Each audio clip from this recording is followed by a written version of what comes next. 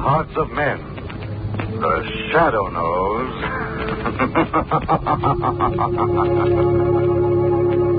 Blue Coal presents The Shadow, the man of mystery who strikes terror in the very hearts of sharpsters, lawbreakers, and criminals.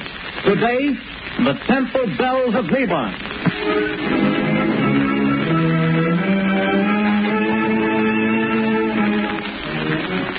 Friends, if you want to be sure that the fuel you get to heat your home this winter is safe, healthy, and economical fuel, then by all means buy Blue Coal, the finest of Pennsylvania hard coal. Remember, this superior quality anthracite has been colored a harmless fluid to mines so that you can recognize it at a glance. So take the guesswork out of your fuel buying. Get America's finest anthracite. Ask for Blue Coal by name. Order a supply tomorrow.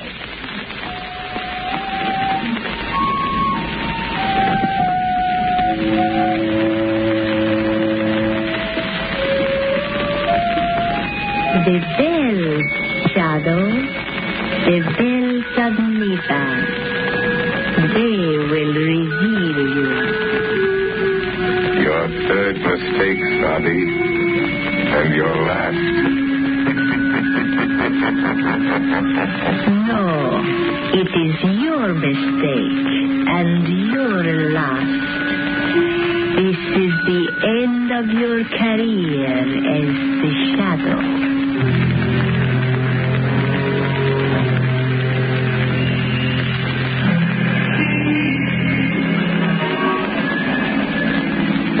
We'll make this a large evening. A couple of hours at the Club Caliph. Does that intrigue you? Lovely, but not too late. I have an appointment at 10 in the morning at the Women's Club. They're trying to get some action on this terrible narcotics situation. Yes, I read about that. Stuff's being peddled all over town. They found school children using it, society women. Why, it's already caused a half dozen suicides. Yes, I know. It's terrible stuff. Oh, it needs the Shadow to get at the bottom of it. Yes, I know, dear, but for tonight I do enjoy just being myself. Lamont Cranston, dilettante. Let's be the Shadow, only in real emergency. You know, they tell me there's a lovely Indian dancer at this new club, Caliph. Indian dancer? Mm-hmm. You know, there's the place just there. Club Caliph, driver. Yes, sir. Lamont, you are going to do something about it. You've started already. Perhaps. Well, here we are. All right, driver. There you are. Thank you, sir. Oh, that looked like young Jerry Gleason just going in. Yes? I was that young man's father. I'd spank him and keep him home occasionally. Well, son of a wealthy sire. Here, let me have your coat. I'll check it with mine. Good evening, Jerry. Oh, hello, Miss Lane. Your father and sister well? I haven't seen them lately. Yes. I'm sorry, but I can't wait right now. I've got to see someone, and it's important. I'm sorry. But Jerry. Hello. What ails young Gleason? I don't know. He seems awfully upset about something. He doesn't look well either. Pale and shaky. You're right, he doesn't. Something curious about that boy. Well, let's go in. May I show you to a table, sir? Take this table by the dance floor, thank you. Oh, there's someone getting up to speak. We seem to be just in time for the main attraction. Apparently. Ladies and gentlemen, we take pleasure in presenting the fascinating and beautiful dancer of the Far East, Sadi Bel Ada. For her first number tonight, she will give you the dance of the Cobra, Sadi Bel Ada.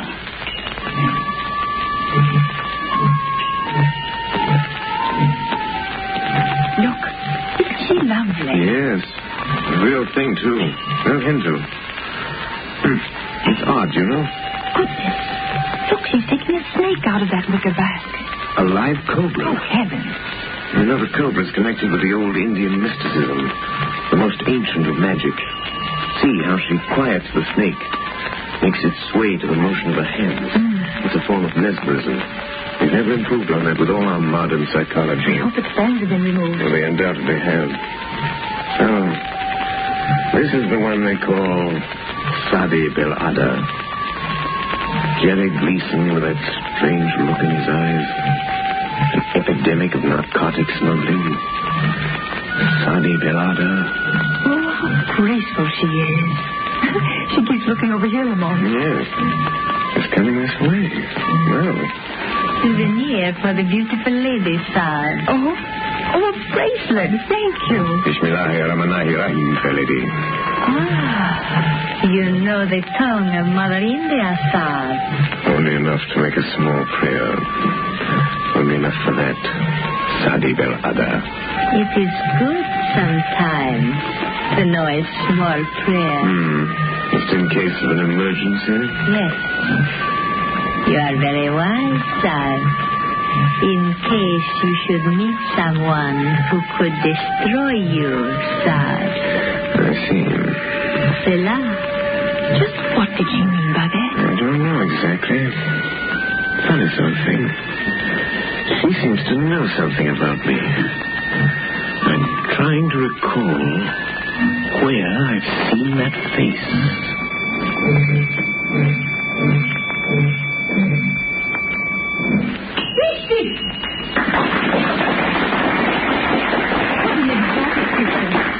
Look, she's stopping at the table by the door. Why, it's young Jerry Gleason. She handed him something. Good Lord. He's going out with her. What's the matter? It just struck me, Margot. That boy's face. The color of his skin. You mean drunk? Yes. A copy of India. Oh, but not Jerry Gleason. Oh, that'd be too awful. And our old friend Claire Gleason, his aunt, who's tried so hard to steer him straight since his mother died, it would just about kill her. Come, Margot. We must do something. We're going to. I did come here tonight with a vague idea that this Indian dancer might have some connection with the thing. But her veiled threats and Jerry's interest in her, I'm pretty sure now. What is he going to do? I think the shadow will pay a call on Sadi Belada in her dressing room. I think the shadow can strike back.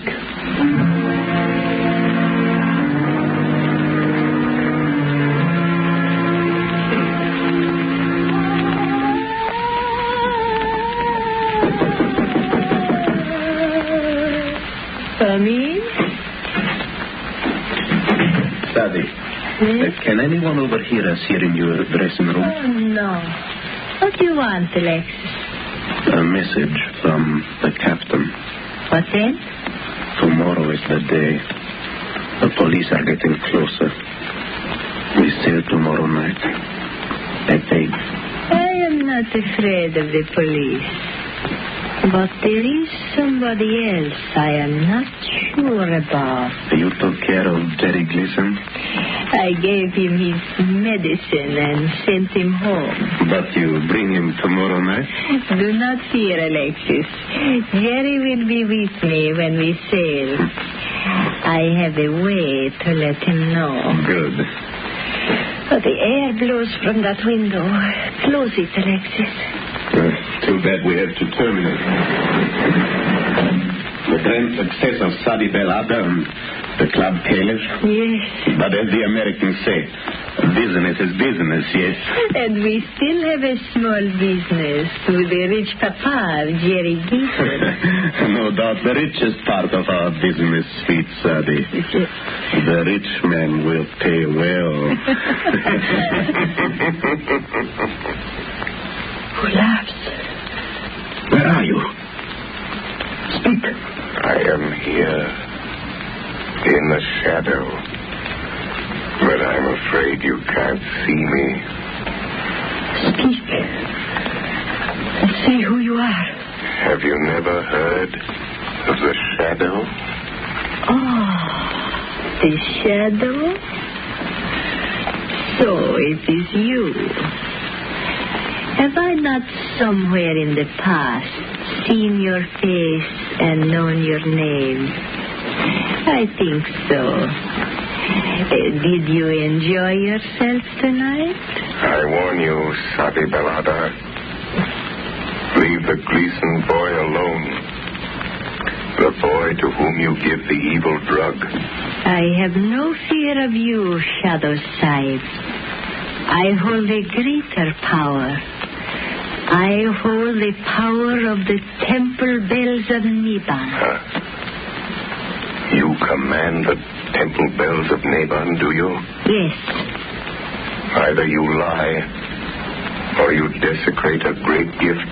Put your strength against mine, White Effendi, and you will see how I desecrate that gift. can cast your little spells aside and make them nothing. I can kill you. Kill me? The shadow, Sadi? Yes. If you dare to come to me again, will you come? Who could refuse such an invitation? Especially when made by so charming a lady as yourself. Yes, I will come. And be sure you don't mistake my voice when I do come. Sadi Belada.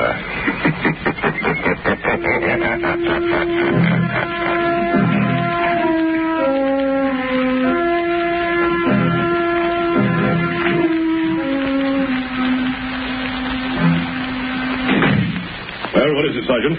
Excuse me, Commissioner. Old man Gleason is outside and insists he's got to see you. Gleason? You mean Andrew Gleason? Sure, the big Wall Street banker, friend of the mayor. Shall I let him come in? All this name deficiency where it doesn't do any good. I want to see you, Commissioner. All right, Mr. Gleason. What the devil is this town coming to? Well, if you'll tell me what you're getting at... My boy is what I'm getting at. He's lying home there with the worst case of delirium tremens I ever saw. Spent the night sopping up liquor in these rotten honky-tonks. Mr. Gleason, if you think the police department's going around playing wet nurse to all the spoiled kids in this town... Is this what you came to see me about, Mr. Gleason? It certainly is. Well, I happen to have more important things on my mind right now. Then you better get this on your mind. Because if you don't, I'll see to it that there's somebody here who does. And I can do it. Good day to you. Well, seems like this was a busy day, sir. What with drunken college boys and millionaires. This is another of those... Commissioner Weston speaking. Why, Don't lose your patience, Commissioner. The Shadow has information that may help you. Young Jerry Gleason is becoming a drug addict. What? Yes.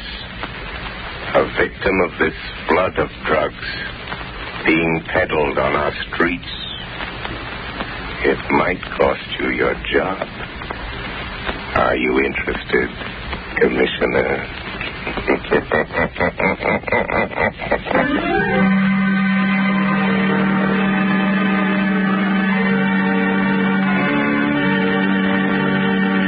Ladies and gentlemen, while we're waiting for the Shadow to return, I want to relay a bit of information I'm sure homeowners here in the New England states will find particularly interesting. When buying your winter supply of fuel, bear this in mind. Anthracite coal is unequaled for home use. It is not a flashy fuel that burns furiously for a little while, then dies down completely.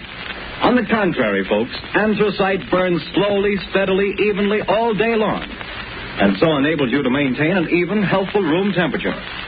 That's why anthracite is called the solid fuel for solid comfort. And friends, remember this. Furnaces, cook stoves, and space heaters in this section of the country were especially designed to burn anthracite. So, insist on anthracite, but get the best. Order blue coal. It's America's finest. Blue coal is mined by the Glen Alden Company, the world's largest producers of Pennsylvania anthracite. To guarantee you the greatest heating satisfaction at the lowest cost, blue coal is laboratory tested for purity and uniformity of size. So you see, friends, there's no need to take chances on unknown fuels. Order blue coal today. You will find the name of your nearest blue coal dealer listed in the Where to Buy It section of your classified telephone directory under the name Blue Coal.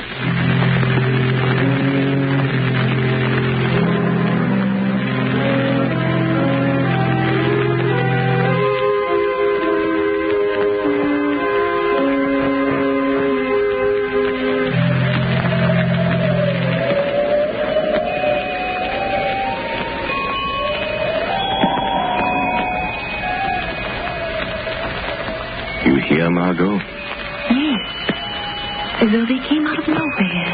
The temple bells of Niban. Listen. 3 soft notes will strike, and then the spell will be broken.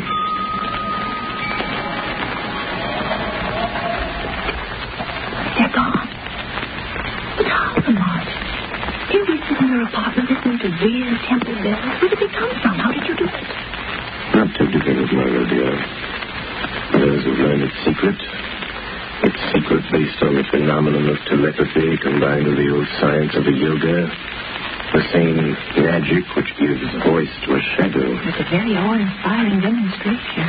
If there should be someone who could command the temple bells of Naban, the shadow would cease to be a shadow.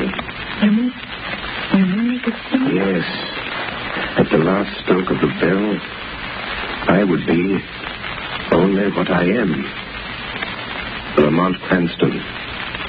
My magic invisibility, so to speak, dispelled by this greater power. And you think there is someone with this power? I'm not sure. Years ago, in India, a yogi priest, keeper of the Temple of the Cobras at Delhi, taught me the ancient mysteries. He taught me the mesmeric trick that the underworld calls invisibility. There was a small girl, his niece, who used to sit and listen, staring up at us with her round, dark eyes. She was very clever. I've often wondered what became of her. The Cobras. You don't mean the Indian dancer at the club camp? I'm not sure, Margot. I'm not sure. Oh, but this worries me, Lamont. Aren't you going into dangers too big for you? Don't worry about me, Margot. Worry about the boy and all other poor, miserable wretches who have toiled in this awful drug traffic. Is young Beeston safe? Yes, his father made him go to bed. They thought he'd been drinking too much. Well, guess it's time I got busy. Have you found out anything else? One or two things. In Sadi Belada's dressing room, I found a note signed by Captain Marlin of the freighter Albora Castle. I think there's some connection there. I'm going to find out. First, though, I'm going to the zoo. The zoo? Yes. Yes, I want to borrow a decorative little reptile from my friend the curator. He's usually very obliging. Open that door. Look. Hanging from the doorknob. Snake. Don't touch it. It's all right. It's a dead one. There's a note with it. So, she's not bluffing. She does know who I am. Oh, Lamont, I'm frightened for you.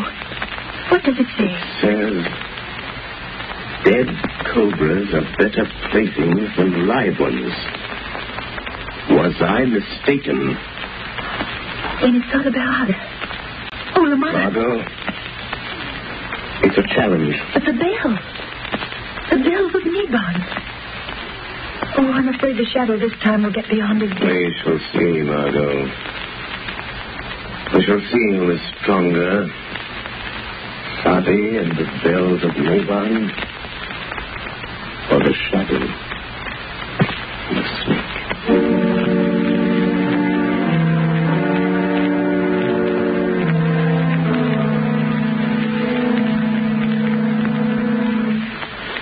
I'll show them. They think they can keep me a prisoner in my own house, putting me to bed as if I was some half-grown kid. What's that? Jerry, you hear me? Is it you, Sadi? Yes. My voice in your thoughts. Listen, Jerry. Come to me at the dock where we met before. Your medicine is waiting. Yes. Go aboard the ship I told you about. The Albora Castle. You and I, Jerry. Yes. I am waiting, Jerry. But they've locked me in. Go through the window, Jerry. Come now. Yes, Sadi. The window.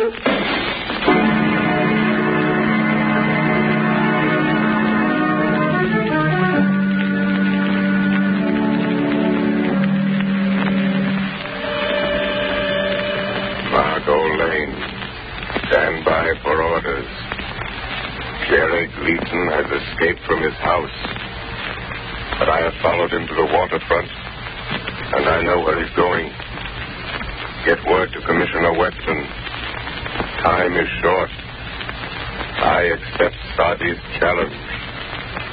Send harbor police to the Crater Albore Castle, which lies in the harbor just off Bay Ridge shore, ready to sail. Hurry, Margot.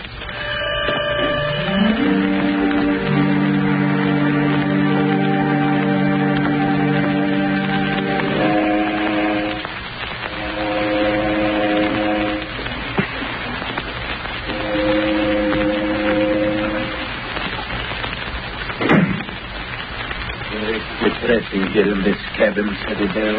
Ain't it?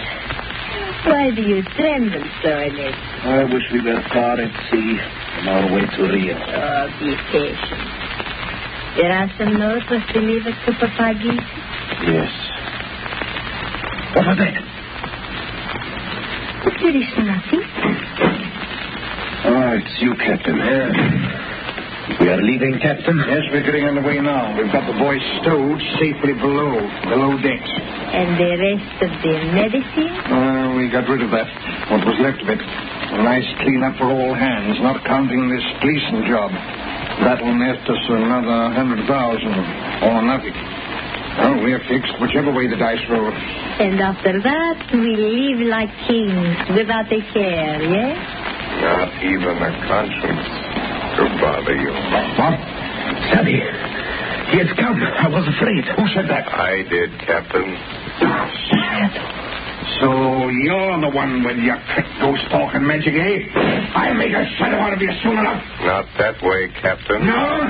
Here, lock that door, next. It is locked, Captain Malin, but the porthole. No one can get through those, not even a shadow. Save your laugh, whoever you are. We've got you. You're in this cabin somewhere, and this ship is outward bound. Laugh that off. I think you may have made 3 mistakes, Captain. One too many. Yes? Yes, Captain. But I do not make mistakes, sir. That remains to be seen, Sadi Belada. Then you will see. Hand me the wicker basket, Alex. Hey, what are you going to do? Yes, Sadie. I call the temple bells of Niban, Captain. The shadow has the power to blind your eyes. A trick he learned in India from a yogi who was my uncle. But I have a better trick. When the last bell sounds while the sacred cobra dances, you will see the shadow only as a man. Be ready to shoot, Captain. I'm ready. And now, my cobra, to dance with the bells of Niban. I wouldn't open that basket if I were you, Sadi Belada. You watch my pretty cobra, sir. He may find you even before the captain's bullet. You will die just as quickly. Dead cobras are better playthings than live ones. Bismillahirrahmanirrahim. Make your small prayer, sir.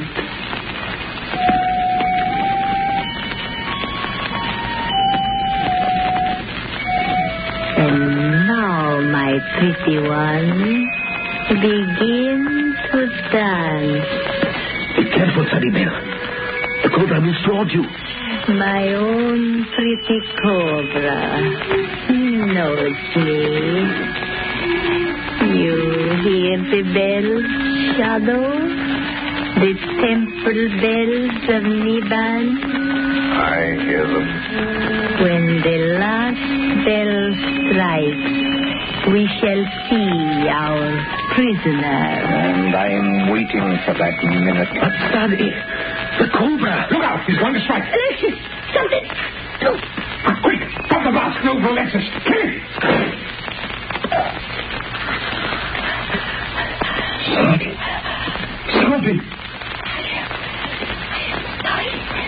The shadow warned you, Sadi Belada. You take credit for this too, do you? No. Sadi should have known it was not her cobra. in the wicker basket. It was mine. He's dead. What's that? Who is it? Captain Allen, the police, the border. No, please, Captain Mullen, you do not shoot. Okay, man. Stand back here, drop that gun. I'll fix him. Put the bracelets on both of them, Sergeant. Right. Dope smugglers, kidnappers, and from the looks, murderers. This time the police were too smart for you. Oh, decidedly. Huh? Who's that? Thanks for coming, Commissioner. You were very helpful.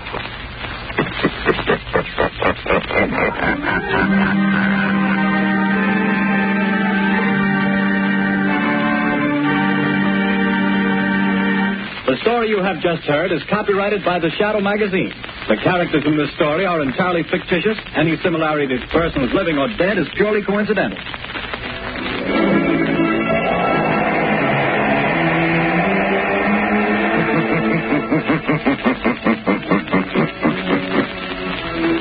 The weed of crime bears bitter fruit. Crime does not pay. The Shadow knows.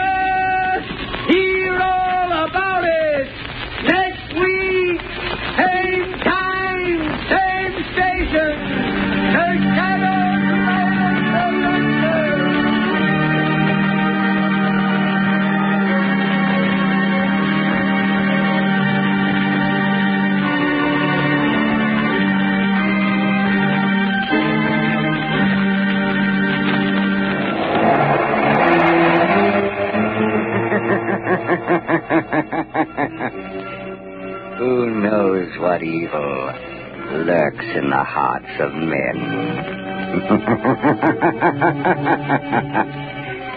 The Shadow knows.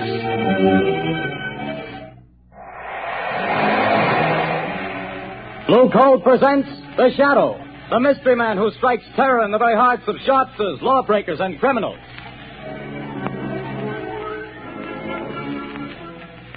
Ladies and gentlemen, when you hear the Shadow's blood-curdling laugh, you can be sure that exciting entertainment will follow. And here's something else that you can be sure of. When you buy Blue Coal, you're getting the finest of Pennsylvania hard coal.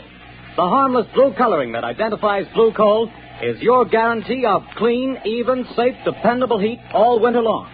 So don't take chances. Insist on Blue Coal. Ask for it by name. Phone your order to your nearest Blue Coal dealer tomorrow. And be sure to hold on for John Barclay's important message at the end of this program.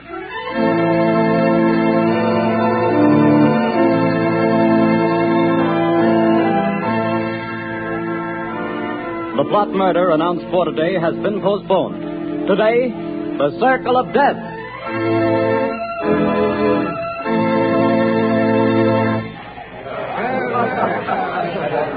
Oh, Jack, what a delightful show. What a wonderful way to start our honeymoon. Darling, when it comes to shows and girls, I'm a swell picker. Now watch me pick a nightclub. Oh, taxi! Hey, taxi!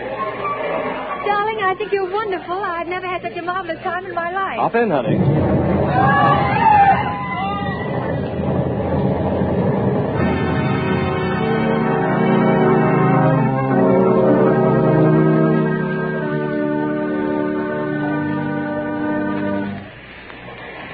Well, things are pretty quiet around the theater district tonight, Bill. Yeah, pretty thin crowd.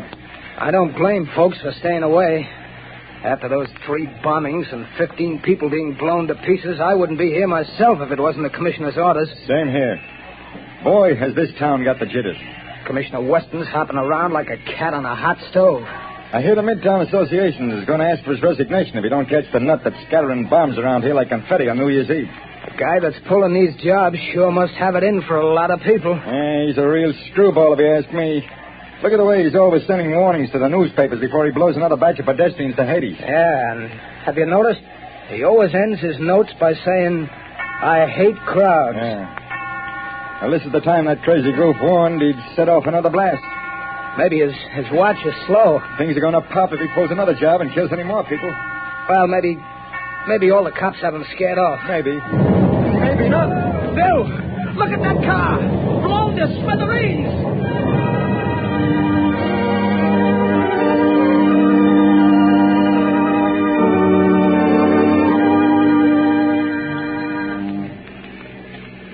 Killer strikes again.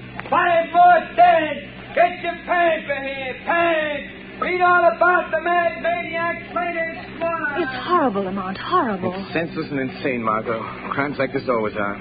Turn on the radio. It's time for a news bulletin. There's a switch on the dashboard. All right, Lamont. On the inefficiency of the police department. Tonight at Midtown Hall, a meeting of businessmen of the entertainment world and property owners is in progress. Police Commissioner Weston has been asked to defend his department and produce results or resign. That's enough, Margaret. Washington, D.C. Now, listen carefully. Yes, Lamont. I want you to go to that protest meeting right over there at Midtown Hall. Commissioner Weston is speaking, and the crowd is pretty certain to heckle his explanation of the failure of his department to catch this fiend. I'm sure of Now, it. here's what I want you to do. Keep quiet and watch your chance. Then I want you to cry out that Shadow could solve this crime without half trying. Aren't you flattering yourself? Never mind that, Margot. I have a very definite reason for doing this. A lot depends on your getting the crowd to take up your suggestions. I'll do my best, Lamont. But where are you going? I won't be far away. Hand me that leather case on the floor. Here you are. Am I permitted enough womanly curiosity to ask what's in it? Just a little wiretapping device. Telephone? No, Commissioner Weston will be talking over the loudspeaker system in Midtown Hall. Don't be surprised if the Shadow interrupts his speech. Now remember, Margot, cry out at the psychological moment. Hundreds of lives depend on it.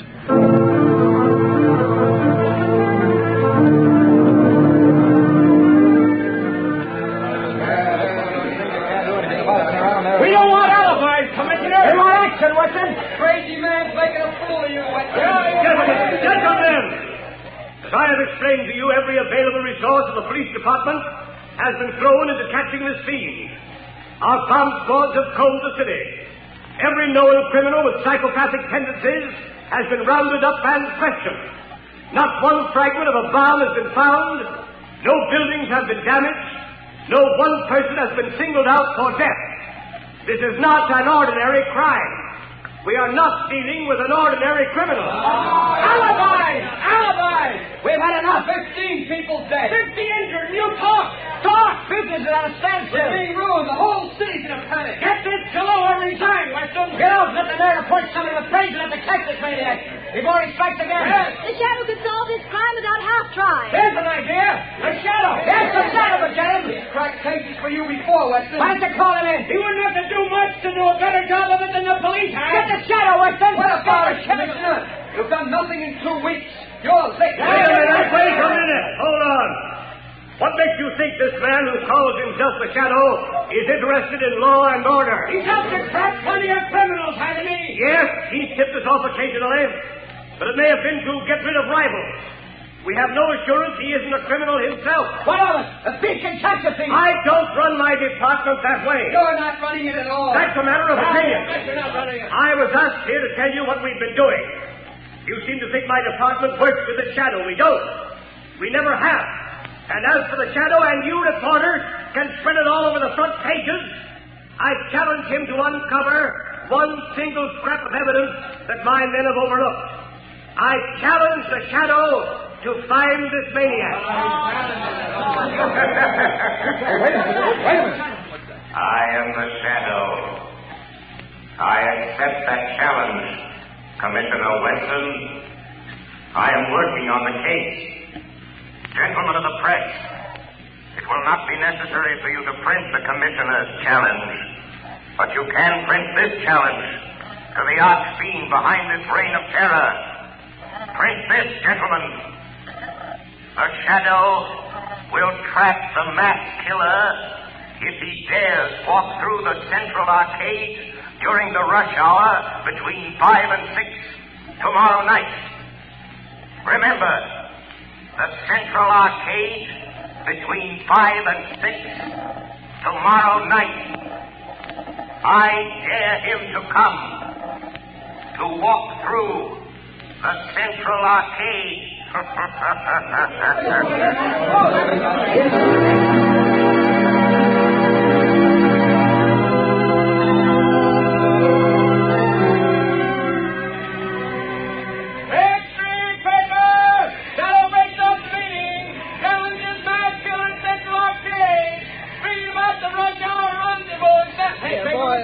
Boy, you here. Give me a paper. That's 2 cents, mister. Here's your 2 cents. Oh, thanks. Here's the paper. No, not that one on top. Crowds have seen it. Well, so what? They're all the same. No. Give me that one underneath. Okay, the customer's always right. Hey, you nice murder challenged by the shadow. That's your extra paper.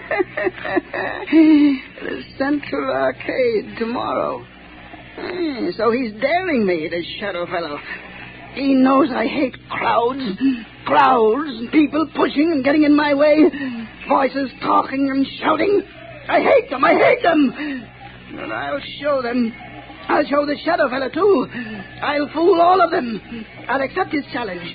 I'll be there at the Central Arcade. And the shadow fellow will know I was there. The whole world will know. After I've gone.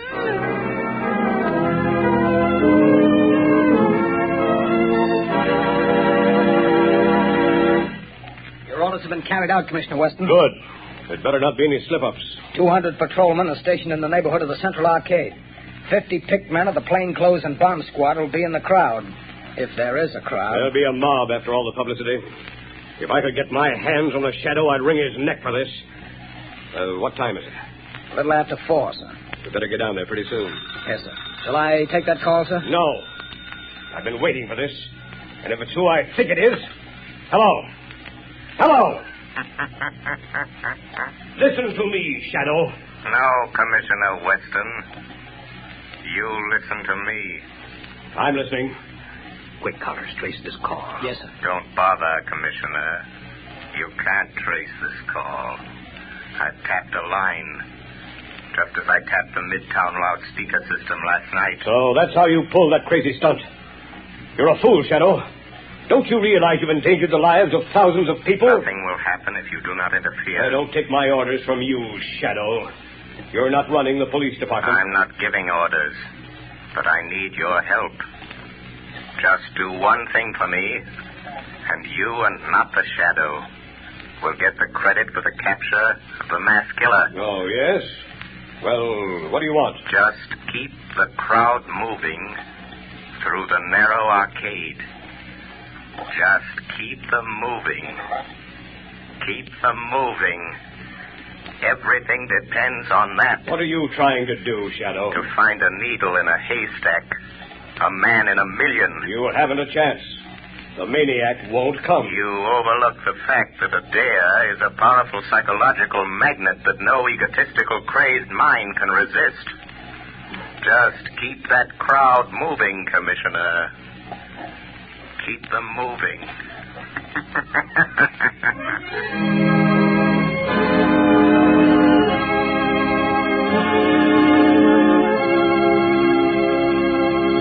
When you start figuring ways and means to save money for Christmas gifts, fuel is probably the last thing that comes to mind. Naturally, you don't want to jeopardize the health and comfort of your family. But did you know that you can actually have better heat for less money simply by burning blue coal? Here's why. Blue coal is a rich Pennsylvania anthracite, the fuel that furnaces, space heaters, and cooking ranges in this part of the country were especially designed to burn.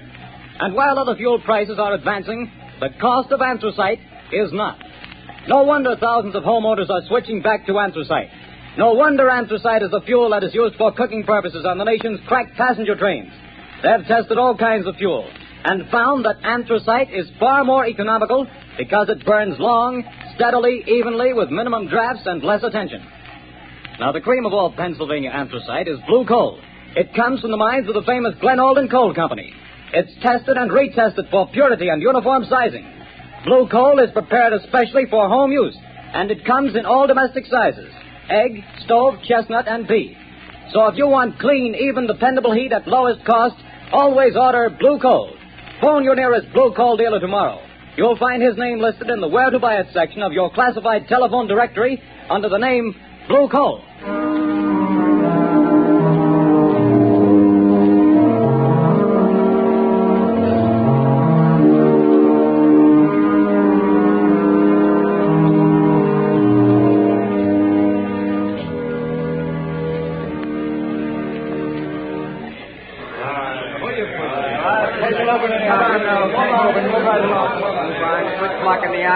Keep moving. Well, the time's almost up, Commissioner Weston. Yes. 2 minutes to 6. Oh, this is the longest hour I've ever spent in my life. Can you beat it the way people have flocked here on the chance of seeing somebody else blown to bits by this maniac? Looks like the shadow was right. The way they've been swarming through this arcade. Yeah, and watching each other like a bunch of wild animals. You see what happened to that poor guy with the Christmas box? I nearly killed him before we got him out. All he had was a doll for his kid. I saw it. Well, the time's up, Commissioner. Yes. Thank heavens. Any orders, sir? Just keep the men on duty till this crowd thins out. They'll be going home now. Commissioner Weston, look. What is it? The maniac. He's been here. Look at this piece of paper. Where'd you get it? In the arcade. He must have dropped it. Oh, what's it say, Commissioner? Tell that shadow fellow I'll kill me a lot more people at 11 o'clock tonight.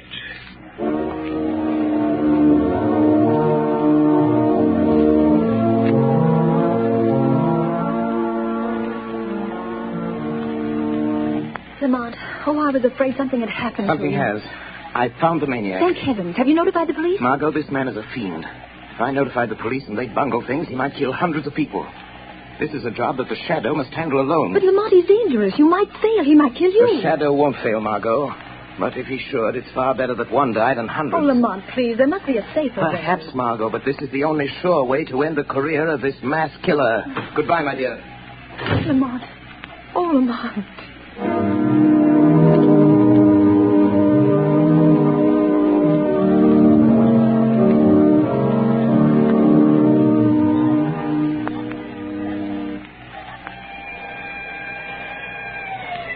Lively, Connors. Here comes the headquarters car. Yeah, it's Commissioner Weston's car. He's plenty worried about this maniac threatening to kill another batch of people at 11 tonight. Well, you'll sure have to go out to the theater area to kill him. They won't let anybody in the district here without a police permit. Wait a minute. Here comes a guy. Hey, you. You. Who, me? Yeah, you. Where do you think you're going? Me? I'm going to work. That's where I'm going. Got a permit? Got a badge. See? Says I'm a night watchman. I got to go to work. What do you watch? Where do you work? I watch things in the ground. Down there. Down where? Down under the street. Down under the planks. Oh, I get it, Bill. He's a night watchman down on the new subway they're building. Yes, that's it. I go down them steps. Every night I go down them steps and watch. Well, why did you say so? Get on with you. Get to your watching. Thank you. Joe Tonetti is waiting for me so he can go home. Every night at 10:30, I take from him the job of watching. Now, that's a job I wouldn't want any part of. Me neither. I'll pound my feet on it.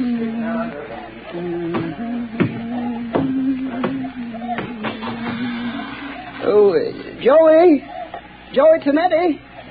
Joey, you can go home now. I'm here to watch. Hey, what's the matter? You're half a big stick-back fella. You're 5 minutes late. I want to go home.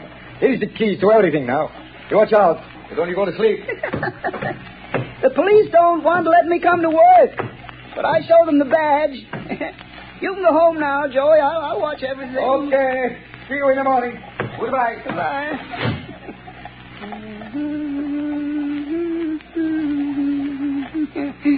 Oh, those people. So many people always pushing me. But I'll show them. I'll fix them good. I'll kill him. That shadow fella, I'll show him, too. Now I'm alone. All alone. Not quite, Anton Spivak.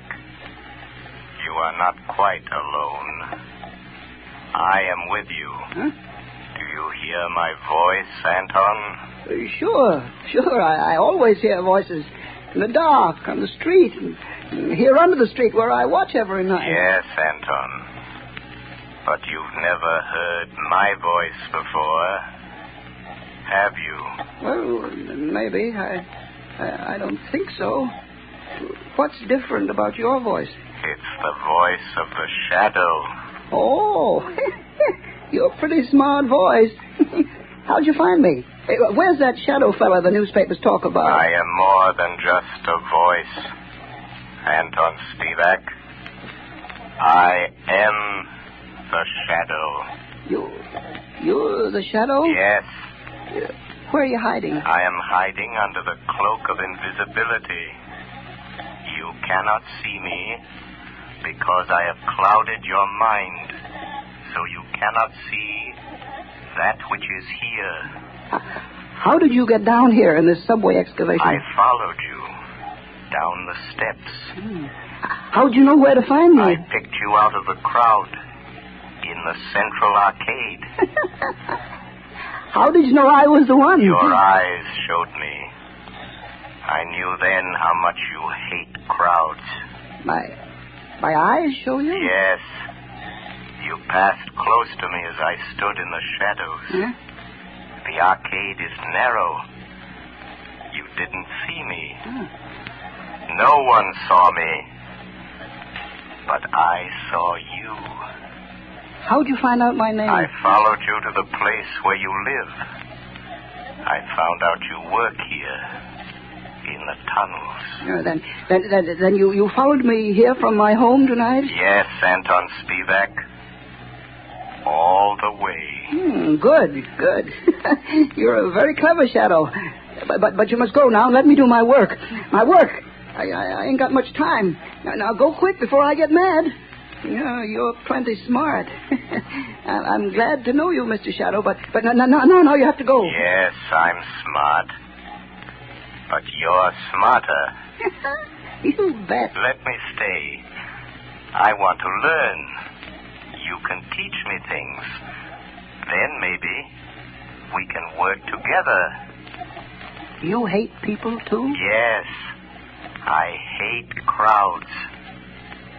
Let me watch you and learn. All right. I'll let you watch. What are you going to do? Yeah, you just watch. What's in this shed? You see? Dynamite. Sticks and sticks of dynamite. Is this what you use to kill people with? Yeah. My precious dynamite. They kill the crowds I hate, see? Now, look here. Here's a stick of dynamite already fused. There's 1, 2, 3, 4, 5, and 6 sticks of dynamite to go with it. Now, you watch. See, Shadow, I tie them in a bundle. But how do you take that dynamite to the place where you killed all those people? It's a block away. How do you carry it? That's where I'm smarter than you, Mr. Shadow. Show me. I'll show you. Now, look, see, it's almost 11 o'clock. Now, here. You see this little hook? I hooked the dynamite to it. Then what, Anton? Wait, you hear that car overhead on the boards? Yes. Well, if the light is red, it will stop right over our heads. Now listen. There, you see? The light is red. Now I take this crowbar. I go up this ladder. Come on, you come with me. Yes, I am still here. Although you cannot see me. Now you watch it. I pry the end of this plank back, see? And I hook the dynamite on the brake rods. I strike a match. And I light the fuse. And when the light changes, the car takes the dynamite with it. And when the dynamite explodes a block away, I'm still here. While the... Oh, no. You put out the fuse. You've tricked me. And here is the dynamite. No. He took it off the car. It's gone without the dynamite. And I promised I'd kill a lot of people tonight. Now I have to wait. Tomorrow the crowds will be still pushing me. Scaring me. You tricked me. That's what you did. You tricked me. Where are you, Shadow? Shadow. Come here, Shadow. Nice, Shadow. I'm here. Anton Spivak. Yes, I hear you. Nice, Shadow. Come close to me. Put down that dynamite, Anton. No, Shadow. I light another match. If you touch that match to the fuse, you'll die, too. But I'll kill you. And I don't care. You wouldn't let me kill people. And I don't want to live. I want to die. I want you to die, too, Shadow. Wait, Anton. No, you blow out my match. Yes, I have a plan. Those thousands of people waiting up the street. Yes? You can kill all those people. Wouldn't that be better than just killing the two of us? How? Tell me how. Take your dynamite and come with me. Up the steps. Up to the street. Oh, no. There's policemen out there. I saw them. But they won't see you any more than you can see me. No. They will see me. Hypnotize them. Huh? Hypnotize them. Look straight at them. Stare at them. And then they won't be able to see you. No, I'm afraid. Think of all those people waiting to be killed. Come. Just a few more steps. I am with you. You'll be safe. I'll try. All those people waiting to be killed. I'll try. But don't you leave me, Shadow, or I'll light the fuse. I'm here, Anton Spivak. Look, there are the two policemen. Just stare at them hard as you pass, and they won't see you. All right, I'll try. Well, it's past 7, Connors. Looks like a false alarm this time. Hey, wait a minute. Here's that night watchman. Yeah, what's the matter with him? What's he staring at? Look what he's carrying. You can't see me. Dynamite, grab him. No. Take it away from him. Let me go. Hold it. No, I said no. I got him. It's a mask killer. No. Oh, he lied. He fooled me. He said you couldn't see me. No. Give me my dynamite. I want to kill all those people. Hold him. No. Here's Commissioner Weston. We got him. We got the maniac, Chief. Here, let me look at him. No. He tricked me. He said you couldn't see me. Where'd he come from? About a subway excavation, Commissioner. He's a night watchman. No, he tricked me. The Shadow tricked me. Oh. It was the Shadow. Yes, Commissioner Weston. The Shadow. I found the killer, but the glory is all yours.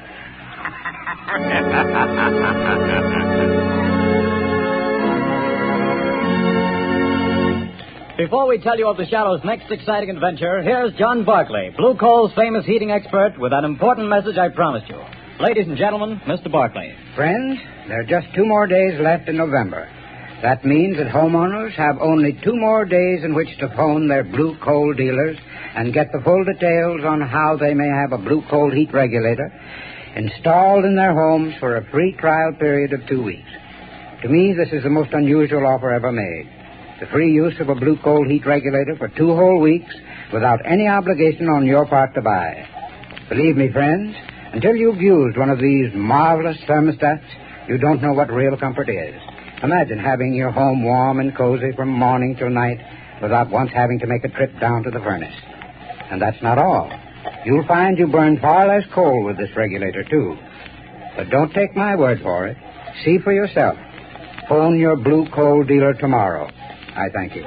Friends, for your own sake, do as Mr. Barclay suggests. Phone your Blue Coal dealer tomorrow and get full details of this amazing free trial offer. Prove to yourself what thousands of satisfied owners already know, that with a Blue Coal heat regulator, you get more uniform heat, more economical heat than the most expensive oil burner can give you. But don't wait. Phone your Blue Coal dealer tomorrow.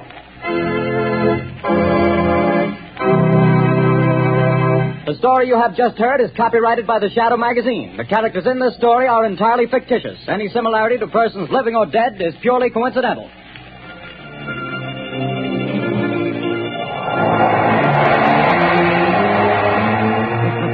The weed of crime bears bitter fruit. Crime does not pay. The shadow knows.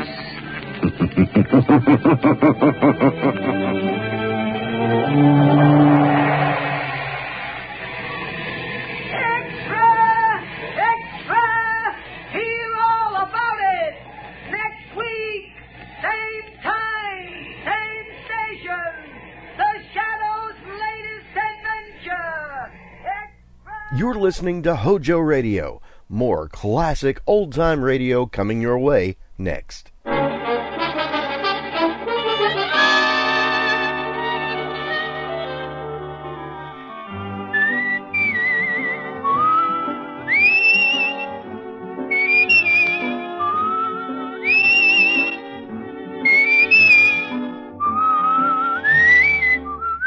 Here's Dick Powell as Richard Diamond, private detective.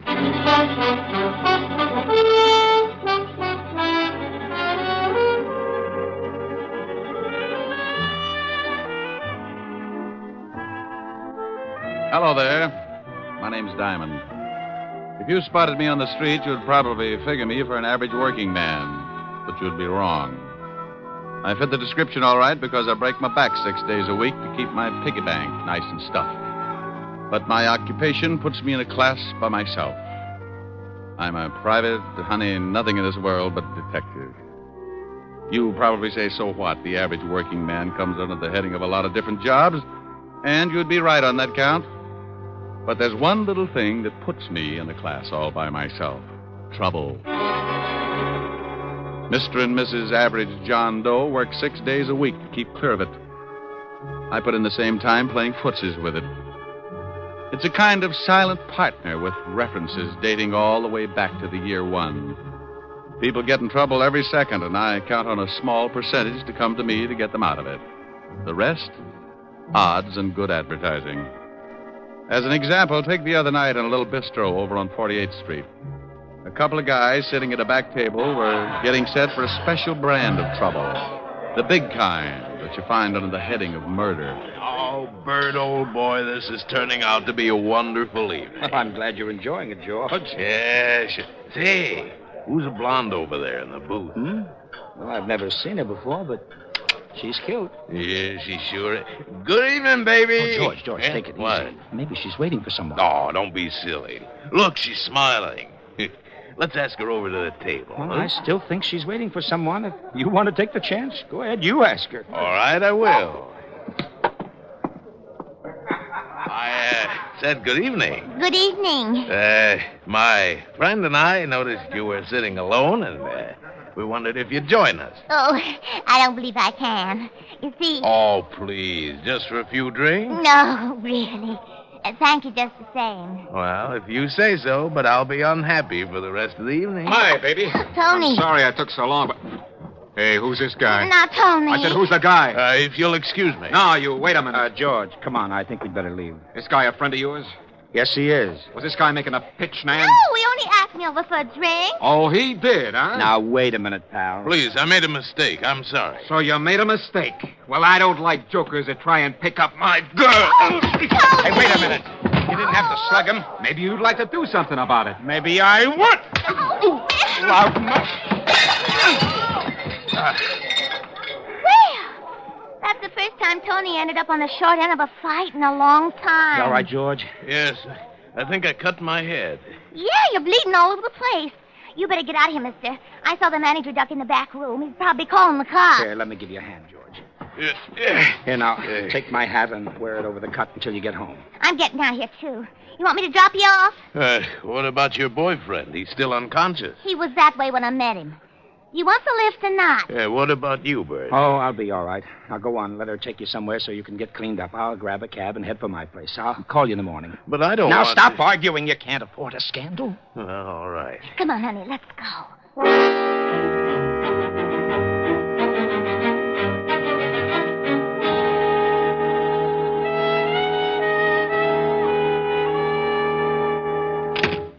Well, this very very nice apartment. You better go get cleaned up and back to that room. I'll get a couple of drinks. I can sure use a drink. I won't be long. Take your time. Yes. Tony, get out of here. Where is that Go guy? on, get out of here. Why, you cheap little... I'll beat it out of you. Let go of me. Take your hands off me. Take your hands off her. Help. I'll kill the both of you. Help! There's a gun in the desk. A gun? All right. I'll wring your little neck. Oh! You shot him. I did? You better get out of here. Yeah, but what about you? Go on, get out while you can. I'll think of something. Yes. Leave the gun. I'll throw it in the river or something. Huh? Oh, all right. Now go on, beat it. You just killed a man.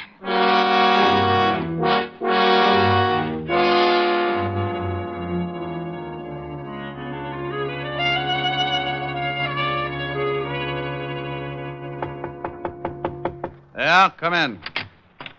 Hiya, Mr. Diamond. Well, Hennessy, what did you do, wreck your cab? Nah, it's down in the front. Hey, that's a war magazine you're reading there. Yeah. Listen to what it says here about women's bathing suits. Huh? 1949 suits allow maximum exposure to sun. Note plunging neckline. Note. Who's going to miss it? If it plunged in the lower, it'd wind up at the bends. Yeah. Mr. Diamond, would you mind shoving it in the drawer? The picture distracts me. Not at all, no. I don't blame you, Hennessy. Thanks. Now, what's on your mind? This. A hat? Yeah. Well, I don't think I can do you much good. What did you bring it to me for? I found it in the gutter over in Flatbush. So what? Some guy loses a hat. Don't tell me you want me to find him. No, I just got to worrying a little, you see. I found this beside it. Oh, a 38. Well, let's have a look. Take a look at the hat, too. It's got blood all over the inside. Yeah. And initials on the inside. BK. Gun's been fired. You can still smell the powder in the barrel. Why didn't you take this to the police? Oh, I didn't want to get mixed up in it.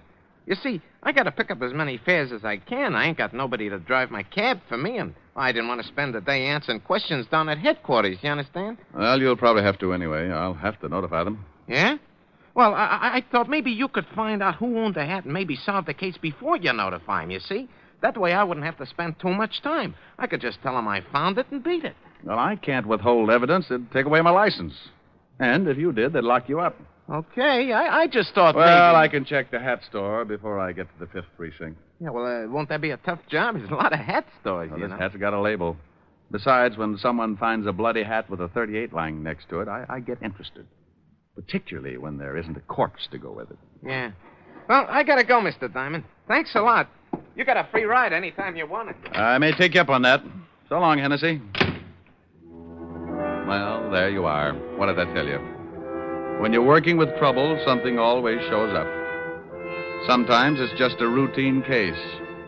A guy knocks off his wife and he comes to you because he suddenly found out that he had that lonely feeling. Or maybe you get a real screwy one. A taxidermist that got tired of stuffing animals and went to work on a neighbor. Or then you get one that gives you the same feeling you get when you pick up a poker hand and the first 4 cards you look at are all spades. Well, I was holding 2 cards.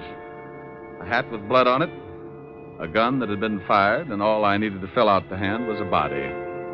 By all rights, I should have taken the evidence right down to my friend, Lieutenant Levinson, at homicide. But I didn't have anything to do, so I decided to see what kind of pieces I could fit into the puzzle. The label in the hat was from a store on 5th Avenue. It wasn't far from my office, so I walked it. Yes, sir. Something I can do for you? Yeah, stop munching your sen-sen and tell me if this hat is from your store. Well, let me see it. These glasses are not telescopes, you know. Yeah, here. Well, if you're planning to return this merchandise, sir, I can assure you the store will not accept it. You've been bleeding on the sweatband. Look, Rosebud, I just want to know if the hat is from this store. It most certainly is. It's one of our custom models. Who did you sell it to? If you found this hat, we will be glad to return it to its owner. We are not supposed to give out the names of our clients. I have a small badge here that should cut this conversation down to a few words. See? Oh. Now, would you mind telling me to whom did you sell this hat? Well, just because you're a detective, I am not impressed. However, under the circumstances, I'll give you the buyer's name. You're a real sport. I suppose you wear a shoulder holster, too. Or is that bulge your tailor's fault? Psst. Come here. I really keep a midget in there. You don't say. Yeah. He spits through the lapel at stupid hat clerks. Oh, really? Now, come on, Bright Eyes. Who bought the hat? Well, if you'll just hold your horses. That's the new line, if I ever heard one. Come on, Bubbles. Yeah. Here it is. This hat was sold to a Mr. Bertram Calmus. We make all his hats for him. Well, bully for you. What's his address? 430 Sutton Place. Now, will that be all, sir? Yes, that will be all, and thank you. You've been a break through the whole ugly mess. I left him watering his gardenia and headed for the residence of one Mr. Bertram Calmus. The apartment house was about 10 blocks away, and with the money I had in my pocket, all taxicabs started looking like iron claws with 4 wheels. I walked. Yes? How do you mean that? Yes, I don't want any. Oh, and I've got a pretty good sales stock.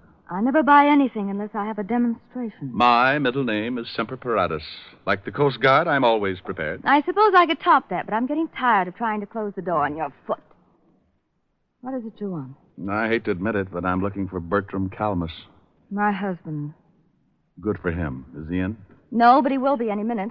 What's it about? This hat, I believe, is his. What blonde's apartment did it turn up in? It was found in a gutter in Flatbush. Well, Flatbush is a little out of his territory, but the gutter sounds familiar. What's that stain all over it? Blood. Does your husband bleed a lot? Not recently. We've been getting along. Are you from the police? I'm a detective. Oh. Come in. I'd hate to be selling brushes. I'd have slammed the door on your face. Oh, well, then I made an impression. Perhaps. Let's just say you're waiting for a sacrifice to move you to second base. Won't you sit down? Thanks. What happens when I round third? That depends on your batting average, Mr. Diamond, Mrs. Calmus. That fits. Now, getting back to a very dull subject, does this hat belong to your husband? I don't know. It looks like one of his. Has it got any initials in the band? Mm-hmm. BK. When did you find it? I didn't. The cab driver picked it up this morning. And it isn't my husband's blood. He left about a half an hour ago to do some shopping, and he was very bloodless. No cuts on his head? No cuts. He came in around 2 this morning. He'd been drinking, but he wasn't cut up. Oh, there he is now. I hope we can discuss baseball another time. Oh, I got all the things you wanted, didn't it? Bert, this is Mr. Diamond. He's a detective. Yeah? Well, how are you? Fine, Mr. Calmus. Tell me, is this your hat? My hat? Let me see it. Why, no, it isn't. The hat store on Fifth Avenue says they sold it to you. Well, I can't help what they say. That's not my hat. Are you sure, darling? It was found in a gutter. I don't care if they found it on a Yale man in the Harvard Club. It's not mine. Well, I guess I'll have to take your word for it. Wait.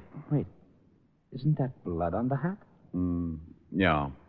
Well, goodbye, Mrs. Calmus, Mr. Calmus. Nice meeting you both. I'll see you to the door. I can do it. I know you can, dear.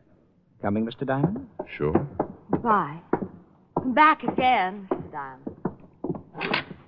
Well, goodbye, Mr. Calmus. Where can I call you? What? I can't explain now. Where can I call you in about a half an hour? My office. It's in the book. You'll hear from me, but please don't do anything until then. Okay. Half an hour. Then I go to the police with this hat.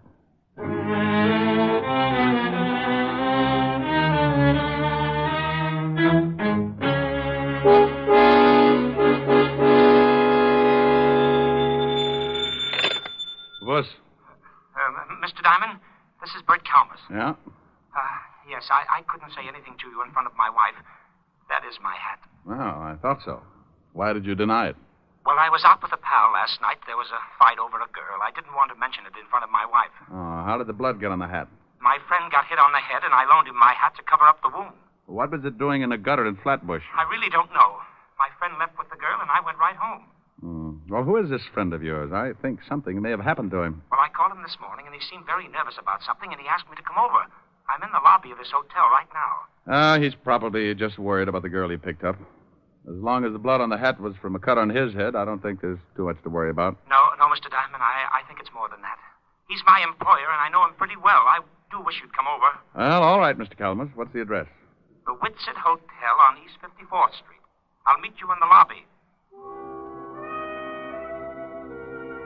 Don't ask me why I started getting that lousy feeling when all I had was a bloody hat, a gun, and a pretty good explanation for one of the items.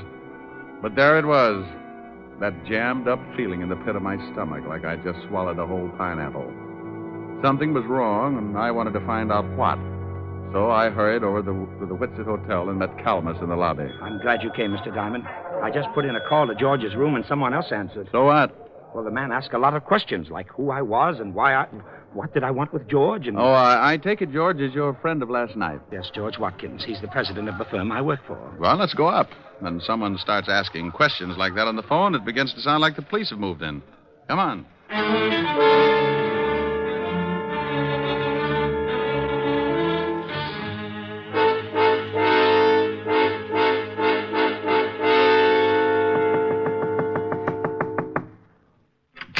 Yeah? Oh, hello, Walt. Rick, what are you doing here? Fair question. I'll answer yours if you'll do the same for me. I came up to see a Mr. George Watkins. So did I. Well, what's the matter? Is George in some kind of trouble? Who's this guy? Oh, he's a friend of Watkins, works for him. Oh, yeah? Well, come on in. George, what's going on here? You better let the lieutenant tell you, Bert. I can't think anymore. What's the charge, Walt? Murder. Murder? We got a call from a girl last night who said a man named George Watkins killed someone in her apartment. When we got over there, we found the girl dead, too. Oh, well, you must have the wrong man, Inspector George. Lieutenant. And I'm sure you think George wouldn't, but he just confessed. George? Yes, Bert, I killed the man. But I didn't kill her. The man came in and tried to strangle her. She told me to get the gun in the drawer, and when the man wouldn't let her go, I shot him. That isn't what the girl told us. She said she took this guy home after he'd been in a fight, and when they got to her apartment, he made a pass just as her boyfriend came in. Then Watkins shot him and ran out. We figured he got excited, and when he had time to think about it, he went back and killed the only other witness. I didn't kill the girl. I never went back there at all. I came straight here. Walt, Mr. Calmus here was with him up until the time he left with the girl. Is that right, Mr. Calmus? Why, yes, sir. Now, there was a previous fight, and Watkins got that cut on his head. Mr. Calmus loaned him his hat to cover the wound. That's right, sir. And, by the way, Walt, what caliber was the murder weapon? .38, but we haven't found the gun yet. Here, check this one with ballistics. How'd you find this? Cab driver named Hennessy brought it into me this morning. Found it lying with a hat. Did you ever see this gun before, Watkins? No, I told you I don't own a gun. Walt, what time do you figure he killed the man and the girl? The coroner fixed the time of death about 1 o'clock this morning.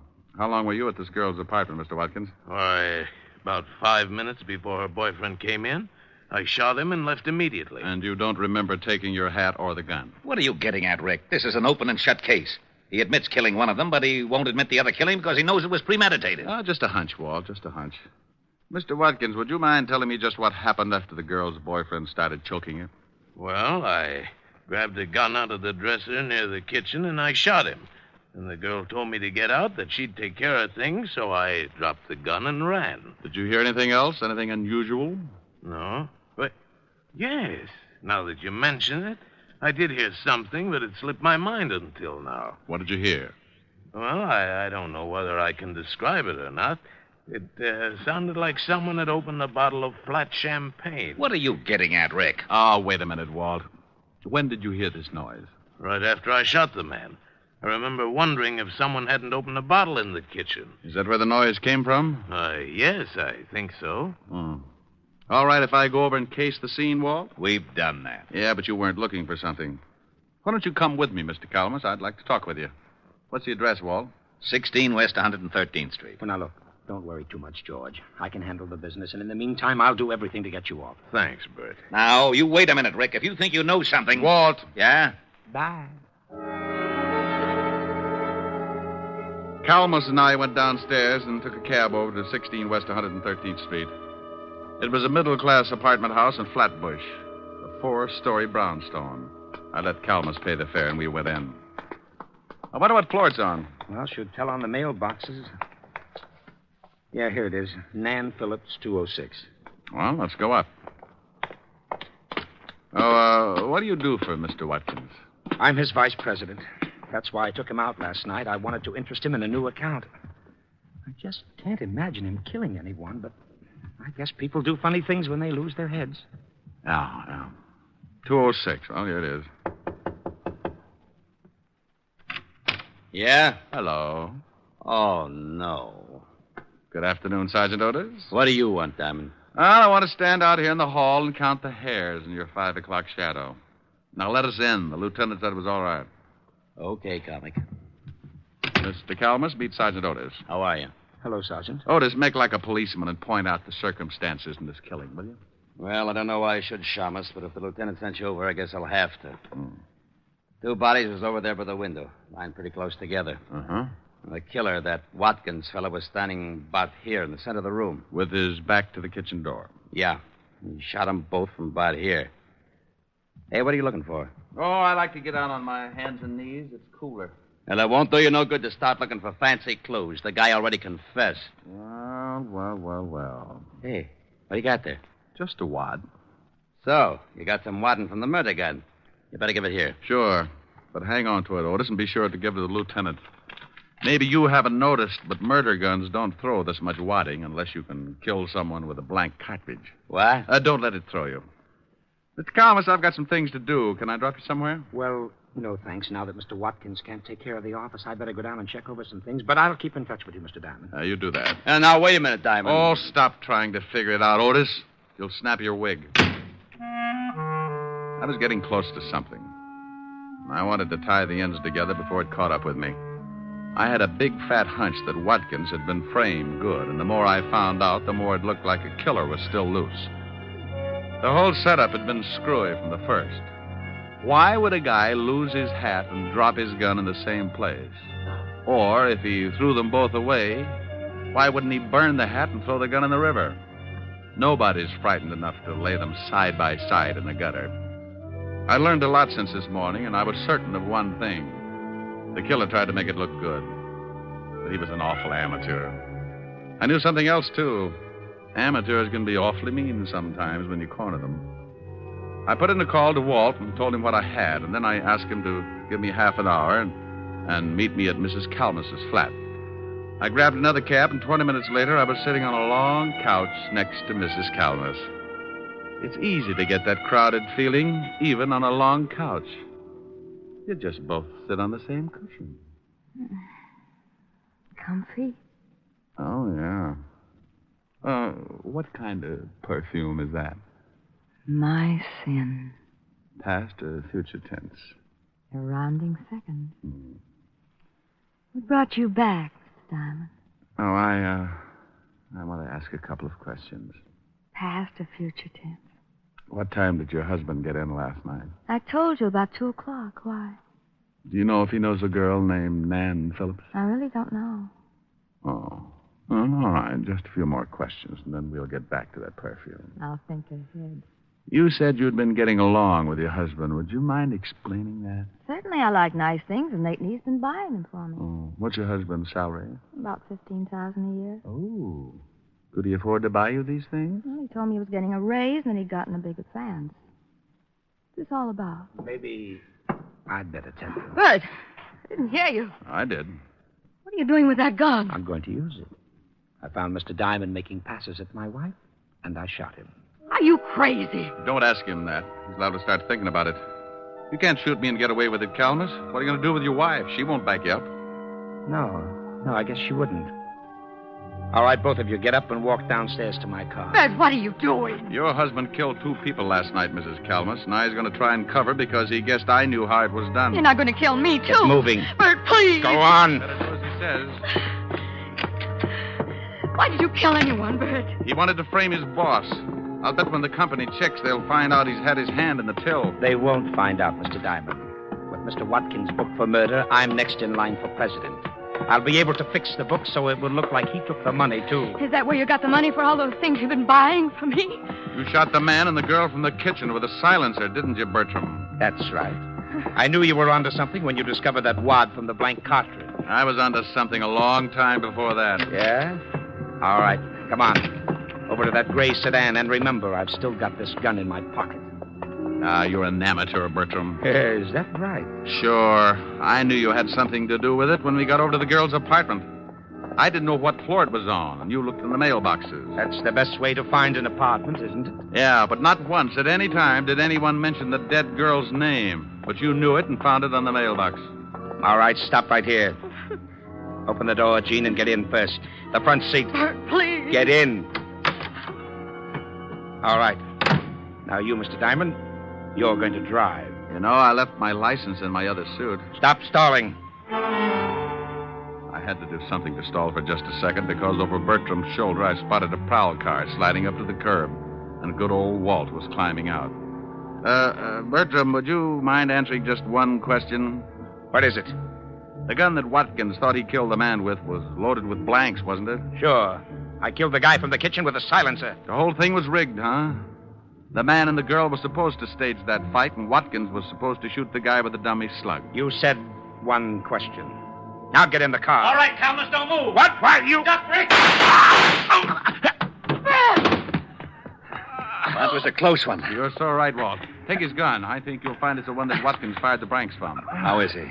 On his way. Hey, Bertram. I'll go call the wagon. Bertram. Yes. You want to tie the ends together? I paid the girl and the man to stage the fight. I told them I wanted to frame George and blackmail him. So you framed him with a double murder instead. Why? I've been stealing money from the company. How'd you know it was me? Well, knowing the girl's name, for one thing, and your wife told me you'd gotten in about two. Oh. You told me over the phone you went straight home after the fight in the cafe. The killing took place about 1. Watkins said he'd been at the girl's for 5 minutes. About 15 to get to her place, so that meant you all left the cafe around 12:30. It doesn't take an hour and a half to get... Hey, Bertram. Simon, Huh? I don't think Bert can hear you. Yeah. Well, it was a pretty dull story anyway.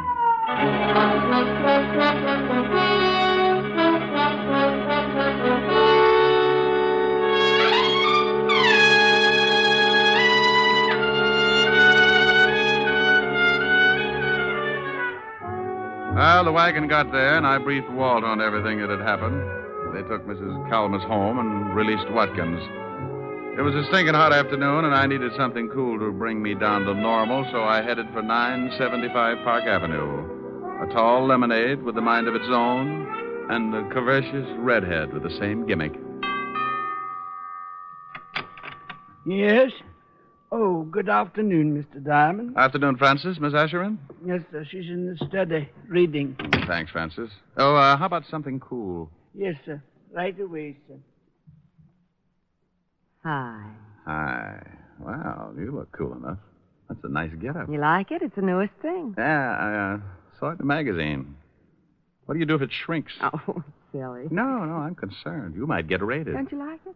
Yes, ma'am. What do you think of me? Oh, you're adorable. You're beautiful and you're cute. Hey, that sounds like a song. Uh-huh.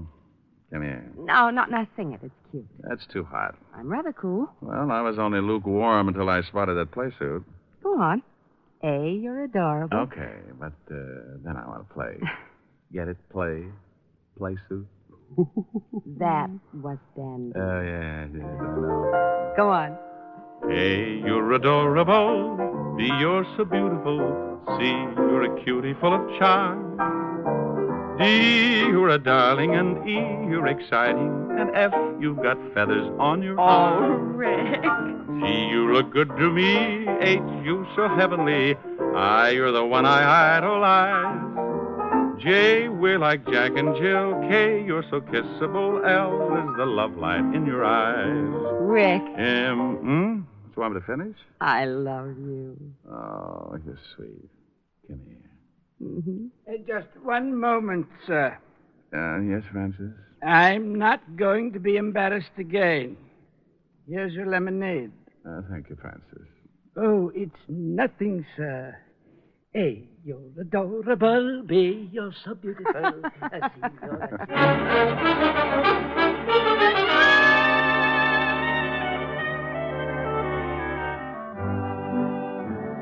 You have just heard Richard Diamond, Private Detective, starring Dick Powell. Helen was played by Virginia Gregg, Lieutenant Levinson by Ed Begley. Also in our cast were Wilms Herbert, Byron Kane, Lorene Tuttle, Paul Freese, and Wally Mayer. Music was under the direction of Frank Worth. Richard Diamond is written by Blake Edwards and directed by William P. Rousseau. Now, this is Eddie King inviting you to be with us again at the same time next week when we will again bring you Dick Powell as Richard Diamond, Private Detective.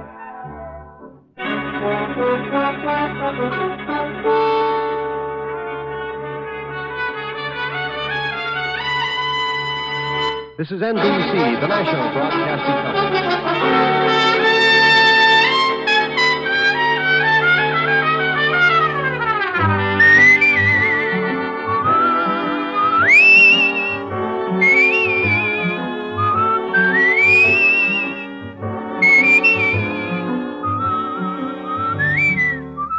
Here's Dick Powell as Richard Diamond, Private Detective.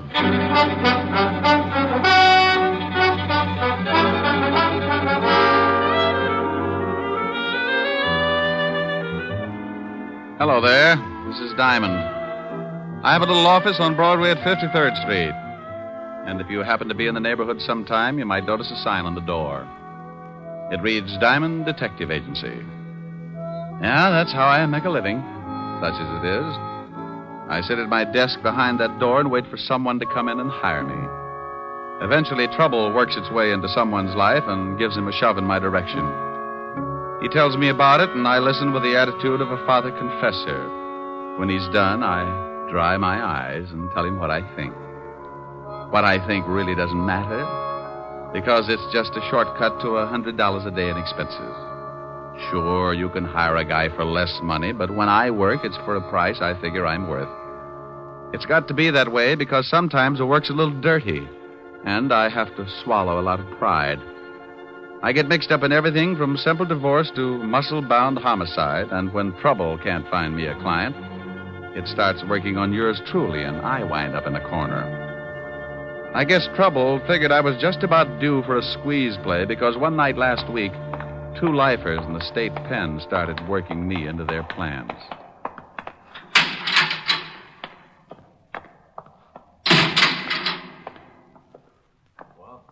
What about it, Walt? Shut up.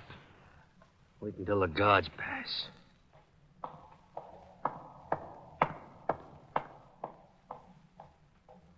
Okay.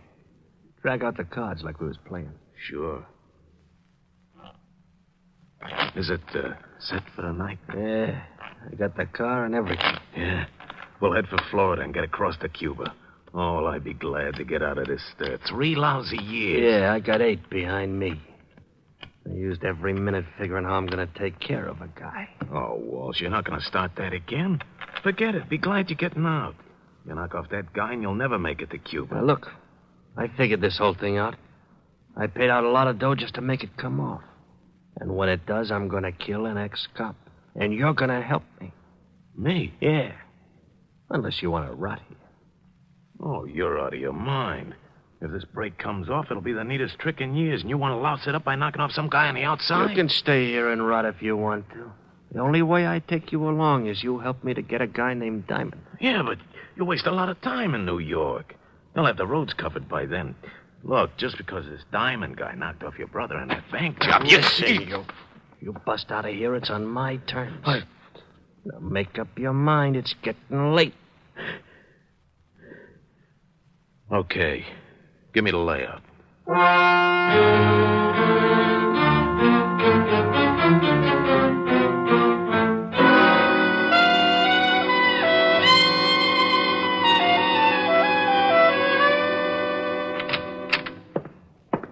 Yeah, what is it, Otis?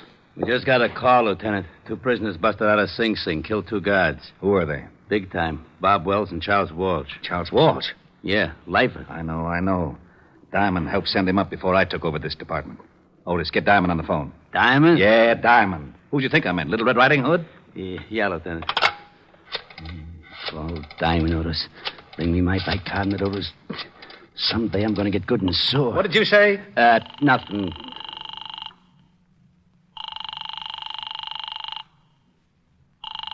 Nuts. Now what's the matter? His office don't answer. Give me that phone. We've got to find him before Walsh does. Maybe he's over at Helen Asher's house. All right, Otis, stop standing on one foot. You can leave.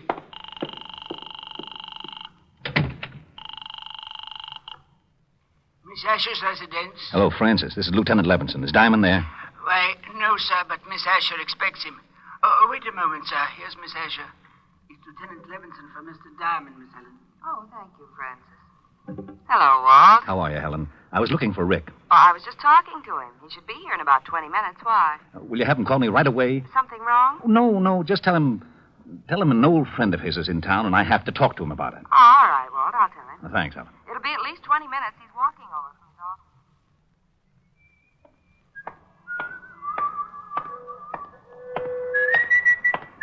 Okay, Diamond, hold it right there. Start walking over to that sedan. Don't you know it's not polite to point? Look, laughing boy, I got a big gun in my pocket. Well, I'm proud of you. I thought it was a crossbow. Get moving. Okay. I'd never seen him before. He was a tall guy with a scar in his chin. He walked me over to the sedan and opened the door. He moved in close and shook me down. He relieved me of my .38 and motioned me into the front seat. I slid in, and he started to follow, so I kept one leg out in front of me and kicked him in the face.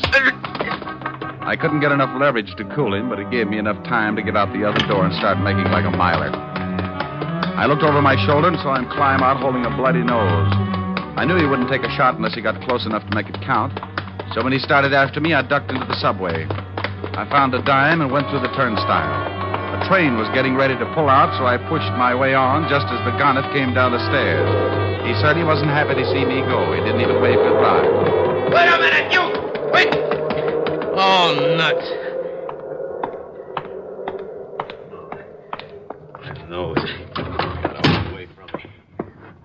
How do I call like that?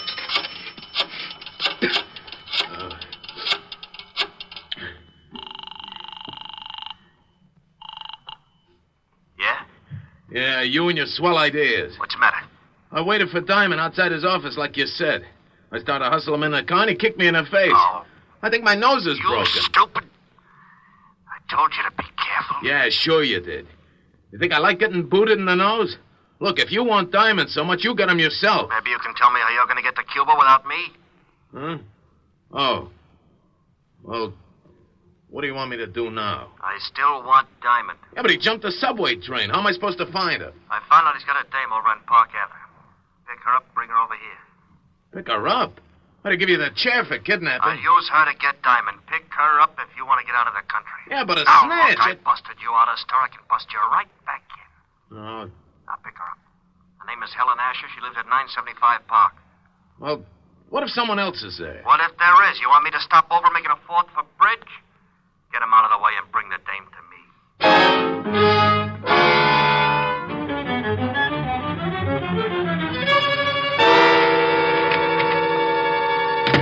Hello, Otis. Well, Diamond. Lieutenant's been looking all over the city for you. I bet you've been a nervous wreck. I wouldn't care if you fell off the George Washington Bridge, Shamus. Why, Otis. And after all, we've been to each other. Nuts. You better go on in and see the lieutenant. Sure. Hey, Sergeant. Yeah? When are you going to get some new shoes? If yours turn up any more in front, you'll have to ski to work. Hello, Walt. Rick, we've been looking all over for you. Why don't you cops get on the job? It's getting so it isn't safe for a citizen to walk the streets at high noon. What are you yakking about? Well, I leave my office to go to see Helen, and some goon tries to hold me up. Well, you're lucky you didn't get it right then. Do you know who busted out of jail last night? Go on, scare me. Charles Walsh. He swore if he ever did bust out, he'd get you. Wow. That explains something. What happened? This character tries to hustle me into a car, so I shoved my foot in his face and beat it into a subway. But it wasn't Walsh. Might have been Bob Wells. He busted out with him. I can tell you in a minute. Got a file on him? Sure. Otis, bring in the file on Bob Wells. Right away, Lieutenant. Oh, Walt, do you mind if I use your phone? Now, go ahead. I better call Helen. Tell her I'm going to be a little late. Well, I just talked to her and asked her to have you call.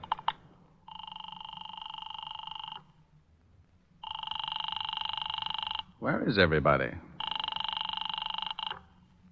Yes? Francis? Oh, Mr. Diamond. Please hurry over here. Something's happened to Miss Asher. What are you talking about? Miss Asher's been kidnapped. What? Yes, sir. A man came in and made Miss Asher go down to his car at the point of a gun. He also hit me over the head. Was he a tall man with a scar on his chin? Yes, sir. That's right. We'll be right over. Walt, I think the guy that tried to push me around has kidnapped Helen. Oh, no. He pulled a gun on her and slugged Francis. We better get over there. Now, if Charles Walsh is loose, and he's trying to get me, then snatching Helen is a sure way to get me to come around. Hey, where's that file on Bob Wells? Wait a minute. Otis, Yeah, Lieutenant. haven't you got that file on Wells yet? Yes, sir. I was just bringing it in. Well, step on it. Otis is bringing it in. Yeah, Lieutenant. Let me see it. Hey, now, wait a minute. Oh, shut up, Otis. This is the guy, all right. He's the one who tried to pick me up. May I take one of these pictures, Walt? Sure, but what are you going to do? I'll see if I can find him. You go on over and talk to Francis. See if this is the same guy who took Helen. I'm going to go down to Skid Row and talk to a wise old owl who knows about things like this. I got out of the 5th Precinct in a hurry and grabbed a cab for Skid Row. I knew an old deadbeat down there who had a line on every crook in the underworld. And there was just a chance he could tell me where Bob Wells was hiding out. His name was Wilbur Truitt, and he hung out in a shabby dive called the Parrot.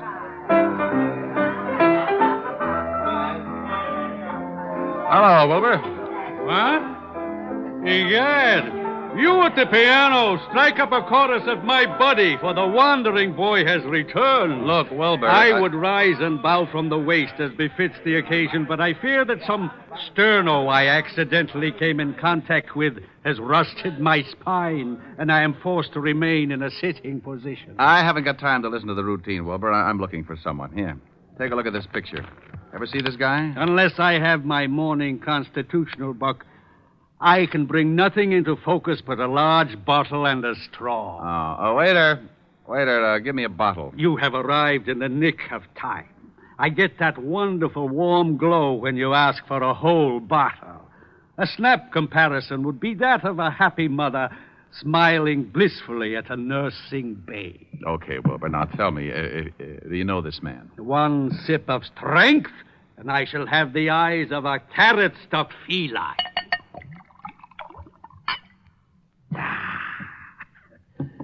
Now, yes, I can see the gentleman clearly.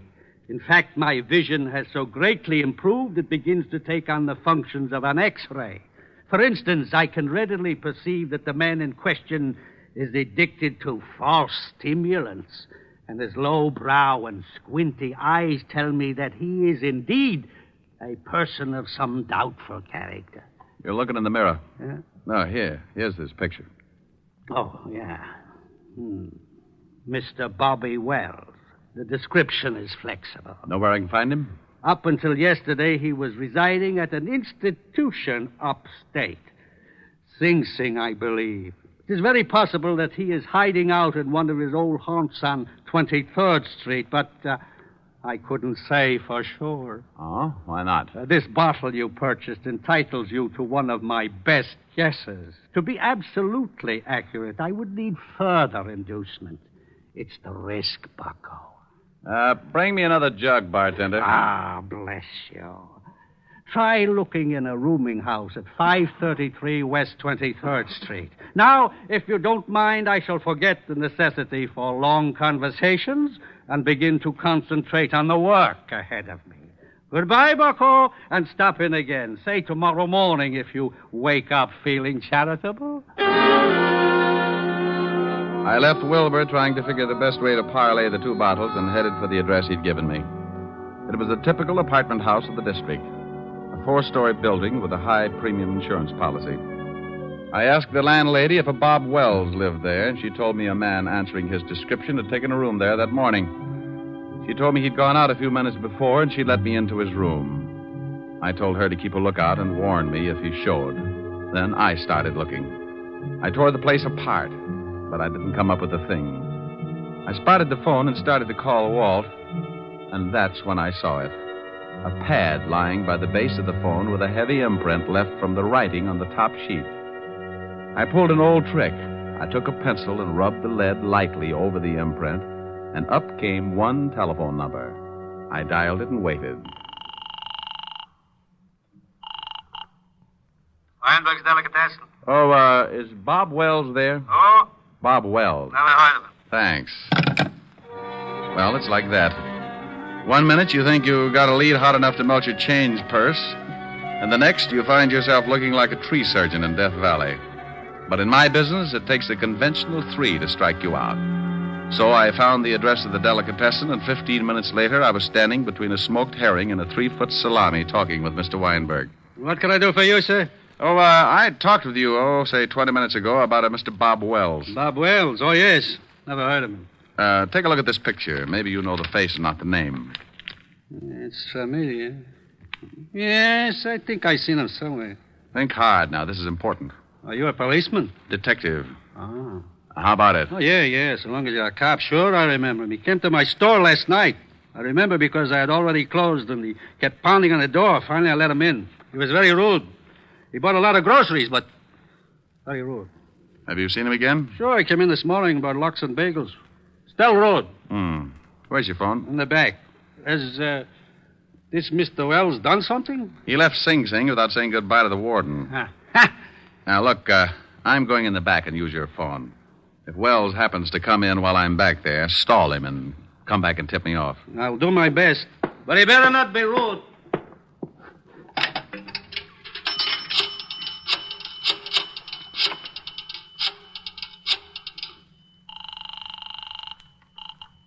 Homicide, Lieutenant Levinson. Hey, Walt. I'm in a delicatessen over on 24th Street. Yeah, Rick. I traced Wells this far, found out he's been buying food here, probably for Walsh. You think Walsh is hiding somewhere in the neighborhood? Yeah, that's my guess. They probably took separate places so they could move in a hurry if one hideout got hot. I'll be over there right away. Good.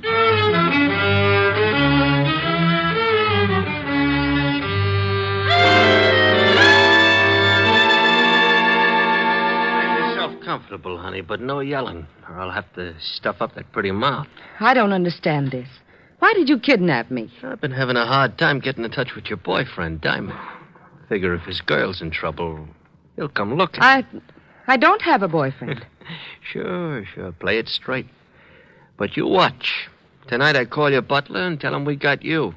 If Diamond wants you alive, he comes to a spot I got picked out. And he comes alone. I don't know any Diamond. Ain't she cute, Bobby? Yeah, cute. Want me to fix her so she forgets how to lie? No, I don't care if she claims Diamond's her uncle. Go on down to the delicatessen and get some food. I'm getting hungry. Okay. But I still think we ought to be getting out of town. In 1 hour, I call this dame's house. At 12 o'clock, I meet Diamond in the park. Then we get out. Why do you want to see this Diamond? Oh, we're old friends, baby. He sent me up for life. And he shot my kid brother full of holes. I just want to see that Diamond gets everything that's coming to him. You talk too much. You've got some bad habits yourself. Now get that food. And if you're too lazy to walk downstairs, I'll show you a shortcut. 3 floors, straight down. You can jump for it. Okay.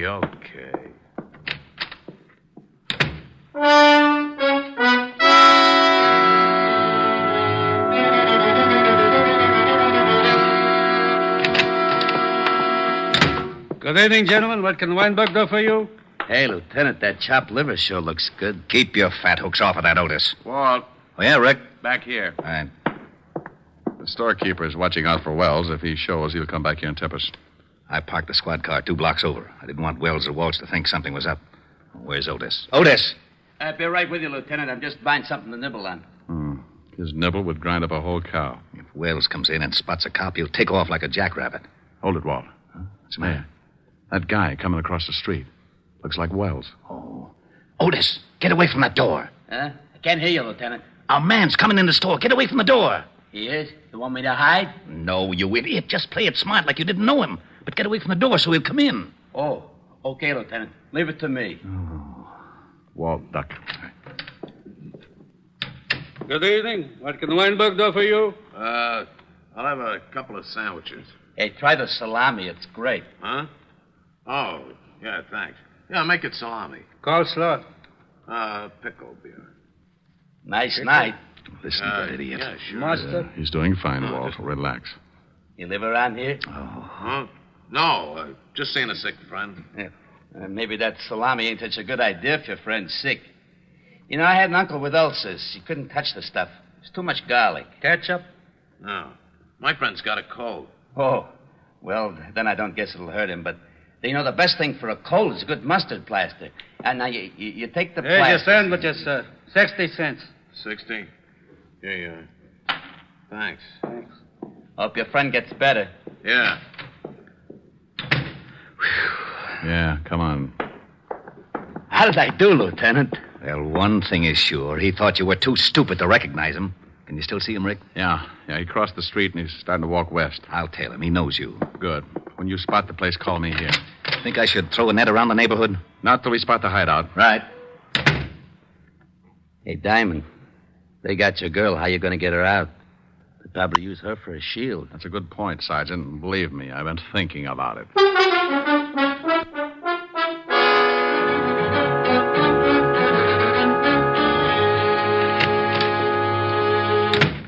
Here's the sandwiches. Swell. Hey, you only got 2. Oh, there was a cop in the delicatessen. A cop?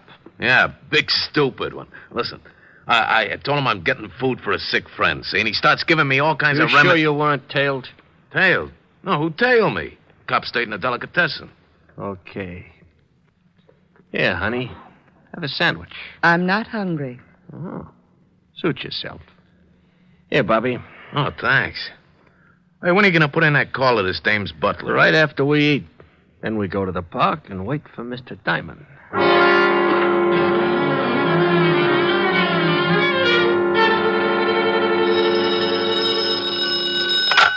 Yeah? I'm in a drugstore across from the building that Wells went in. It's about a block away. Nifty drug. Block west on your side of the street. I'll wait inside. We'll be right down. Come on, Otis. The lieutenant hasn't spotted. Okay. Thanks for the bagel, Whitebreak. That's all right, officer. Come back again when you can pay for it. Come on, Otis. Move your big feet. Okay. Hey, you got any brilliant ideas how we're going to get Helen out of there in one piece? No, I got to admit I'm stuck. Why don't you get that bear trap mind of yours working and make yourself a hero? Well, maybe we could start a fire in the building. It'd have to come out. Oh, swell. There's nothing I'd like better than a well-done girlfriend. Well, I was trying. Yeah. Hey, wait a minute. What's the matter? Otis, remind me to kiss you on both cheeks. Hey, what are you doing? That's a firebox. I'm turning in an alarm. There. Oh, we're going to start that fire? No, but Walsh and Wells won't know there isn't one. When the trucks come and the firemen bust in the place, they'll think it's burning down around their ears. Yeah, maybe then they won't watch Helen too close, huh? That's the idea. Well, here's the nifty drugstore. Yeah. Rick, I've been worrying about something. Yeah, I know. How do we get Helen out? Yeah. Well, relax. Otis came up with a solution. Otis? Yeah, I turned in a fire alarm. And when the trucks get here, you can tell them what's up, and they can go in the building and make like it was on fire. Well, won't Walsh know it's a phony if he can't smell smoke? The chief can tell him it's blazing in the basement. When they hit the street, we can get enough firemen to shield Helen and then take Walsh and Wells. I'll call the precinct and have the block surrounded. We'll need lights if they make a break for it. Which apartment house are they in? That one, across the street. After I call the boys, we better go over and find out which room they're in. Quietly clear the rooms on both sides in case the shooting starts before we expect it.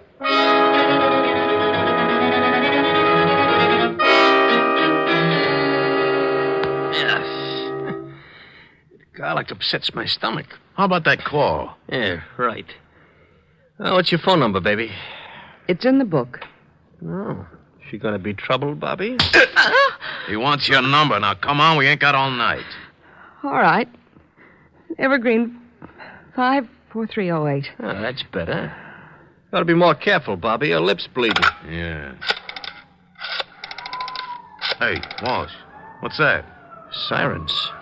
Maybe that's the cops. If somebody tailed you... I told you I wasn't tailed. Wait, I'll go see. It's fire trucks. They're coming down a block. I don't smell no smoke. Hey, they're pulling up in front of this building. The joint must be on fire. Let's get out of here. Oh, maybe it's the building next to us. No, they're bringing the hoses right in front of the door of this joint. I'm getting out. Sit still. Maybe it ain't a big one. We can't go busting out in the street. Well, maybe it ain't a big one, but if it is, I don't want to end up like a pound of spare ribs. Shut her up. Why, you... All right, now, come on. Hey, what's that? Yeah, what is it? Fire department, we're evacuating the building. What are we going to do with the dame? Shove her in that closet. Just a minute. We'll be right with you. Hurry it up. There's a fire in the basement. It's nearing a gas main. The whole place may go up any second. Did you hear that? Yeah, step on it. Okay. Hey, better step on it down these stairs. We can find our way. Hey, there's a couple of prowl cars. Yeah. Separate. We'll meet at the other place. Okay, Walsh, that's far enough. It's the Shamus. Get him, Walsh. Don't reach for it, Walsh. I owe you something, Diamond. You all right? Yeah, Walt.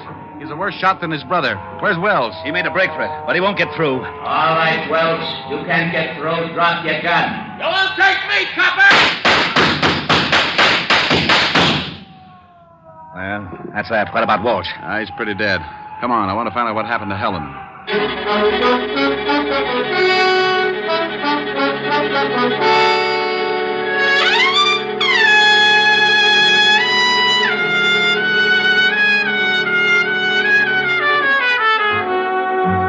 Well, Walt and I went up to the room and found Helen in the closet.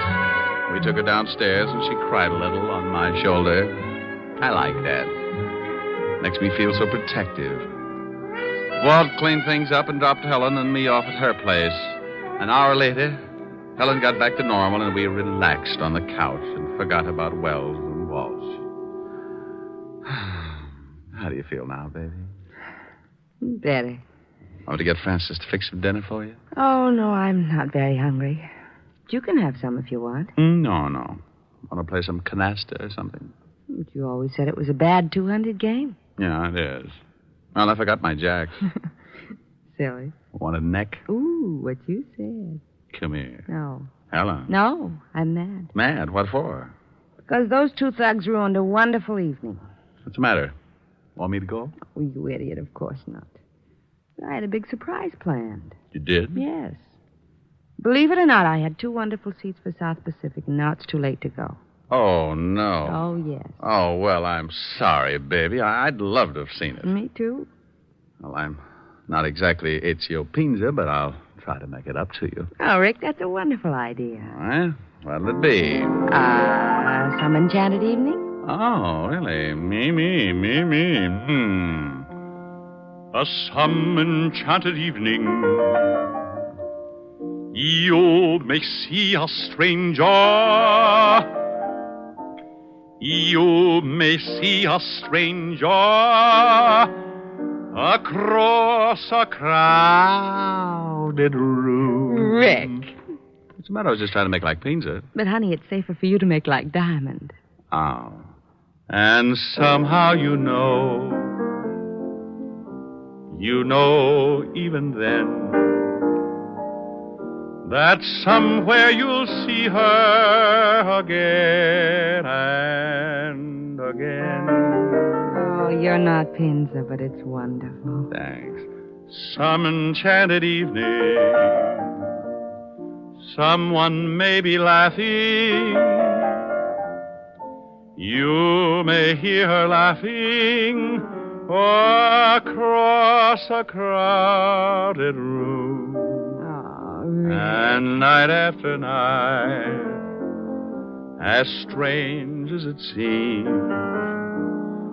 the sound of her laughter will sing in your dreams. Rick. Who can explain it? Who can tell you why? Ricky. Fools give you answers. Wise men never try. Oh, Rick. Oh, honey, what's the matter? I was just falling in love with myself. Come here. You never let me finish. Do you mind? Oh, well, no. And I'm sure Mr. Pinza doesn't either.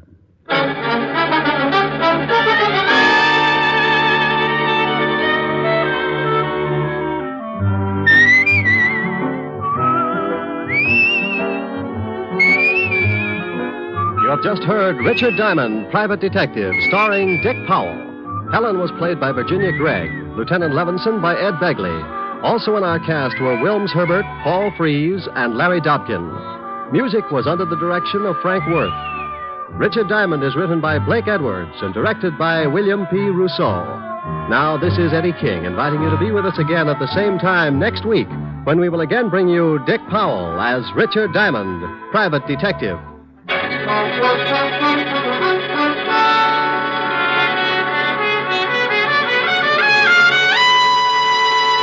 This program has come to you from Hollywood. This is NBC, the national broadcasting company. You're listening to HOJO Radio.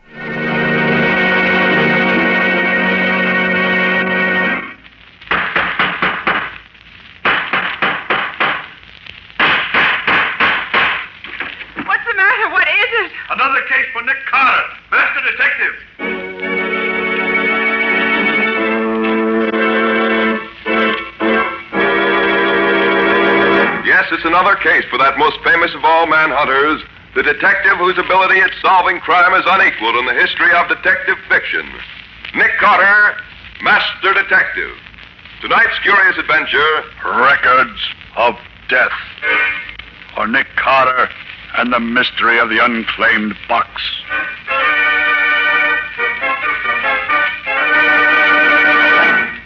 The fact of the matter is, Mr. Carter, that I've quite accidentally stumbled on a terrible crime. Or, to be more correct, I've stumbled on evidence that a terrible crime has been committed. But even so, Mr. Field, why do you come to me with it? That sort of thing should be reported to the police. Mr. Carter, what police would I report it to? Where was the murder committed? I don't know. Well, how can you know that a murder's been done if you don't know where it was done? Well, that's what makes this particular crime different from any other. Somewhere, sometime, a murder has been committed. Yet I don't know when or where. As a matter of fact, I doubt if anyone in the world knows of it, except those who did it, and me. And how do you happen to know all this? Because the victim, a young and beautiful girl, has told me so in her own words. I have the knowledge from her own lips. Oh, and you've seen and talked to her? Well, here's the story, Mr. Carter. About a month ago, I attended one of the sales of unclaimed packages that the express company holds twice a year. Among other things, I bought was a box about 1/3 the size of a steamer trunk. It contains some miscellaneous articles of clothing and 10 phonograph records. Phonograph records, huh? Regular professional records? No, Mr. Carter. They were small record blanks you buy when you make home recordings for yourself. I immediately played the records, and since then I've played them so often, I almost know them by heart. And you learned about this crime from those records? Yes. Mr. Field, you wanted to arouse my curiosity. You certainly succeeded. When can I hear these records? Immediately, Mr. Carter. I have them in my room. If you'll go there with me, we can listen to them at once. Splendid. You mind if I take my assistant, Patsy Bowen, with me? Of course not. Then as soon as she's ready, we'll go. Patsy, Yes, Nick? get your hat. We're leaving at once to listen to a murder.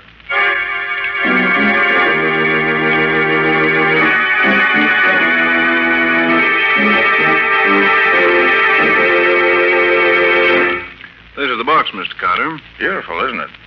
Now, Mr. Field, before we go further, there are a few things I should like to know. How long ago did you buy this box at the auction? A little over a month ago. Mm-hmm. Well, the express company must have had it for about a year or so. Now, another thing. Were there any wrappings on the box when you bought it? Yes, it was well wrapped in heavy burlap. You have those wrappings now? I'm sorry to say I don't. By the time I realized that the wrappings might have furnished a clue to the mystery, they'd been burned in the incinerator. Too bad. Well, do you by any chance, whatever, recall the name and address to which the box was consigned? Fortunately, I do. It was addressed to an Alex Delanois in New York City. But I've searched every city directory, every telephone book, every place where names are listed, and I can find no such name anywhere. There was no street address, and the rest of the label, as I remember it, was practically obliterated. I see. All right, Mr. Field, let's listen to the records. And gladly. I'm very anxious to get your opinion of them. Are they in any kind of order? After hearing them over and over, as I've done, I believe that I've finally arranged them in their proper order. I see. They're so peculiar, I can hardly wait to see if you can tell me the answer. Here's the first one. I have a terrible story to tell. But even while I try to tell it, I'm afraid that you who may listen to this will not believe me. But I beg you, if justice means anything to you, believe me and avenge me. I shall rest easier in my grave if I know that those who hope to profit by my death have been deprived of the fortune they plan to get by killing me. I am very rich, but I am not rich enough to avoid the fate that is in store for me. She sounds as if she meant it, doesn't she? I thought he was coming in, but he went away. I've tried several times to escape, but I've failed each time. I wish I could tell you where I am, but I can't, because I was drugged when they brought me here. Oh, I forgot to say, my name is Nancy Deering, and I'm 22 years old. You who listen to this will recognize the name at once, of course. I only hope they don't murder me until I can... Is that the end of it? Not quite.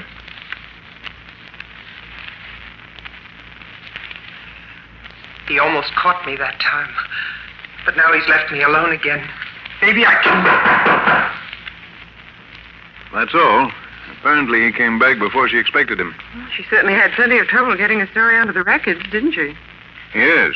She was interrupted many times, generally in the wrong places. I imagine no trouble is too great if you're really desperate. What a terrible feeling it must be to expect to be killed any minute. Here's the second record if you're ready.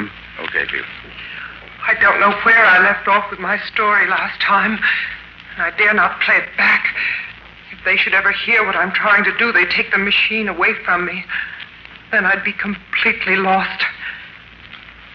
I feel that my end is coming very soon now. They may carry out their plans to... In the gloaming, oh, my darling, when the lights are soft and low, and the flickering... I think he's gone now. I'm sure Ralph was listening at the door, but the singing apparently convinced him I was listening to the radio. When the time comes, I know it will be Ralph who kills me. Olive will undoubtedly help him, but Ralph is the leader. I found that out the other day when they tried to get me to sign the papers which will give them possession of my fortune. I shall never sign, but that... When the lights The rest of the record, that's song. They did her best in her story on those records. Too bad she didn't succeed better. Well, she managed to get most of her story on the records, one way or another. The only thing she really missed out on was telling us more about herself than just her name. Probably never occurred to her that the records might travel thousands of miles before someone would hear them. Yeah, here's the third record. Last night somebody searched my rooms while I was in bed. Maybe they suspect that I'm making these records. Although I'm very careful, I play the radio all the time so they'll be used to hearing the noise. Ralph told me yesterday he was sure I was going crazy. Maybe I... Nancy, Olive asked me to tell you that. And that ends that. Whose voice do you suppose that was there at the end? I suspect it was Ralph's. It's amazing how much of the scene she recreates this way without really saying anything definite. You can feel the tension and the suspense right along with her. Yes. On the fourth record, she was able to get part of the visit that Ralph paid her one day. She must have known he was coming and prepared for it by putting the record blank on the machine in advance. Then, when she heard him at the door, she probably turned it on. Got this. Well, put it on quickly, Mr. Field. Here you are, Miss Bourne.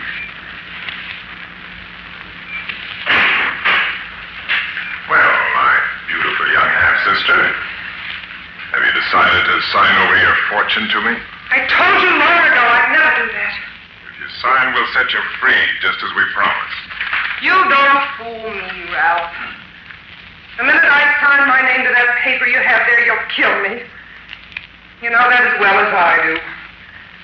You set me free. That's funny. You don't know when you're well off, Nancy.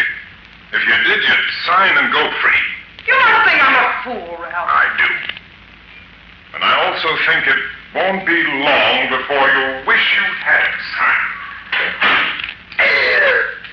Oh, I wish this were all over. I wonder how they'll kill me.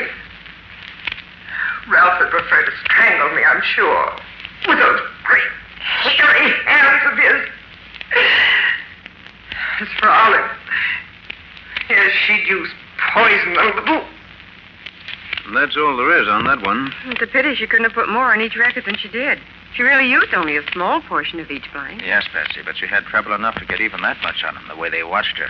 Nick, where could she get the blank records in the first place? They certainly wouldn't have let her have them knowingly.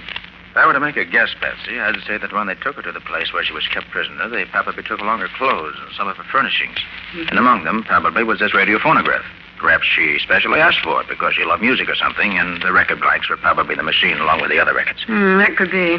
How about the fifth record, Mr. Field? I've never been able to make much out of this one. Maybe you'll have better luck. You mean it's not like the others? Quite different. Here, I'll start it near the end. The whole first part is just scratch and nothing else.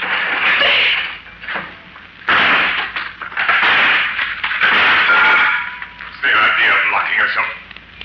Nancy. Where is she? Nancy, come on out here. She's hiding. Drag her out. I'll find her. Find you.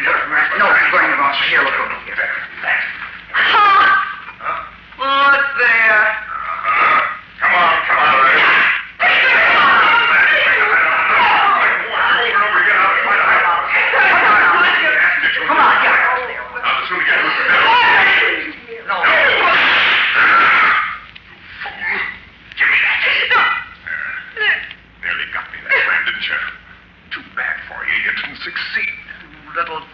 I'll fix you, but good. Not very clear, is it? Perfectly clear to me. Nan locked her door and started the record. For some reason, she waited before saying anything. Then Ralph and Olive came, found the door locked, and, being suspicious, broke it down. Nancy hid, and they dragged her out. There was an argument about something that I didn't get. Nancy grabbed Ralph's pistol and took a quick shot at him, but she missed. Before she could pull the trigger again, he took the gun away from her. Good grief, Mr. Carter. It's clear enough when you tell it. Well, here's the sixth one. I must hurry. The time is very short. I may be interrupted any minute. I'm seldom left alone anymore. They seem to be afraid of what I'll do if I'm left alone. I wonder that they haven't killed me before this. I wonder if they... There's nothing but scratch for quite a bit here, but she starts again.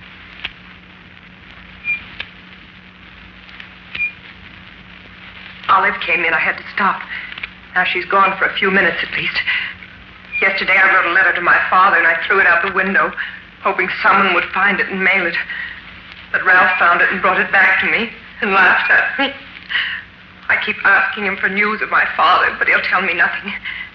If Father only knew where I am, he'd rescue me. Maybe if I can just...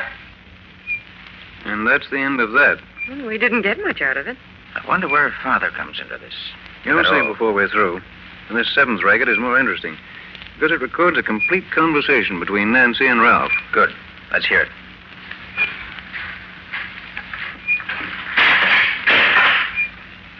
Well, my dear Nancy, how are you today? If you had your way, I'd be dead. Why don't you kill yourself and save us the trouble? You mean save you from having a murder on your conscience? Do you have such a thing? Murder is a very ugly word, Nancy. You're murdering me inch by inch every day that I stay here. Well, I don't object to doing it that way if I can.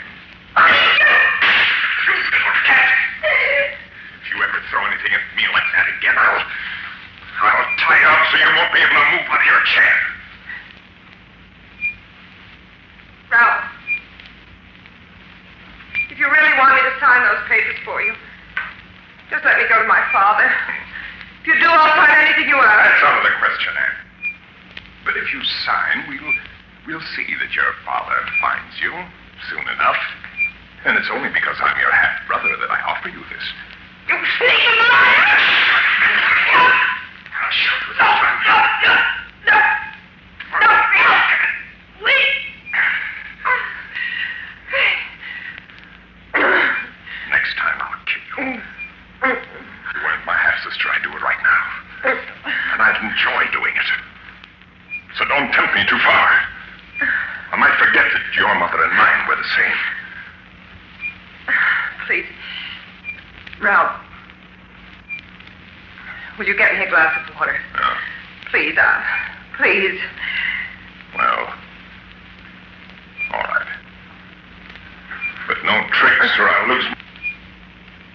Oh, gosh, I wish we could have had more of that. Yes, we might have learned something really important. You will. Nancy knew the record was near the end, and that glass of water was merely an excuse to get Ralph out of the room while she put on a new one. Good for her. She's a clever girl. Oh, what a terrible ordeal she went through. Never knowing from one day to the next whether it was her last. Quiet, Betsy, please. Thank you. You were gone quite a long time. I met Olive in the hall. She reminded me to tell you we've decided that unless you do as we want you to, you have just one more day to live. Just one. Do you think that frightens me? I'll almost welcome death, because I know it's the only way I'll ever get away from you two. And I'm firmly convinced you'll never succeed in getting possession of my fortune. Of course we'll get it. No doubt about that. I don't think you will. No? No. That is, you won't get it unless you're planning on murdering my father, too. After you forged a new will for him to leave behind him. Smart, aren't you? Guessed it the first time. No. No, you wouldn't. You couldn't. No, why not? He's not my father, and we want his fortune for ourselves. I can't believe such inhuman creatures as you two really exist. Our mother bore a strange lot of children, didn't she? On one hand, we have you, my saintly Nancy. And on the other hand, we have the twins, Olivet and me, who are anything but saintly. Yes, life is very strange sometimes. Get out! Get out! Leave me alone! I've got to die and be with you! That's an excellent idea, Nan. I'll be gone for about 15 minutes. If you're wise, you won't be alive when I return. Goodbye. I hope forever. You heard what he said. It was the best evidence I could get. Ralph really made a full confession without knowing that every word he said was being preserved for you to hear. My father. Why must he die? Oh, I beg you, whoever you are who hears these words, if you can do anything to avenge our death, in heaven's name, do it. I go to my death believing that through you I shall have my revenge at last. Oh, please don't fail me. I see the record's coming to an end. Good night. Pray for me. Good God. If you didn't know she was in deadly earnest, you'd almost think she was putting on an act. I still feel terribly moved when I hear that record. She never had a chance, really. Well, let's hear the next one. That's the 9th, isn't it? Yeah, number 9 is almost a blank. But here it is. They almost caught me that time. They mustn't do that because they might find the records I've already made and destroy them. They're both coming back in a few minutes, but maybe I can... Is that all there is on that one? That's all. That's the end of the record. There's one more, isn't there? Yes, number 10. The first 2/3 of it's blank. It starts here. Stand back, both of you. No, what? You see I'm armed. You know I can shoot straight. I'll kill the first one of you to move. Confound you, that's my gun. Where did you get it? Olive gave it to me so I could defend myself. That's a lie, and you know it. What is it?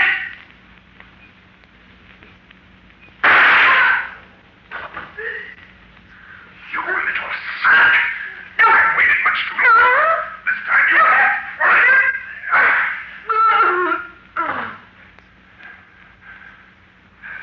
Well, that takes care of you. Olive. Yes. Yeah. What happened? The bullet just grazed your temple. Must have stunned you momentarily. Oh. Is Nancy dead? Yes. She's dead. What'll we do with the body? The old man will be here in a couple of hours, and we don't want to be caught. And that's the end of the last record. Poor Nancy. She certainly got a tough break. I truly believe that's the most remarkably told tragedy in history. Well, Mr. Carter, have you got any ideas? I have, but I'm not ready to talk about them yet. Well, what's the next step now, Nick? Well, first of all, Patsy, I want to examine the other contents of the box thoroughly. I can look them over more intelligently now that I've heard the records. Then I want to play those records over and over till I know them by heart. And then? Then I expect to be able to give you the answer to the problem.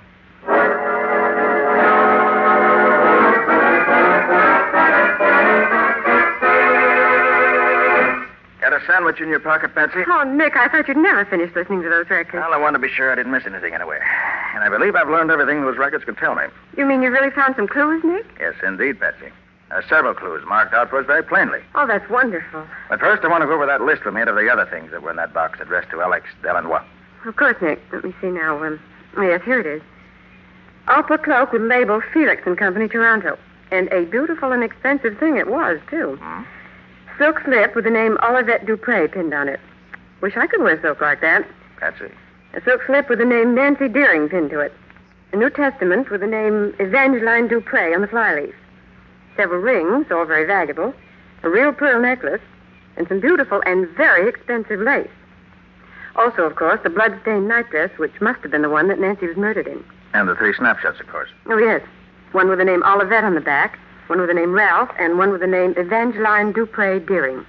Whoever packed that box knew exactly what he was doing, Patsy. All ties together beautifully. He or she has given us all the clues he could to the people concerned in the affair. Evangeline Dupre Deering must have been the mother. Yes. She had 2 children, twins, Ralph and Olivette by her first marriage. Then she married Nancy's father, A man named Deering. But that doesn't get us much nearer a solution, Nick. No, but it does, Patsy. Did you notice that all the voices we heard on the records were American? Well, yes, I guess they were. And yet the names are mostly French, aren't they? Mm-hmm. Now, where do we find a combination like that around here? Why, in Canada, I suppose. Exactly. And the label on the opera cloak says Toronto, which confirms the Canada idea perfectly. You mean that the Deerings lived in Toronto? It's certainly quite logical to assume that the scene of the murder's Canada, and very possibly in the vicinity of Toronto. Well, we start there anyway. Maybe the Toronto police can help us. But, Nick, even if you're right, it doesn't mean that the police would know anything about the murder. It was all done so secretly. You're overlooking one thing, Patsy. I am? Well, what is it? The family from which these people came was a rich family, very rich indeed, if we may guess from the beautiful laces and from the jewelry and other things packed in the box. Mm-hmm. And remember also that Nancy's father was probably killed, too. Now, I can't believe that the head of a rich and probably well-known family could disappear without anyone knowing it. You mean you think the police will know that something happened to him about a year ago, even if they don't think that there's anything wrong about it? Exactly. So pack your bag, Patsy, and order a taxi to take us to the airport. We're flying to Toronto immediately.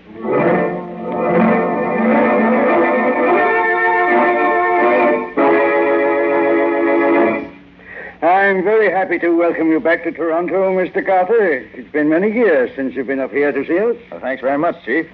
Now, you mind if I ask you a few questions? No, of course not. Go right ahead. Did you get a letter about a year ago telling that a murder had been done, and that if you wanted proof, you should claim an express box sent to New York City in the name of Alex Delanois? Wait a minute. By George Carter, we did get just such a letter. But we thought it was the work of a crank and destroyed it. Do you mean it was true? I have every reason to believe it was. Now, another question. Would you know anything about a girl named Nancy Deering, or about her father? For heaven's sake, Carter, what do you know about the Deering family? You answer my question first, I'll answer yours. What about the Deerings? The father, Charles Deering, was the younger son of an English nobleman. Mm-hmm. He was immensely rich, had a house here in town, a country place called Deering Hall. He married a woman with 2 children, twins, I believe, and she died when his daughter Nancy was born. Ah. He was always prominent in local affairs up to about a year ago, when he's said to have disappeared. Hasn't been seen since. I understand he started for Deering Hall, but never arrived there, according to his 2 stepchildren. What about his daughter, Nancy? Nancy was brought up by relatives in Montreal. Few people here know her at all. But as I remember it, she was supposed to have disappeared just before her father did. Although I now understand that she was at Deering Hall with her half-brother and sister all the time. You say Nancy didn't disappear after all? I know. As a matter of fact, she was here in Toronto this past week. She believes her father is dead, so she's applied for letters of administration for the estate. I thought so. You did? What do you know about it? Enough to know that this girl who calls herself Nancy Deering isn't Nancy Deering at all. She's an imposter whom the stepchildren have brought in to impersonate her. Chief, we got to get out to Deering Hall at once.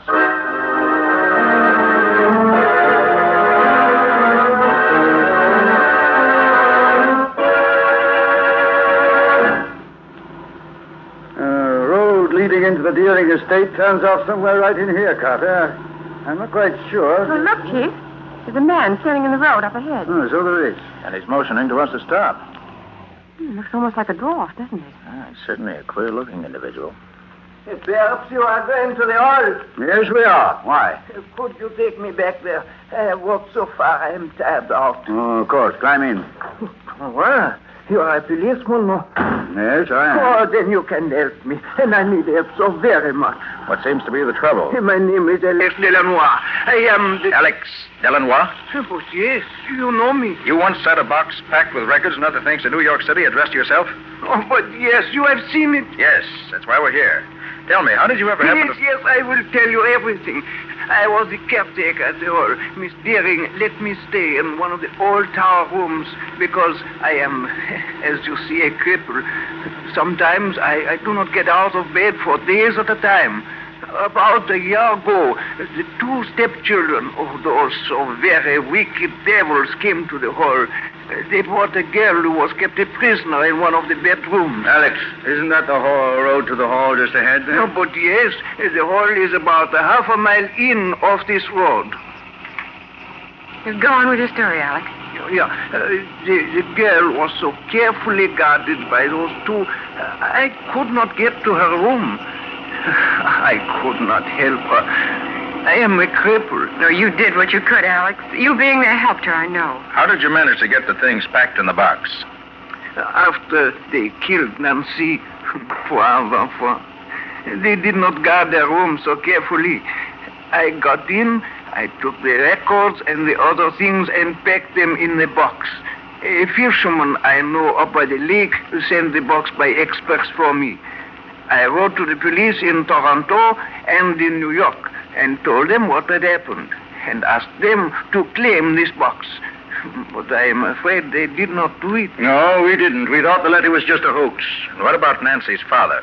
The day after Nancy was killed, he came here and they tried to kill him too. Tried to? You mean they didn't succeed? No, not quite. They hit him on the head with a pistol and threw him into the lake from the high cliff. But I saw them do it and I rescued him.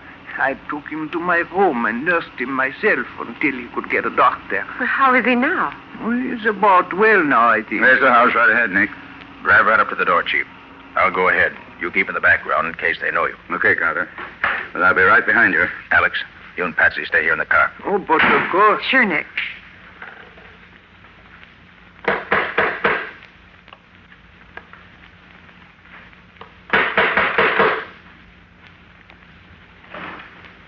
Yes? What is it, please? Please tell Miss Deering that we've come to take some affidavits concerning her application as administratrix for the estate. Yes, sir. Well, come in, please. I'll announce you. It's your turn now, Chief. I'll stand here one side of the door, just in case. I can handle them, Carter. Maybe, but they're going to be... Quiet. Here they come.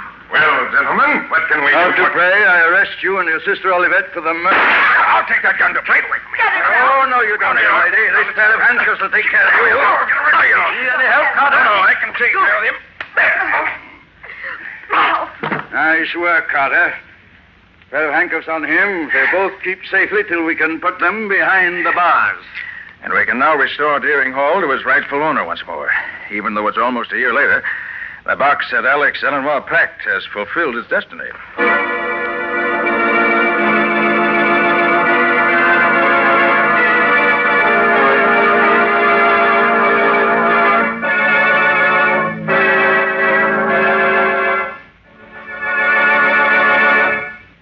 This has been another of the strange adventures of Nick Carter, Master Detective, which are brought to you regularly at the same time by WOR Mutual. What's your story going to be about next week, Nick? Well, next week I'm going to tell you the tale of the thief and murderer who had to be caught twice before he was really caught at all. And when Nick caught him the second time, it was because he was able to guess in advance exactly what the criminal was going to do, as well as exactly what he was going to think. And what did you say the crime was? Merely a matter of murder and robbery. There was nothing unusual in the crime itself. The excitement came in the way Nick chased him, outsmarted him, and finally caught him. It's a very special example of the criminal who was just a little too clever for his own good. He overrated himself and underrated Nick. That's always dangerous where Nick Carter is concerned. Thanks for the compliment. And so long till next week. So long, everybody. And so long to you both. In the strange adventure you've just heard, Nick Carter was impersonated by Lon Clark, Patsy by Helen Choate. Original music was played by Lou White, and the entire production was written and directed by Jock McGregor. Next week at the same time, listen to another curious experience of Nick Carter entitled The Unwilling Accomplice, or Nick Carter and the Mystery of the Society Burglar. This story is a copyrighted feature of Street & Smith Publications, Incorporated. This is Mutual.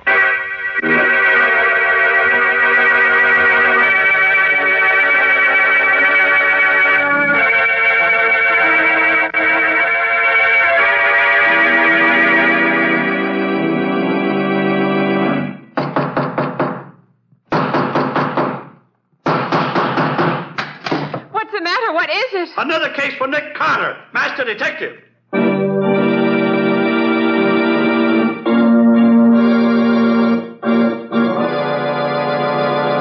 Yes, it's another case for that most famous of all manhunters, the detective whose ability at solving crime is unequaled in the history of detective fiction. Nick Carter, Master Detective.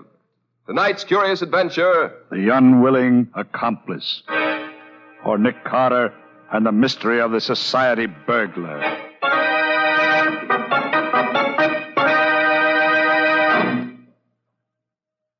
Hello, Lieutenant. What's new and interesting? Well, if it ain't my old friend Nicholas Carter. Him that used to be a detective. Yeah, what do you mean, used to be? Sure, my boy, tell me. How does it feel to be old and retired? Oh, come now, Riley. I get it. You're a little peeved because I've turned down those few cases you've offered me lately. It's not a few separate cases, Nick. It's all been the same gang, I'm sure of it. They're the slickest bunch this department's ever been up against. We need your help, Nick. Look at this. Came over the wire only this morning. Another society robbery. Quite a haul. Yes, my boy, quite a haul. $75,000 in gems right out of the vault. What do you say now, Nick? Riley, I think you're right. Looks like the same hand in every job. Well? Well, I suggest that for your criminal, you look for someone who's accepted in the homes of society.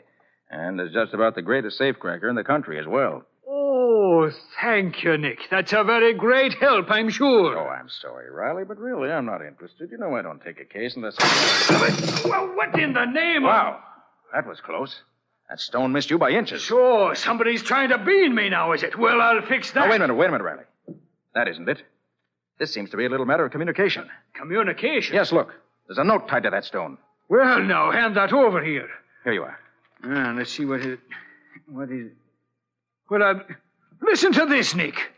My dear Lieutenant Riley, since the jobs I have pulled off lately have so completely mystified your department, may I suggest that you call upon the services of your very good and able friend, Nicholas Carter. What's that? It won't help much, of course, but at least I'll then have an adversary more worthy of my talents. You see, I'm varying the pattern and going on to much bigger things. Today it has been the National Loan and Trust Company. It is not only theft, but murder as well.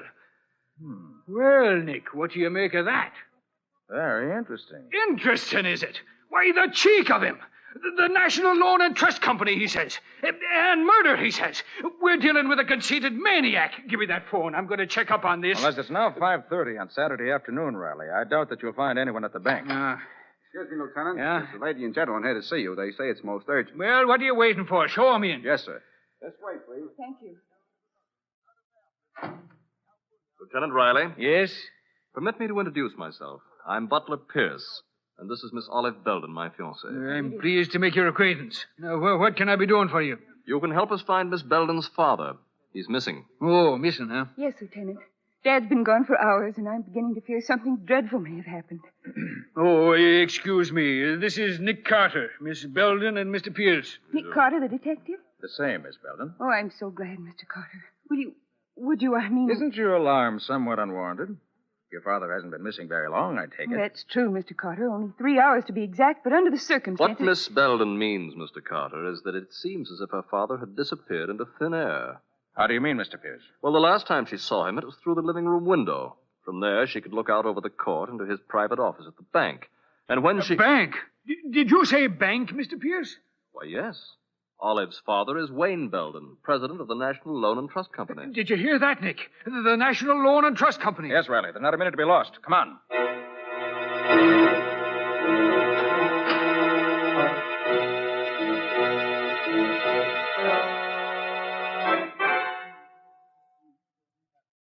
Now, let me get this straight, Miss Belden. You say your father came into his private office here through that special passageway that leads from the house to the bank. That's right, Mr. Carter. Father often spent Saturday afternoons here writing letters. I see. And there was no one else in the bank at that time? No. This is Saturday, you know, and it was after banking hours, of course. When was the last time you saw your father? About 1 o'clock, Mr. Carter. He was sitting at his desk here writing a letter. But when I looked through the window again a few hours later, he wasn't there. You sure he hadn't returned to the house? Positive. I'd have seen him. The passageway opens right into the living room where I was reading. Well, what happened when you looked for him and he wasn't there? Well, just about then, Mr. Pierce called on me. I told him about Father's absence, and we both went to look for him. I see. About what time was that? Oh, about 4 o'clock. Mm-hmm. And so you both went into the bank as soon as you missed your father? Yes. We found Mr. Belden's office just as you see it now. Then we looked all through the bank. There wasn't a sign of him anywhere. Now, wait a minute, all of you. What was to prevent Mr. Belden from walking right out the front door of the bank? As easy as that. Well, that's not very likely, Lieutenant. He was wearing his house slippers at the time, and he had no coat or hat. Oh. And not only that, Riley. You see this letter here on Belden's desk? Huh? He was writing it when something interrupted him. You notice anything peculiar about it? Well, no, except that he broke off in the middle of a sentence. More important than that, Riley. He stopped in the middle of a word. Belden was interrupted very abruptly. Oh, that must be the cashier now. Hello, Mr. Cook.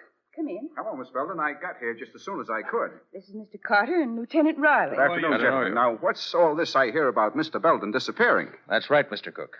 But I've an idea. He'll soon be found. What do you mean by that, Mr. Carter? I've asked Mr. Cook to come down here because, as the cashier of the bank, he's the only one beside Mr. Belden who knows the combination to the large vault.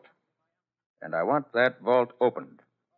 Immediately. But that's impossible, Mr. Carter. The large vault operates on a time lock. It can't be opened until 9 o'clock Monday morning. We can't wait that long. It must be open now. I'm sorry, Mr. Carter. That's impossible. Then I'll do it myself. But it's impossible, I tell you. Give me 1 hour and we'll see how impossible it is.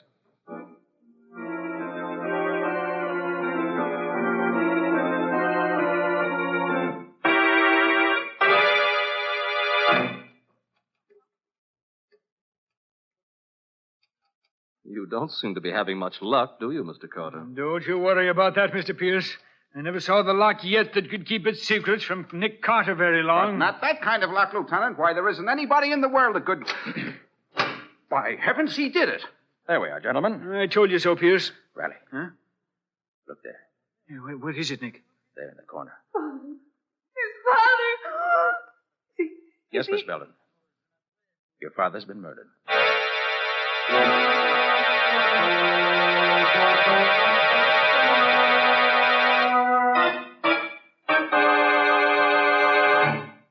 How's Miss Belden, Riley? Oh, she's all right now, Nick. Mr. Pierce took her back to the house. Good.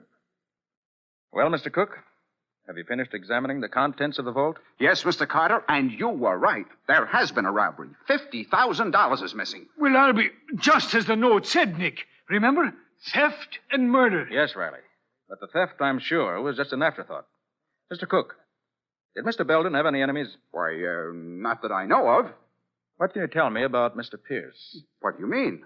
Well, was he friendly with Mr. Belden? Oh, yes, quite. They were very good friends. They'd known each other for years. And was Mr. Pierce in the habit of visiting Mr. Belden in his office at the bank? Oh, yes, very often. He had an account here, rather large one, I might add. Mr. Pierce, you know, is a very wealthy man. Indeed. Yes, sir. Hey, what's that you've got in your hand there, Nick? Oh, this. It's part of a cufflink, Riley, with a very interesting stain on it. A fresh blood stain. Well, where'd you find it, Nick? In the dead man's hand. But there was no blood on the body. He was done in by a crack on the skull. There was no bleeding. Exactly, Riley. It's undoubtedly the murderer's own blood. Probably tore his hand on the broken edge of the cufflink in the scuffle. Do you want me for anything else, Mr. Carter? Oh, no, thank you, Mr. Cook. That'll be all. Well, good day. Good day, sir. Oh, Mr. Cook, one more thing. Yes? Tell me, is Mr. Pierce in the habit of wearing his gloves indoors? His gloves? Why, no, never. But, wait. Come to think of it, he was wearing them just now, wasn't he? Yes, he was. Well, thank you, Mr. Cook. Thank you very much.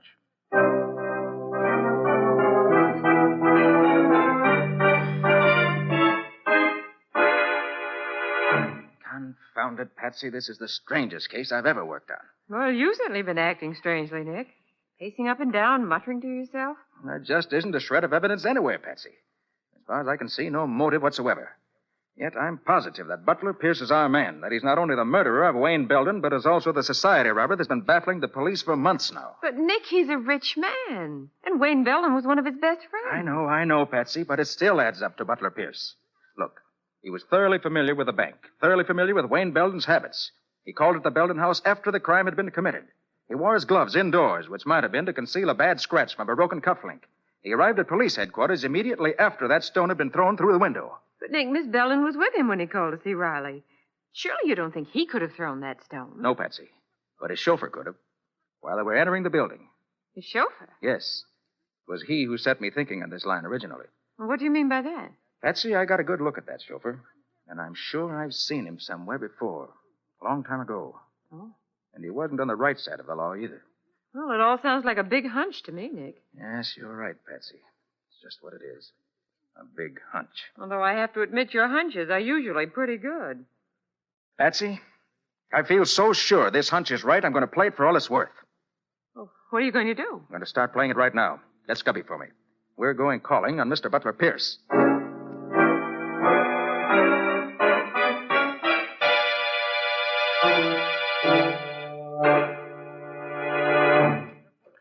You're taking a long time opening that safe, Nick. Well, it's a tough baby, Scubby. But I've Almost got it now. Well, I sure hope so, Nick. I don't think Mr. Pierce would like to come home and find us here in his library. Well, at this stage, I grant you, that would be a trifle embarrassing. But when I get through... I did it. Now, let's see what we have here. No, not there. Stop it. Look at this. Why, it's full of jewelry. And it's the real stuff. Yes. Unless I miss my bet, every piece of it will answer the description of some stolen gem. Well, let's see what else now. Uh-oh. What's that, Nick? What does it look like? It looks like a package of bills, and all big ones, too. That's exactly what it is, Scubby. Let's see how much. 5, 10... Boy, look at those $1,000 bills. 20, 30, 40, $45, $50,000, Scubby, the exact amount stolen from the bank. Well, of course, it could be a coincidence, Nick. Yes, it could be, but I doubt it. This does it. Scubby, we don't have to speculate any further. No? This letter I found on the drawer here clears up everything. Listen to this. Yeah. Dear Butler, this is a warning to you to permit you to escape if you care to do so. I have definite proof that you're a thief, and on Monday morning I shall place that proof before the proper authorities. You have until that time to escape. Signed, Wayne Belden. Gosh, Nick. Yes, Scubby, gosh. And there we have the motive for Wayne Belden's murder. So your hunch was right after all, Nick. The rich Mr. Pierce is nothing but a thief. And a murderer, Scubby. Oh, well, look, Nick, you better get out of here. Scubby, it just came to me. What? Butler Pierce's chauffeur is really Jim Martin. I knew I'd seen him before. Jim Martin?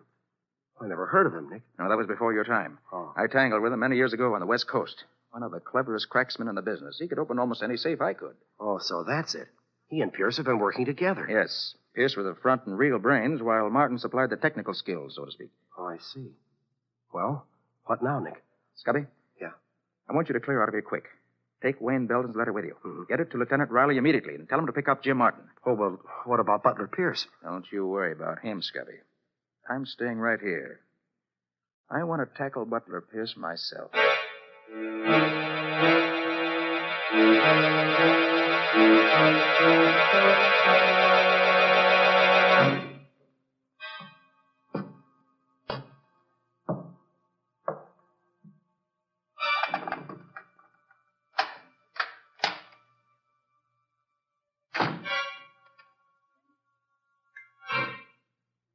Good evening. Nick Carter. What are you doing in my house? Waiting for you, Mr. Pierce. What do you want?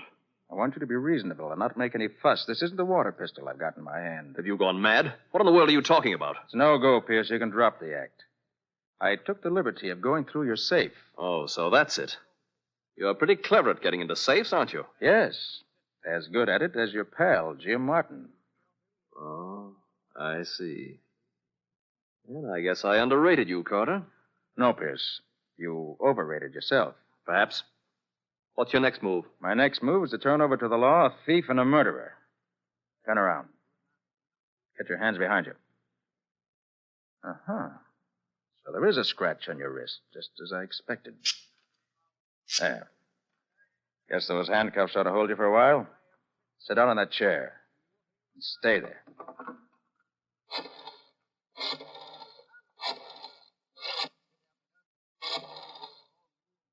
Police headquarters. Lieutenant Riley speaking. Oh, hello, Riley. This is Nick. Oh, yes, Nick. What is it? Well, you got the murderer of Wayne Belden for you. Oh, you have, eh? Mhm. Good work. Who is it, Nick? Butler Pierce. Butler Pierce. Nick, are you sure you're not making a mistake? Quite sure. Scubby should be at my headquarters any minute now with all the proof you want. Where are you calling from, Nick? From Pierce's home.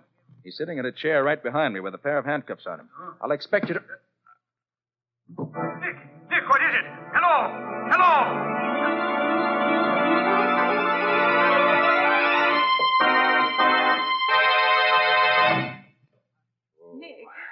Oh, Nick, are you all right?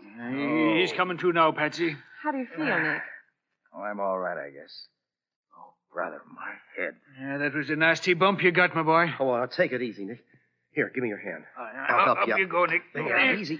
All right, So now. sorry. Okay, can you stand up all right, boy? Yeah, I guess I'm okay now. What happened? Your guess is as good as mine, Patsy. All I know is that I had Butler Pierce in my hands, and now he's gone. That's too bad, Nick. Hey, look at the safe. It's empty. Well, naturally it would be. Couldn't leave all that evidence lying around. Well, it's a good thing we got that letter at least. Yes, but the important thing is to find Pierce. He must be pretty clever, Nick, getting away from you like that. Yes, Patsy. He's all of that and more. He got away this time, but I'll bring him to justice if it's the last thing I ever do.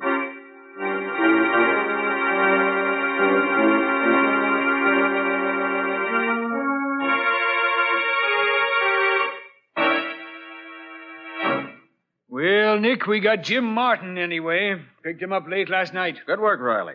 Well, that's half the gang anyway. Yeah, now if we only had Butler Pierce. Yes, but I think it's going to be a lot easier now with Jim Martin in our hands. What do you mean? Got an idea, Riley. If it works, it won't be long before we catch up with Wayne Belden's murderer.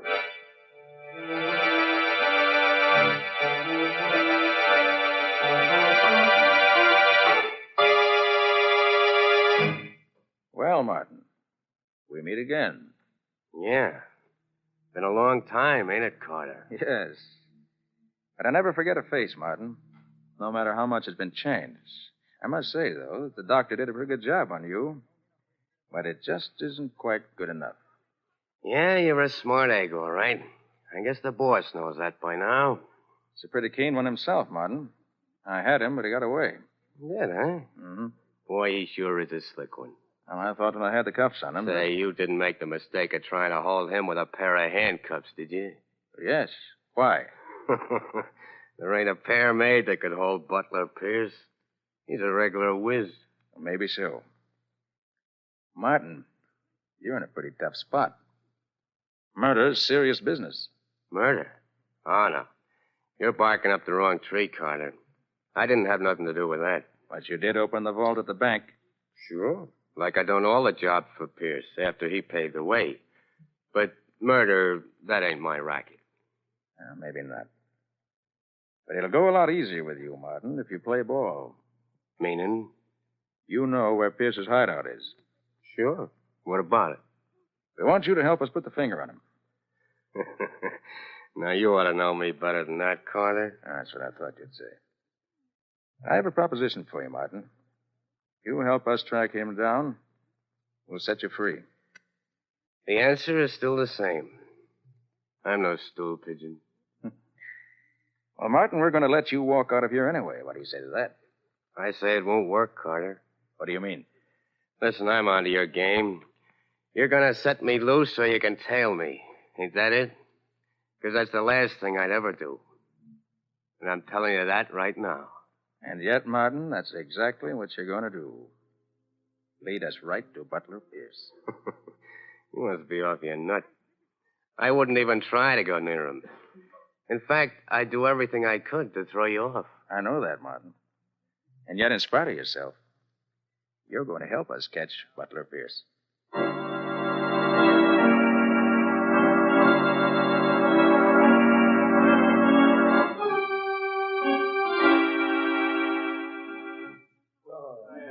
Clerk. Yes, sir? Any mail for me today? Name's Martin, James Martin. Just a minute, I'll see. No, nothing, Mr. Martin. Thanks. Hello, Martin. You expecting a letter from someone? Who are you? I'll give you one guess. That ought to be enough. Oh, you must be the guy that's following me. One of the guys, Martin. I'm Scubby Wilson. I work with Nick Carter. Glad to see you. You know, I've been getting sort of anxious the last few days to know what you guys look like. Yes, I can understand that. Must have been quite a strain on you, knowing that you were being watched every minute of the day and not knowing who was doing the watching. Yeah, it was sort of getting me down a little. Well, that's what Mr. Carter was figuring on, I guess. Oh, yeah? Mm-hmm. A lot of good it's going to do him. You never know, Martin. Say, I can't figure this thing at all. Oh, you're not supposed to, Martin. No, you just keep on having a good time, that's all. You bet I will. And as for Nick Carter, you can tell him from me, whatever his scheme is, it ain't working, see? How do you know it isn't working? I haven't led you to Pierce yet, have I, pal? No, not yet. But you will. You're nuts, too. You're all nuts. Good night. Good night. Oh, but Martin, knowing Nick Carter as I do, I don't think we're the ones that are nuts.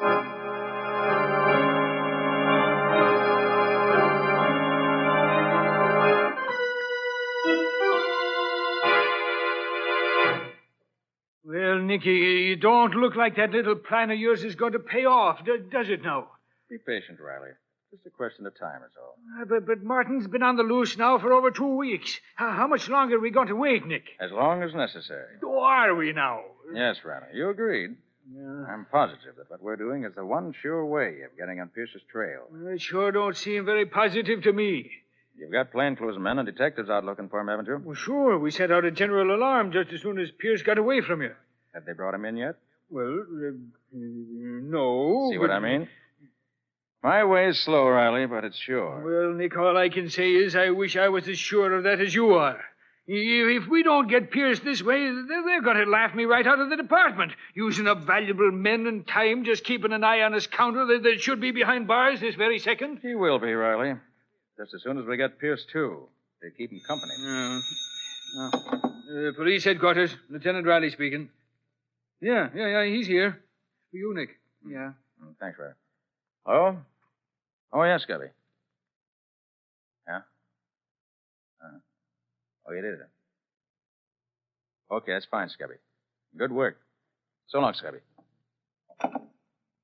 Well, Riley, it looks like this is it. Yeah? What happened? Did Martin finally get in touch with Pierce? No, Riley. It happened as I expected. The mountain came to Mohammed. Huh? Who did what? Unless I'm very much mistaken, Pierce has finally got in touch with Martin.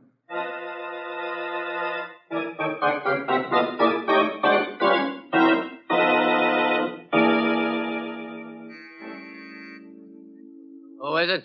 It's me, Jim. Oh. Don't you recognize my voice? Hello, Jimmy. Wow. Who are you? May I come in? Look, lady, I'm afraid there's some mistake. You got the wrong party. There's no mistake, Martin. Holy Mac, it's you, Pierce. Yes, it's me. Gosh, boss, I've seen most of your disguises, but this beats more. You really look like a woman. Thanks. Hey, you shouldn't have come here, though, boss. It's dangerous. Yes, Martin, very dangerous. For you? What do you mean, boss? I don't like a squealer, Martin. A squealer? Me? Hey, you got this all wrong. Have I? I never ratted on anyone, boss. I wouldn't start now. Not even to save your own neck? You were in this thing as deep as I, you know. Sure, I know that, but whatever gave you the idea I'd rat on you? What gave me the idea? Oh, I get it. You mean, why am I out of jail? Well, honest, boss, this wasn't my idea. Carter let me go. You see, That's enough, Martin. Think I'm a fool? Let you go, huh? Just like that.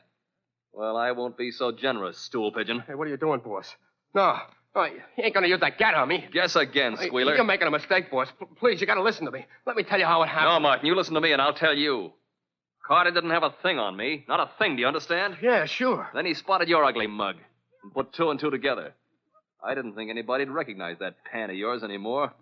But somehow Carter did. So he had you picked up. And what he got out of you must have been plenty. I swear to you. Shut up. Why else would Carter have let you go? I don't know. I'll tell you why. Because you spilled the works, Martin. Spilled the works and got your freedom for it. No, that ain't why they let me go. It was all a scheme they had. What are you talking about? Sure, boss. They told me they'd let me go if I steered them to the hideout. But I wouldn't do it. Not me. No, so they let you out anyway. Yeah, that's it. Okay, squealer, I've heard enough. No, boss, no. Great shooting, Nick. You knocked the gun right out of his hand. Nick Carter. Yes, Mr. Butler Pierce. We meet again. You all right, Martin? Yeah, I guess so, but you didn't get here any too soon. Oh, so I was right, you rat. You were expecting Relax, him, huh? Pierce, relax. Martin wasn't expecting anyone. He played square with you right along. Yes? Then what was he doing on the loose? Just a temporary arrangement, Pierce. It was a trap we set for you. And you obliged us by walking right into it. Very clever of you, Carter. Not at all. You see, Mr. Pierce, I based my plan on the belief that at bottom you were not so clever. Really? And how do you mean that? Because instead of doing the really clever thing, getting as far away from you as you possibly could, I felt sure that your personal vanity would lead you to expose yourself to almost any risk in order to get the man you thought had betrayed you. All gangsters react that way. You can hardly consider me a gangster, Mr. Carter. At heart, that's exactly what you are. And that's what I counted on. So you had it all figured out? Yes. I also counted on your pal Martin doing exactly as he did. After we let him go, he laid low for a while. He was afraid of what we were going to do. But after a few days of that, he got bored doing nothing, just as I figured he would. Made a lot of money out of jobs you two did together, and now he wanted to spend some of it. So he stepped out, Visited the high spots. Stayed at a fine hotel. So I heard. Yes, I knew you would. Matter of fact, I counted on it. You figured we'd let him loose and had paid him well for squealing on you. Well, Pierce, you put 2 and 2 together, all right, but you got the wrong answer. And the wrong answer you got is going to send you to the electric chair. It's the end of the road for you, Mr. Pierce. Mr. Carter, I gotta take my hat off to you. Really, Martin? And to what am I indebted for this great honor? Well, you said I'd lead you to Pierce, and I said I wouldn't. And you made me do it. And you even knew what I was thinking all the time I did it. Yes, Carter. You're cleverer than I thought you were. Thank you, gentlemen. I'm very happy. I can't say the same for you two.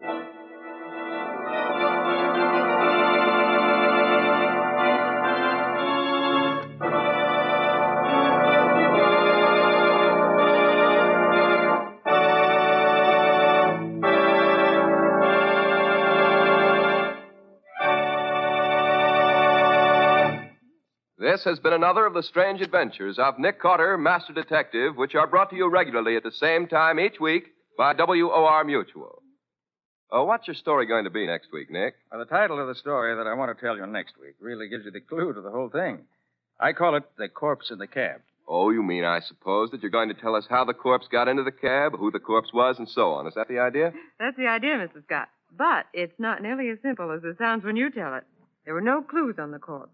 No means of identification at all. That isn't quite true, Patsy. It would have been literally true if you hadn't been called in on the job. You know, Lieutenant Riley was completely stumped. Yes, but I'm not sure just how little it takes to stump our friend Riley completely. Anyway, Mr. Scott, if Nick hadn't been able to apply a little real deductive reasoning to the few bits of evidence he could find, the case would still be a mystery. I know that. Well, Patsy, however that may be, I can assure you that next week's story will keep you guessing right to the very end. And until then, so long, folks. So long, everybody. And so long to you both, Nick and Patsy. In the strange adventure you have just heard, Nick Carter was impersonated by Lon Clark, Patsy by Helen Choate, Scubby by John Kane. The story was written for Nick Carter by Ralph Berkey. Original music was played by Lou White. The entire production was under the direction of Jock McGregor.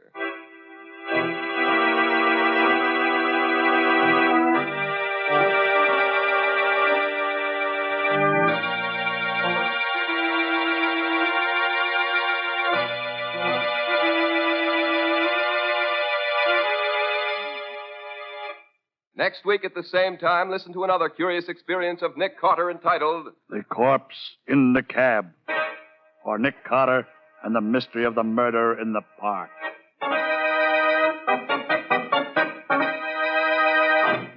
This story is a copyrighted feature of Street and Smith Publications, Incorporated. The Return of Nick Carter is produced in the studios of WOR and is broadcast over most of these stations every Saturday evening at 7 o'clock Eastern War Time. And don't forget, the adventures of Nick's adopted son, Chick Carter, are broadcast over most of these stations Monday through Friday at 5:30 p.m. Eastern War Time. This is Mutual.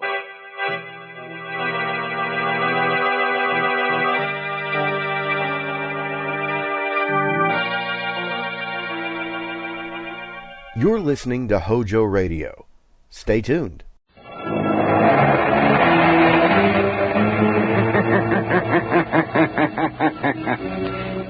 Who knows what evil lurks in the hearts of men? The shadow knows.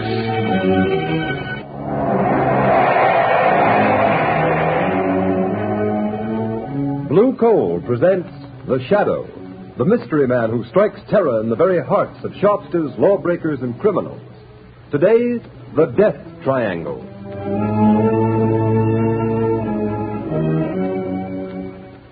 Ladies and gentlemen, The Shadow will be with you in just a moment. In the meantime, I'd like to remind you of a well-known fact. Coal-colored blue means better heat at less cost. For when you buy blue coal, you're getting the cream of all Pennsylvania anthracite. The harmless blue coloring with which blue coal is trademarked is your guarantee of clean, even, safe, dependable heat all winter long. Such heat ensures the health of your entire household. So when you order coal, specify blue coal. Ask for it by name. Phone your order to your nearest blue coal dealer tomorrow.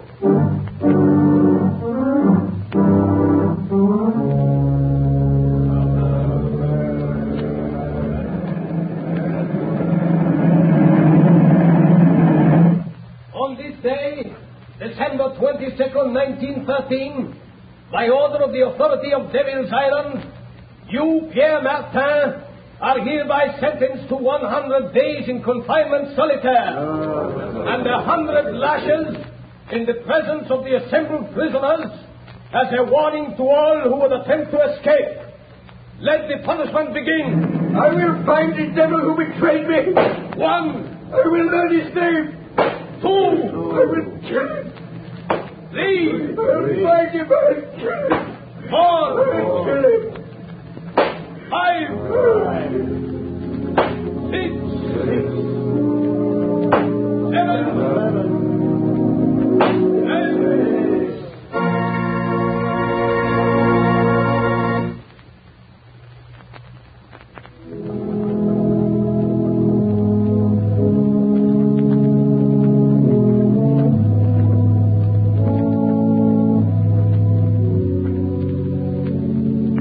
Ladies and gentlemen, we interrupt this program of organ music to bring you a special news flash from our affiliated press service. New York, December 12, 1937. The Shadow has been found. Dr. James Evans, world-famous child surgeon, told reporters this afternoon that a wounded man who claimed to be the Shadow forced his way into Dr. Evans' private clinic and at the point of a gun forced him to remove a bullet. The wounded man then revealed that he was none other than that mysterious character who has waged a one-man war against crime, the Shadow. Before Dr. Evans could report the case to the police, however, the Shadow mysteriously disappeared. The famous surgeon believes the Shadow has little chance of surviving his wounds. Our organ recital now continues.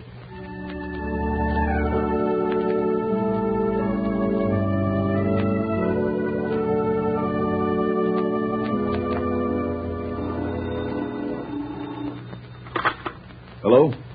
Dr. Evans speaking. Dr. Evans, the man you claim to have operated upon was a fake. The real Shadow has not been wounded. The Shadow? You are the Shadow? Yes, Dr. Evans. You don't seem surprised. I'm not. I've been hoping you'd get in touch with me. That statement I issued was false. False? Come now, Dr. Evans. A man of your high standing in the medical world does not issue false statements without very grave reasons. There was a very grave reason. I need your help. An old acquaintance of mine, Raymond Dubril, the financier, has received a death threat. Have him notify the police. No, he refuses to do that. Then let him take the consequences. Unless... Dr. Evans, have you also received a death threat? Yes, I have. Before I made this call, I investigated your past, Dr. Evans. My past is a matter of public knowledge. You were once a political prisoner on Devil's Island. You escaped 20 years ago with 3 other men. Raymond Dubril, the banker, and Pierre Martin, the concert pianist. Yes, but our convictions were reversed by a high court a year after we escaped. I know it was proved that you 3 were innocent. But what about the 4th man who escaped with you? A murderer. Jacques Cauvet. He was caught and sent back to Devil's Island. After the escape, one of you betrayed him to the police. I don't believe that. Why else should he mark you for death? Then you know Cauvet escaped from Devil's Island a second time 6 months ago? Yes, Dr. Evans. Then you're interested. You'll help? Yes, I will help. But only because your life is in danger, Doctor. The world can ill afford to lose the skill and genius that has saved the lives of countless children. You overestimate my importance, Shadow. But will you help? Yes. When and where does Cauvet's warning say he will strike first? At Dubril's Long Island estate tonight. How do you know this warning came from Cauvet? Dubril received a miniature music box in the shape of a coffin in the mail this morning. A musical coffin? Yes. And when the lid of the coffin is raised, the music box plays a tune. A tune Dubril, Martin, Cauvet, and myself whistled as a danger signal when we were planning our escape from Devil's Island. Where is Dubril, Dr. Evans? At his Long Island estate. Martin is staying with him, and I am driving out there to spend the night. I had hoped you'd come and help. I will help you, Dr. Evans. Tell Dubril and Martin that the Shadow will be there tonight.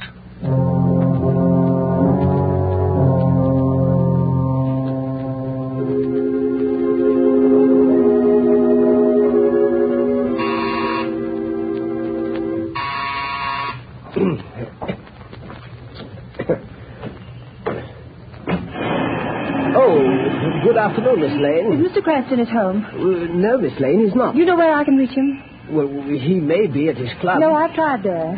His office? Yes, everywhere. Nobody's seen him all day. Is there anything I can do? Be sure and stay here in case he comes home. I'll call you on the phone later. Yes, miss. I've got to find him. I've got to. I've just got to.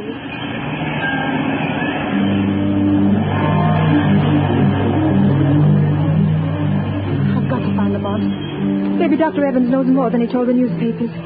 His office said he might be at home.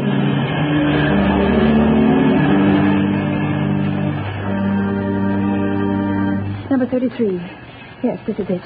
Oh, Lamont, I knew they'd shoot you someday.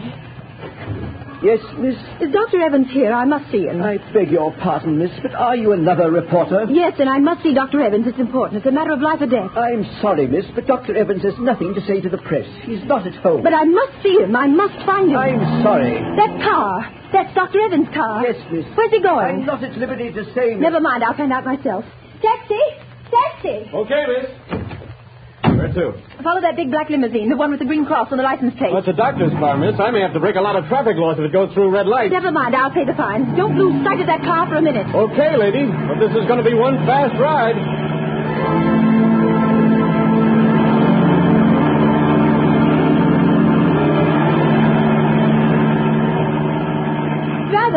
Driver, slow down. That car's turning in at that estate. What do you want me to do? Go through the gates after? No. Stop here. Okay. Here's $5. Hey, thanks, man. I wonder if this is just a wild goose chase.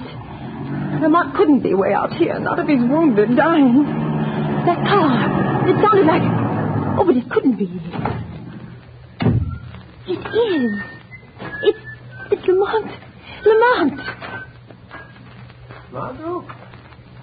Margot, what in heaven's name are you doing here? Oh, Lamont, then it wasn't true. You weren't shot. Dr. Evans didn't operate on you. Oh, no, so you heard that news flash, too. The papers are full of it. I tried to find you at the office, at home, at your club, everywhere. I'm sorry, Margot. I should have known you'd worry, but I've had a very busy afternoon. How did you get here? I followed Dr. Evans' car. He just drove through those gates. What's happening, Lamont? Are you trying to find out why he said he operated on the shadow? Is someone impersonating you? No, Dr. Evans did that, knowing I'd get in touch with him. He needs my help in a very special manner. But why? Is someone after him, threatening him? Yes, also the owner of this estate, the banker Dubril and Martin, the concert pianist. And you're going to help them? I'm interested in helping Evans. He's a great doctor and a great humanitarian. His life is in danger. Lamont, now that I'm here, is there anything I can do? Yes, Margot. Wait in my car. Keep your eye on the house. If you see a light go on and off twice in one of the windows, drive to the nearest payphone and notify the state police to come to the Dubril estate. I'll watch for the signal. Fine. I suppose there's no use my asking you to be careful. No, Margot, but I'll try. I'll try to avoid really putting Dr. Evans to the trouble of removing a bullet from the shadow.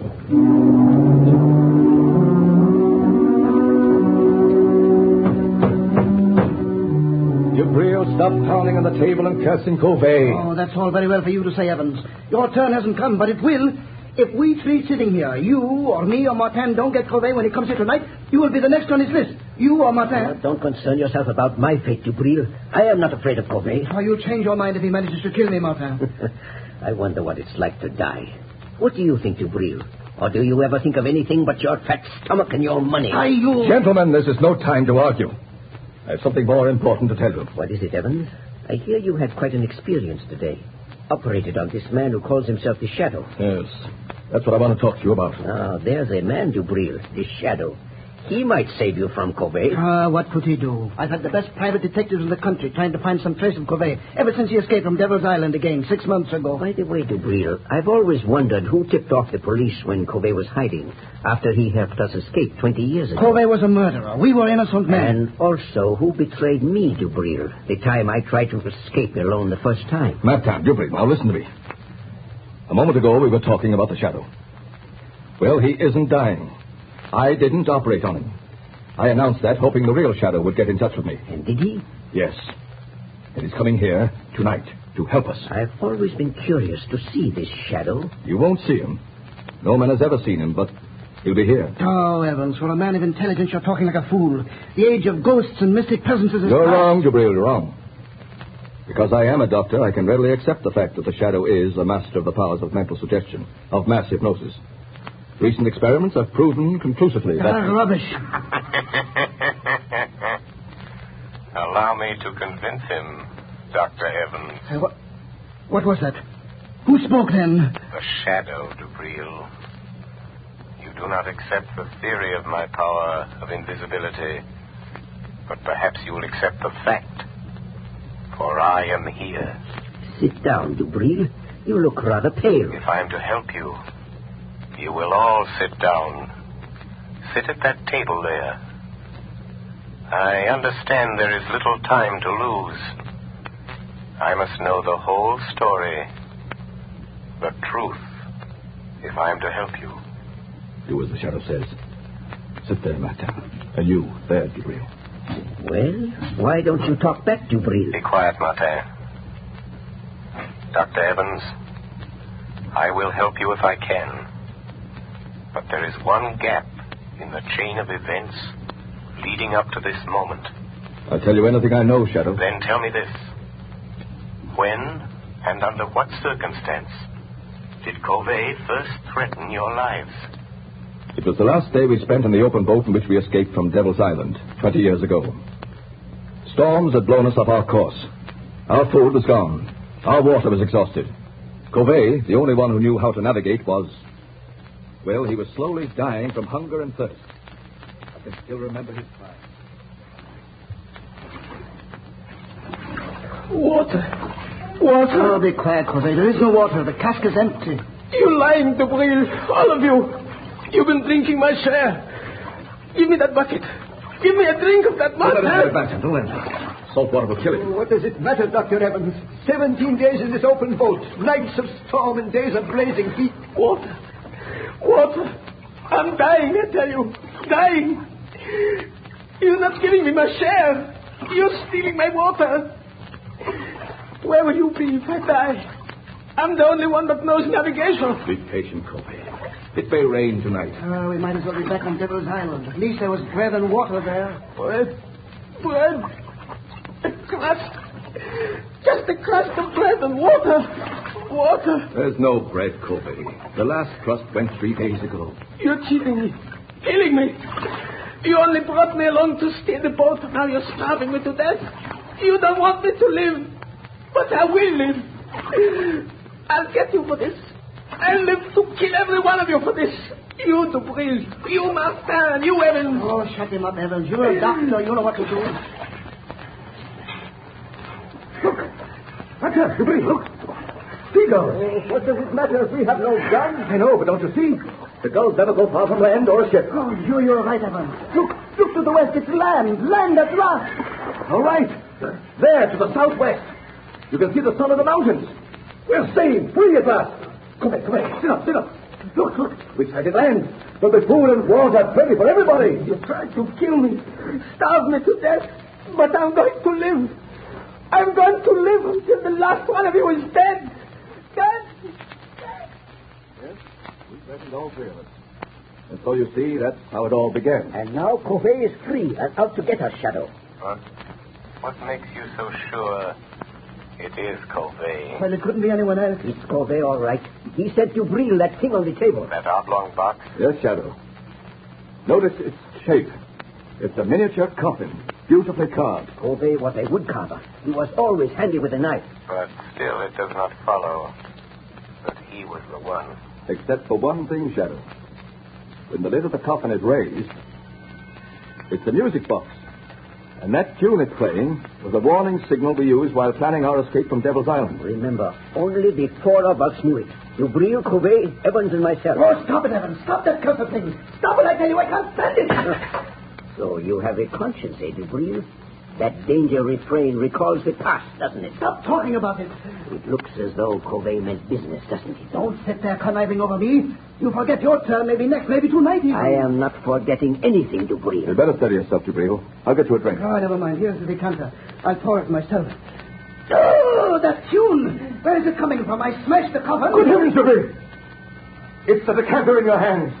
Oh, someone changed the decanter. Covey, he did it. He's here. He's been in this house tonight. You mean where he goes? To my room. I don't trust anybody. I'll be safe there behind locked doors, alone. And if Corey comes, I'll be ready for him. Wait. Let him go, Dr. Evans. But he shouldn't be left alone. Covey may carry out his threat. Are you sure it is, Covey? What do you mean? It must be. It couldn't be anyone else. The coffin, the decanters are his warning. I know. But you said the four of you knew the signal. Are you sure it isn't one of you? Oh, of course not.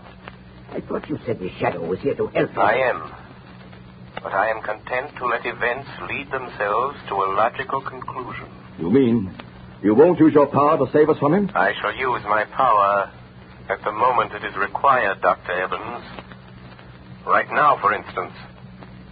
Look on the table. Huh? There is a note where the decanter was standing. Good heavens. Covey has been here. Listen to this, Master. You are the first. And you will die tonight, Raymond Dubril.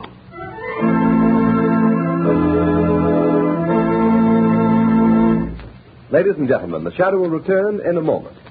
There are thousands of families living around snowbound Buffalo today who are as snug as a bug in a rug thanks to blue coal.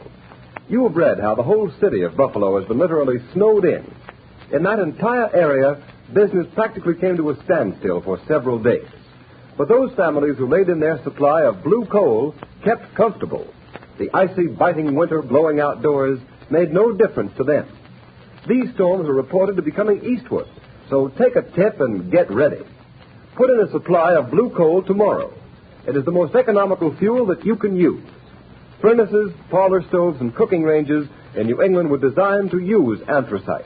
And blue coal is America's finest anthracite. Blue coal is mined by the Glenalden Coal Company and is especially prepared for home use. It is available in all domestic sizes: egg, stove, chestnut, and pea. Every carload of blue coal is laboratory tested for purity and sizing before shipment from the mine. Blue coal burns steadily and evenly, sending a full supply of heat to the living quarters of your home, even in the most severe weather. Get set for winter tomorrow by ordering blue coal.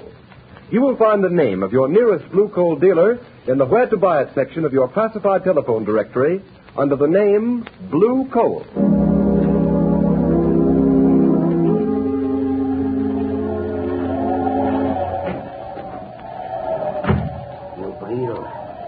Dubril, wake up. I have come for you. So you've come, Covey. Oh, you poor deluded fool. Do you think I'd let you kill me in my sleep? I've been awake, waiting here in the dark for you to come. A little light helps. So you've grown a beard since I saw you last, Covey. And your hair is gray. That gun in your hand won't save you, Dubril. If I die, I will take you with me. Listen, Covey. I didn't steal your food in the open boat. I swear it. Oh? You also betrayed me to the police. You told them where to find me. And I am not the only one you betrayed, am I, Dubril? You betrayed Martin the time he tried to escape alone, didn't you, Dubril? Yes, but what do you care, Covey? He wouldn't take me with him. But I did not betray you. Have you paid Martin for those 100 lashes and those 100 days of bread and water he got because you betrayed him? Oh, he doesn't know. He will never know it was I. Dubril, you remember how we passed the long days in that open boat, throwing knives? Don't raise that knife, Covey. We got so good we seldom missed. I'll shoot if you move. But Martin was the best. You may shoot me, Dubril, but my knife won't miss. Oh, wait a minute, Covey. I will make a deal with you. Listen, Covey. You're out to get Evans and Martin, too. If you throw that knife, I'll shoot you and you will never get them. Oh, you would help me kill Evans.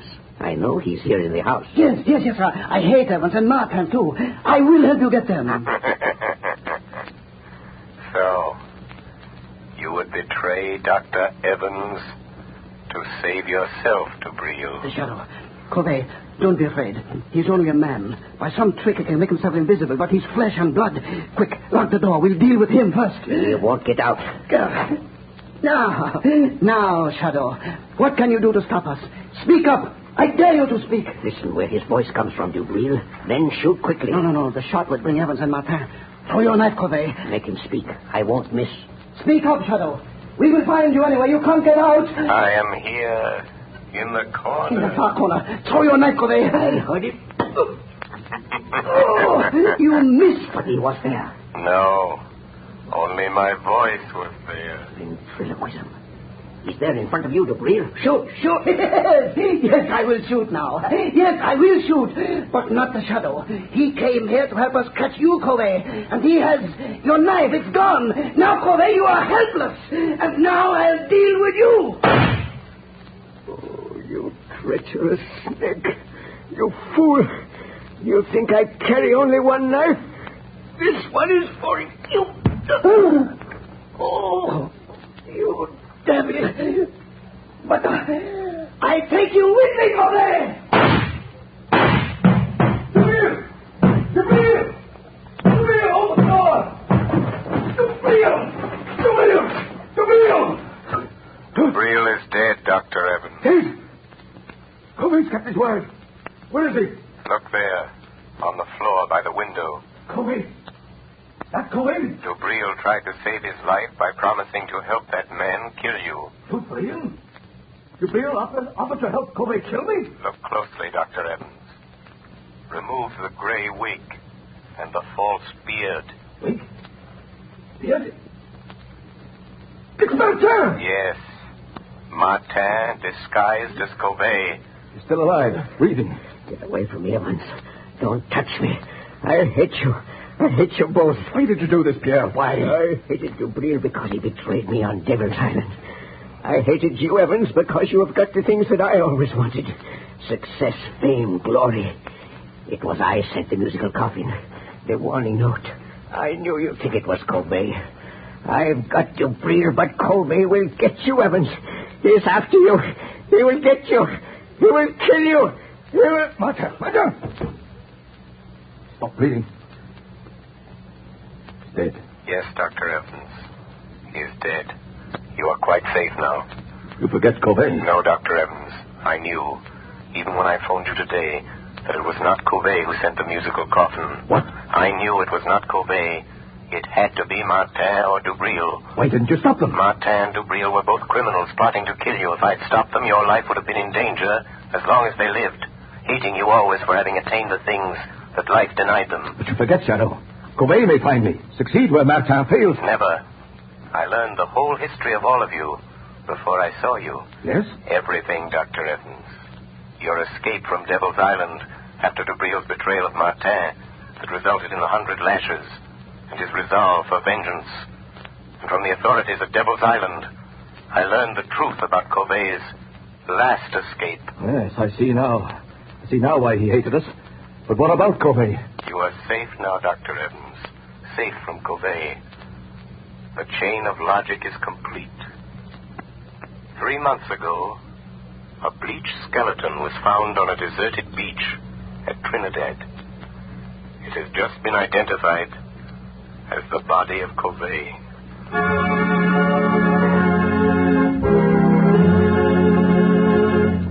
Before we tell you of the Shadow's next exciting adventure, here's John Barclay, Blue Coal's famous heating expert.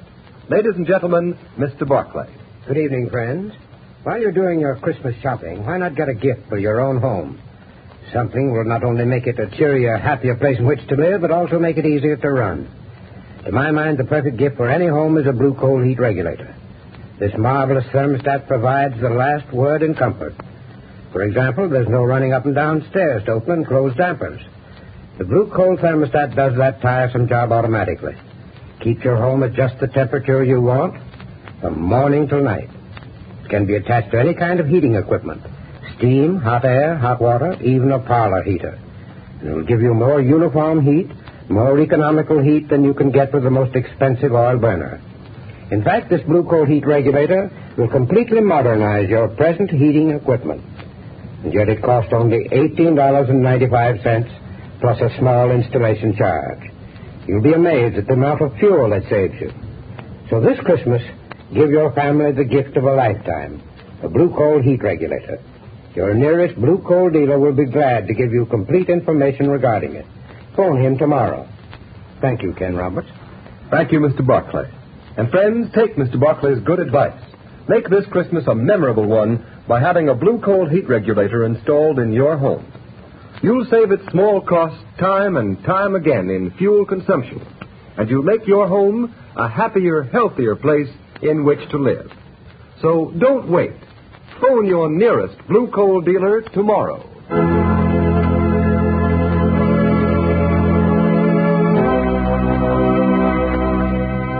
The story you have just heard is copyrighted by the Shadow magazine. The characters in this story are entirely fictitious, and its similarity to persons living or dead is purely coincidental.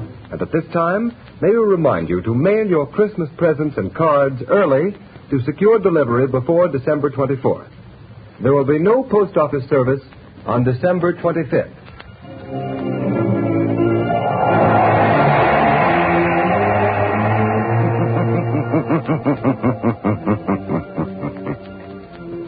The weed of crime bears bitter fruit. Crime does not pay. The shadow knows.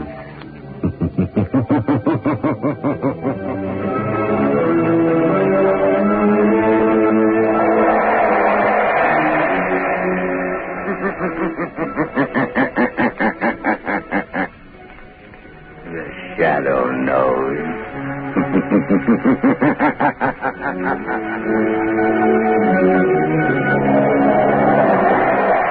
Blue Coal presents The Shadow, the mystery man who strikes terror into the very hearts of shopsters, lawbreakers, and criminals.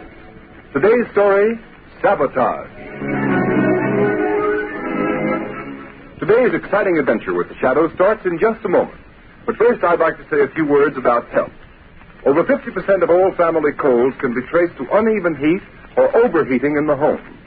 So protect your family's health by burning Blue Coal, America's finest anthracite. Then you will be sure of steady, lasting, healthful heat at less cost. The next time you order fuel, ask for Blue Coal by name. You don't have to get a full supply. Your nearest Blue Coal dealer will be glad to send you a trial ton. Phone him tomorrow.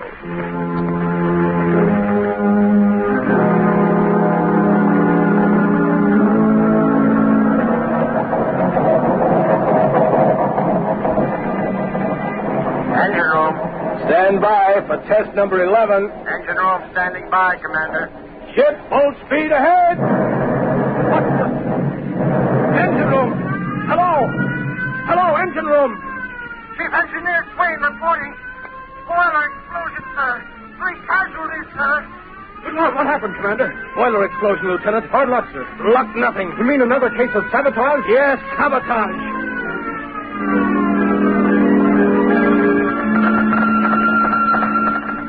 Submarine L-21 calling submarine base. Submarine L-21 calling submarine base. Submarine base answering L-21. Go ahead, L-21. Submarine L-21 in distress. Submarine L-21 down off Diamond Head. Cannot rise. Emergency. Emergency. Pump damage. Looks like sabotage. Looks like sabotage.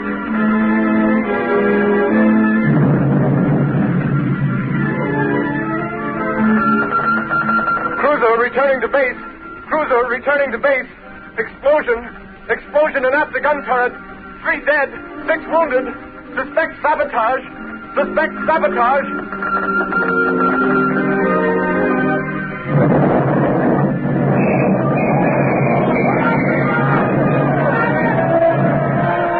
Lord.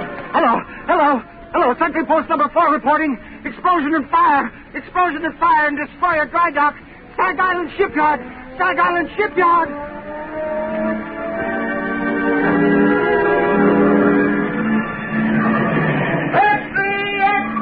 Sabotage ring strike Stag Island Shipyard. Lead all men. Mysterious explosion and fire.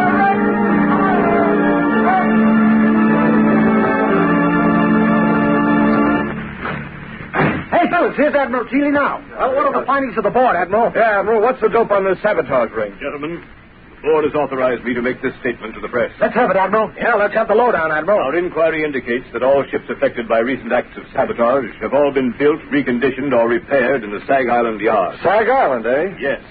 And every resource at the command of the government is being directed toward the apprehension of those responsible for the systematic blows at the naval defense strength of the United States.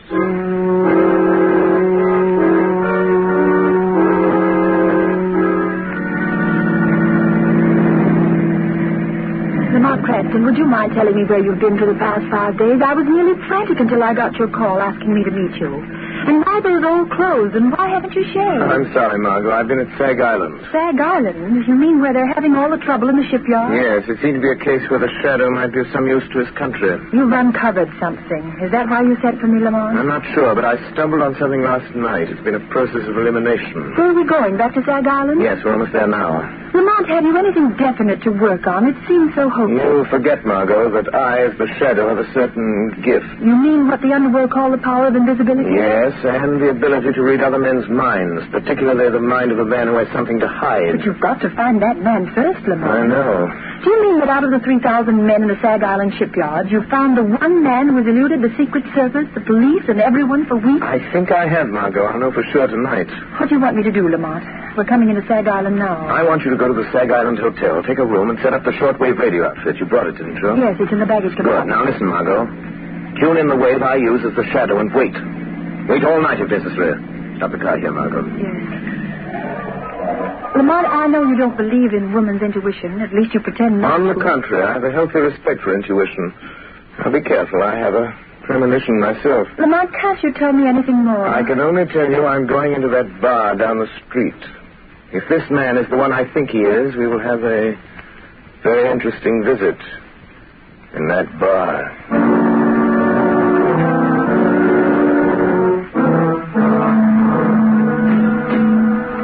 Bartender, set him up again. Yeah, one more round. I'm doing, boys. Closing time. All right. Come on, Jake. Okay. Good night. Come on, Bill. Let's go. Good night, boys. Good night.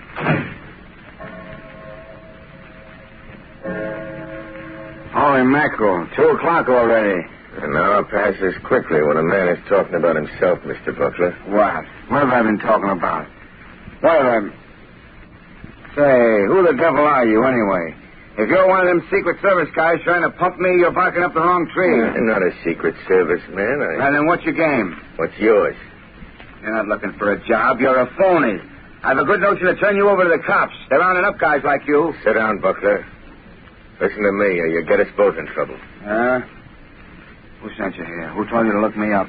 Would it help if I told you what you're thinking, Buckler?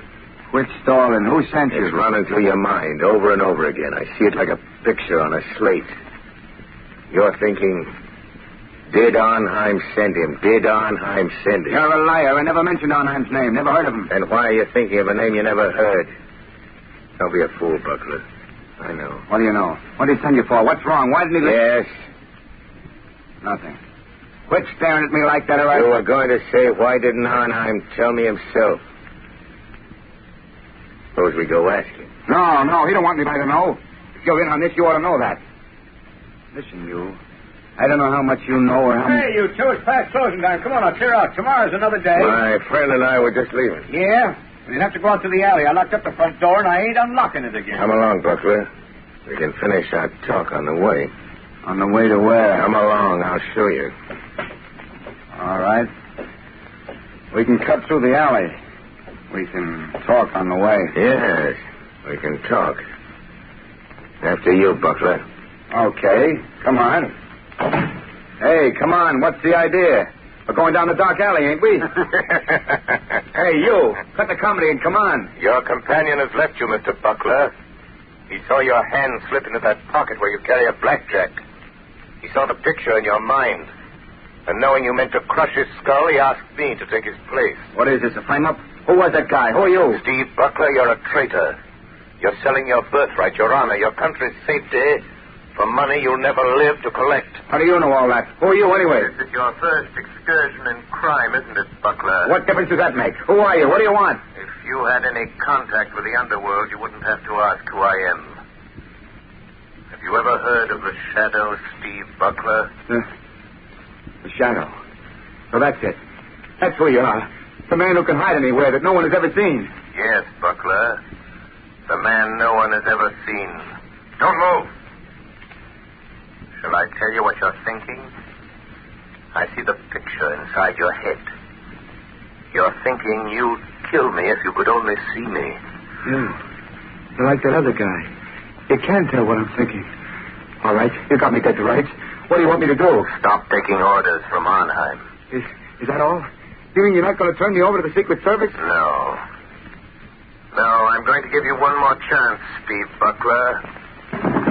One last chance.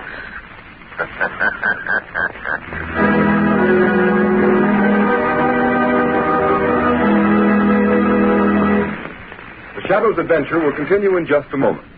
Meanwhile, thousands of homeowners are engaged in another kind of adventure. An adventure in home heating involving the health of your family. I am referring to the purchase of fuel. You know, if you order just any kind of coal, it's a gamble. But it's a gamble you don't have to take.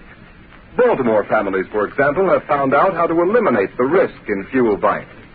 They order blue coal by name. That's why the sale of blue coal in Baltimore so far this winter is 40% ahead of sales for the same period a year ago. And this is happening in many other cities. Here is real proof that blue coal, the cream of Pennsylvania anthracite, is by actual test the best of all fuels. It is the only solid fuel actually trademarked with a harmless blue color, so that you can tell at a glance that it is the fuel that gives low-cost heating. It is the fuel to buy for cleanliness. Baltimore homeowners like the steady, long-burning qualities of blue coal. This is a decided advantage compared to other fuels requiring so much attention. The Glen Alden Coal Company prepared blue coal especially for home use in 4 home sizes: egg, stove, chestnut, or peat. So I urge all homeowners throughout this area to find out what thousands of Baltimore families have already learned about the greater comfort, convenience, and economy of blue coal. Order your trial ton of blue coal tomorrow. You will find the name of your nearest blue coal dealer in the Where to Buy It section of your classified telephone directory under the name of Blue Coal.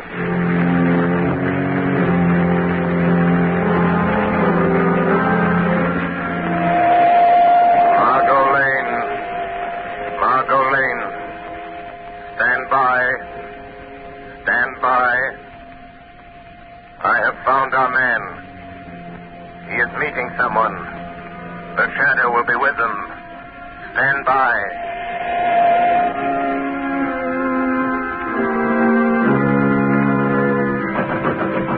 Who's there? Who's there? It's Rigo. Let me in, Butler. Oh, okay. Where's Arnheim? Why didn't he come? What makes you think he'd be fool enough to come here just because you sent word you're in trouble? I've got to see him. I've got to talk to him, Rigo. What's the matter with you? The Secret Service men been asking you questions again? No, they don't suspect anything. But somebody else is after us. Somebody knows Arnheim is back of all this sabotage. Well, who is it? Come on, Buckler, out with it. Let go of me, I'll tell you. It's the Shadow. The Shadow? Don't give me that. It's the truth. That's why I phoned Arnheim. I got the money you promised me. I got to get away from here. Listen, you fool. How did the Shadow get wise to you? How much does he know? I'm not sure, Ivan. How did he find out unless you told him? I didn't tell him. He can read your mind. Listen, you got to take me to Arnheim. I got to get away. How did you get away from the Shadow? He let me go. Said he would give me one last chance. You're lying, Buckler. People don't get away from the Shadow. He doesn't let them go unless they're working for him. Listen, if you're trying to pull a double cross on Arnheim, you'll never live to tell it. I'm telling you the truth, Rigo. You got to believe me. All right. Maybe you are. But it just happens we've got another job for you that'll prove whether you're on the level with Arnheim or not. I can't do anything more. The Shadow knows I'm responsible for all those accidents. He'll find me. You can't hide from anybody like that. He'll find you dead if you don't do as you're told. Besides, Buckler, you'd like to get that $50,000 Arnheim promised you, wouldn't you? I've done more than he asked already. I've earned that $50,000 a dozen times over. Well, maybe you have. But you don't get it unless you carry out Arnheim's orders. Well, this is the last. It'll be easy for you. And it won't take you long. I'll wait for you. Take you to Arnheim's place. He'll pay you off. You can be on your way. Now, what about it, Buckler? What does he want this time? It's that battle cruiser that's going out on a trial run in the morning. It's too late to tamper with anything now, Rigo. So what? You're turbine inspector. You're scheduled to go along. We know that. But how? What can I do? It's too late, I tell you. I'll show you what you're going to do. You see this metal tube? Yeah. What do you want me to do with it? You're going aboard the cruiser and plant that inside some piece of machinery. Some place where it'll get smashed when the engines start. What's in that tube? Oh, nothing much. Just enough nitroglycerin to tear the turbines out of that cruiser. No, I won't do it. It'll kill every man in the engine room. It won't be the first time, Buckler. I couldn't carry that thing into the yard. They're searching everybody, Rigo. Quit stalling, will you? We know they don't search inspectors. That's why you've been so useful. All right.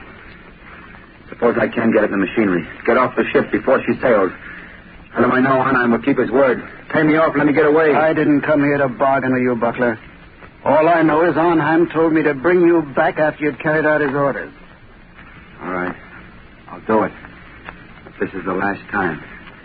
Give me that tube. Now you're talking. But look out for that stuff. It's touchy. Well, come on. What are you waiting for? You better go first. Nothing doing. I'm making sure you get to the yard. That cruiser sails with the flood tide. And don't try anything because I'll be waiting for you in my car when you come out. Well, come on.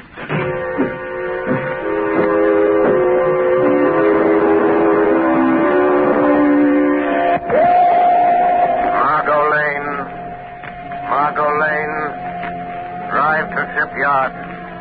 Watch for black sedan parked in front of Red Brick Building. Our man is Steve Buckler, ship inspector. I am following him into shipyard to prevent another accident. Margot, don't lose sight of that black sedan. It will lead us to the real head of the sabotage ring.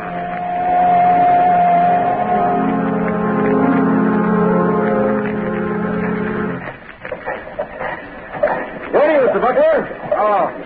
Morning, Lieutenant. Giving the turbines a bit of final inspection before we start on the trial run? Yeah, I thought I'd have a look around. Go right ahead. I have to check the gauges. Let me know if you find anything that needs adjustment. I'll let you know, Lieutenant. I'll show Arnheim. I'll show him I'm not afraid to go through with this. Yeah, now. Just wait till those turbines start spinning. Till they smash that metal tube of nitroglycerin.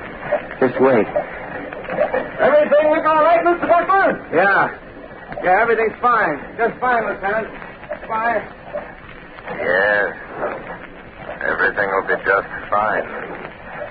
Just a moment. As soon as I've removed this tube of nitroglycerin that Buckler put in the turbine.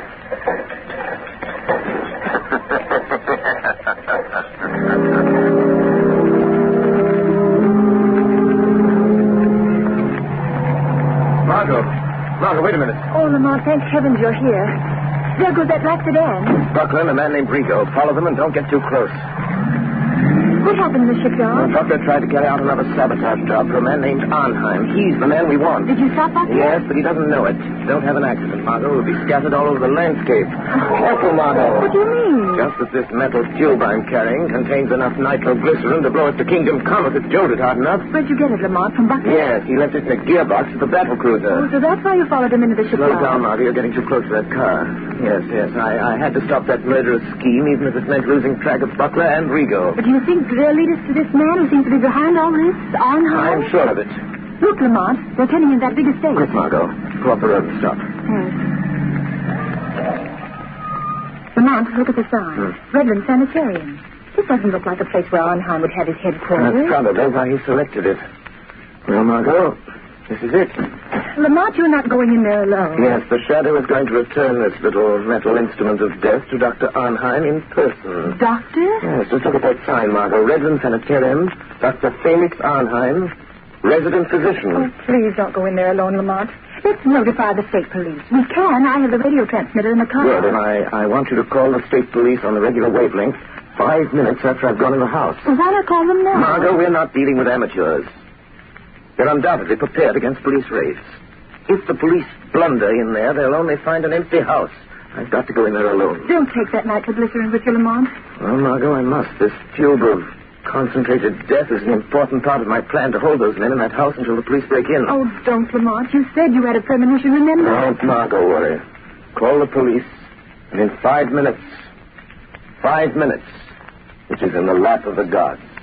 And in the hands of the shadows.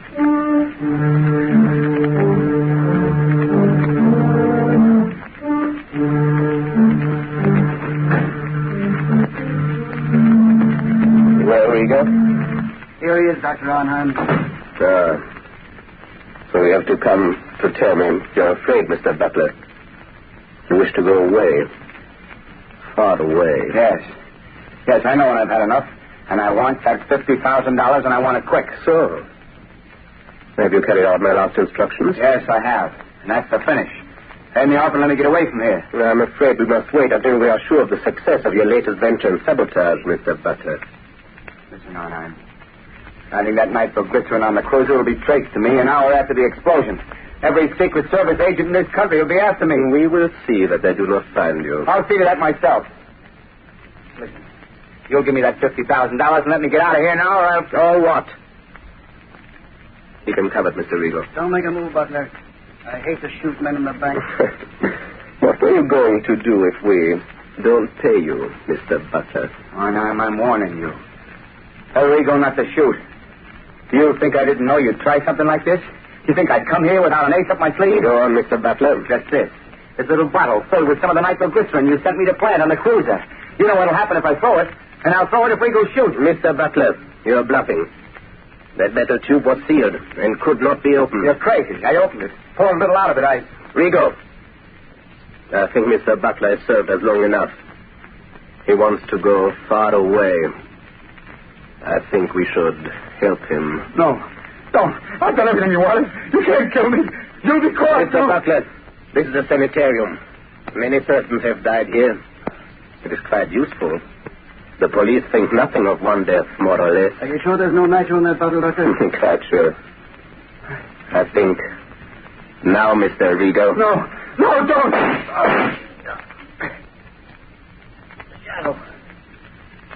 The shadow warned me. I should have listened. Listen, little shadow. Very good, Mr. Regal. This American man of mystery, the Shadow, he interests me. You told me something over the telephone. Yes, he got to Butler last night. Makes himself invisible. As I told you over the phone, I think we'd better get out of the country for a while. Because of this Shadow? He's just a man using hypnotic forces that affect men's minds. Maybe, but once he gets on your trail, there's no shaking him off. But I know something about such forces. He can appear in a room without being seen. How do they do it? Some call it the powers of angels or devils. But it's the art of mesmerism. Hypnotic suggestion is very old.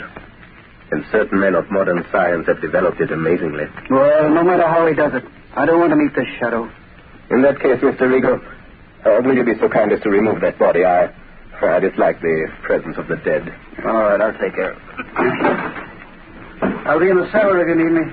I shall not need you. Hey, what's funny, Doc? What are you grinning about? I am looking forward to a conversation I'm going to have. Somebody coming here? Not exactly. Don't concern yourself, Mr. Regal. This is something beyond your comprehension. Okay. I'll be on tap if you need me. What are you waiting for, Shadow? Why don't you speak?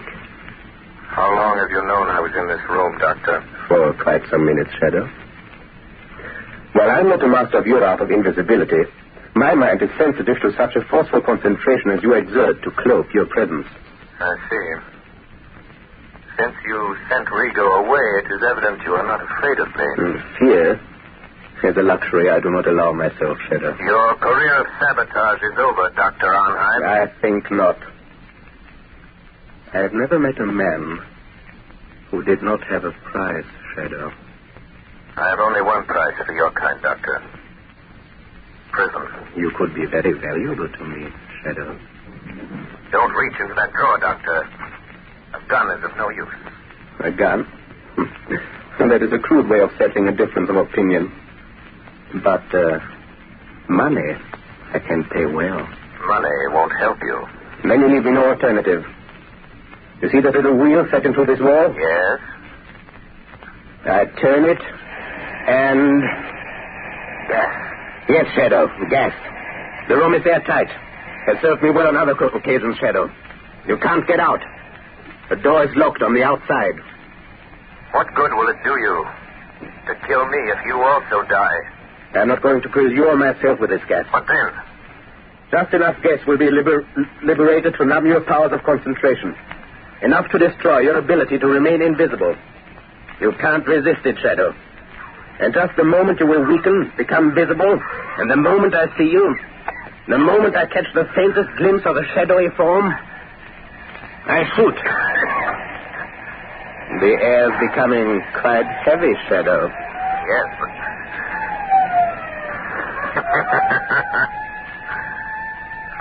Dr. Arnheim. The police are closing in, Doctor. So, you don't trust your own powers. You had to have the police to help you. In a few minutes, the place will be surrounded. That is all the time I need. You will become visible. I shall kill you. And then... And then? I'll take the police a little while to break into this room. When they do, they will find a dead shadow. But I shall not be here. This door behind me leads to a passageway which leads to a bay. A speedboat awaits me there. I know about the speedboat, Dr. Arnheim. You see? The gas is doing its work. You're weakening. Your power of invisibility is losing its... What is it, Rigo? Doctor, quick, the police. The passageway. The speedboat is ready to make it. Hey, what are you doing with that gas? What's the idea? Wait, Rigo. The shadow. He is here in this room. In just a moment, he will become visible. But you haven't time to wait. The police are already in the house. Don't try to escape in that speedboat. I have turned it into a death trap, Dr. Arnheim. Come, quicker. It'll be too late. Wait, Dr. Arnheim. Death is waiting for you in that speedboat. A violent death of your own making. No, you can't bluff me. Don't listen to him, Doctor. Hurry. All right. But remember, Shadow, we shall meet again. I'm afraid not, my friend. But first, let me turn off this gas. Take the way. Round everybody you find. Wilson, Harvey, Davidson, you men take me upstairs. Rest of you follow me. Try that room, Sergeant. Okay.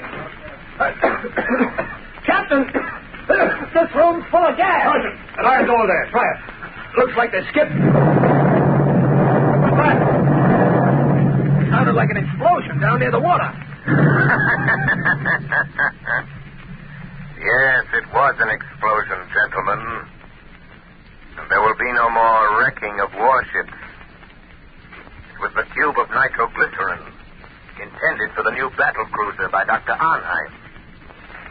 And placed in the tears of the good doctor's own speedboat. With the compliments of the shadow.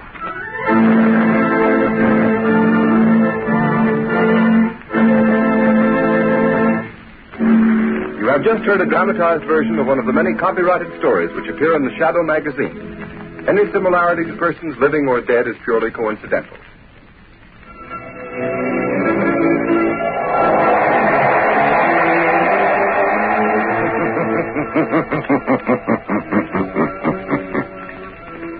The weed of crime bears bitter fruit. Crime does not pay. The shadow knows. Next week, same time, same station, Blue Coal, America's finest anthracite, will again present another thrilling adventure of the Shadow. Be sure to listen. You're listening to HOJO Radio. Stay tuned.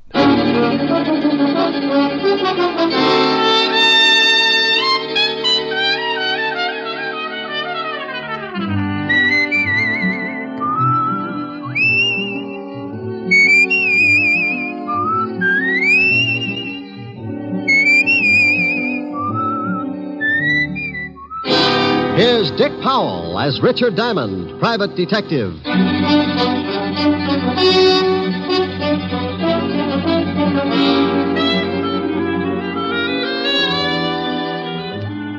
Hello there. This is Diamond.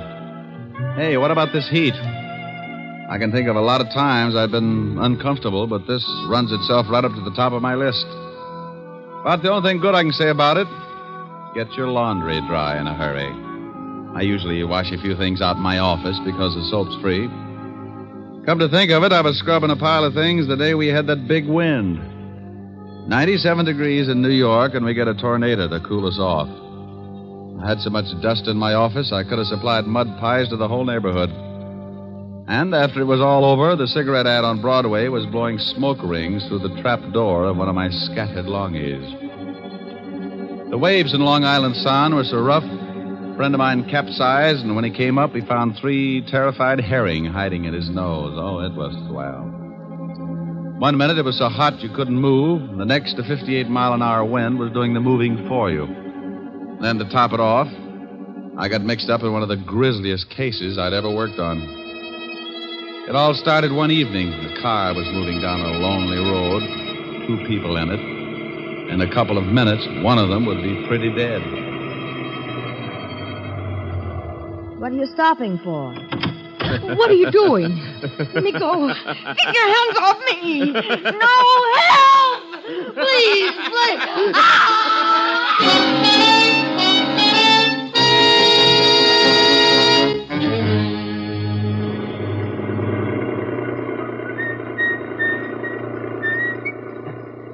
Hey, Ed. Huh? Stop the car a second. What for? Thought I saw something lying back there on the road. So what? Probably a dead dog. No. Hold it. Too big to be a dog. Oh, for Pete's sake. Back it up about 20 yards.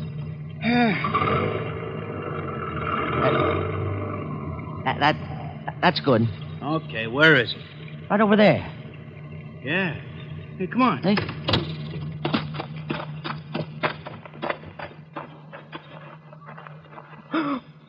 Oh, holy cow. Yeah. She dead? She's wrecked. I think I'm going to be sick. Me too. Let's get to a phone, call the cops.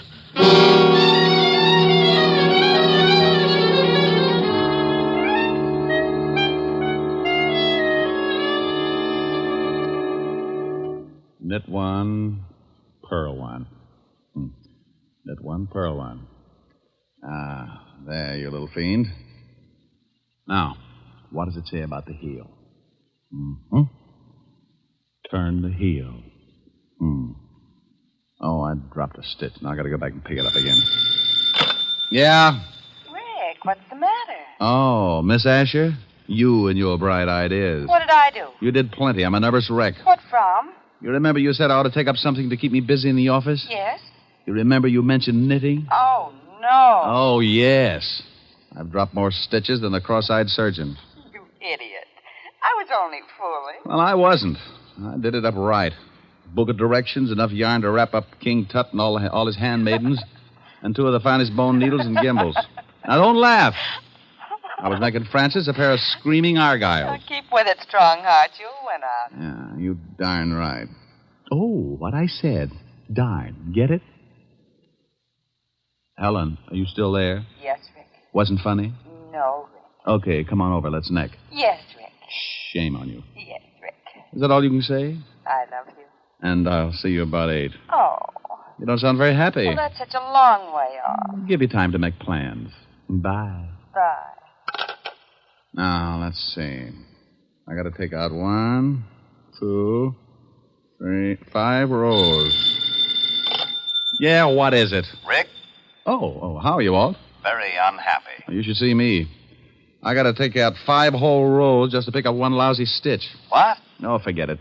What are you unhappy about? I'll tell you about it when you get down here. The 5th precinct's 20 blocks. Can't you give it to me over the pipe? I wouldn't ask you if it wasn't important, and I'd rather not say anything over the phone. Okay. Stop making like Portia facing life. I'll be down as soon as I finish this heel. Heel? Yes, if you must know, I've taken up knitting. Coming from you, I am unmoved. I don't care if you're building Sergeant Otis a fur-lined money belt. Get down here as fast as you can. All right, Walt. But you'll be sorry when it starts getting cold again, and I won't knit you a sweater to cover your little old blue stomach. Oh. Bye, Walt. Getting Walt's goat was a sport with me, and whether he'd admit it or not, he got a kick out of it, too. Sometimes I wouldn't stay on the rib as long as I usually do, but that was only because Walt always starts sounding just a little bit worried. Then I know it's time to lay off and get serious. Don't misunderstand me. I never lay off entirely, and I never get completely serious. Those are 2 habits that don't help find the solution any quicker. They just fit you with a mess of ulcers, and you still end up too worried and too serious.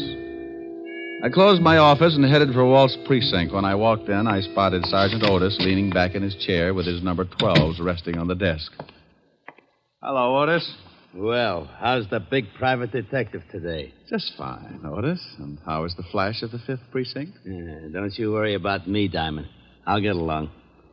Better go on in and see the lieutenant. He wants to see you. Hey, what's it about, Diamond? You need someone to help you from the police force? You know, Sergeant, you've got a fine head on your shoulders. Well, I'm glad you noticed. The one under your arm isn't so bad either. Hello, Walt. Rick, why don't you leave that poor guy alone? After you leave, he comes running in here and cries all over my desk. Otis? He wouldn't shed a tear if he was standing in an onion warehouse watching his grandmother set fire to herself. Yeah, well, give him a rest for a while. I got a big problem I want to talk to you about. All right, Walt. What's on your mind? Well, I don't know quite how to give it to you. It isn't strictly kosher for the police force to go around asking for help. Now, wait a minute. I don't want any apology routine. If you want a favor, you came to the right boy, and you know that goes without saying. Yeah, I guess I do. But this is a pretty big favor, Rick. The commissioner's on my back. So is everyone else that's got anything to do with this city's government. Sounds rough. What did they do? Find out you were hiding a chimpanzee in a cop's uniform and calling him Sergeant Otis? Oh, now be serious for a second, Rick. Sure, if you'll get to the point. All right. I guess you've been reading about these homicides we've been having for the past 3 weeks. Yeah, pretty messy. Well, the powers that be say solve them or turn in my badge. Oh, well, now, wait a minute. Don't they know that this is the toughest kind of a killing? The killer's obviously got a lot of screws loose, and a maniac doesn't need a motive to kill. Don't those swivel chair bigwigs know that a crime without motive is the toughest job in the world to crack? Sure, they know all that, but the public and the press is yelling its head off, so the pressure is on. Well, what do you want me for? You've got one of the best departments in the state. When you were on the force, it was the best department in the state. Now you stop that. Then stop twisting my arm. What do you want? I want help. I've got to crack this case by next week, or I'm out of my ear. You're the best detective we had on the force, and you're the best private gumshoe in the city. Oh, that's better. Now, what about these killings? Each time they find some dame looking like the last of a hamburger sale. Oh, excuse me a minute, Rick. Yeah? Lieutenant? No, Jack the Ripper. What do you want, mallet head? We just got a report from a guy out in the River Road. Another one of them butcher killings. What? Yeah, some dame all hacked up and lying beside the road. Okay, get the car out. I'll meet you downstairs. Oh, did you hear that, Rick? Mm-hmm. Well, come on. You want me along? Of course. I can brief you about the whole setup on the way over. Oh, I don't know whether it's such a good idea to get mixed up in this. Why not? Well, it looks like whoever gets close to this killer doesn't have much of a future. Well, you can't live forever. Oh, aren't you the sweet one?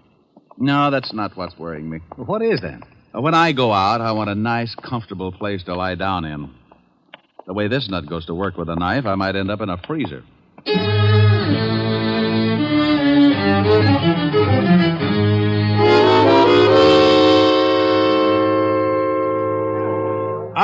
All right, everybody's back. Go on through, Lieutenant. Show him your biceps, Otis. How did all these people get out here? This is 10 miles from anything. Someone must have heard me call the police. When I left the phone booth, the whole crowd followed me out here. Who are you? My name's Ed Cody. Me and my friend here found the body. Where is it? Right over here, Walt. Oh, how does it look? The way you thought it would. Oh, Otis. Yeah, Lieutenant. Yeah, here's your bicarb. Now you see what I'm up against, Rick. Pardon me. This is the third killing like this in 3 weeks. Oh, I don't feel too good. Let's walk over this way. Yeah. Cody, you and your friend come along. We want to ask some questions. Yeah, okay. Well, whoever the guy is that's pulling these murders is a complete lunatic. Are they all like that, Walt? You should have seen the last one. How'd you guys happen to spot the body? Oh, well, I saw it first, and I told Ed here. Yeah. We were just driving along when Max spotted something lying beside the road. I backed her up, and we got out. I saw what it was. I left Mac here, went back to town to call you. What's your full name, Mac? McCarthy, John McCarthy. Okay. What are you doing, Rick? Looking at the road. Hey, that's your car up there, Cody? It's Max. I was just driving. You went ahead how far? Oh, I'd say about 20 yards. Then we backed up and left the car where you see it now. You won't find much even if the road is soft. Their car and any other car would have blocked out the killer's tracks. Maybe he didn't use a car. Maybe he walked her out this way and then killed her. No, this place is 10 miles from anything. He drove, all right. This crowd has ruined any footprints for sure. Oh, here come the boys. Come on, Rick. As soon as they start examining things, we can get back to the station. Yeah, I want to go through the whole file on the last 2 killings. You won't find much. Well, a change of reading never hurts anyone. I'm getting tired of reading those dime novels. Too bloody.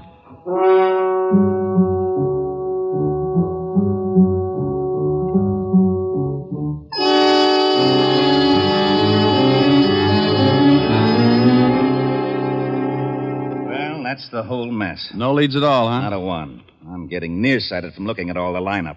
We picked up everything from drunks to safecrackers. Not a lead. Same type of crime in every case.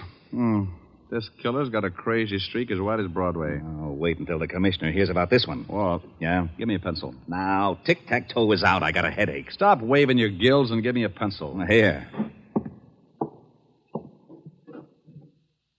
What are you doing with that map? Drawing circles. Now, you stop that. That's a scale of this city, and I don't want it loused up by your doodling. Look at that. So you make a dandy circle. Thanks. What's it for? How should I know? You drew it. Drew what? The circle. Wasn't that a little foolish? Of course it was. That's what I'm yelling about. Well, that's bad for you. What is? Yelling. I know it. I thought you said you didn't know. Know what? About the circle I just drew. What circle? The one on the map. That's what I was yelling about. Why? You didn't draw it. I know I didn't. You did. What for? How should I know? You're a policeman. What in blazes has that got to do with it? You were a rookie, weren't you? Of course I was. You worked your way up to sergeant and then to head of the homicide, didn't you? You know very good and well I did. Wasn't it a little tough? You bet it was. I pounded the beat for 4 long years. Did it by the sweat of my brow. Now, wait a minute. How did we get into this? You asked me about this circle I drew. I did? Yes, Walt. But you didn't know what it was for. Oh, yeah. What is it for? It's for you. I get... Yeah, it's not bad. Oh, I knew it. You lowlife, you conniving, dirty, underhanded louse. You always do this to me. I think you sit around nights and pull the wings off of flies. Moths. All right, moths. Sit around and dream up little monstrosities to pull on the police force and use me as a guinea pig. Right, guinea pig. You call me, Lieutenant? No, get out of here, you idiot. Yeah, Lieutenant. Diamond, for once I'm going to find out what's at the end of this merry-go-round. I want to know about that circle. And I'm going to get it out of you if I have to shove that map down your throat. Huh? This happens to be the commissioner, Anderson. Oh, not you, Commissioner. You understand that, man? Yes, Commissioner. I'm the selection of this butcher case. You understand me? Yes, Commissioner. I just don't stand there. What have you found there? Well, I just went out and looked at the body. Well, if you don't get selection pretty soon, I'm going to have to put somebody else on for you. Everywhere you've been in it for the Yes, last 10 days. I can't see any reason. But... Your motor's running. You shut up. No, Commissioner, somebody else. All right. Yes, sir. Get on this right away. Fast. Yes, sir. Now go through it, and don't let me see you until you get something. Yes, sir. Oh. Who was it? I am not talking to you. Don't you want to know about the circle? No. Fine. When I was looking over the reports on the killings, I noticed something. You don't say. Say what?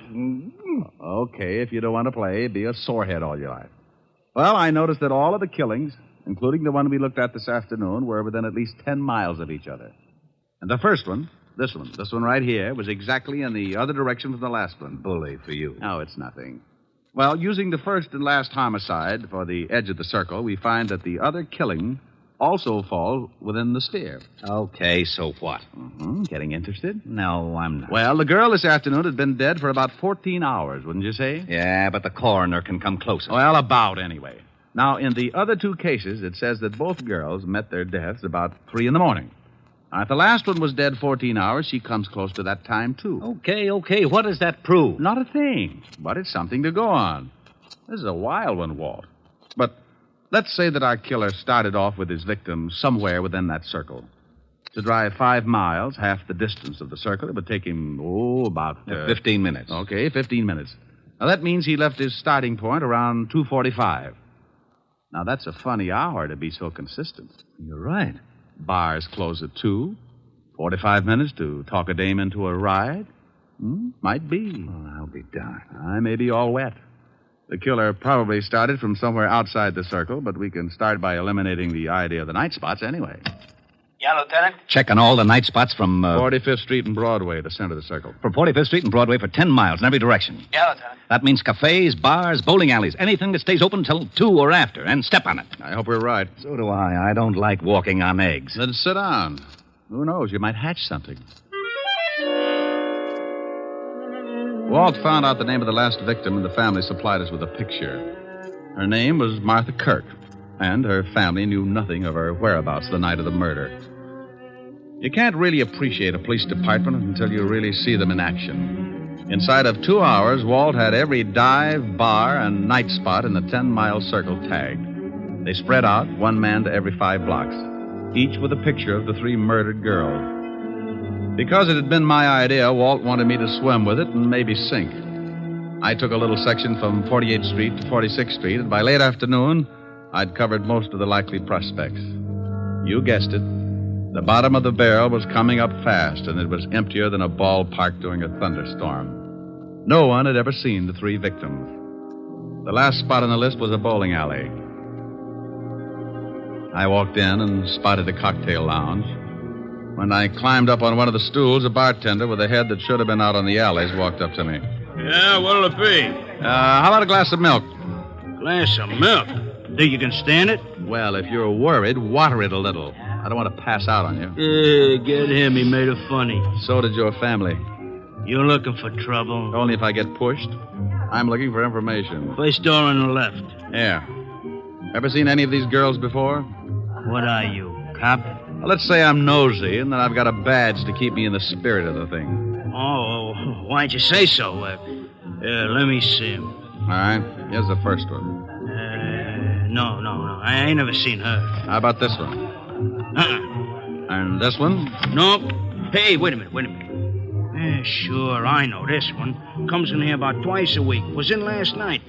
Gets lushed up, cries about how tough a family is on her. Name's, Kirk? Yeah. Martha. Martha Kirk. Nice looker. She was. Huh? Did she ever come in with a man? No, but sometimes she leaves with one. Same guy every time? No. Do you remember her leaving with a man last night? Yeah. Come to think of it, she did. What time? No, about 2:15. We stopped serving at 2 right on the dot. That we do. That you do, yeah. Okay. Think you'd know the guy if you saw him again? Oh, sure. He comes in a couple times a week, too. I seen him pick up a couple of strays. I guess you call him a wolf. Yeah, with a hatchet. Huh? No, forget it. Where's your phone? Right over there. Hey, here, use a slug. It's on the house, officer. Thanks. Hope nothing's happened to Martha. She was a rotten drunk. What a wonderful kid. She was, huh?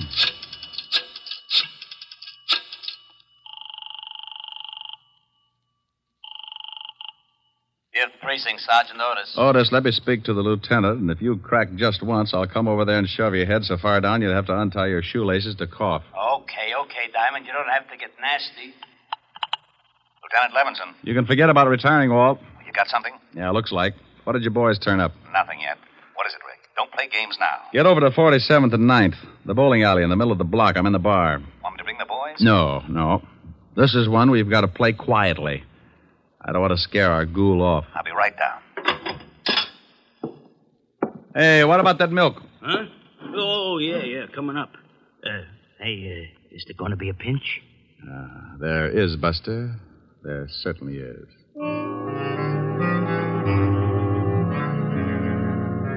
Walt romped in about a half hour later, and he talked to the bartender. He finally looked satisfied. He had to, because it was the only lead that had turned up. We told the bartender to tip us if the guy showed again, and we sat down to wait. Maybe my rabbit's foot started thinking it was back with the quartet because around 1 a.m. it started kicking. The bartender gave us a nod just as a big guy wandered in and sat down at the bar. He weighed in at about 220, and his clothes were sloppy. He ordered a drink and started eyeing a cute little number sitting at the other end of the bar. Let's take him. Hold it, Walt. He's making a pitch. What? The dame at the end of the bar. So he's making a pitch. What do you want to do? Wait around till he takes her out of here? Maybe you'd like to help him sharpen his axe. Look, you haul him in now, you'll have to beat it out of him. You want him to pick the dame up? Was that against the law? Arrest me. Now, you stop clowning. You'd rather catch him with the goods, wouldn't you? Yeah, but... Now, don't start that again. You butted the commissioner to death. Just relax, and maybe you can pick up a few pointers. Our big boy moved all right. Right up to the seat next to the cute little girl. She was under full sail, didn't seem to mind it at all. He landed at 1:15. At 1:30, he'd established a firm beachhead, and by 2 o'clock, there was a flag raising. Okay, he scored. Now, joint's closing. They're leaving. I'm going to tail him. How? He's probably got a car. And if he gets away with that girl, he may kill her. Look, Walt, I promise you he won't get into that car unless I go, too. Now, come on. We'll both stick close to him until I can think of something. We followed the man and the girl outside and walked a few yards behind, making like we had a little load on. They headed for a big parking lot, and that's when I got the idea. The parking attendant was just walking up to him when I stumbled forward. Hey, boy. Rick, what are you doing? Stay with me, Walt. Yeah? Son, I want my car. Just a minute. I was here first. Sure, honey. Don't let him get away with it. Look, old man, my friend here is late getting home. He's got a wife that's 10 feet tall. You mind if I get my car first? Go ahead. Some nerve. Relax, honey. We're going to take a little drive, huh? Yeah. Okay, let's see your ticket. Oh, here's someplace. Come on, we'll walk up. I know where the car is. Okay, but you got to have a ticket. Rick, what's going on? Keep walking. Hey, I thought you was loaded. Keep going. We're the police. Huh? That's right. Oh. What's wrong? Which one is that guy's car? You mean the guy back there with the dame? Yeah. If you give me his ticket, right over there, the coupe. Rick, come on. I'm going to climb in that trunk, and you're going to put in a general alarm, Walt. Then you're going to get in your car and tail us. But stay far enough behind so that he doesn't spot something. Okay, but I think you're crazy. Is the trunk open? Yeah. Now get going. Well, they'll see me coming back. Tell him you forgot something in the bowling alley and that I passed out in my car. All right. And, son. Yeah? Don't let on that anything had happened. We think that man is a killer. Oh. I squeezed into the trunk and waited. About 2 minutes later, the Lovebird showed up and got in the front seat. We rode like that for about 15 minutes, and it wasn't bad until we hit the dirt road. Then my inside started bouncing around like a pound of rice in a wind tunnel. We drove for about 10 minutes more and came to a stop. I raised the trunk just enough to get some fresh air and listen. I didn't want to climb out because they'd feel the movement up in front. I was sure they could hear my breathing. What are we stopping for? Well, I just wanted to look at the pretty scenery. How can you? It's too dark. I can see you, baby. You're nice. Thank you. So, how you? They went on like that for another half hour, and I started thinking I'd picked the wrong guy. Then the conversation changed. What's the matter? What's so funny? Don't you know? No, and I don't like the way you're acting. Women. That's what's funny. They're all the same. Huh? Just like my wife. She was like all the other women. Hey, let's get out of here. You're talking funny. Funny? Yeah. See a man and you like him. Any man. You're all alike. Now you stop that. I just came along Come because... here. No, you let me go. You ain't no different. Come here. No, stop that. Let me get out of the car. Sure. Go ahead. I don't want no blood stains on the seat anyhow. Go on, run. I'll catch you.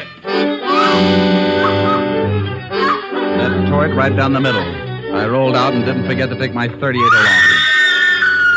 I spotted him in the moonlight, moving after her like a big animal. He was laughing. I could see something in his hand. It was a knife. She tripped and fell, and he moved in. She gave me goosebumps bigger than grapefruit. When he was nearly on top of her, I closed in. Okay, hold it! Help! You shut up! Drop the knife! I'll kill him! I'll kill her like the red one! I'll kill her, too.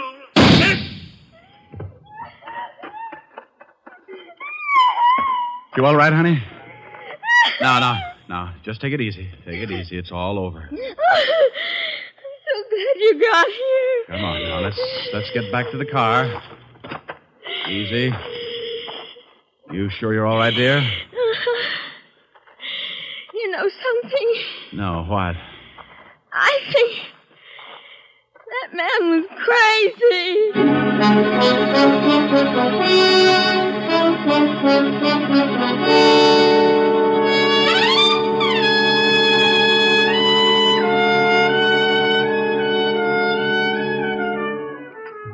Well, Walt finally got there, and we sent the girl home. The wagon came and cleaned up things. I found out later that Walt was blessed by the commissioner, and I got an assist. I needed calming down, so I stopped off at 975 Park Avenue, the home of the best remedy for bruised nerves I knew of. Oh, good evening, sir. Good evening, Francis. Is Miss Asher in? Yes, sir. She's in the study, knitting. Knitting? Knitting. Thank you, Francis. One, pearl, two. Next one, pearl, two. That's like taking stupid pills. Rick. Hello, baby. Oh, look what I've gotten into. I'm a nervous wreck. Oh, that'll teach you. What are you building? Well, it was going to be a surprise for you. Oh, a whole suit. Silly. Ricky. Yeah? I need relaxing. You need relaxing. Oh, swell. Ricky, come here. I know just the thing. No, come over here. There's an old spinning wheel in the parlor, spinning dreams of a long, long ago. Ricky! Well, what's the matter, dear? What about this? Cruising down the river on a Sunday afternoon. Ricky. With one you love, the sun above, waiting for the moon. Ricky. The old accordion playing. Ricky. A sentimental tune. Rick! Oh, honey, what's the matter? You can sing later. Oh. Please. What is it, really, baby? Come here.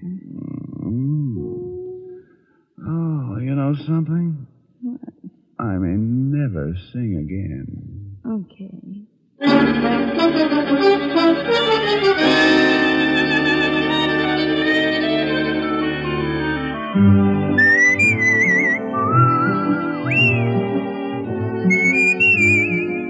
You have just heard Richard Diamond, Private Detective, starring Dick Powell.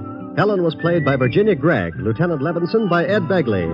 Also in our cast were Wilms Herbert, Bill Conrad, Lorene Tuttle, Jack Crucian, and Sidney Miller. Music was under the direction of Frank Worth. Richard Diamond is written by Blake Edwards and directed by William P. Rousseau. Dick Powell will next be seen in the motion picture Mrs. Mike, based on the best-selling novel Mrs. Mike. Now, this is Eddie King inviting you to be with us again at the same time next week when we will again bring you Dick Powell as Richard Diamond, Private Detective.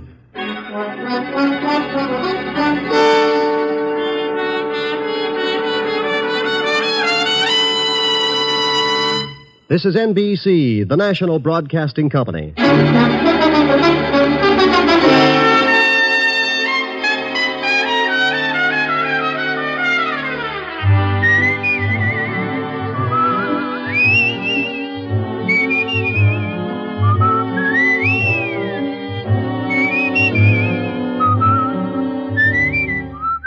Here's Dick Powell as Richard Diamond, Private Detective.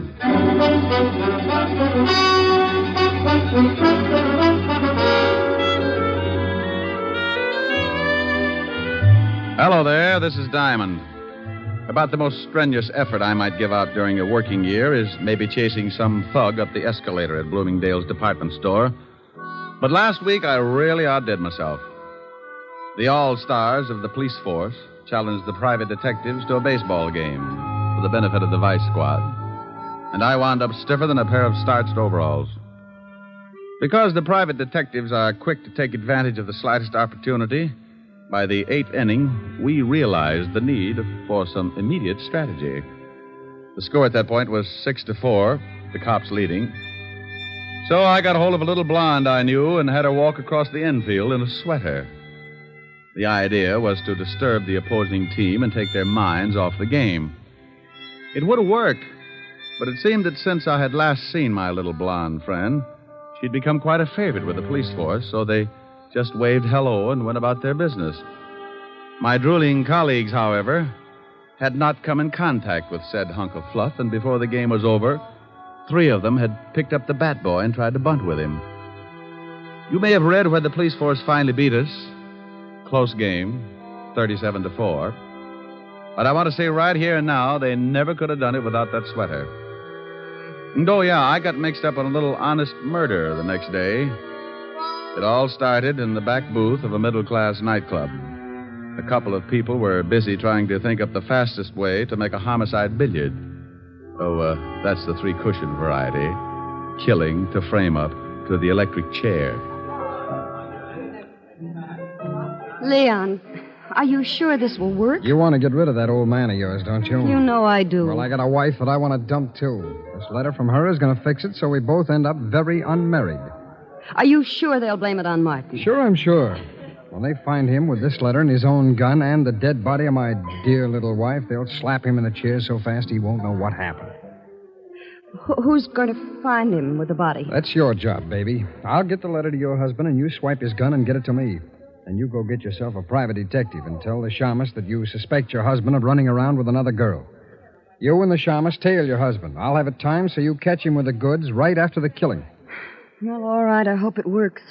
It will if you want it to, baby. I want it to. Because I want you.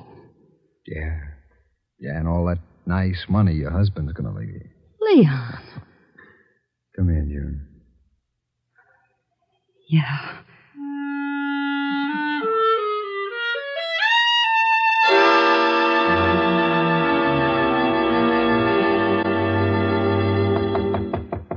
Come in. Mr. Diamond? That's right. I want to hire a private detective. Well, good for you. Sit down. Thank you. What is your fee? What's the matter?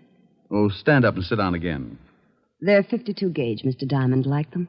Oh, you'd look good if they were sweat socks. I don't think they'd go with a high heel. You've got a point. Now, what were you saying? I wanted to know what your fee is. Oh, $100 a day in expenses. Isn't that a little high? I stopped eating at the automat 6 years ago. All right, I'll give you a retainer. Oh, wait a minute now. Wait a minute. What's the job? I think my husband is running around with another woman. What do you want me to do? Hustle him off to the nut house? Oh, aren't you nice? I want you to go with me as a witness. You know, any other time I might get shy, but I'm really interested in seeing a girl who could beat your time. When do I start? Meet me in front of my house at 10 minutes to 8. My husband leaves around 8. What's the address? 521 East 58th Street. My name is Hires, Mr. Diamond. June Hires. All right, June. I'll see you at 10 to 8. Now, excuse me, but about that retainer. Oh, yes, that. Here's $100. Is that enough? It'll keep me interested. What's your husband's name? Martin. I'll see you this evening, Mr. Diamond. Oh, one more question. Yes? Why haven't you and your husband been getting along? A lot of reasons.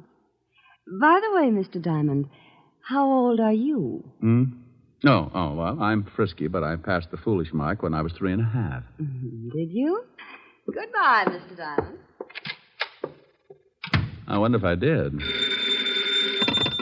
Diamond Detective Agency, with men who know the corpses best, it's Diamond 2 to 1. Rick. Oh, Helen. Hello, baby. What are you doing? What gauge nylons do you wear, dear? 52. Why? No, nothing. Oh, Rick, are you going to buy me a present? Oh, you never can tell. I was just looking at a pair a few minutes ago. Rick. Yeah? Where were you looking at them? Now, what kind of a question is that? A very good question. Have you got a girl up in that office? Helen. Don't you Helen me, have you? Well, I give you my word I haven't. All right. Was there a girl in your office? Was there? Well, a client. I got a $100 retainer. I don't care if she gave you the George Washington Bridge. You were obviously looking at her leg. Well, I couldn't help it. She sat on that way. Now, look, honey, she's just another client. With 52-gauge nylons. Would you count the threads? Oh, can you do that? Oh, you wolf. Yeah, but you're the only one who gets the benefit of my talents. You can put the soft soap away. When am I going to see you? I got some business at 8. I'll be over later. Well, I'm going to stay mad until you get here. And you're going to tell me all about those nylons. I'll be sure and do some research. Bye.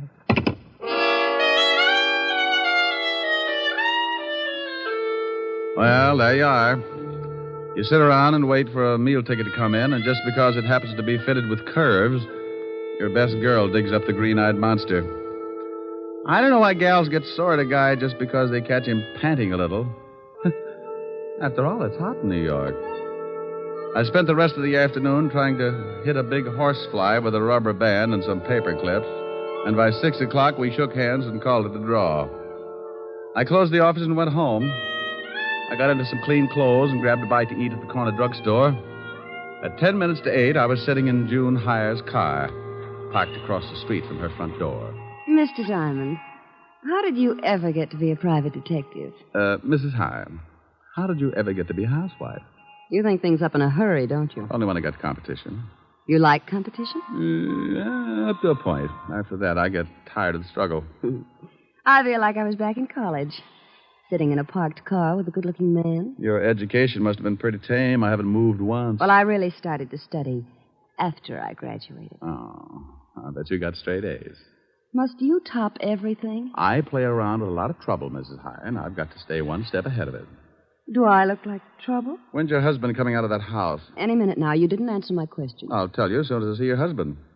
Well, how will that tell you? If he's wearing a beanie with a propeller on it, I'll know you've been giving him a lot of trouble. So I've been giving him trouble. Does that mean I'll do the same for somebody else? What's the difference, a husband or a private detective? They both got their names from a guy named Adam. Oh, look. A cab pulled up to the front door. Yeah, I see it. And here comes Martin. He's getting into the cab. Well, what do you know? What's the matter? No beanie. We both sat and watched while Martin Heyer got into the cab and it pulled away. Mrs. Heyer put her car in gear and we started the tail, keeping it a safe distance. He led us across town to a middle-class apartment house and we stopped the car and waited up the street.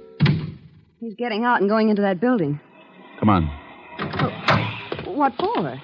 Shouldn't we let him get up there first and then... Look, baby. Do you know who this gal is? No, of course not. Well, then come on. I want to see what door he goes in. But... Oh, won't he see us? Honey, I don't tell you how to put your lipstick on. Now, don't tell me how to make like a bloodhound. Oh, the lobby is empty. Well, watch the elevator. Oh. It's stopping on the 4th floor. Hadn't we better go up? Look, lover. The 4th floor probably comes equipped with a lot of doors. Now, if you want to just knock on any of them, go hire yourself Humphrey Bogart. Well, then what do we do? You stand by and watch like you... make like you knew what I was doing. See, the little old elevator's coming back down. Now, you just hold it there while I look at the mailboxes. Mrs. B. Callahan. Mrs. Lillian McEdward. Mrs. Mike. Well... and Miss Sally Maxwell. Okay, now we push the button for the 4th floor and away we go. Fun? How do you know where to go? I got the name off the mailbox.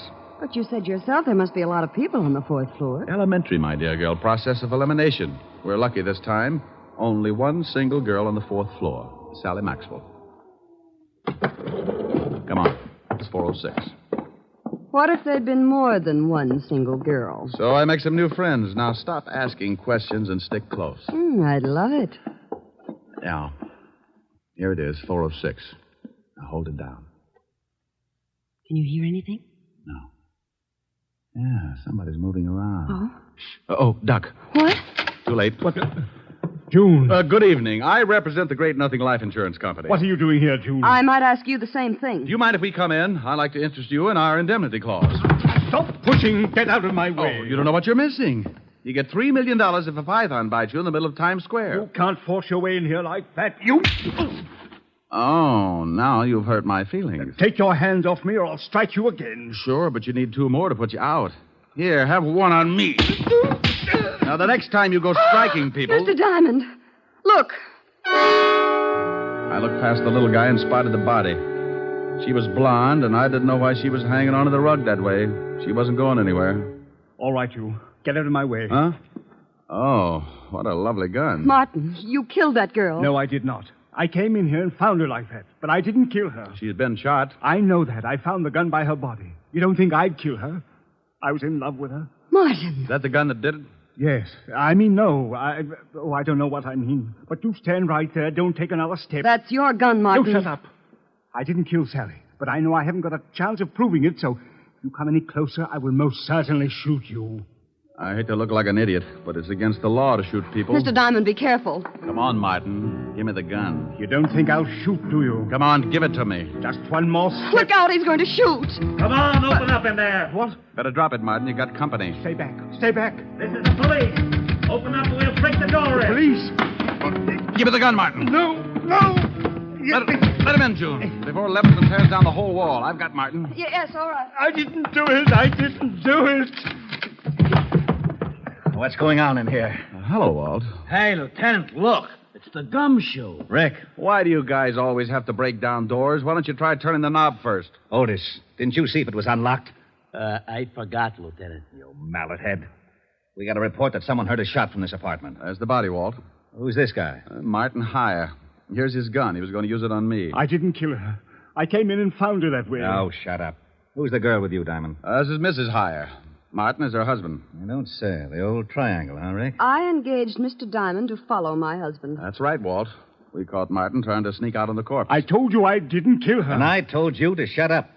Is this your gun? Yes, but I found it lying by the body. I knew I'd be blamed if someone found my gun, so I put it in my pocket. You search him, Rick? Haven't had time. Shake him down, Otis. Yeah, Lieutenant. I want my lawyer, and you get away from me. You open your trap just once more. Okay, but hold still. Please, Mr. Diamond, I'd like to get out of here. Sure. Okay, Walt? Yeah, but I want to talk to both of you down at the station later. Here's something, Lieutenant. What is it? Letter. Are you coming, Mr. Diamond? You go on down. I'll be right with you. All right. Walt, what does the letter say? We can't continue this way. I've decided to break it off once and for all. It will do no good to see me, so please stay away and leave me alone. Signed, Sally. Let me see that. Yeah. Well, what about it, you? Is the dead girl named Sally? Yes. I don't know why she sent it. We're both in love. Sure. What were you going to do about your wife? I was going to tell her this evening. Then I received this note. I came right over to see Sally, but believe me, I didn't kill her. Tell me something, Martin. Is this the way you received the letter? Yes. Why? Now, you wait a minute, Rick. I'm very happy with what I've got, so don't start making like Sherlock Holmes. Oh, well, I guess you're right, Walt. He admits it's his gun, and this letter is certainly motive enough. Yeah. Otis, call for the wagon and put the cuffs on Heyer. Right, Lieutenant. Walt, why would someone send a letter after tearing off the top of it? Huh? See, the top of this letter is missing. The part that usually reads, Dear Julius or something. So what? Do me a favor, will you, Walt? Oh, what is it? Give me 3 minutes and then have Otis fire a shot from this apartment. What? Is that all you can say? Have Otis fire a shot in about 3 minutes after I leave. I will not. The police department can't go around making like it was the 4th of July. You want to solve a murder, don't you? I have solved it. What more do I need? I got a suspect, the murder weapon, and a good motive. Walt, if you just killed someone and a guy caught you at it, what would you do? Knock him off, too. Well, I caught Heyer in the act, and he didn't pull the trigger. Well, you said yourself he was going to. But he didn't, and he took too much time thinking about it. Walt, I can't remember hearing a shot when I came in this building. So you didn't hear a shot. Maybe you couldn't. Well, that's what I want to find out. I was right behind Martin all the way up to this apartment, and I didn't hear a shot. Maybe he didn't kill her. That's right, I didn't. Please, I didn't kill her. You see, Walt? Oh, you always start something like this. Martin, did your girlfriend Sally have any enemies?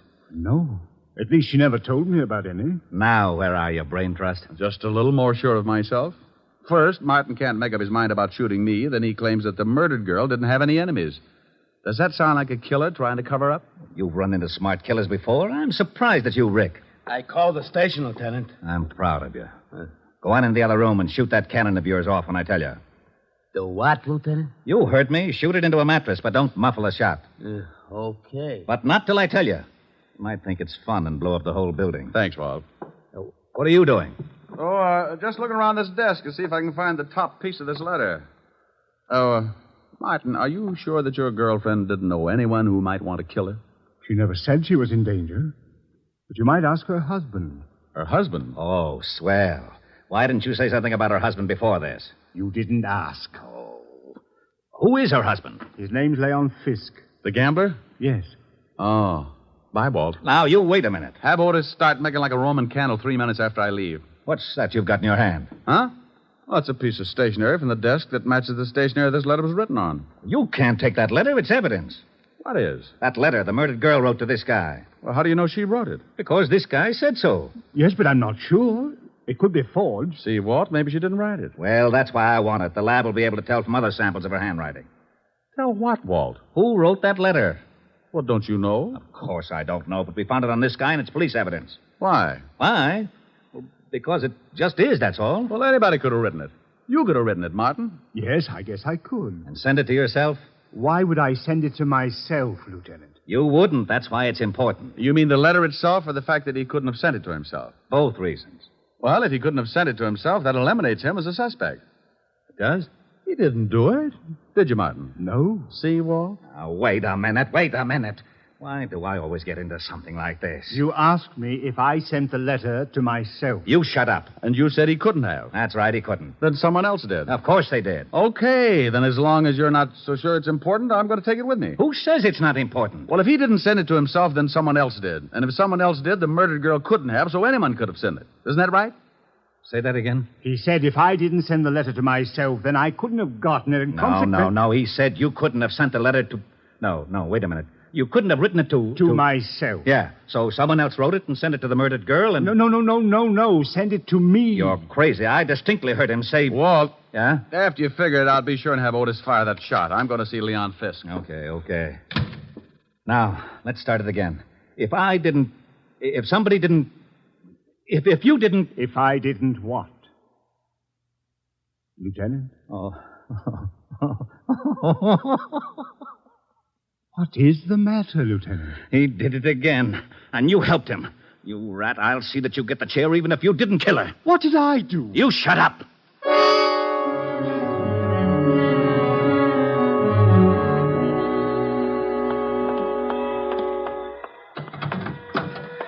What took you so long? I had to get a merry-go-round started. Can I drop you somewhere? Just relax for a second. I've got to think something out. Well, I didn't ever think Martin could kill anyone. Yeah. What was that? Just a backfire. Look, drive me across town. I want to talk to a guy named Leon Fisk. Leon Fisk? Yeah, runs a nightclub with an iron claw in the back room. What's the address? 222 East 45th. I remember it because when I was on the force, I used to raid his place for exercise. Thinking of doing some gambling? That's the way it'll probably end up. Let's go. She drove me across town, and 10 minutes later, we pulled up in front of a low building with a flight of steps leading down to a basement door. A large sign over the door read Cellar Club. I got out and thanked June for the lift and watched her drive off. I went down the steps and through the door. Something I can do for you? Yeah, I'd like to see Leon Fisk. Maybe you don't want to see it. What's the name? Just tell him Diamond. Okay. You got a phone booth? Yeah, right over there. Thanks. I found the phone booth and went in. In my business, you work with hunches, and sometimes they pay off. I knew that the torn letter had to be sent to someone the dead girl was going to slough. I didn't think it was higher, so the next best prospect was her husband, Leon Fisk. I didn't have a thing to pin on him, but a good bluff can open a lot of doors. I took out the letter and copied the handwriting on the other piece of stationery. I wrote the name Leon at the top and then the words, "We can't continue," so they'd correspond with the first part of the original. Yeah? What was your right? What's it to you? You don't have to get sore. I just thought maybe you was getting a tip on the horses, and I sure could use a winner. The nags have been beating me to death. Oh, no tip. Okay, the boss will see you. That door right over there. Thanks.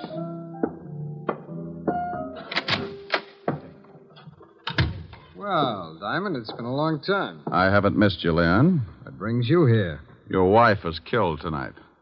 Sally? One's usually the limit. That's too bad. How did it happen? I thought maybe you could tell me. I don't know anything about it. Ever see this letter before? Hey. What's the matter? That's your wife's handwriting, isn't it? Yeah. It says, Leon, we can't continue. Then the writing stopped. Oh, so what? Well, the guy the police are holding got a letter from Sally, too. It started the same way, but it wasn't addressed to anyone. The top was torn off. You know what I think? No, tell me. I think she started one letter to you, then threw it away and wrote another one. I think you sent the second to Martin Haar after tearing off the name Leon. Go on, Diamond. You didn't count on her starting a second one, so you went up to her apartment and killed her with Martin's own gun. Oh, with his own gun. Maybe you can tell me how I got it. Oh, I think so. You had to know a lot of things before you could kill your wife. What time Martin would arrive so the time of death would be close. You had to have his gun to leave by the body, and you had to have a witness who would swear Martin killed her. It had to be timed just right. You're talking yourself into a corner. How would I get all these things? By working with someone who was close enough to Martin. Maybe like his wife. You're crazy. Am I? She just drove me to this place. So what? A lot of people know this place. She told me she didn't. So I gave her an address 8 doors down, but she pulled up right in your front of your door. Well, that could happen. It was too pat, Leon. Getting me to come to her place at 10 minutes to 8 and knowing her husband would leave close to 8. She had to know it because that letter was delivered just before I got there. Think you can prove it? You made one mistake. I didn't hear a shot when I got to your wife's apartment. I found out later that you could hear one all the way down in the street. Your wife was killed before Martin went into that building. Probably when you saw his cab pull up. Well, anyway, it's enough to hold you on, and I think we can prove later on that you've been seeing June Hires. You're a pretty smart shamus, Diamond. Oh, you mean you admit it? Okay, baby, come on in. June, come on out of there. Leon, are you crazy? Well. I didn't know you kept your back room stocked with nylons, Leon. Yeah. I guess you two don't need any introductions. Why did you have to drag me into this? You heard what Diamond said. He knows all about it. You got the car out back? Yes, but what are we going to do with him? Diamond? Well, he's going swimming with a barrel of cement. Lieutenant Levinson wouldn't like that. He knows I came here. You're lying. Wait a minute, maybe he isn't. Diamond was upstairs with him for quite a while. Okay, so we'll have to hurry things up. Leon, you can't shoot him. Yeah, you should know it's not polite to point. I'm not going to knock him off here in the office. We'll take him in the car and do it later. No, Leon. What do you mean, no? It was your idea to kill your wife. I just helped get the gun. I'm not going to be along if you kill Diamond. You're going to be right with me, baby, because you're in this up to your pretty neck, and I need that car. I'm not going to do it. Oh, yes, you are. Oh, you and Diamond go swimming together. Leon! Give me that gun. Let me go. Come on, drop it. You go to the devil.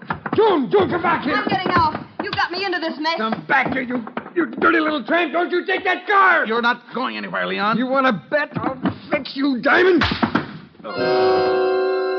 hit me with the butt of his gun, and I went down like the price of wheat in July. As I picked myself up, I watched him run for the back door. June, wait for me! You're not going to leave me here to take the rock? I got my gun out and stumbled over to the window and looked out just as the car started up. I spotted Leon with a gun in his hand. He looked mean enough to start shooting with it. He did.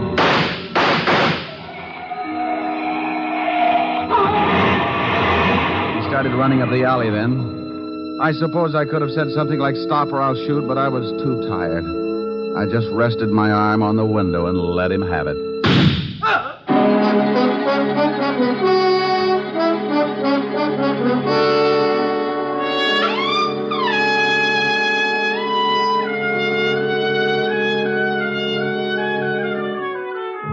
Well, Walt finally showed and cleaned things up. I was bleeding again, so I headed for 975 Park Avenue and my usual first aid station. Yes? Hello, Francis. Miss Asherin? Oh, my goodness, Mr. Diamond. Come in, sir. Come in. You've been hurt again. I guess you'll have to answer the door a little quicker after this, Francis, or build a first aid station in the hall. The usual, sir? No, you can forget the plasma, Francis. I had liver for dinner. I can stand the loss. Just as you say, sir. Miss Asher is in the study. Oh, thank you. Why don't you go to bed? You look tired. Yes. Good night, sir. Boo. Oh, Rick. Yeah. Isn't it awful? Oh, what happened to your chin? Oh, I got it caught on a 38. Want me to go? Want you to go? Why? Well, I thought maybe my poor little face scared you. Oh, I like your poor little mussed-up face. Well, thanks, Sporty. How about some music? Oh, I'm too tired. Turn on the radio. All right. Now, let me look at that chin. Oh, that's soothing. Hey, shut that radio off. I'm trying to sleep. Now, what is that? Oh, it's that crabby old neighbor. Oh, it is, huh? Now, Rick, don't get mad. I'll turn it off. You want something, Max? Yeah, some sleep. Is that too much to ask? Well, stick your head in a closet. Now, look, Bud. You look. That radio wouldn't wake a 2-year-old. Well, just pretend I haven't stopped teething, wise guy. All I want is some sleep. Oh, you do, huh? Sleepy time, gal. You're turning night into day. Rick. Oh, that guy upsets me. All right, he upsets you. That's too pretty a song to sing like that. No. Now, you do it right, or I'm going to be mad. Well, honey, then that's the last thing I want you to be. Now, cuddle up on the sofa. You comfy? Mm-hmm. Don't be mad now, baby. Sleepy time, gal. You're turning night into day. Sleepy time, gal, you've danced the evening away. Oh, that's wonderful. Before each silvery star fades out of sight, please give me one little kiss, then let us whisper goodnight. It's getting late, and baby, your pillow's waiting. Sleepy time, gal, when all your dancing is through. Sleepy time, gal, I'll find a cottage for you. You'll learn to cook and to sew. What's more, you'll love it, I know. When you're a stay-at-home, play-at-home, 8 o'clock, sleepy time, gal. Well, how was that, baby? Helen. Helen. Well, how do you like that? She snores, too. Hey, you! Max! Yeah, now what do you want? How about a game of gin? I'm lonesome.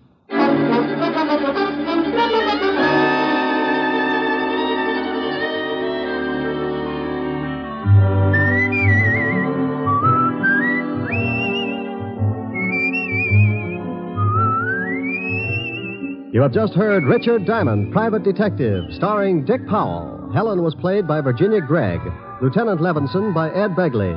Also in our cast were Wilms Herbert, Jay Novello, Joan Banks, and Stacey Harris. Music was under the direction of Frank Worth. Richard Diamond is written by Blake Edwards and directed by William P. Rousseau. Dick Powell soon will be seen in the screen version of the best-selling novel, Mrs. Mike. Now, this is Eddie King inviting you to be with us again at the same time next week, when we will again bring you Dick Powell as Richard Diamond, Private Detective.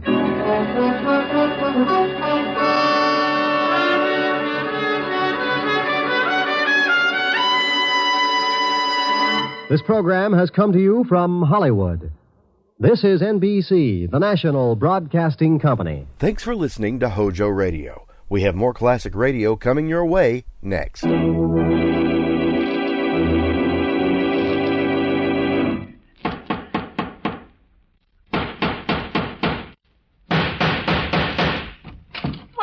What is it? Another case for Nick Carter, Master Detective.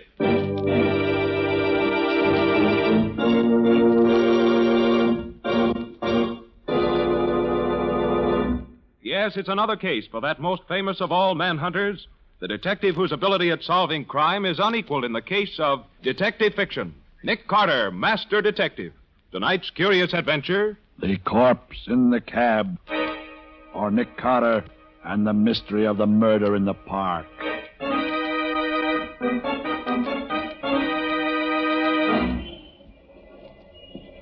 Taxi! Taxi! Mr. Ramsey, you are very kind indeed to take such an interest in this problem. My dear fellow, I consider it my civic duty. Taxi! Here's a cab now. Yes. Okay, gents, make it snappy. We're blocking traffic. All right. You get in first. My party, you know, my party. Thank you. Where to, gents? I guess the quickest way to get there is through the park. Yes, drive through the park. I'll tell you where to turn. Okay. I believe it is on West 54th Street. And there's a flag out there. Excuse me, driver. Yeah? Do you mind if I shut this glass partition between us? Go right ahead, boss. You're paying the fare. Here, let me do it for you.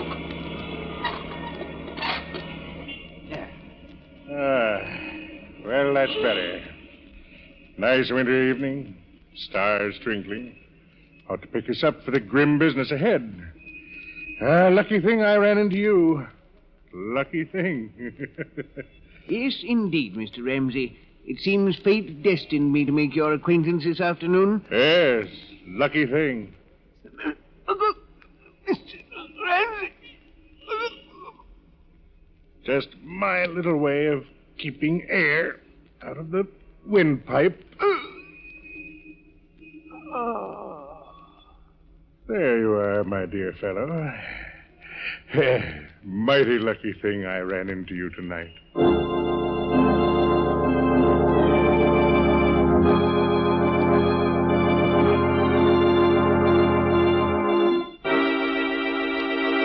You gotta help me, Nick. You gotta. They'll slap me and stir. Now, take it easy, Shorty. Take it easy. Now, tell me again exactly what happened. Like I said, two guys hail my cab. One of them says to drive through the park. He'll tell me where to turn up. And when you get out of the park? The one guy opens the petition again and says to pull up. He's getting out. He tells me to drive the other guy to the precinct police station. And, Nick, if I hadn't looked around when I came to the intersection and seen what I seen, I'd have driven right up to the bull house with a dead body in my cab. Me, Shorty Bentano. You don't remember what the man looked like, Shorty. In the dark? I ain't got cat's eyes, Nick. Gee, what's that? You are jumpy. That's just Patsy buzzing me in the talkback. Oh. Nick, in the inimitable words of Mr. Winchell, my stomach and my backbone are now a twosome. When do we eat? You'll have to order yourself a sandwich, Patsy. We've got work to do. Work tonight? Mm-hmm. And, Patsy, get me police headquarters. Lieutenant Riley. Okay, Nick. You're going to turn me in, Nick? I thought you'd help me. I am going to help you, Shorty. But the sooner the police know about the murdered man outside in your cab, the better it is for you. You're crazy, Nick. I done time. I ain't got a chance. If the cops find that stiff in my buggy, it's curtains for me. I'm getting out of here. Shorty, sit down there. Nick, they'll give me the hot seat for something I never done. No, they won't, Shorty. Not while my name's Nick Carter.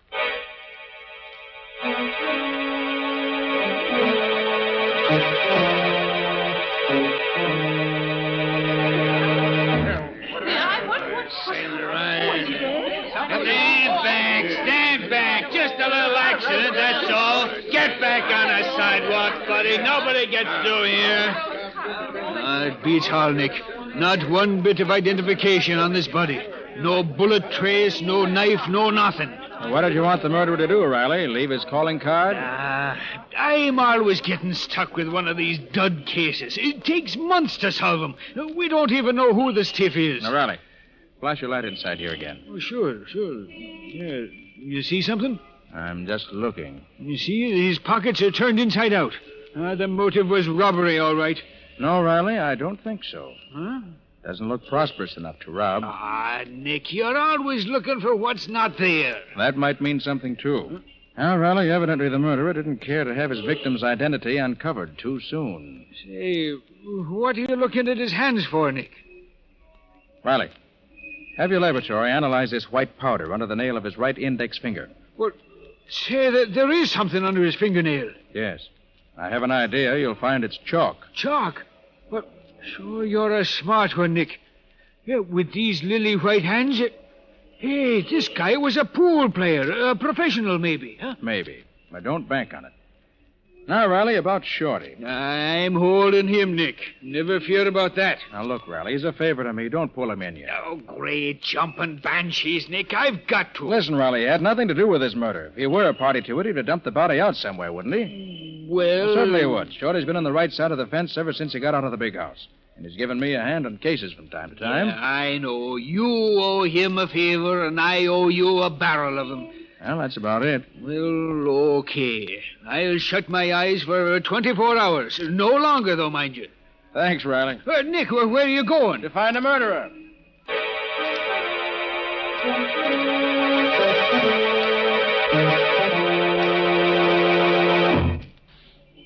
Boy, this is some buggy you got here, Nick. 4 speeds ahead, a siren, 2 searchlights. Anytime you need a chauffeur regular, I'll hire on. Like driving my car, huh? It's like handling a baby carriage. Uh-oh, we're turning into 54th Street now, Nick. All right, Shorty. Slow down a little. Now, what was it you heard your passengers say? One says the quickest way to get there is through the park. I'll tell you where to turn off. And then the other guy says it's on West 54th Street and there's a flag out. And then the other guy shuts the partition and I don't hear no more. Well, 54th Street doesn't run very far here on this side. I don't see nothing on this block. Flags. Usually on public buildings, aren't they? You think maybe this is going to be a clue, Nick? Shorty, everything's a clue when you don't have much to go on. Nick, look. Flagpole. Yeah, very handsome flagpole. Yeah, but it's a police station. A police station? Good. What's good about it? Let's get out of here. You're safe until tomorrow night, Riley keeps his word. You want I should keep going slow? Nope. I got the first link in our chain. You can put the speed on again. Where to now? To pick up Patsy. I sent her to the Bureau of Missing Persons on 30th Street. Ah, Nick, another cop house. I don't like them places.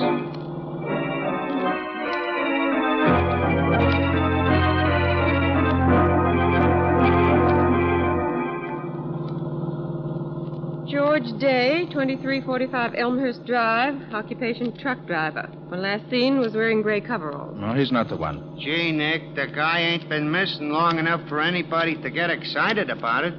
He's only been dead a few hours. I'm playing a hunch, Shorty. Oh. You want me to read the rest of the names on the list, Nick? Wait a minute, Patsy. Hmm? Do you have a school teacher on the list? Yes. How did you know? Never mind. What did he look like? Well, let me see. Yeah. Ivan Johnson, number 2, St. Anne's Drive. Occupation, professor of ancient history. Good. When last seen was wearing dark blue overcoat, gray hat, white shirt, blue tie, and always Wears pince-nez glasses. Yes. So did our corpse. The glasses were missing at the time, but the bridge of his nose bore prints of them. Boy, I'm glad I'm going straight. Even the dead wake up and talk when Nick Carter gets on the case. Nick, how in the world did you know it would be a school teacher? Well, I didn't for sure. But nose glasses, plus chalk under the nail of the index finger, plus a sensitive face and the general appearance added up to teacher for me when I looked at the corpse. Next, I figured if he were a school teacher, he'd be expected home by 5 o'clock. His wife or family would be unduly worried if he hadn't showed up by 8 or so and would call the Missing Persons Bureau. But who'd want to murder a poor school teacher? One step at a time, Patsy. And we know this much already. Our Mr. Johnson intended going to the 54th Street police station when he and his murderer hailed Shorty's cab. Oh, I see, Nick. Then you think that Professor Johnson was killed because of something he intended to tell the authorities. Mm-hmm. Simple the way he tells it, ain't it? 1, 2, 3. Yes, you're very clever, Mr. Carter. But don't you think maybe his wife could tell us what it was he was going to tell the cops? Perhaps he told her first. Yes, Patsy, that's just what I do think. What was his address? Just a minute. Yes, here it is. Number 2, St. Anne's Drive. Right. Okay, Shorty. Take us to number 2, St. Anne's Drive. And hurry.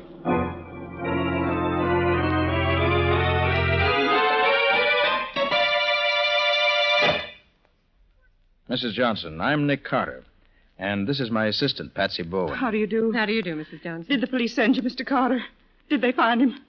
Did they find my husband?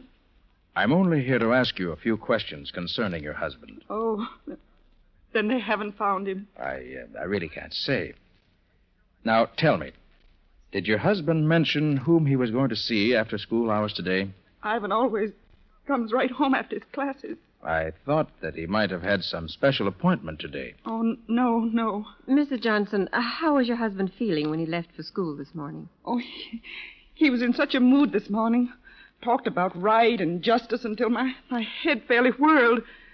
You know, he doesn't like to see people cheated, Mr. Carter. Ivan's a very honest person.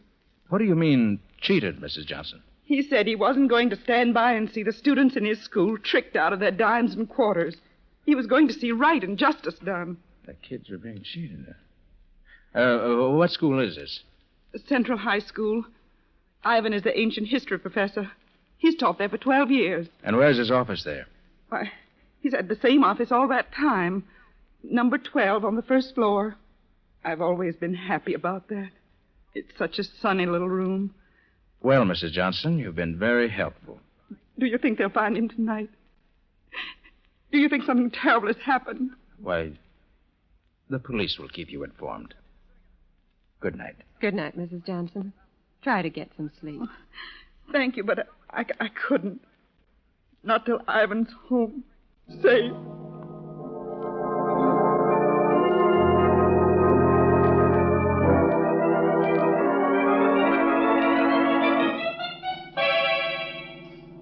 But, Nick, I thought you were going to the school where Professor Johnson taught. That's not over here in the West Side Business District. Glad to see you on your toes, Patsy, and working in all 4 cylinders. Nose to the grindstone, shoulder to the wheel, and all that. I'm proud of you. All right. But what are we doing over here? In just a moment, you'll see for yourself. This is the place, Nick. Right, Shorty. All right, come on, Patsy. Want me to go with you, Nick? No, you stay here and keep your eyes open. Okay, and good luck. Come on, Patsy.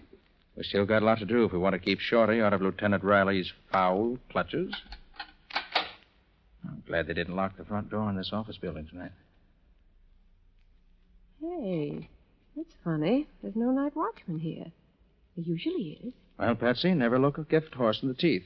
No watchman, no trouble. Hey, it's spooky in here. There's one little light in this whole foyer. Wish we'd brought Shorty in with us. He'll do us more good, keeping watch outside. You really think this is where Ivan Johnson was this afternoon? We know Shorty picked him up in front of this building. And this is the only office building in this block. All the rest are warehouses. It's pretty deserted, if you ask me. Mm-hmm. And the elevators, of course, have stopped for the night. And this is a 10-story building. Well, Nick, maybe if we look at the directory board, we'll be able to figure out what office Professor Johnson might have visited. Well, that's what I'm hoping. Now, let's see.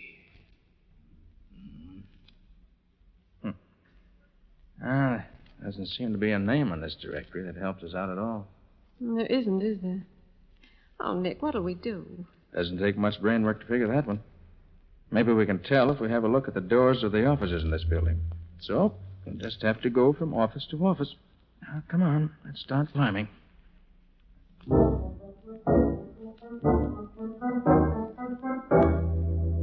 There's nobody on this floor. All doctors and dentist offices. Don't think Johnson's business was with any of them today. Come on. Up we go.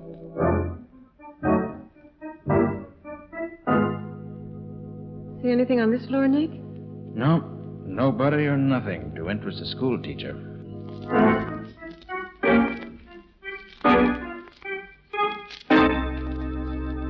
Nick, I don't think I can make another floor. You've got to, Patsy. We must cover every floor.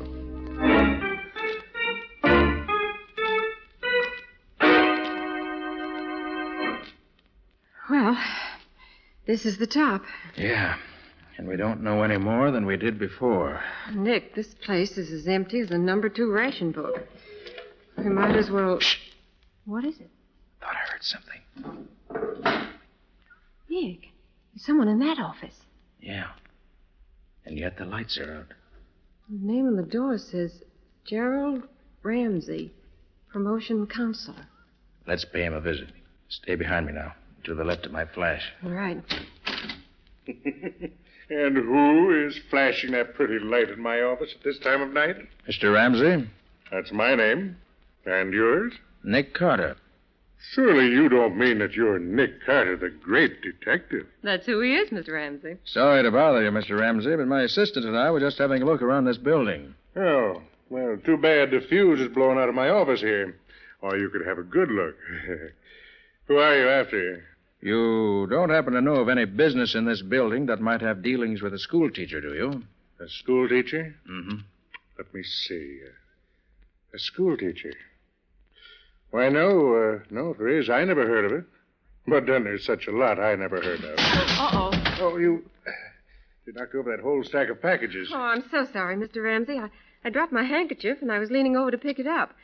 Anything breakable in them? Oh, no. It's quite all right. Oh, thank goodness for that. Yes, just some things a friend of mine left here until he came back. Just leave them there. I'll take care of them. No, at least let me pick them up. No. Never mind. Just leave them there. They won't mind staying where they are for a while, I'm sure. Well, all right, if you say so. Yes, I do. So you can just run along and continue your search for whatever it was you were looking for. Good evening. Good evening. Now, Patsy, if you're okay, we better be on our way. Sorry we disturbed your reverie, Mr. Ramsey. Reverie? That's good. Really? He was an odd specimen. You think he knows anything, Nick? Well, if he does, he isn't talking. Come on. Oh, gosh, Nick, all that climbing up and downstairs just for nothing. I'm worn out. Maybe it wasn't all for nothing, Patsy. You mean you found a clue somewhere here? I don't mean anything, yet. Oh, but Nick. I hope you can still walk well enough to get down the 10 flights of stairs ahead of us, Patsy. I don't feel quite like carrying you just now. I guess I can make it under my own power. Where to now? Central High School. Time's a-wasting, and we still haven't uncovered a clue to the murder of the man in Shorty's cab.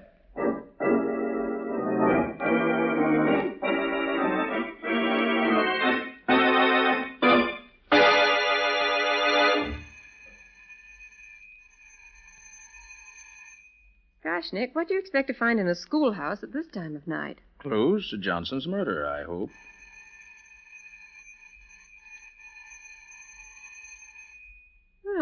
It's no use, Nick. The janitor's not here.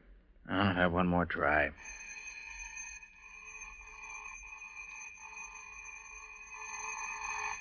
That racket should wake up the ghost of Hamlet. No answer. So? So Nick Carter's trusty pick lock will do the trick. Mm-hmm.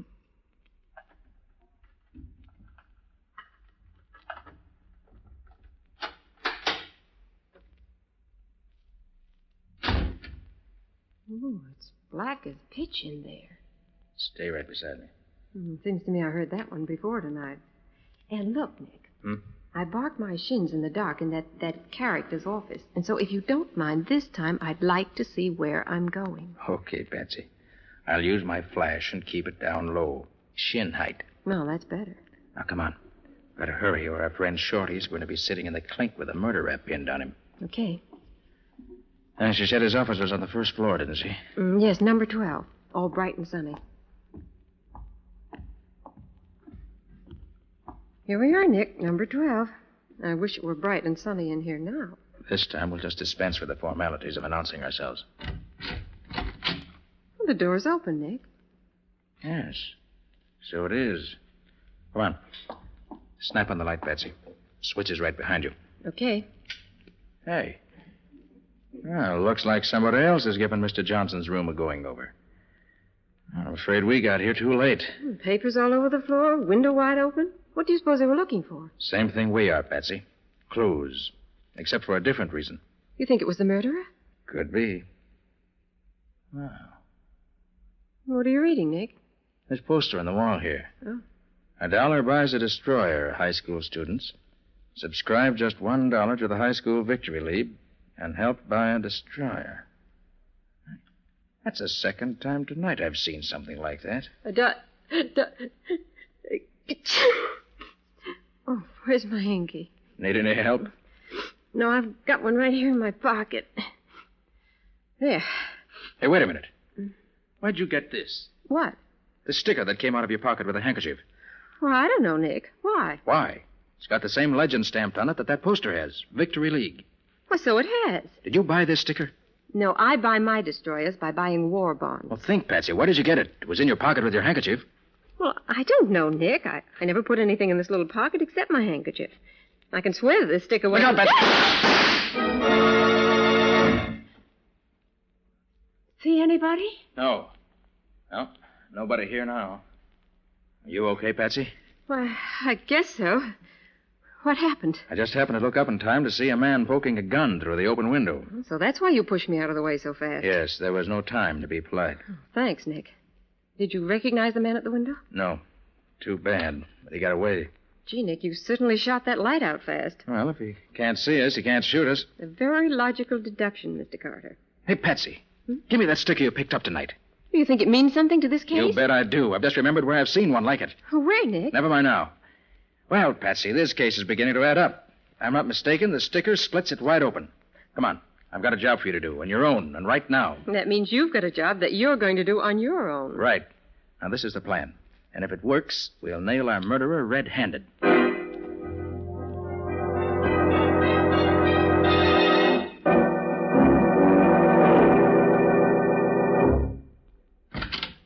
Boss, you in here? My dear fellow, you know I'm in here. Did you get the fuse fixed? Yeah, and while I was fixing it, I got something else, too. Come on in, you. Here, snap on the light and see what I picked up snooping around down the basement of this building. See? Nick Carter. Well. Mr. Carter, back again. Still looking for the same thing? No, I found what I was looking for. Oh, good.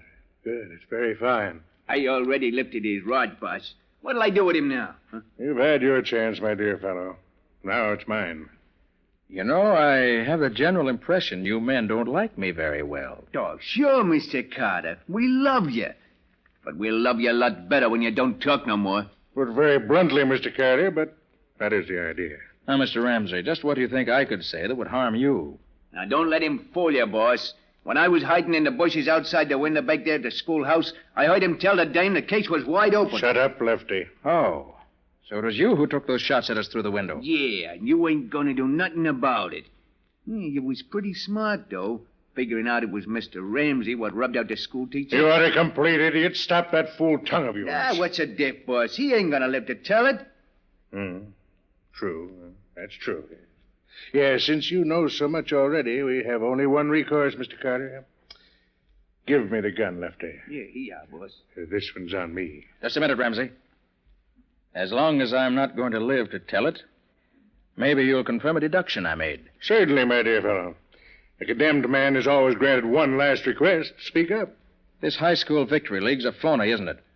You're playing on the patriotism of school kids to get them to donate their money to build destroyers and planes, but the money never gets any further than your own pocket. Isn't that it? Oh, yes, Mr. Carter. Since you put it bluntly that way, I am forced to admit that you're entirely correct. But may I ask what it was that led you to believe that I was behind the league? Yes. When I was at Professor Johnson's office, I saw a poster on the wall advertising your dirty league. Oh, please, Mr. Carter. I mean just that. Swindling high school students out of their few dollars in the name of a patriotism that you never knew the meaning of is about the lowest form of stealing that I know of. Boss, just let me take a poke at him, will you? No. We can afford to be good-natured. Mr. Carter hasn't much time left, you know. Do go on, Mr. Carter. As I said, I saw the poster on the wall advertising your dirty racket. And then Patsy found one of your stickers in her handkerchief where she'd picked it up off your floor. I recall then seeing that each of the packages she knocked over in here had a sample sticker pasted on it. It was easy enough then to put two and two together and get the required 4. It's too bad that your undoubted excellence in mathematics can't save you. And all because one little school teacher suspected his kids were being cheated. Poor Professor Johnson. It is too bad for him that I found him wandering around this building, looking for the offices of the High School Victory League. He told me he suspected it was a phony outfit, and he was going to see right and justice done. I offered to take him right to the police station, and I did, although I wasn't with him when he got there. Very funny. Yes. Hurry up, boss. We got work to do. Yes. Well, Mr. Carter, this is it.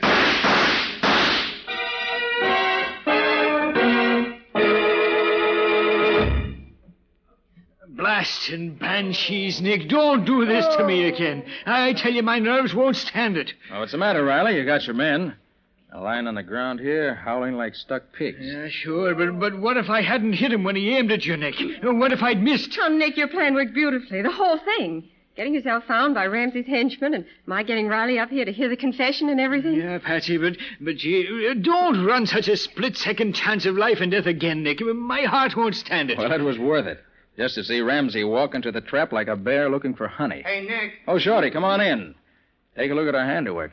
Gee, so that's the bum who tried to frame me to the hot seat. He'll be getting it himself before long, thanks to Nick Carter. Riley, I want to tell you something. Of all the criminals I've tracked down, catching Ramsey gave me the most pleasure. A fellow like that, trading on the patriotism of school kids, is about the lowest rat in the world. Why, bad as the Nazis are, a guy like this is worse. You're right, Nick. You said it, Nick. Well, Riley, you've got all the evidence you need. Mm-hmm. The package of posters in the next room, the package of stickers here, and the confession. Right, Nick. We can take over from here. Thanks. Okay, Riley. So long. So long, Nick. So long, Patsy. So long, Lieutenant. Well, Patsy, come on. Chin up. Carry on and all that sort of thing. It's not my chin that's worrying me, Nick. It's having to walk down those 10 flights of stairs again. That'll be the 4th trip tonight. Why, Patsy. And at your age, too. Look, Nick, can't we just sit here on the top step for the next 6 hours? You think you'd be rested enough then to walk down the 10 flights? I think that by then the elevators will be running again. And what a wonderful invention the elevator is.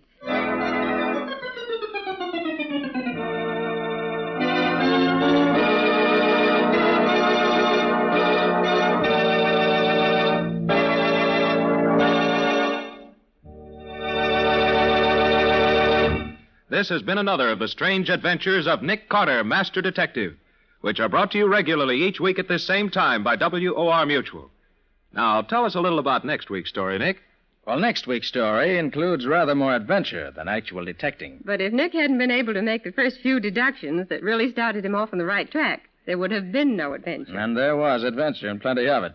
I came nearer to meeting my match when I met Dr. Donaldson than at any other time in my career. This Dr. Donaldson was a specialist in secret and dangerous poisons, and he tried one of them out on Nick. But in the end, I managed to get the better of him and solve a mystery that had the police completely stopped. We call it the empty coffin because it was an empty coffin that gave us the first clue. And it was two different doctors making out two separate death certificates for the same death that led to that first clue. Well, that's enough for now. Join us next week for the story of the empty coffin. So long. So long, folks. And so long to you, Nick and Patsy. Until next week. In the strange adventure you have just heard, Nick Carter was impersonated by Lon Clark, Patsy by Helen Choate. The story was written for Nick Carter by Barth Conry. Original music was played by Lou White. The entire production was under the direction of Jock McGregor.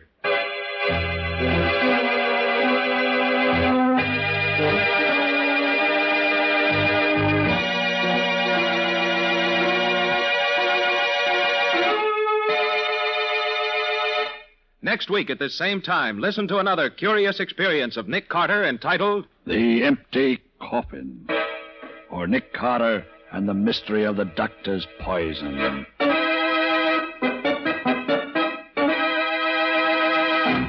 This story is a copyrighted feature of Street and Smith Publications, Incorporated. The Return of Nick Carter is produced in the studios of WOR and is broadcast over most of these stations every Saturday evening at 7 o'clock Eastern Wartime. And don't forget that the adventures of Nick's adopted son, Chick Carter, are broadcast over most of these stations Mondays through Fridays at 5:30 p.m. Eastern Wartime. This is Mutual.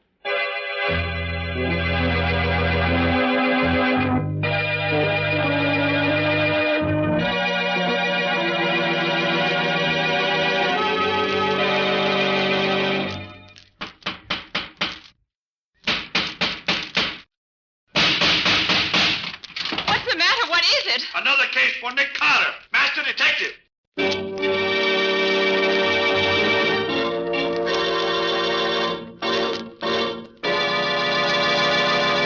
Yes, it's another case for that most famous of all manhunters, the detective whose ability at solving crime is unequaled in the history of detective fiction. Nick Carter, Master Detective. Tonight's curious adventure... Missing Harold Ascot. For Nick Carter and the great kidnapping mystery.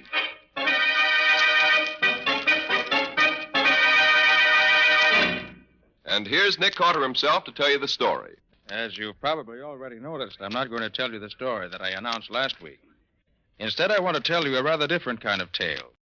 One which started as Patsy and I rang the doorbell at the rather magnificent home of Mrs. Philip Ascot, just off the upper end of the park at about 10:30 one morning.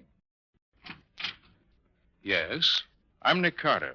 Mrs. Ascot's expecting me. Yes, Mr. Carter. Won't you come in, please? Thank you. If you and the young lady will go into the living room, I'll tell Mrs. Ascot you're here. Certainly.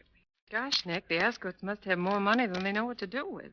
Just look at this place. Yes, Patsy, the Ascots belong to one of the oldest families in the city. Old and conservative, rich but never ostentatious. So I see. Gee, I wish I could have quiet. put... I think I hear Mrs. Ascot coming. Oh, Mr. Carter, I want to thank you for coming so very promptly. I know how busy you are, but I really am in trouble, desperate trouble, and I don't know who else to turn to but you. Why, Mrs. Ascot, I'll be very happy to help you if I can. This is my assistant, Patsy Boone. How do you do? You do. Now, what's wrong? It's my son, Harold, Mr. Carter. He's been kidnapped. I found this note inside my newspaper this morning. Well, what does it say, Nick? It says we've got your son. If you want him back, don't call the cops. We'll tell you what to do later. There's no signature. Can you tell anything by that letter, Mr. Carter? Of course, the handwriting is obviously disguised. Half printing and half writing. Paper is good bond paper. Has a watermark that looks like a dragon's tail. The top of the sheet of paper's been cut off. A pair of scissors, apparently, as the cut isn't quite even. Why do you suppose they did that? Well, there was probably a letterhead on it, and the writer didn't want the paper traced, of course. But they didn't cut quite all of the printing off. Can't read what's left, but later on it may help to identify it. It looks like hotel stationery, doesn't it, Nick? Yes, Patsy, that's what I was thinking. I'll have Scubby make a round of the hotels and see if he can find the one it came from. Oh, Mr. Carter, do you think you can find my boy? Well, I certainly hope so, Mrs. Ascot. And I'll do my best. But in the meantime, just sit tight and wait until you hear from me again. Or until the kidnapped gang makes its next move.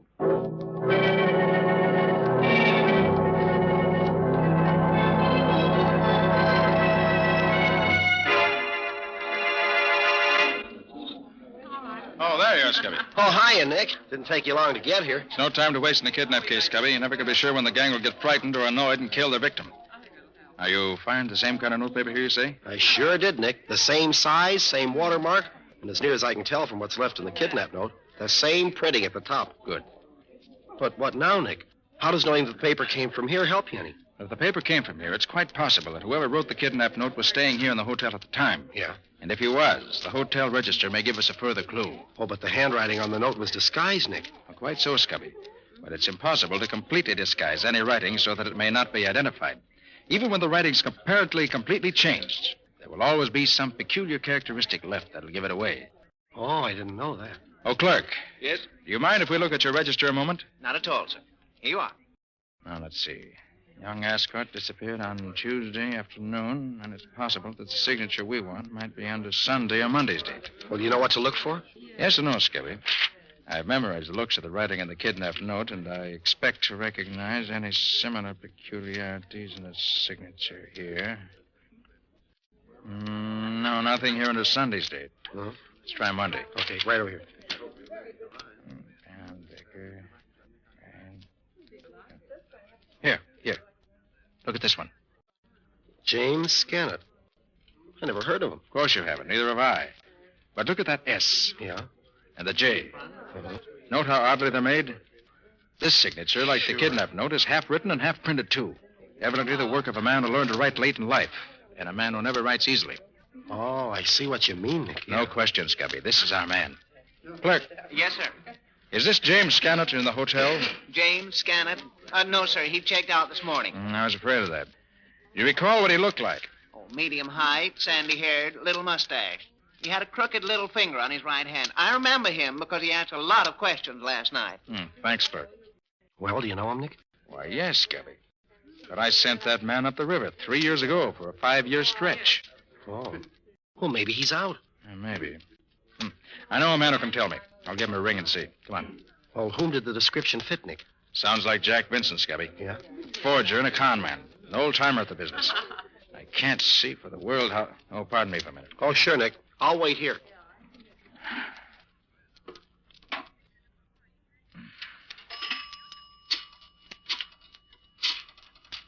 It should turn out to be Jack Vincent. This case may prove to be quite interesting for both. Oh, hello, Bill. How are you? This is Nick Carter. Oh, fine, thanks. Say, Bill, is Jack Vincent still up at state prison? Oh, 2 weeks ago, huh? No, nothing special yet. Well, thanks, Bill. Good luck. Goodbye. Well, what'd he say, Nick? Vincent was pardoned 2 weeks ago. He's our man, all right.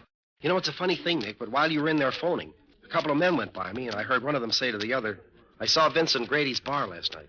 Now, maybe that's where he hangs out. You say you just heard that now, Scubby? Yeah, just now. That's queer. Well, how do you mean, Nick? Scubby, things are going a bit too easily.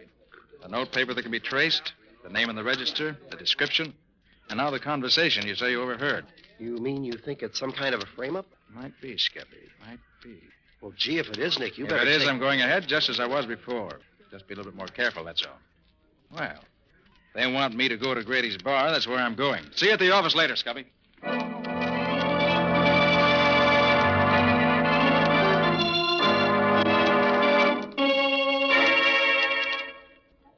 And he fell for it, Jack. Hook, line, and sinker, just like you said. I gotta hand it to you. And you told him where he could find me?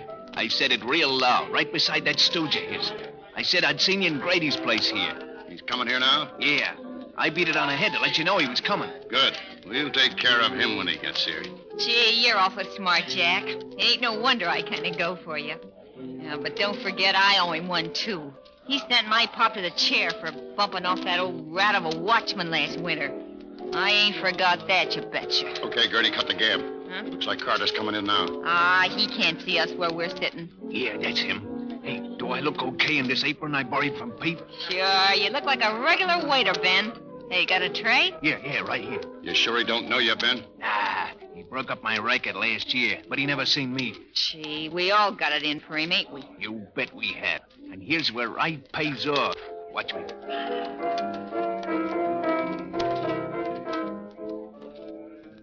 Waiter, Yes, sir.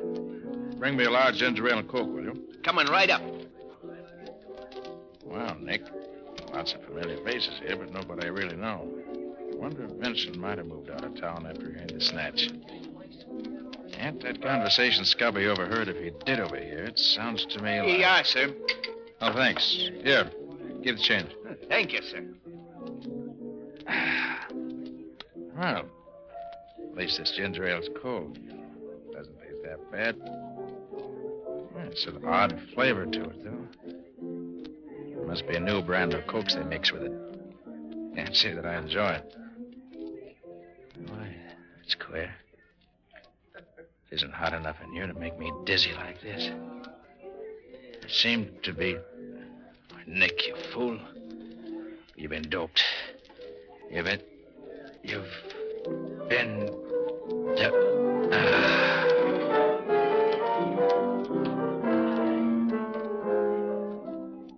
Yeah, look it. He's out cold. Gee, Ben, you must have made it strong. You bet I did. I ain't taking no chances. I put 3 of them in. Now go on, Gertie, and get the car and make it fast. I don't want none of Carter's friends to come looking for him before we can get him out of here. Okay.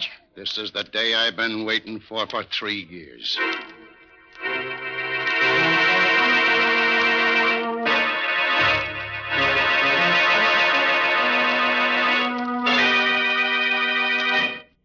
Well, he don't look much like a great detective, does he? All tied up and gagged like that. I'll say he don't. He looks more like a trussed-up chicken. Or a dead duck. And that's what he's going to be as soon as he wakes up. A dead duck. You mean you ain't gonna kill him now? Nah, there's no fun in killing him when he don't know who's doing it. I want him to look me in the eye when I send a bullet into his brain. Oh, gee, Jack, I thought you'd let me kill him. Nothing doing. This is my party. Private and exclusive. Did you get his guns? Yeah, both of them. Hey, should we leave him here in the back room for now, Jack? Yeah, he won't come to for another couple of hours. He'll be safe here. Yeah. Now, you and Gertie stay here and watch him. I got some stuff I want to take care of. I'll be back by the time he wakes up. Okay. Here you go, Mr. Master Detective. And there you stay till we're ready for you. Have a nice sleep. And keep your eye on Gertie, Ben. She might forget and bump him off all by herself.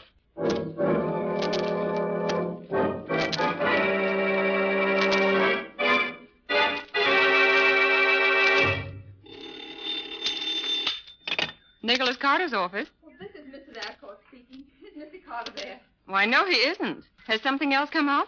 Yes. Yes, I've got another note from the kidnappers. They want $100,000 immediately. Good heavens, $100,000. Oh, what shall I do? Mr. Carter said to do nothing until I heard from him. Oh, I've no idea where he is. He should have been back here long ago. You better just do nothing, as he said, until we hear from him. He's bound to call me pretty soon. Unless something's happened to him.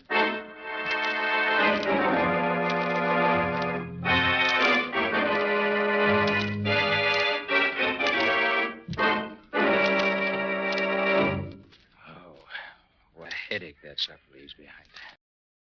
Well, it serves me right for being such an idiot. I knew what I was walking into, and I walked right into it. Gosh, but it's dark in here. I wish I could see... Wait a minute. What's that? Nick Carter, you sent my pop to the chair, did you?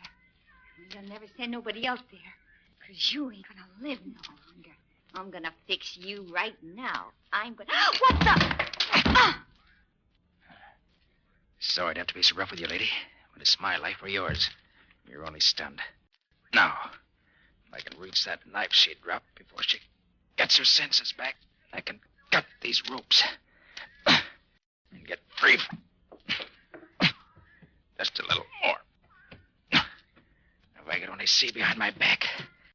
Oh, where is that knife? I want to be able to reach it now. Just... Now to cut this rope on my wrist. A little bit more. There, that's got it. Now for the leg ropes. Oh. Quiet, you. You try to call for help, I'll be forced to kill you. You... How did you... I heard you coming in, so I sat up, stuck my legs out, and tripped you. You dropped your knife. I knocked your head on the floor, and I stunned you. Then I found the knife, cut my ropes. Now I'm getting out of here. Oh, no, you can't. Jack will kill me. He'll murder me. Should have thought of that before. Now, don't try anything. Your friends overlooked this little pistol I carry in my shoulder holster. It's very small, but effective, I assure you. What are you going to do? Why'd you dope and bring me here? To kill me? Well, Jack and Ben were scared you'd try to break up their plans for the kidnap Yes, job. I knew it. Now listen carefully. Who else is in this house now? Only Ben. He's in the next room. Good. And when I tell you to, call Ben. Tell him you're afraid I'm waking up. Ask him to come in here, but don't you warn him. You want me to ask him to come in here? Yes, but no funny business. Now call him. All right. Ben? Ben? What do you want? I think Nick Carter's waking up. You better come have a look at him. So quick? Yeah. Okay, don't touch him. You wait till Jack gets back, and then we'll talk. Up with your hands! I warned you. Now stand aside. I'm leaving here, and don't try to stop me. I'll be seeing you both later, under different circumstances.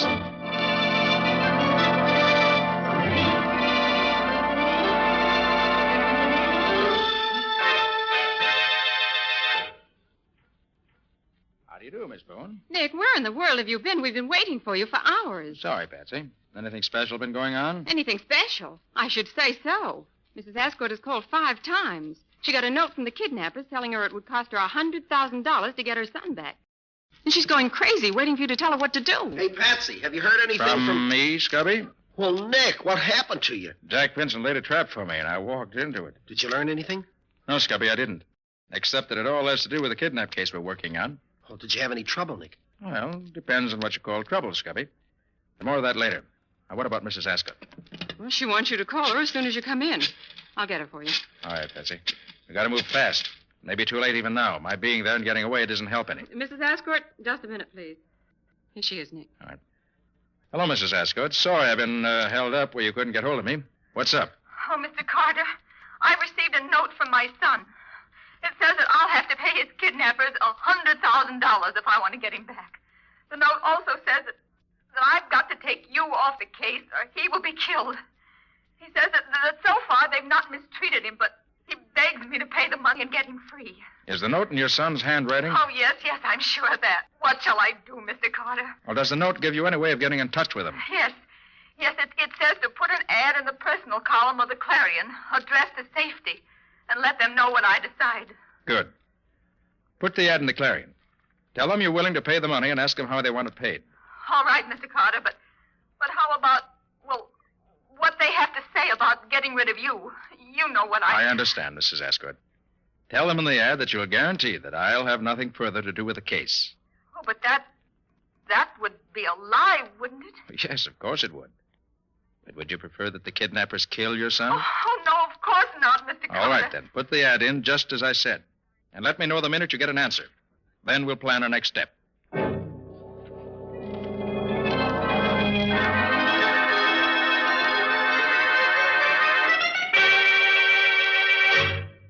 Oh, Mr. Carter, I'm so glad you've come.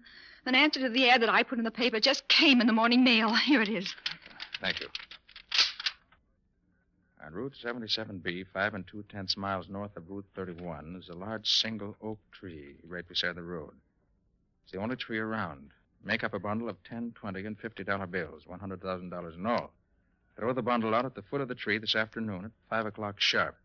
Drive by at not less than 25 miles an hour, and do not stop. Your son will be sent back to you tomorrow morning. He'll be alive if you follow directions. He'll be dead if you don't. Gosh. Mm-hmm. Patsy, where's that map I asked you to bring along? Here it is, Nick. Well, I still don't know how you could tell what section of the state we're going to need a map of. Well, Patsy, when I went back to the gang's hideout yesterday afternoon, it was deserted.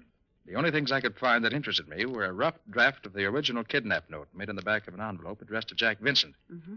And also a timetable showing trains running to a certain part of the state. And what part was that, Nick? The part I asked you to bring the map of. Very simple. Very simple. To you. Well, where is it? Here. Now, let's see. Route 77B is here. Route 316 crosses it right here.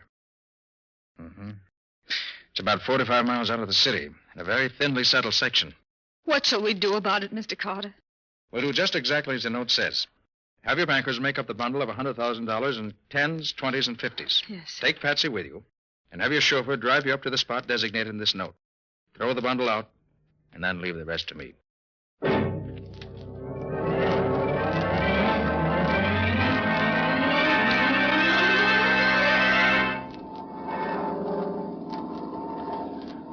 sure glad it's clear today. Otherwise, we'd be out of luck. See anything, Scubby? No, not yet. Hey, Nick, do you suppose anything has gone wrong? No, I doubt it. I've entire faith in Patsy's ability to follow instructions. Gee, sure is sort of deserted around here, isn't it? Yes.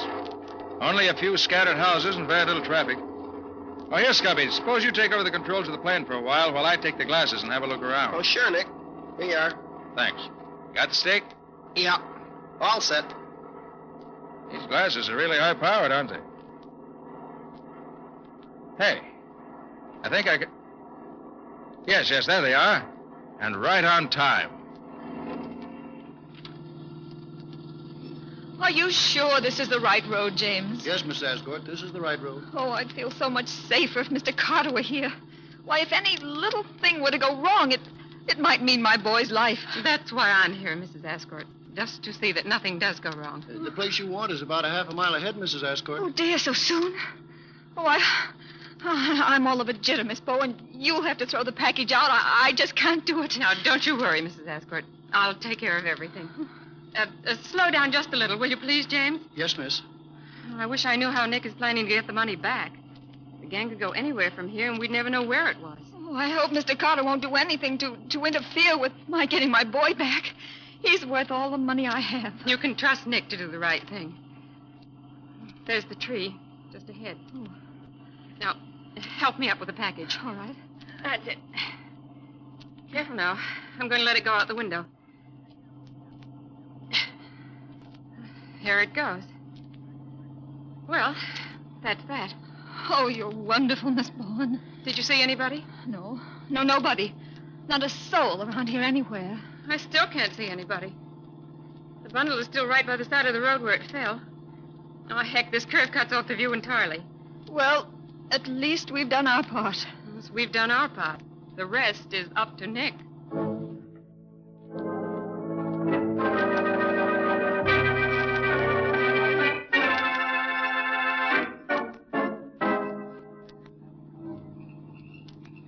Yep, those are Nick's orders, Sheriff. Drive as close to the house as you can and then park your car in the bushes just off the road. Okay.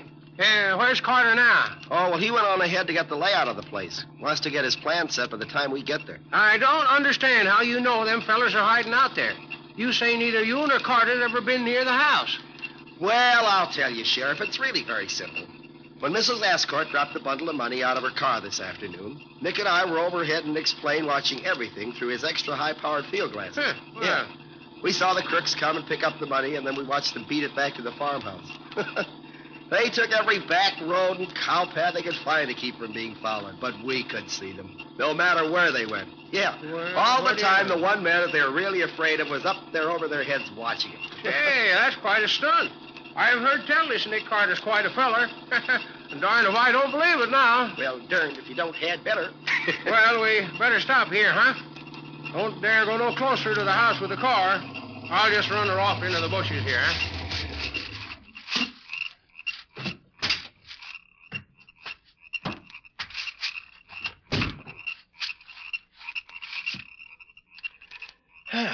Well, I wonder where Nick is.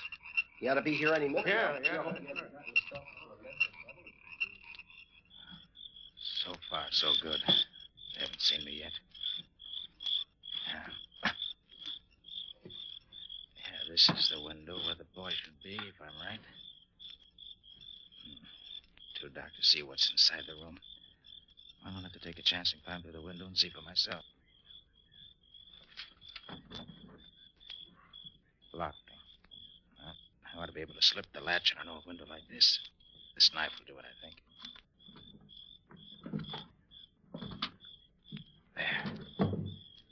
Hope my luck holds it a while longer.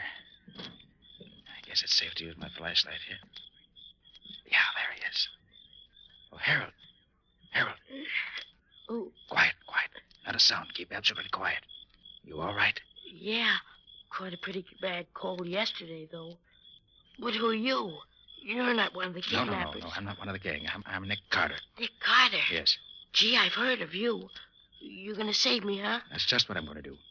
I'll get these ropes off your arms and legs first. Yeah. There we are. Feel better? Gosh, yes. Now see if you can stand up. Well, it's not very easy yet, but I'll be all right. Good boy. Now, we got to get you out of here pronto before one of the gang comes up to have a look at you. All right. How do we get out? Out of the window, same as I came in. All right, come on now. Quiet. Okay. Whatever you say, Mr. Carter. Climb out the window under the roof. Easy now. Easy. That's the boy. Gee, it's dark out here. Can't see anything, hardly. Just follow me. There's a post in the corner of the porch we can slide down. I came up it. Careful now. There it is. Here we are. Okay. I'll come right behind you. You go ahead, Mr. Carter. Not Mr. Carter, Harold. Just call me Nick. Gosh, Nick. Am I going to have something to tell the fellas when I get back home? All right, here we come. That's the boy. Gee, that was easy, wasn't it? All right, son? Sure. Let's get going away from here. All right. My friend Scubby and the sheriff ought to be over there on the edge of the brush. Hey, is that you, Nick? Yes, Scubby. And I have the boy, too. Suffering catfish, Mr. Carter. How in heaven's name do you get him out of there without getting caught? It was easy. Nick's a good detective. I bet he can do anything. Well, thanks for the plug, Harold. Now, here's my idea. Are the three of them still in the living room where they were a few minutes ago? Yeah, I just took a look and they're still there. What's your idea, Carter? Well, this is it. They think Harold is still tied up nice and snug in his attic room. Now, if they should happen to hear him out here in front of the house, they'd probably come rushing out to see what's up, wouldn't they? Sure. Well, go on, Nick. Well, I don't want any shooting if I can help it. Somebody might get hurt. So you and I will stand one on each side of the front door, Scubby, while the sheriff goes around to the back door, ready to come up from behind them. Yeah. Then Harold will stand out here in front of the house and shout good and loud.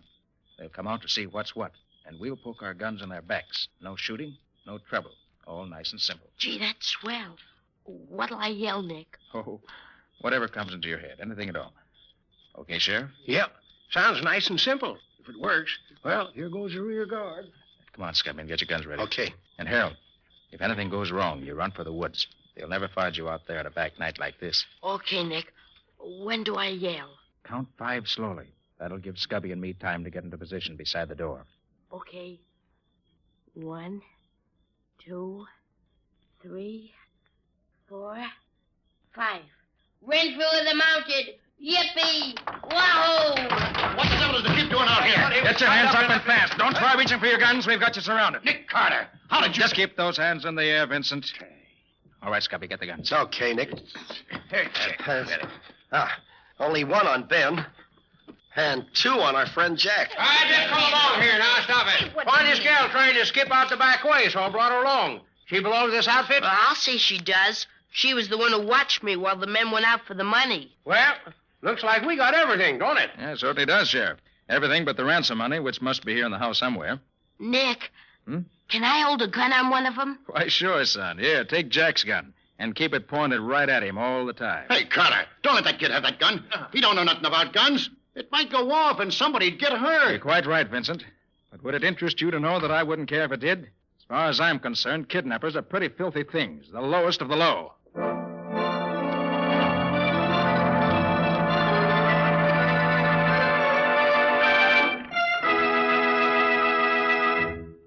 Oh, Mr. Carter, how can I ever repay you for what you've done for me and my boy? Well, I'm very happy that we were able to get the boy back for you, Mrs. Ascot. And the money, too. Oh, please tell me how much I owe you, Mr. Carter.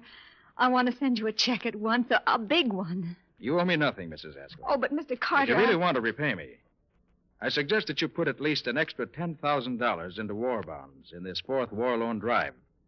And give the bonds to the Associated Boys Clubs of the city. I can think of no better way to spend money right now. Buying the bonds helps the boys who are fighting for us today. And giving the bonds to the boys' clubs helps the boys of tomorrow. It's a wonderful combination.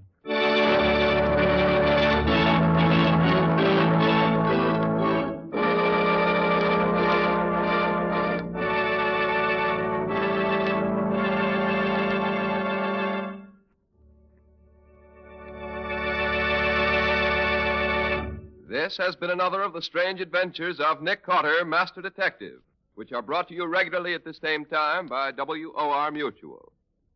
What can you tell us about next week's story, Nick? Well, all I'm going to tell you about it is this. There's such a weird and unusual case that for the only time in my life I was almost compelled to believe that vampires really do exist. I call it Death After Dark, or The Mystery of the Vampire Killings. So long. So long, Nick. See you next week.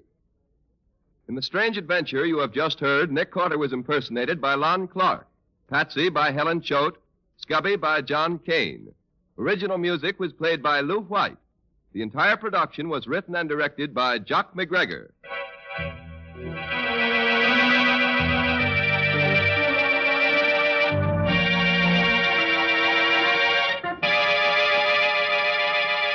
Next week at the same time, listen to another curious experience of Nick Carter entitled Death After Dark, or Nick Carter and the Mystery of the Vampire Killings.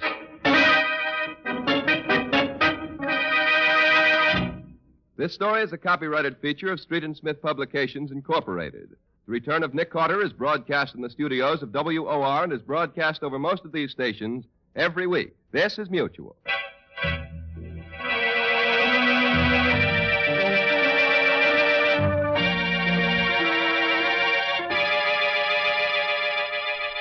You're listening to HOJO Radio. Stay tuned.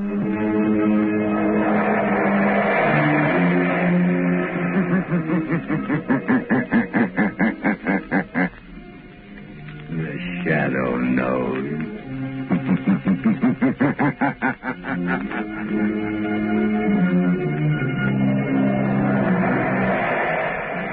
Blue Coal presents The Shadow, the mystery man who strikes terror into the very hearts of shopsters, lawbreakers, and criminals. Today, the poison death. Today's exciting adventure with the Shadow will start in just a moment. But first, I have an unusual free offer of great interest to all listeners. John Barclay, Blue Coal's heating expert, has written a book, How to Reduce the Cost of Heating Your Home. And you can obtain a copy of this attractively illustrated 24-page book absolutely without charge. Just address Blue Coal, 120 Broadway, New York City, or write to Blue Coal in care of the station to which you are listening. Drop a postcard in the mail tonight for your free copy of How to Reduce the Cost of Heating Your Home.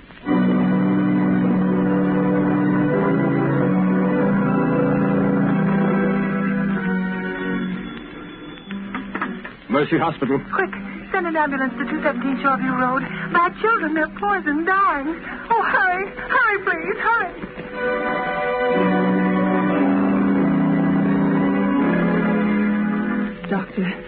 Doctor, what's wrong with my husband? He's been poisoned. Poisoned? Isn't there something you can do? Some way of saving him? No, I'm sorry, my dear. It's too late. Your husband is dead.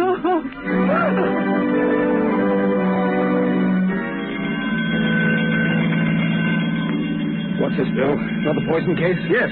The calls are coming in faster than we can answer them. Well, this one will have to go to General. The emergency ward is full. Not a cot left. The same thing in every hospital in town. They're swamped, all poison cases.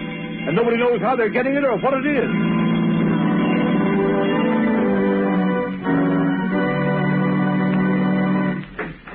Come in, Commissioner Weston.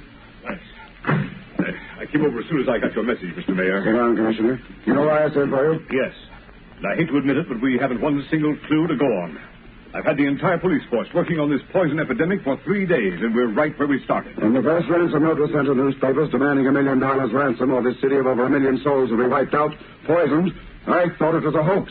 Mayor, it's a wild scheme of a crazed mind. It can't be anything else. I don't agree with you. The ransom note was signed The Shadow. This same Shadow you claimed has helped you solve so many crimes. But it was never asked for reward or credit. I don't believe the Shadow sent that note, Mayor. No? Then look at this photostatic copy of the original typewritten threat. Listen to the way it's worded. For years, the Shadow has smashed rackets, wiped out criminal syndicates, trapped murderers without reward. And now the time has come for a settlement. The Shadow has saved the city millions. Now the city will pay the Shadow $1 million for the hospitals to be filled with the dying and the morgues will be filled with the dead. I'm still convinced that it isn't the real Shadow who's guilty. You say that because the Shadow has helped you so much in the past. I resent that, Mr. Mayor. All right, resent it. But it's up to you to get busy and find out who's responsible. The fact remains that no clues have been found. Well, I've got to have action. I'm doing everything I can. Maybe you are, but you ought to do better. Look at this report. The hospitals are filled with the dying. The morgue is filled with the dead. Hundreds of innocent people stricken by a poison the health department can't identify. A poison for which there seems to be no antidote. What is it? How is it being fed to the people? Find out or we'll get another police commissioner. Just a minute, there's a phone. Hello? This is Clyde Burke of the Classic, Your Honor. What is it, Burke? We just received another note signed by the Shadow. What this time? Listen to this. I can strike at random, but I can also single out any one of you for death. To prove it, I am going to poison Dan Brinkley, Commissioner of Sanitation. When you get this through the mail, Brinkley will be dead.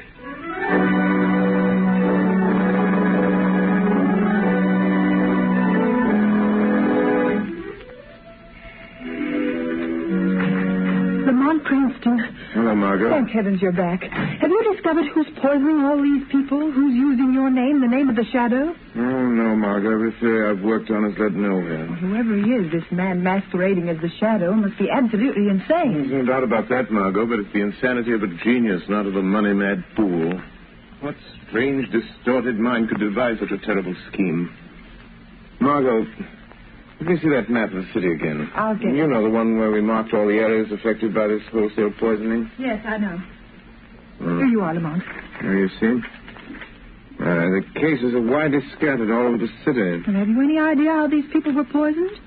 Must have been put in food or milk or something. There have been so many poisonings, it doesn't seem humanly possible it could have been administered individually. No, they were poisoned in groups. In every house affected by the poison, no one escaped. It wasn't poisoned milk. The newspapers checked on that, and it couldn't have been the food. No, the food those people ate came from 100 different stores. Wait a minute, Margot. I've just given you an idea.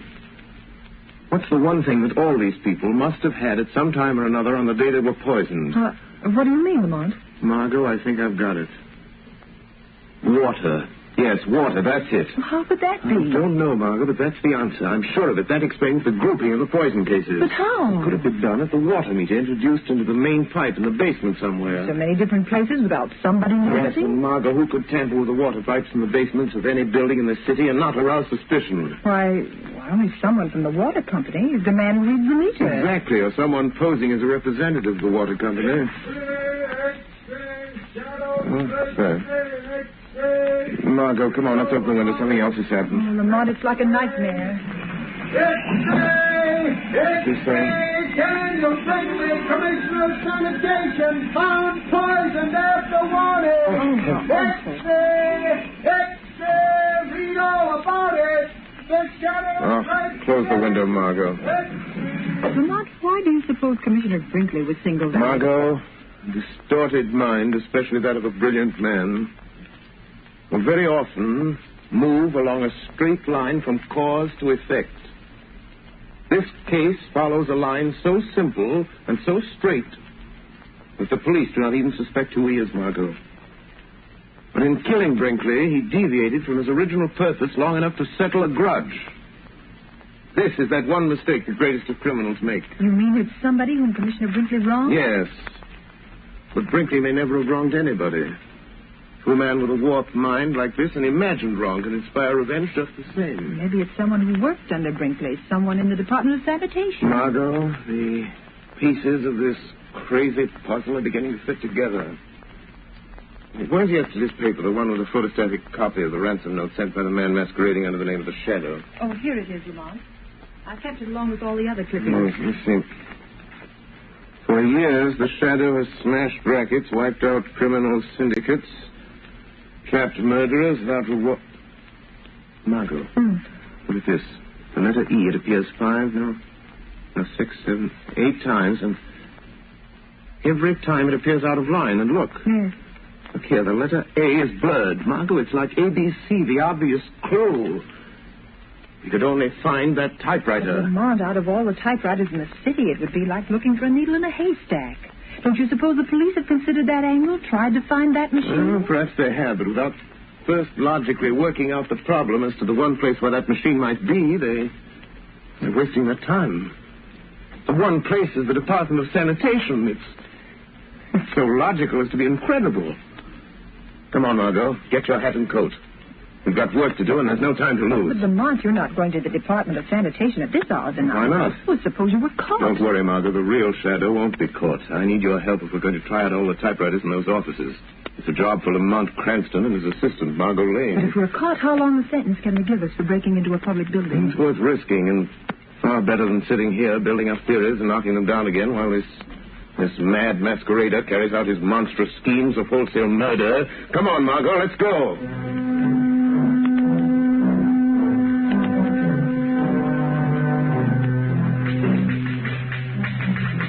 No, Margot. No, this isn't the machine. Yeah, it's the last one in here. Let's try the next office. Be careful of that flashlight, Lamont. Must be a watchman here in the building somewhere. He's down in the basement sweeping. I made sure of that before I signaled you to come in. Looks like another exploded theory, Lamont. We've tried dozens of machines, and none of them have the characteristics of the letters in those ransom notes. We're not going to stop until we've tried them all, Margot. There's a door there leading to the back part of this floor, Lamont. Yes, it says, Private Office of Chief Chemist A.D. Gerber. Let's look in there. Yes, there's the machine. It's the only one in here. Try it, Margot. Here's some paper. Thanks.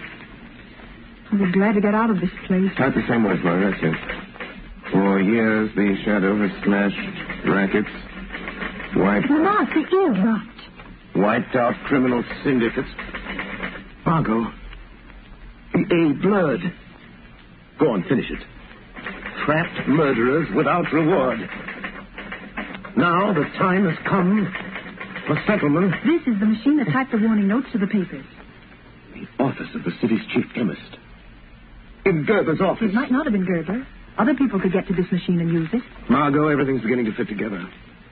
Who would know more about poisons than a chemist? You know, I felt all alone. What was that? Someone in the next room. Turn your light over on that door, Lamont. There's lettering on it. Laboratory. Keep out. Who would be in a laboratory at this time of night? Margot, I don't know. I'm going to find out. It may be the man we're looking for, Lamont. Margot, I think it'll be best if you get out of here. Go back to the car. Wait for me. Oh, please, Lamont, let me stay here till you come out, and I might be able to help you if it's that crazy maniac. No, Margot. Go out to the car and wait for me. Lamont Cranston and Margot Lane have done all they can. The time has come for me to be the shadow. The real shadow must open that door.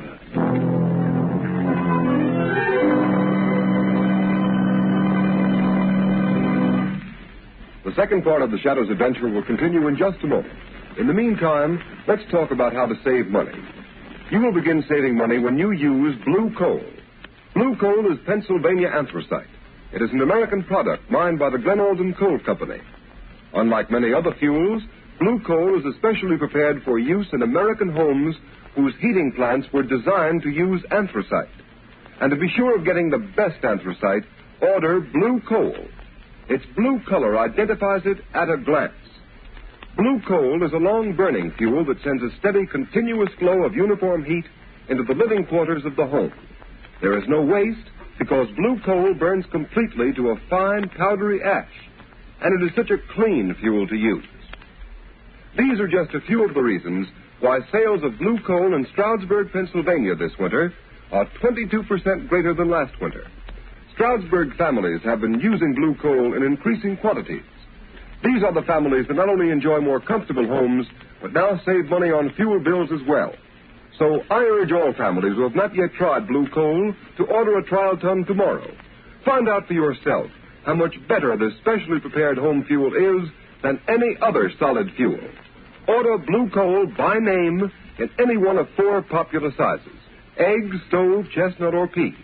The name of your nearest blue coal dealer can be found in the Where to Buy It section of your classified telephone directory under the name Blue Coal.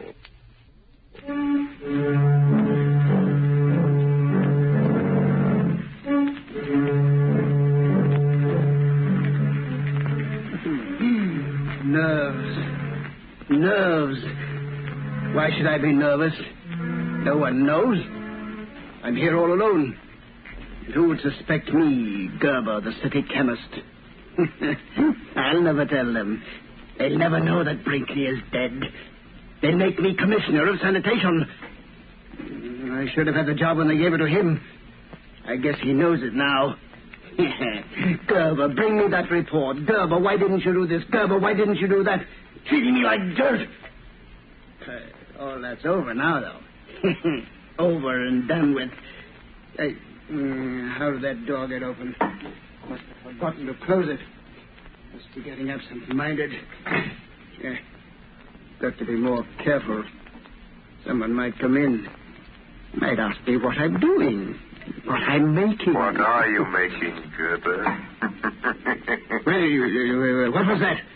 Who said that? Who laughed? The shadow spoke. The shadow laughed, Gerber. Shadow? Yes, Gerber.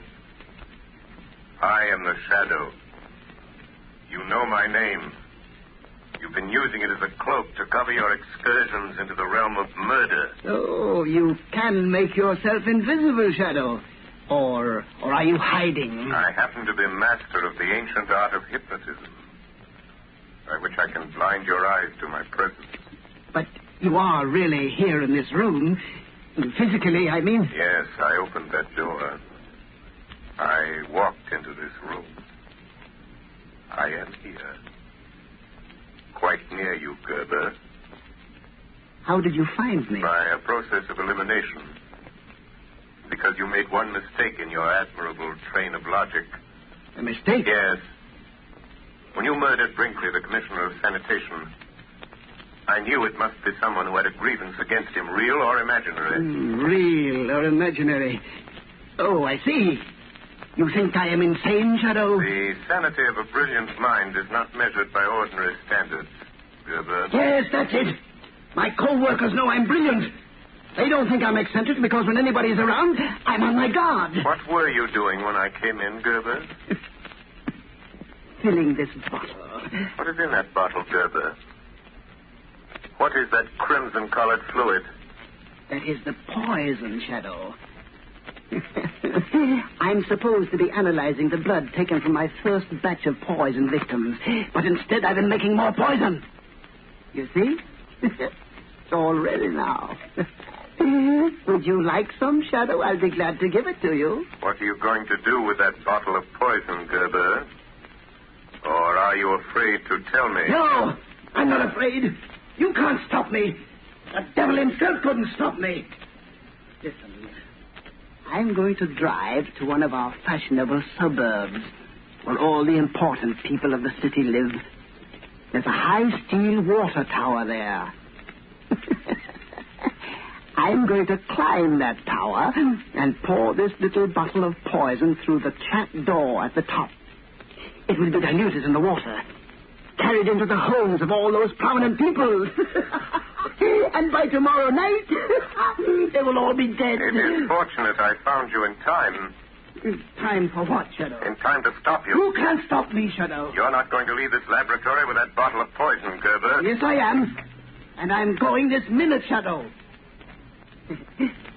You see this test tube? Yes. It's filled with acid. Acid that will burn you beyond recognition. You forget you can't see me. Yeah, but the only way you can stop me is by physical means, with your body that seems to be not even a shadow. And to do that, you must drop your cloak of invisibility. How do I know that isn't a blind to make myself become visible to you? No, it isn't a blind, Shadow. See, I pour a little on the floor. You see?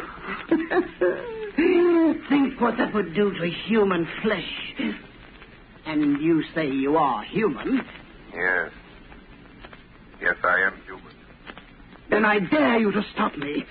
At the first touch of your hands, I'll throw it at you. It is better that one man be injured than you should kill another entire community. I'm willing to take that chance.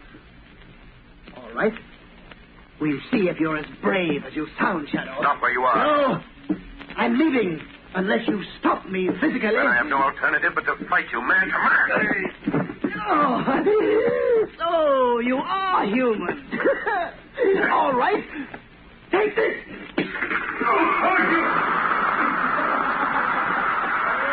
I warned you, Shadow. You will be burned beyond recognition. That acid will eat into you to the very bone. Goodbye, Shadow. At last you've met someone who is your match. Now there's no one to stop me putting the poison in that water tower.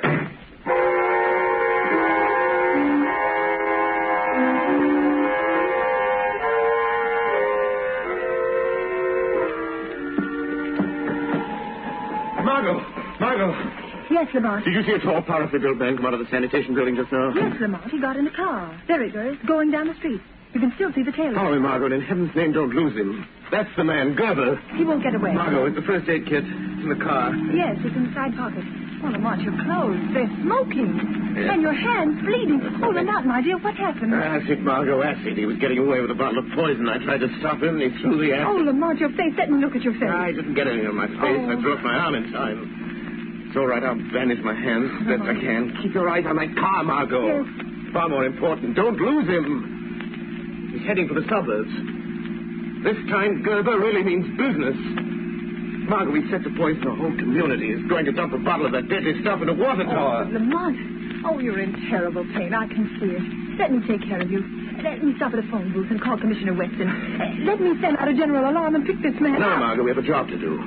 We lose Gerber. If we stop, then the police wouldn't be any good. We'll find out where he's going, and then we can call the police. All right, Lamont. You know best. I'll try not to lose him.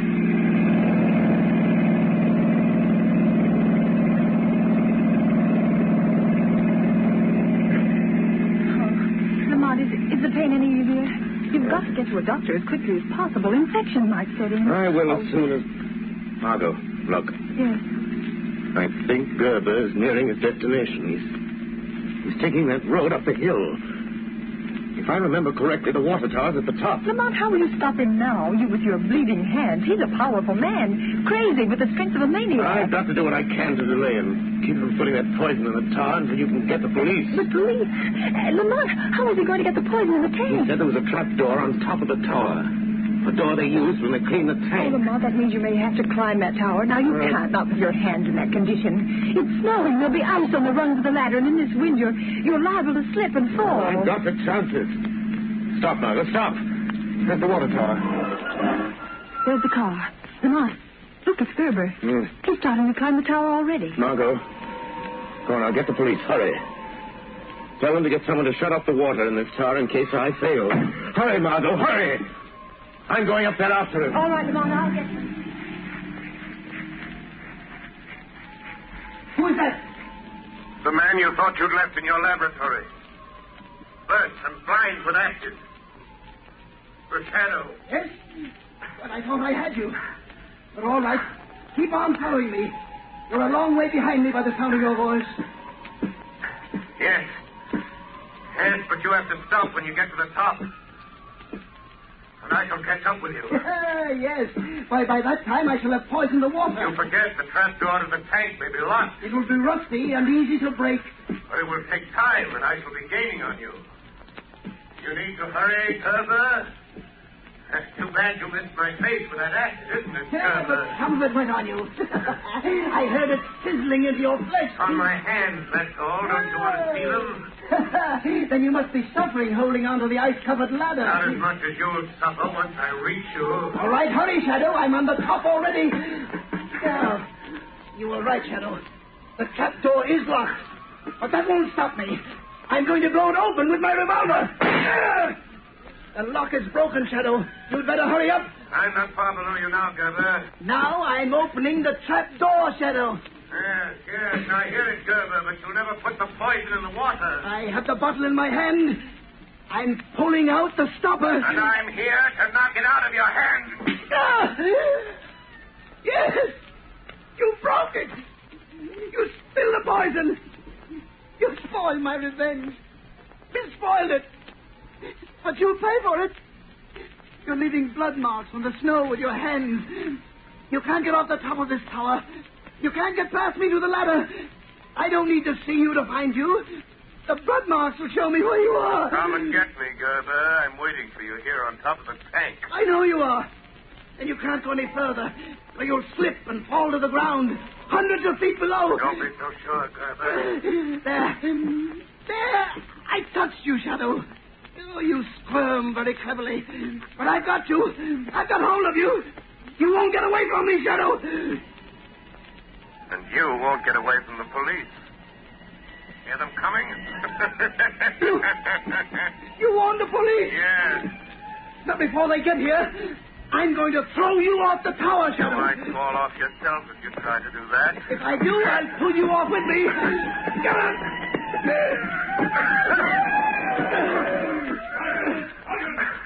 Somebody on top of that water tower. Bring your searchlight up there quick. And Commissioner Weston. He's come to take you himself, Gerber. You should feel honored. He'll never get me. He'll never take me alive. There he is, Commissioner. Hang on the edge. That's clear. He seems to be struggling with somebody. Hang your searchlight on him. You're caught, Gerber. You're trapped. You're trapped. There's no escape, Gerber. Listen to me, Commissioner Weston. You'll never get me. Never. I did it. I killed all those people. I made you think it was the shadow. Get back, Commissioner. He's trying to jump. You'll be killed, Gerber. I'm not afraid. I'm not afraid because you're coming with me, Shadow. Come on, Shadow. Come with me. Come with me. He did it. He jumped. Throw your light over there to the foot of the tower. See who it is. That's our man, the poisoner. There's the body. Really must be cut as a tornado. Yes. No man could fall that distance and live. Turn him over. Let's see his face. He's dead, all right. Neck's broken. Why, Gerber. Gerber. The chief chemist of the sanitation department. Who would ever have thought a man in his position? He was struggling with someone up there on the top of the tower. Where's the other man? Look around the base of the tower. See if you can find another body. Look in the bushes. I suppose we could have missed him, but I don't see how. Can't see a thing in these snow flurries. Swing the searchlight around. Anything over there, Sergeant? No sign. Nope. I don't see anybody here, Sergeant. Nobody over here either, Sergeant. Nothing over on this side. Listen.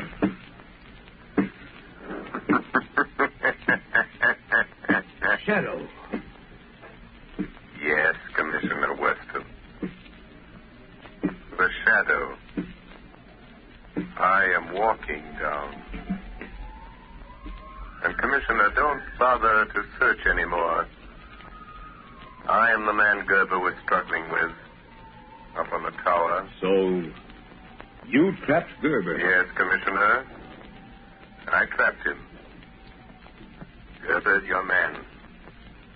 The man who tried to poison the people of this city into paying him $500,000. Well, you won't poison any more by the looks of him. And now, would you do something for me, Commissioner? By all means. If you don't mind, Commissioner, I'd like to publicly take the credit for solving this mystery. Gerber committed his crimes in the name of a shadow. And I rather think the real shadow deserves to be vindicated. Don't you?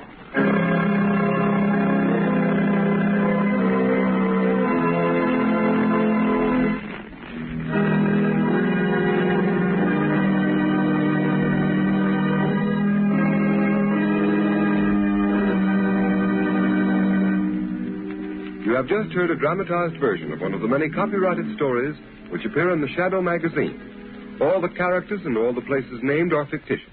Any similarity to persons living or dead is purely coincidental.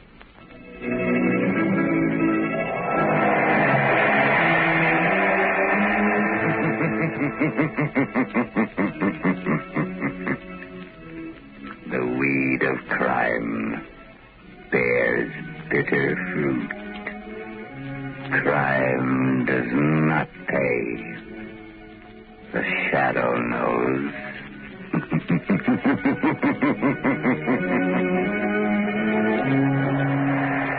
Next week, same time, same station, Blue Coal, America's finest anthracite, will again present another thrilling adventure of The Shadow. Be sure to listen, and be sure to burn Blue Coal, the solid fuel for solid comfort.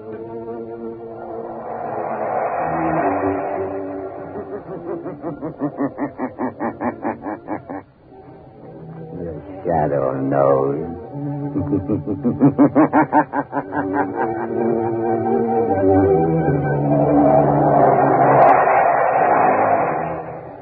Blue Coal presents one of radio's most famous features, The Shadow. The story of the mystery man who strikes terror into the very heart of sharpshooters, lawbreakers, and criminals. Today we present The Shadow in one of his most remarkable adventures. A modern mystery of science and crime, The Phantom Voice.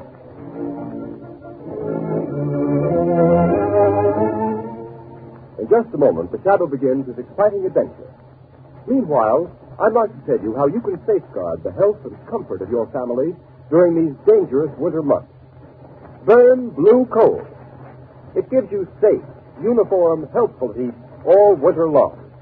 And for valuable heating information that will save you real money regardless of the fuel you're using, send tonight for John Barclay's free 24-page book, How to Reduce the Cost of Heating Your Home.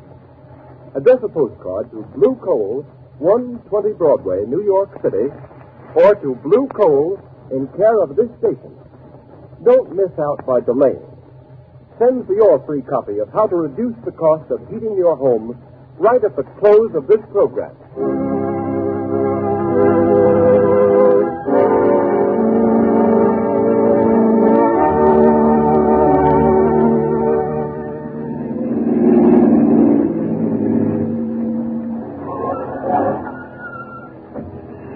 Here we are. Here, Margot, let me help you on. All right. Thank you, Lamont. This way, Margot. Lamont Cranston, where on earth are you taking me? We're on our way to the criminal court, Margot. The criminal court? Oh, a murder trial. This isn't a murder trial, but unless I'm badly mistaken, we're going to witness an assassination. What? An assassination. The assassination of the character and reputation of one of the most outstanding public men in America today. Oh, you mean Senator Durham? Yes. They have been reading about his trial in the papers. They've certainly unearthed plenty of evidence that he accepted that bribe. Unless I've made a mistake in character analysis, that evidence is forged. Durham is more than a political figure, Margot. He's a statesman. He has an independent income. He's devoted his life to unselfish public service. Oh, he's a very wealthy man. Yes, Margot.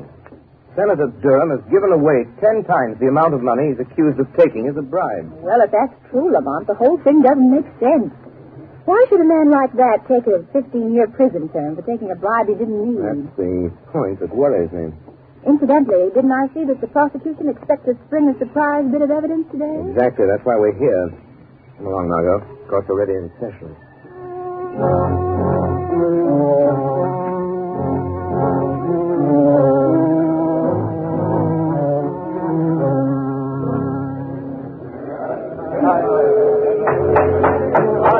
Order in the court. One more such outburst on the part of the spectators at this trial, and I shall order the courtroom cleared. Proceed, Mr. Defense Attorney. Your Honor, I have stated the case for my client. I have shown that by his record, it would have been impossible for him to act as the prosecution claims he has acted. And I have yet to see any proof that Senator Durham has committed any crime. I will now call Senator Durham himself to the stand to deny these lies in person. Senator Durham to the stand. Here I am. You swear to tell the truth, the whole truth, and nothing but the truth, so help you God? I do. Proceed with the examination. Senator, you have heard the prosecution's accusations that you did at some time during last December accept a bribe from the late Mario Rinaldi. Yes. What is your answer? I never accepted a bribe from anyone. My answer is the whole thing is a pack of lies. Order in the court. Your witness, Senator Durham. Do you deny that on the 16th of December last, you received a visit from the late Mario Rinaldi in your room at the Maximilian Hotel? Why, no. He came to see me, and Confine yourself to specific answers. Gentlemen of the jury, the defense has made much of the senator's long and seemingly illustrious career of public service. They would have you believe that, like Caesar's wife, the defendant, Senator Durham, is above suspicion. They've paraded witnesses to the stand who've told you of his philanthropies, of his unselfish devotion to public service, of his blameless personal life in the past. That we do not contest, refute, nor deny. But unfortunately for Senator Durham, he is not being tried for his past. We, the prosecution, need but one more bit of evidence to complete our case. We have that evidence. Order in the court. I beg leave to show the jury a soundtrack motion picture of a meeting between the defendant and the late Mario Rinaldi, whose bribe of $50,000 paid to the defendant is the basis upon which this case was brought to trial. Order in the court. Has this motion picture a direct bearing on this case, Mr. Prosecutor? It has, Your Honor. Has the counsel for the defense any objection to the introduction of this type of evidence without due notice? Senator Durham has nothing whatever to fear from the introduction of any authentic motion picture record of any meeting of Mario Rinaldi and himself, even though the picture was made without the senator's knowledge. Very well. The projection equipment is in the courtroom. Will you order the shades drawn and the lights extinguished? Court attendants will please draw the shades. Again, I caution the spectators against any outbursts of any kind. Furthermore, no one will be allowed to leave the court until the introduction of this evidence is complete. You may proceed, Mr. Prosecutor. With the court's permission, we will place the screen in full view of the jury. Your Honor. Counsel for the defense has a question. For the sake of the record, will the prosecution state at whose request this motion picture was made? It was made at the request of Anthony Vogel, an attorney of this city. For what reason? As a citizen interested in public welfare. Very well. Now, if the attendant will turn out the light. Order. Silence in the court. The prosecution will submit affidavits to prove that this is an authentic film record of a meeting between Senator Durham and Mario Rinaldi on the evening of December 16th. You may turn on the machine. Yes, sir. Yes? Come in. Oh, hello, Rinaldi. I've been expecting you. Look here, Senator Durham. Why haven't I got a contract award on that Buster Street building? The money's been appropriated. You said you'd use your influence if we fixed you up. Of course, Rinaldi. I told you you'd get that contract. For consideration. But you didn't send me my present of $50,000 for swinging it your way. And that's the way Oh, so that's it. You want to be paid off first, huh? Yes. And in cash. No check. Okay. You'll get your 50 grand. Get me that contract. I'll be back in an hour with the money. Order in the court. Order in the court. That's the end of the film, gentlemen. It's a lie. A lie, I tell you, I never said that. Order in the court. Your Honor, I object. My client never had such a conversation with Mario Rinaldi. That picture is a fake. One moment. Attendants will please turn on the light. Your Honor, allow me to remind the counsel for the defense that pictures do not lie. Your Honor, we do not deny that the meeting between Senator Durham and Mario Rinaldi did take place in the manner shown in this film, but we deny that any such conversation took place. Have you any proof of that? There are only two people who could know what went on in that room. Senator Durham and Rinaldi. And Rinaldi is dead. Do you deny the voice was the voice of the defendant? My client admits that it sounds like his voice, but it cannot be, since he never asked or received a bribe from the late Mario Rinaldi for any reason or purpose whatever. Your Honor, I ask a recess of this trial in order that the defense may have an opportunity to study this film and soundtrack. I object. I do not see how the due process of law will be impaired by a 24-hour delay. Objection overruled. Court's adjourned until 10 o'clock tomorrow morning.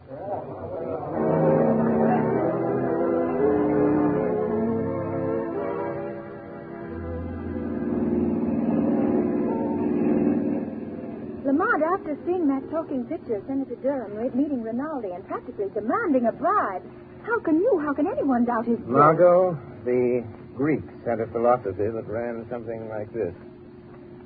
Only believe half that which you see and nothing you hear. Oh, but Lamont, that wasn't hearsay evidence. That was the senator speaking. That was his voice. Even he couldn't deny. No man knows the sound of his own voice, Margot. Besides, Durham never spoke those words to Rinaldi. But you saw him. You saw the motion picture. Exactly. Because I did see him speak, I know he didn't say the things that were on the soundtrack of that film. What do you mean, Lamont? Have you ever watched the movement of a man's jaw muscles when he speaks certain words? You mean you know what he really said? No.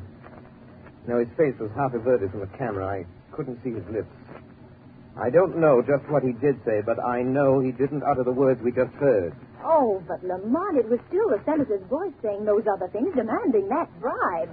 I'd swear to it. Yes, and so will the jury, Margot. Unless something is done within the next 24 hours, one of the finest men in this country, An innocent man, Senator Durham, is going to be railroaded into prison for 15 years by his political enemies. I'm stopping here, Margot. I want you to wait in the car, please. The lawyer's building. What are you going to do here, Lamont? I'm going up to the 25th floor, Margot. The Shadow has an appointment with one of the most crooked lawyers in this city. Anthony Vogel was so interested in the public welfare that he went to the trouble of having a sound camera planted in Senator Durham's hotel suite the night of December 16th.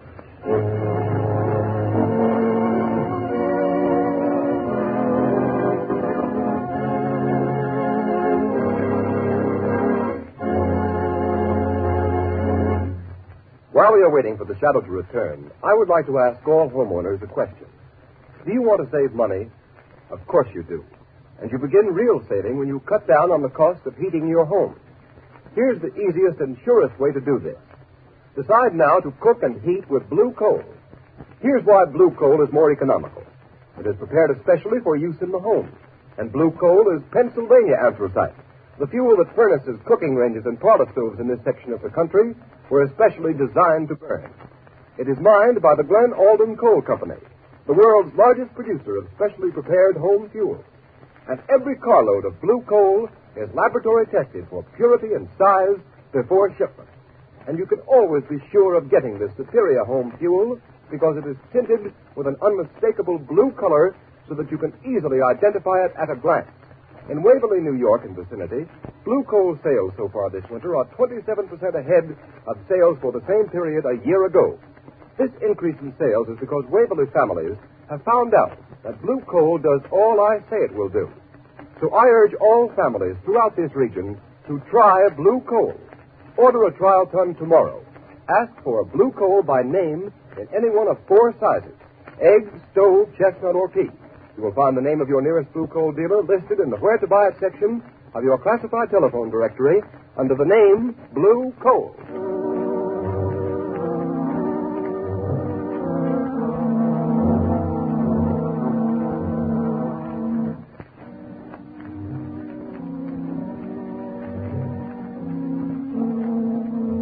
See that swell, Mr. Vogel? You certainly put it over. That sound picture sure turned the trick. Yes, but I'm still worried, Travers. Well, there ain't nothing to be worried about. Senator Durham's as good as on his way to the pen right now. Well, I won't feel happy until he is. When are you going to get me a wrestling bout, boss? A wrestling bout? Yeah, it's about time I was getting in the ring again. And, well, I could stand the extra dough. Forget you're a wrestler, Travers. You'll make more money in this racket as my bodyguard. Any calls while I was down at court? Yeah, Wilson phoned a couple of minutes ago. Why didn't you say so? You didn't ask me. What did he want? I wanted to talk to you. And what do you suppose he wants? Dough? I've paid him all he's going to get. Say, maybe he's read in the afternoon papers what we're really using that soundtrack for. If he gets white-livered and talks... Well, maybe we should fix him so he can't talk, huh, boss? What do you mean? Well, he could fall out of that 15-story apartment of his, accidental-like. He'd only have to fall once. It might be a good plan. Okay, you want me to go over there now and take care of it, boss? No, there's no sense doing anything about him until we have to.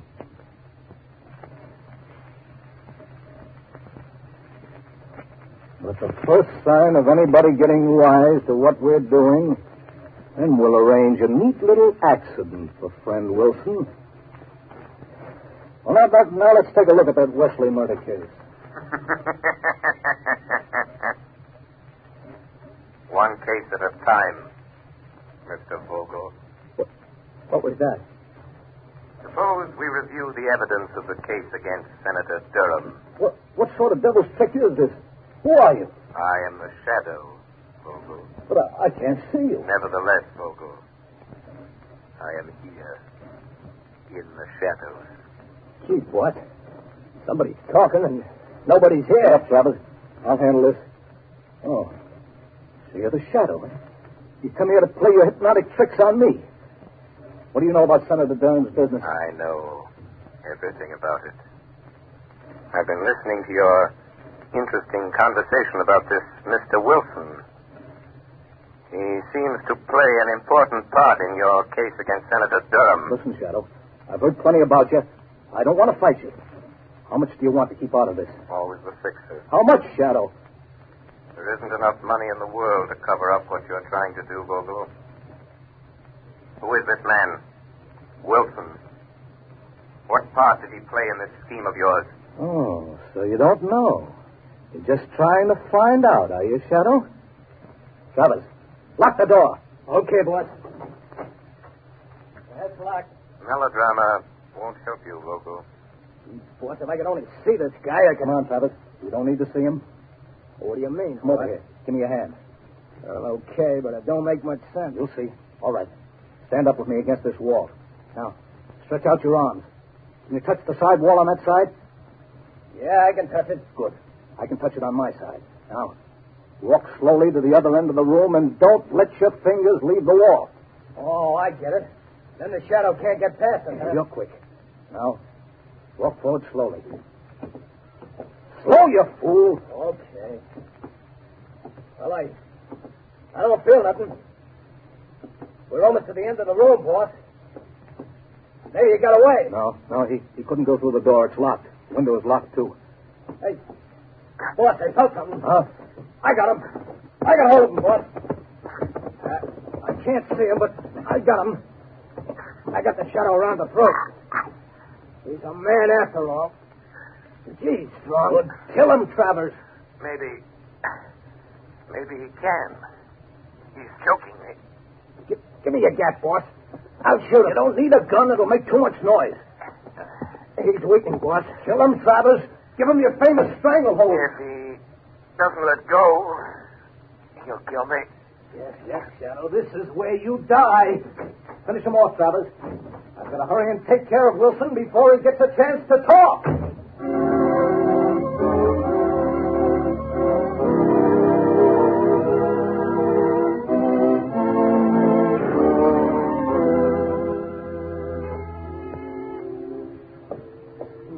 I wonder who that can be.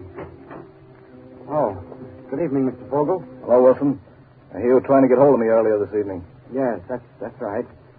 I want to talk to you. Won't you come in? Are you alone? Oh, yes. Good. Mr. Vogel, when you asked me to do some work for you, I didn't ask to know what you were going to do with it. I needed the money for my wife, Alice, and kids, and You got paid, didn't you? Yes, but... I mean... Well, all this stuff in the papers, Mr. Vogel, about the... Frankly, I don't like it. Oh, you don't? Having a little attack of conscience, Wilson? Well, doing a job is one thing, but sending a man away to prison on a false charge is something else. So I intended to tell you that... Tell me what? Well, the figure that I refuse to let it go on any further. Oh, you refuse? Yes. After all, Mr. Vogel, if I tell what I know about... Well, what are you going to do about it? Just this. Don't move, Wilson. Put that gun down. Don't be a fool, Vogel. I'm not the fool, Wilson. Now, turn your back to me. That's right. What are you going to do? I'm going to assist at a little accident. Now, walk to that window. Wait. You can't do this to me. You can't. Walk. Okay. Now, open the window. All right, Wilson. Climb up on the windowsill. Just a moment, Mr. Vogel. The shadow. I thought Travers took care of you. You thought Travers took care of me, did you, Vogel? Well, I admit he's a good wrestler. But there was one little hold, Vogel, I learned in the Orient that he didn't know. He had me beaten for a moment. It was my one chance to get you to lead me to Wilson. You mean you followed me here? Yes. Yes, I followed you here. It wasn't very difficult to get away from Mr. Travers. It seems I arrived just in time for my proof. In time? No. There, Shadow, there's your proof lying dead on the floor. You're crazy, Vogel. You're a fool. You'll get the chair for this. I'm not as crazy as you think. So I'm a fool, am I, Shadow? Now, you're the fool for coming here. You're the fool the police will find locked in this room with Wilson's dead body.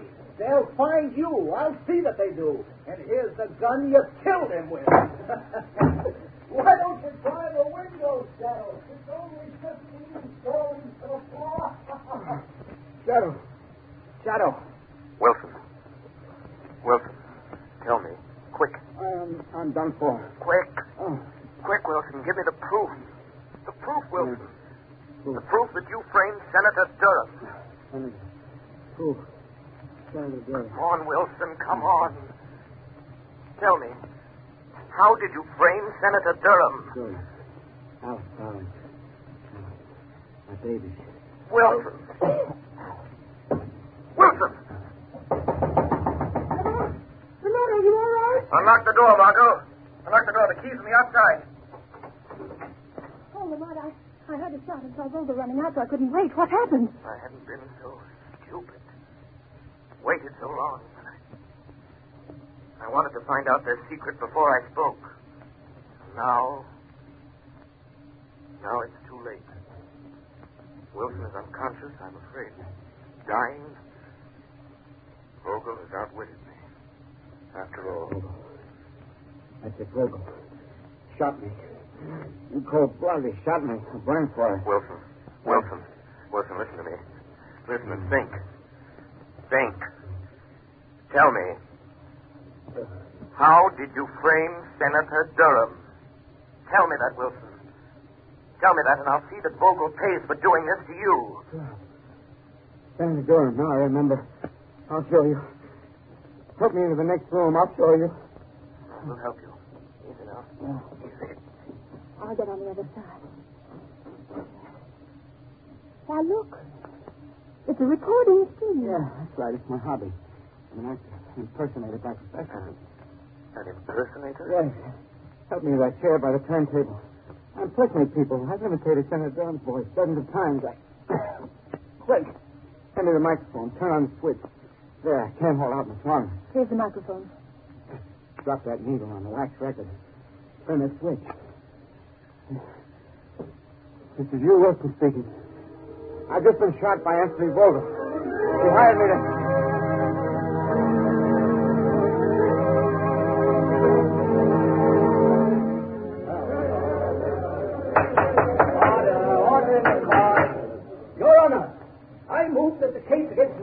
Senator Durham be dismissed. On what grounds? On the evidence contained on this record found in the apartment of the late Hugh Wilson, the radio and stage impersonator who was found shot in his apartment last night. I ask the court's permission to play it at this time. Permission granted. You may start the record now. Yes, sir. This is Hugh Wilson speaking. I've just been shot by Anthony Vogel. He hired me to impersonate the voice of Senator Durham. It's my voice on the soundtrack of the picture shown at Senator Durham's trial. I'll show how I did it. Listen. Of course, Rinaldi, I told you you'd get the contract for the consideration. But you didn't send me my present of $50,000 for swinging it your way. So naturally, that's how it was done. That's how I did it. Durham Jackson. You never wrote those words. I'll get it.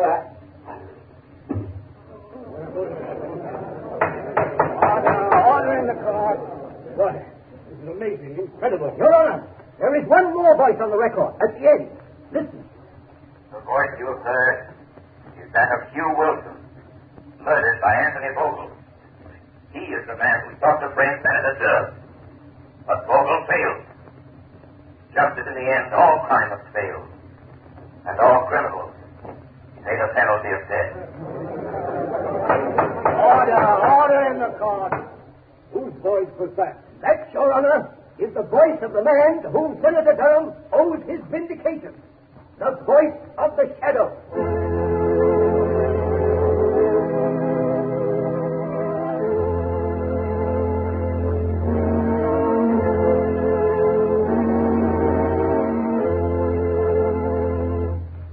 Ladies and gentlemen, before the shadow leaves you, here's John Barclay, Blue Coal's heating expert. Ladies and gentlemen, Mr. Barclay. Thank you, Ken Robert. Good evening, friends. Just now, I'd like to offer you a friendly suggestion. to lose no time in sending for your free copy of my book, How to Reduce the Cost of Heating Your Home. This little book is attractively illustrated, and each of its 24 pages holds valuable heating information that is of interest to every homeowner. Problems such as the importance of clean furnaces, putting coal on the fire, how to bank a fire, and how to light a fire are dealt with in the fullest detail. For example, on page 16, you will find steps to follow in getting the best results from your furnace in the morning, during the day, and at night. And friends, these are only a few of the 36 topics covered in my book. There is no charge for this book. It will be sent to your home absolutely free and postpaid. It is a part of Blue Coal's famous free service. So I earnestly recommend that you send a postcard tonight for your free copy of How to Reduce the Cost of Heating Your Home. Addressed Blue Coal, 120 Broadway, New York City, or to Blue Coal in care of the station to which you are listening. I thank you. Thank you, Mr. Barclay. Friends, these books are going like wildfire. So write for your copy tonight. Address a postcard in a clear, legible hand to Blue Coal, 120 Broadway, New York City, or to Blue Coal in care of the station to which you are listening. Write now for your copy of How to Reduce the Cost of Heating Your Home.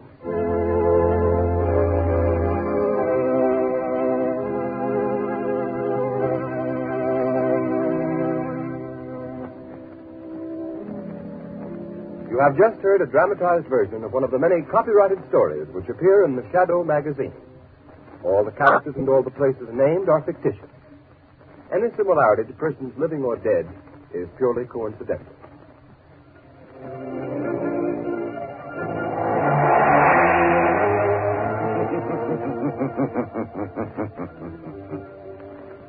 As you sow evil, so shall you reap evil. Crime does not pay. The Shadow knows.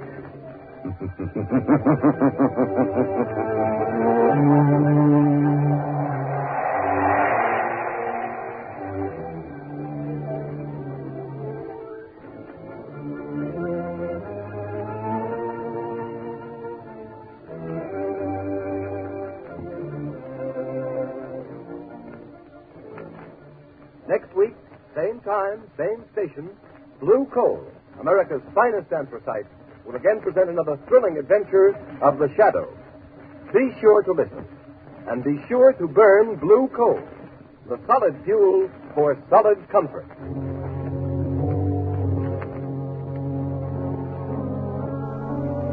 Thanks for listening to HOJO Radio. We have more classic radio coming your way next. Here is another in NBC's great parade of new shows.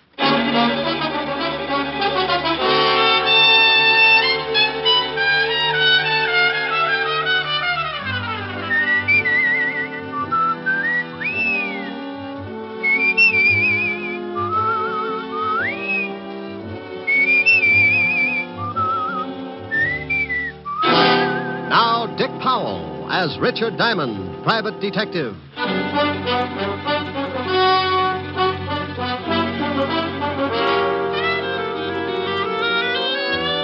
Hello there. This is Diamond. You know, I'm sure a lot of you people have never seen this big city of New York that I live in, but you ought to. It's really worth seeing.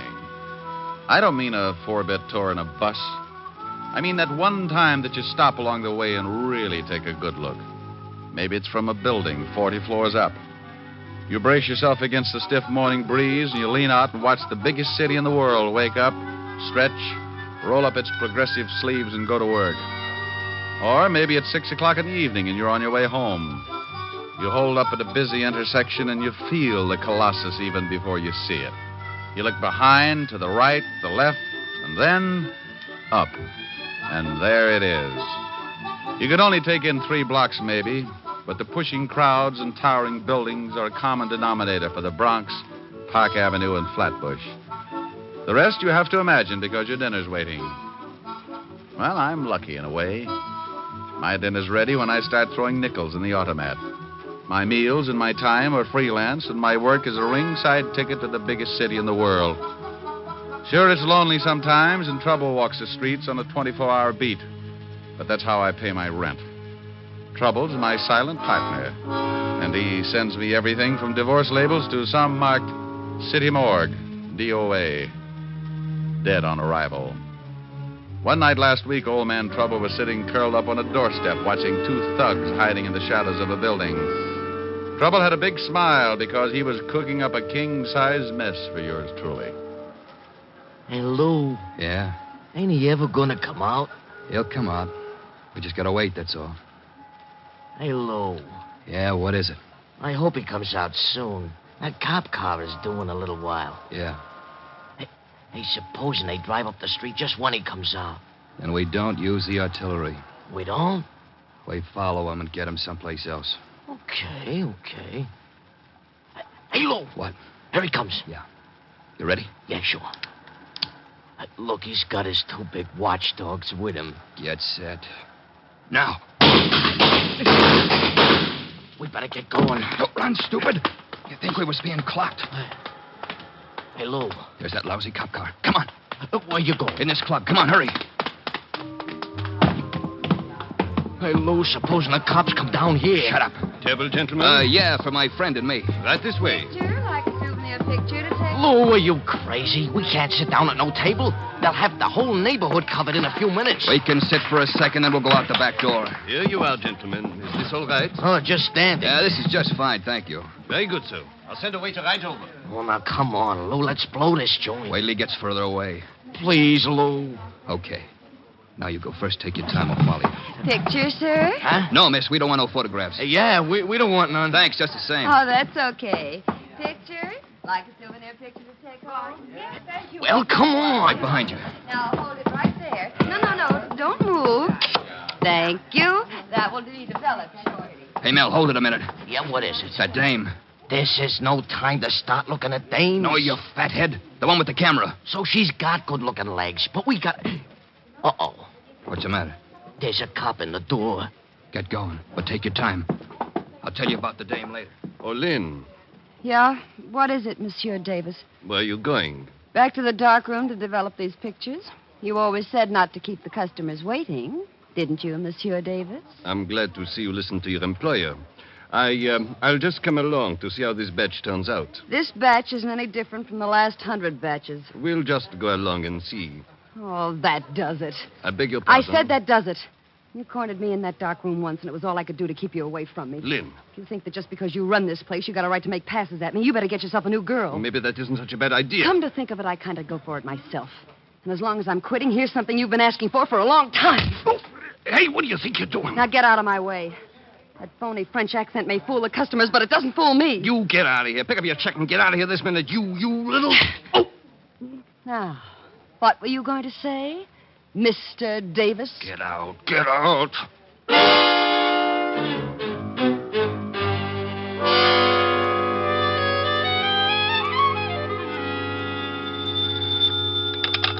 Diamond Detective Agency, if you've lost a body, let us dig it up. Oh, Rick, that's awful. Depends on who we dig up and how long he's been there. Rick, Hello, Helen, baby. you're simply gruesome.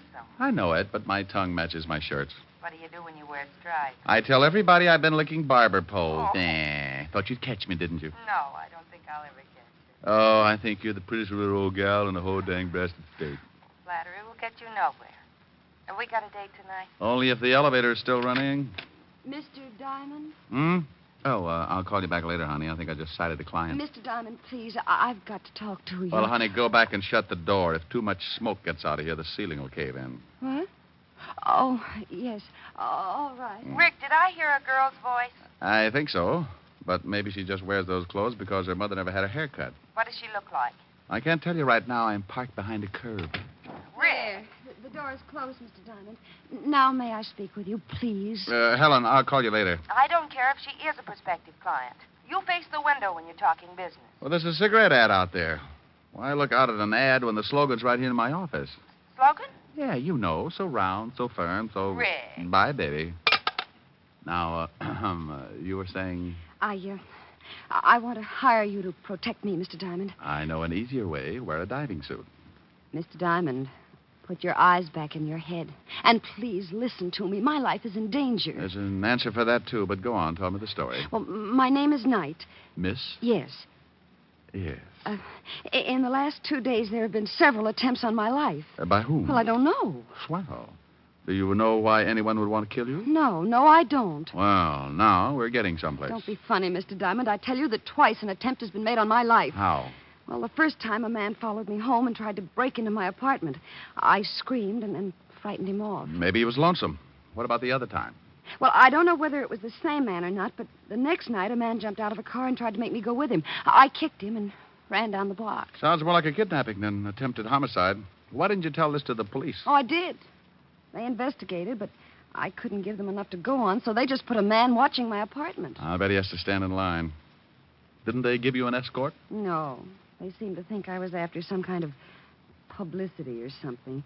They told me it was all right to go out in the daytime, but to stay in my apartment for the next couple of nights. Sounds reasonable. Will you help me, Mr. Diamond? I'm afraid this will happen again. My dear, my fee is $100 a day in expenses.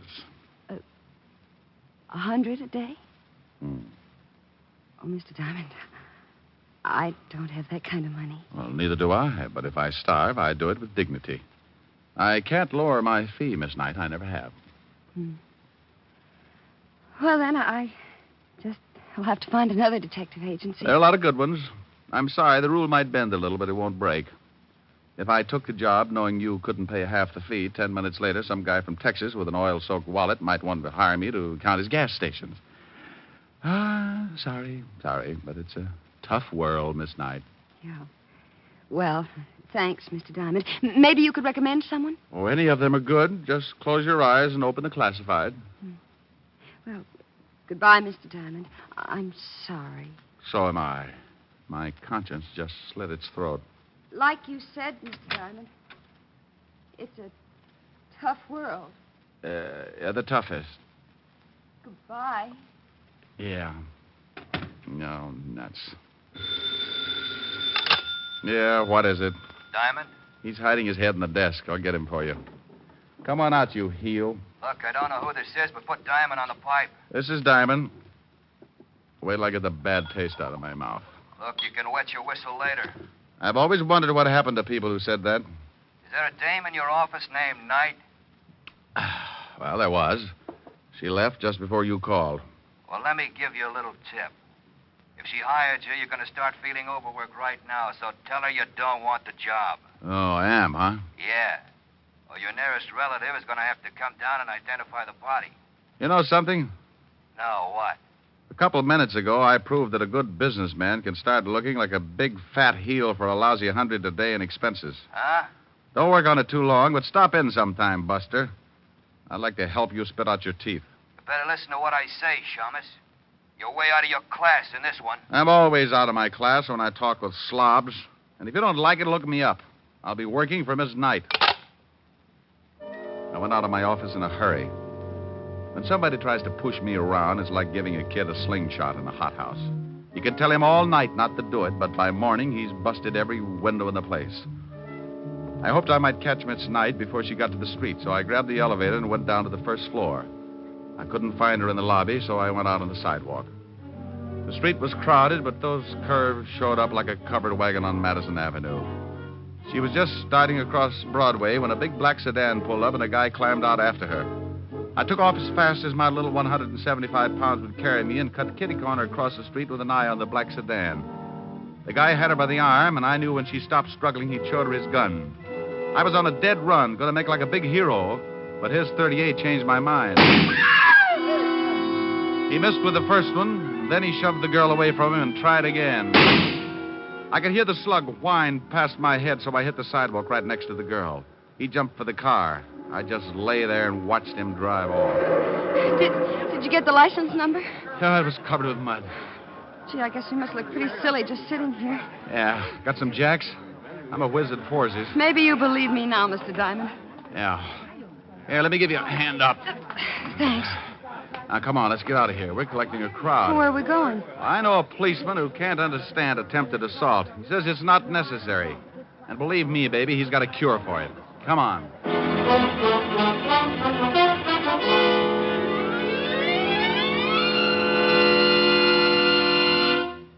In just a moment, we will return to Richard Diamond, Private Detective, starring Dick Powell.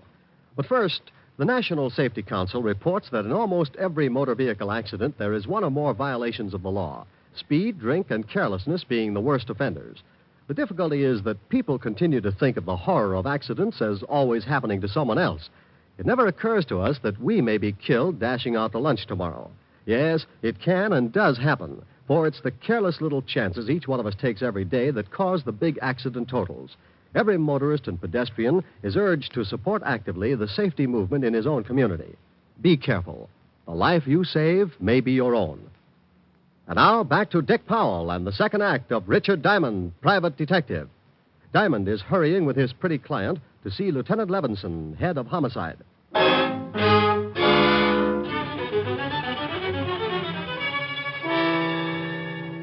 I hailed a cab, and 10 minutes later, Len Knight and I were walking into the 5th Precinct Police Station. Sergeant Otis looked up and started to say something, but when he saw what I was with, he changed it to a low whistle. Oh, stop puckering, Otis. You look like you've been unstopping sinks. Oh, very funny, wise guy. How about introduction? Miss Knight, Sergeant Otis. Homicide's answer to mercy killings. Hello, Sergeant. Yeah, don't pay no attention to him, Miss Knight. He was born with a nasty disposition. Is the lieutenant in, Sergeant? Yeah, go ahead. He'll see you. Nice meeting you, Miss Knight. Nice meeting you, Sergeant. Otis.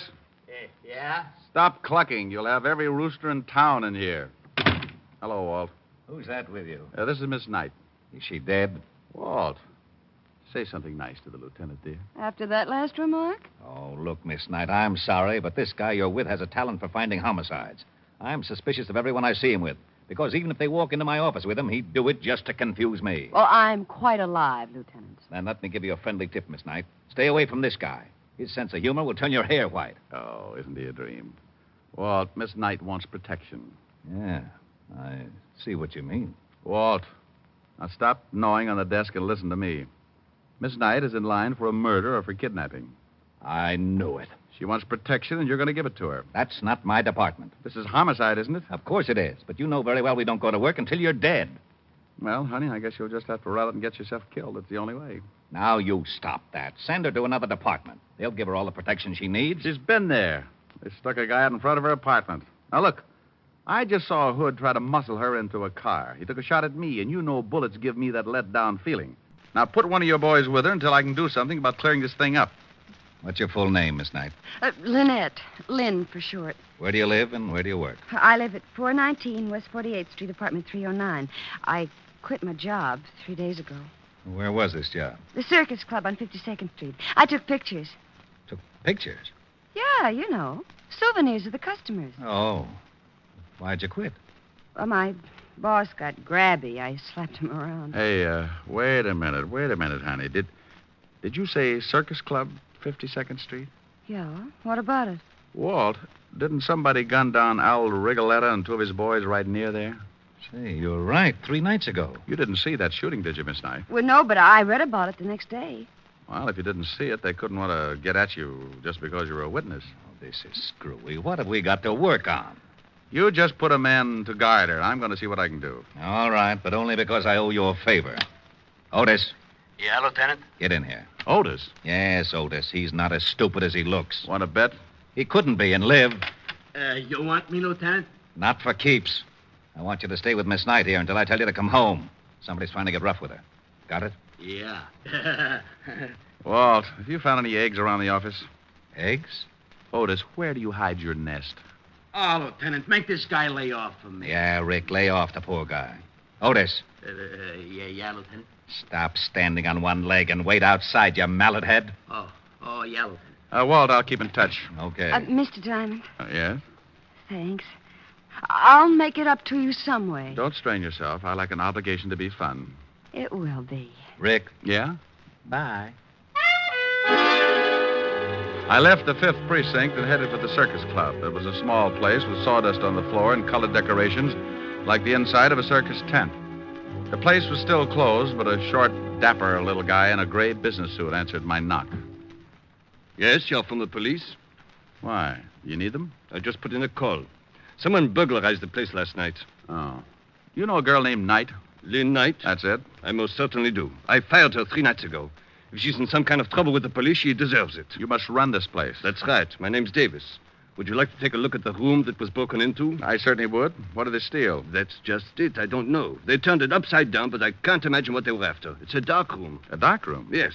I have several girls that take pictures of the customers. They developed the prints in the back of the cafe. Right this way. Forget it. But I thought you wanted... I'm not from the police, Mr. Davis. I'm a private detective.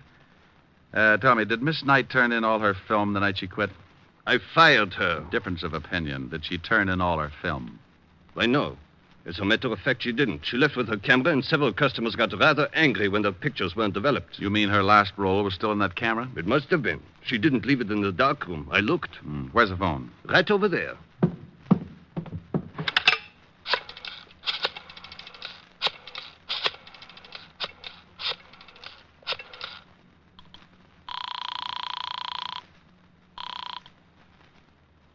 Lieutenant Levinson, homicide. Walt, I think I've got something. Diamond, I've got something, too.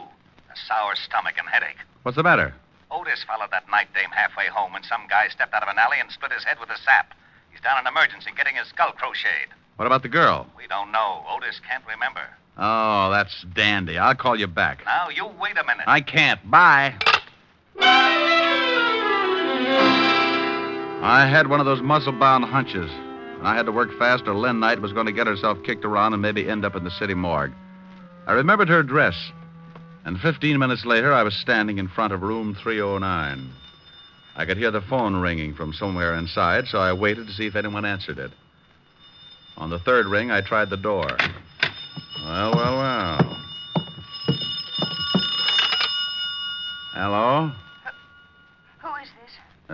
This is Diamond. Oh, thank goodness.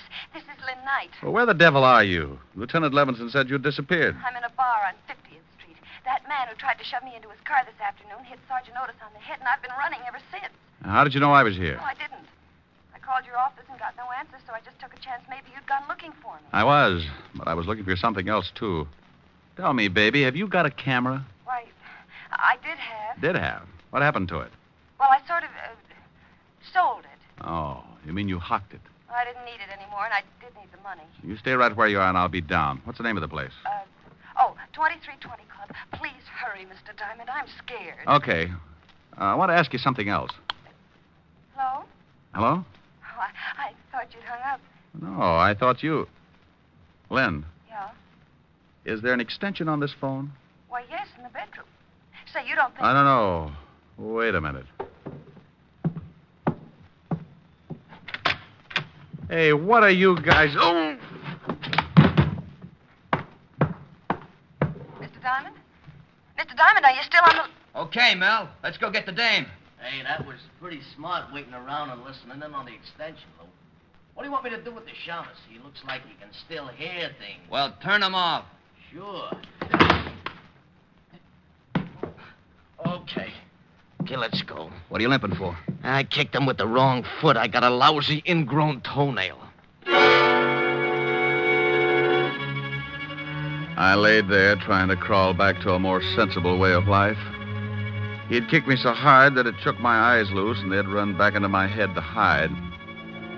Everything was suddenly crammed into a long funnel that disappeared into the floor, and I felt pretty sick. I was stuck in an acre of colored molasses, and trying to get myself loose was like pulling a pillow through a garden hose. When I finally made it, I stuck my head under a sink and let the cold water bring me back to normal. Then I headed for the 2320 Club in a hurry. Something I could do for you? I'm looking for a girl, but I don't see her. They come and go. It's like that around here. She had on a green skirt and a jersey blouse. Couldn't miss her unless you don't like girls. Oh, her. She used the phone and then she left. Alone? No, a couple of ugly-looking guys came in and she left with them. Hey, you know her? Yeah. Well, she forgot her purse. You might tell her. Her purse? Let me see it. Oh, no. Here's the badge, Buster. Oh, okay. He handed me the purse, and I went through it. Nothing much but a pawn ticket. I looked at it, and that hunch started biting my leg, so I took off for the pawn shop. Good afternoon. Here's a ticket. I want to claim the article. Sure. A11249. Here it is. Lovely camera. Bingo. Did the girl sell it to you? No, she just wants me to claim it for her. Well, be careful. She said there was still some film in it. She wanted to come back and get it when she got a new job. $15, please. Yeah, here you are.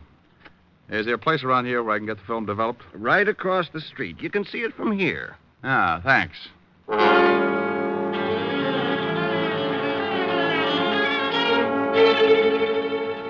Here it comes. Yep, it's coming up, but we'll leave it in a little longer.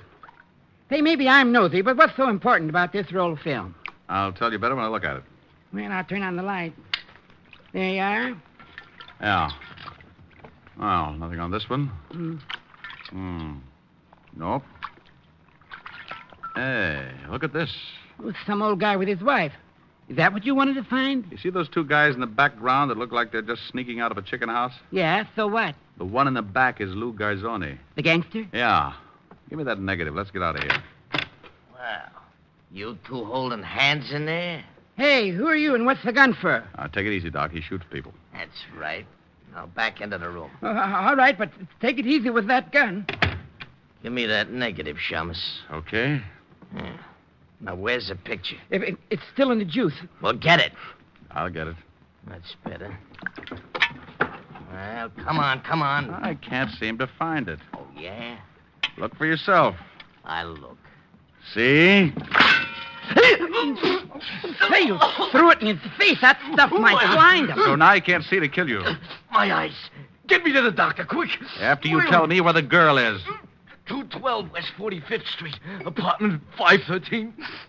Harry, I can't stand it. Call a doctor for this guy and then get hold of Lieutenant Levins in 5th Precinct. Tell him to meet me in front of 212 West 45th and to step on it. Yes, all right. I'll take those pictures. I can't stand it. I'm Ah, sure you can. It's no fun looking at the electric chair anyway.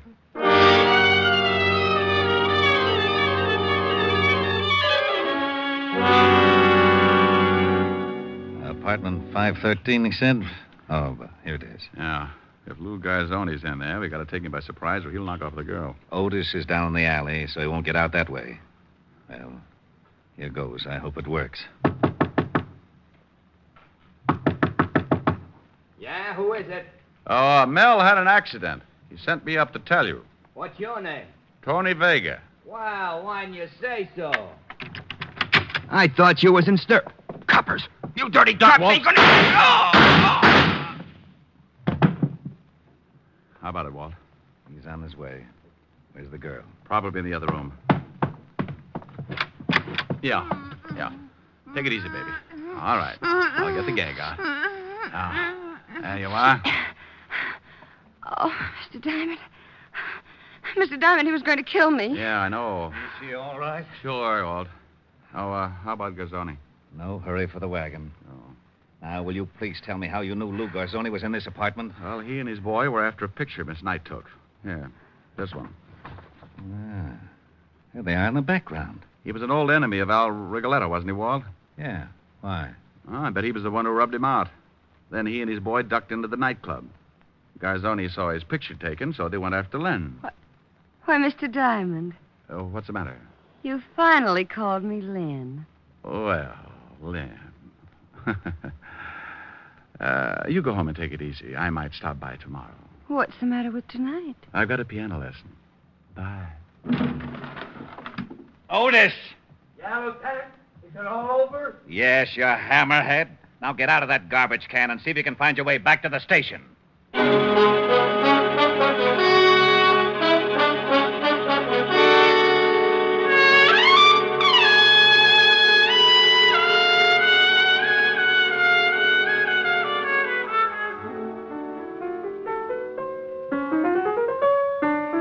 Oh, Rick, stop it. Okay. Rick, tell me about the girl in your office. Oh, nice kid, lovely eyes. I'm jealous. Good for you. And I'm mad. You're so busy. You like the new piano? Oh, yes. It's a big one. Must have taken a herd of elephants to make the keyboard. Sing something. What does Rita Baby want? I don't care. Okay. Oh, I don't care. I don't care. Rick. Well, Well, that's what you said. You said that. Yes, you did. Something nice. All right. Everywhere you go, sunshine follows you. Oh, that's such a beautiful tune. Really? Everywhere you go, skies are always blue. Rick. I'm going to finish it. Children love you, they seem to know. You bring the roses right out of the snow. The whole world says hello. Everywhere you go. Do you suppose the guy who wrote that song ever got shot at? Oh, Rick, you idiot. Come here. Oh. This is much more fun than piano lessons.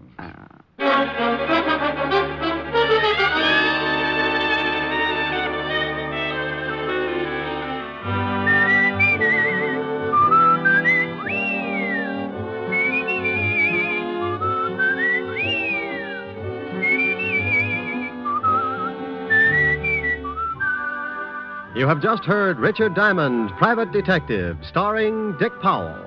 Helen was played by Virginia Gregg, Lieutenant Levinson by Ed Begley. Also in our cast were Wilms Herbert, Joan Banks, Paul Dubov, Herbert Ellis, and Sidney Miller. Music was under the direction of Frank Worth. Richard Diamond is written by Blake Edwards and directed by Richard Sandville. And now, Dick Powell. Friends, I want to remind you of the wonderful group of programs NBC has on tap for tomorrow afternoon and evening. Shows like Hollywood Calling, Guy Lombardo, Four-Star Playhouse, The Ethel Merman Show, and the NBC Symphony. For the best in radio listening tomorrow and always, keep your dial tuned to your favorite NBC station. Dick Powell soon will be seen in the screen version of the best-selling novel, Mrs. Mike. And don't miss the interesting story, My Mr. Powell and His Mr. Diamond, in the September issue of Radio Mirror, now on your newsstand. Now, this is Eddie King, inviting you to be with us again at this same time next week, when we will again bring you Dick Powell as Richard Diamond, Private Detective.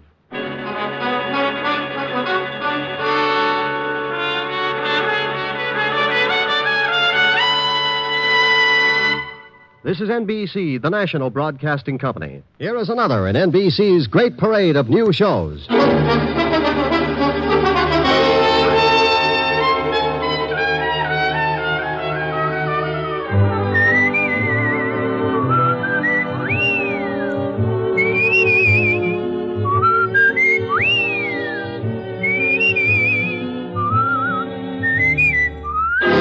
Now, Dick Powell as Richard Diamond, Private Detective.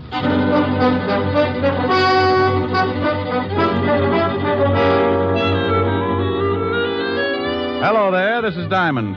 You know, there are a lot of people in a big city like this, good ones and bad ones. They walk down Broadway and rub elbows, and you can't tell them apart. Why can't you? Because a lot of them were poured out of the same mold, brought up in the middle of garbage cans and gang wars, weaned on the smell of slums and conditioned to the taste of dirt and a kick in the ribs. By the time they get old enough to raise their fist, they're given two choices, two ways to beat the gang wars and garbage cans. One guy picks himself up, shakes off the filth, and jumps over on the right side of the fence. The other guy picks himself up, too. But when he does, he raises that fist and shakes it at the whole world because he wants things the easy way. He continues to shake his fist until someone shoves a gun in it. Then he's a swaggering giant. Sometimes he climbs over with his little bag of rot and hides in the lap of society. But take away the gun, and he ends up right back in the middle of the garbage cans with his face in the dirt. And what about the guy on the right side of the fence? Well, you rarely ever hear of him, unless he becomes president or gets mixed up with the guy on the wrong side of the fence. Like the case I bumped into a couple of days ago. It all started in Central Park.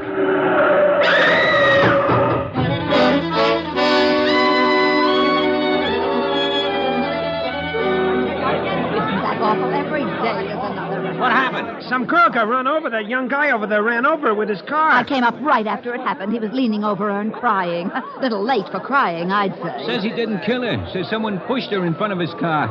Ain't that a good one? All right, everybody back. Here comes the ambulance. Come on, you. But I tell you, I didn't kill her. I was in love with her. That's the last thing you should have said. But I swear I didn't do it.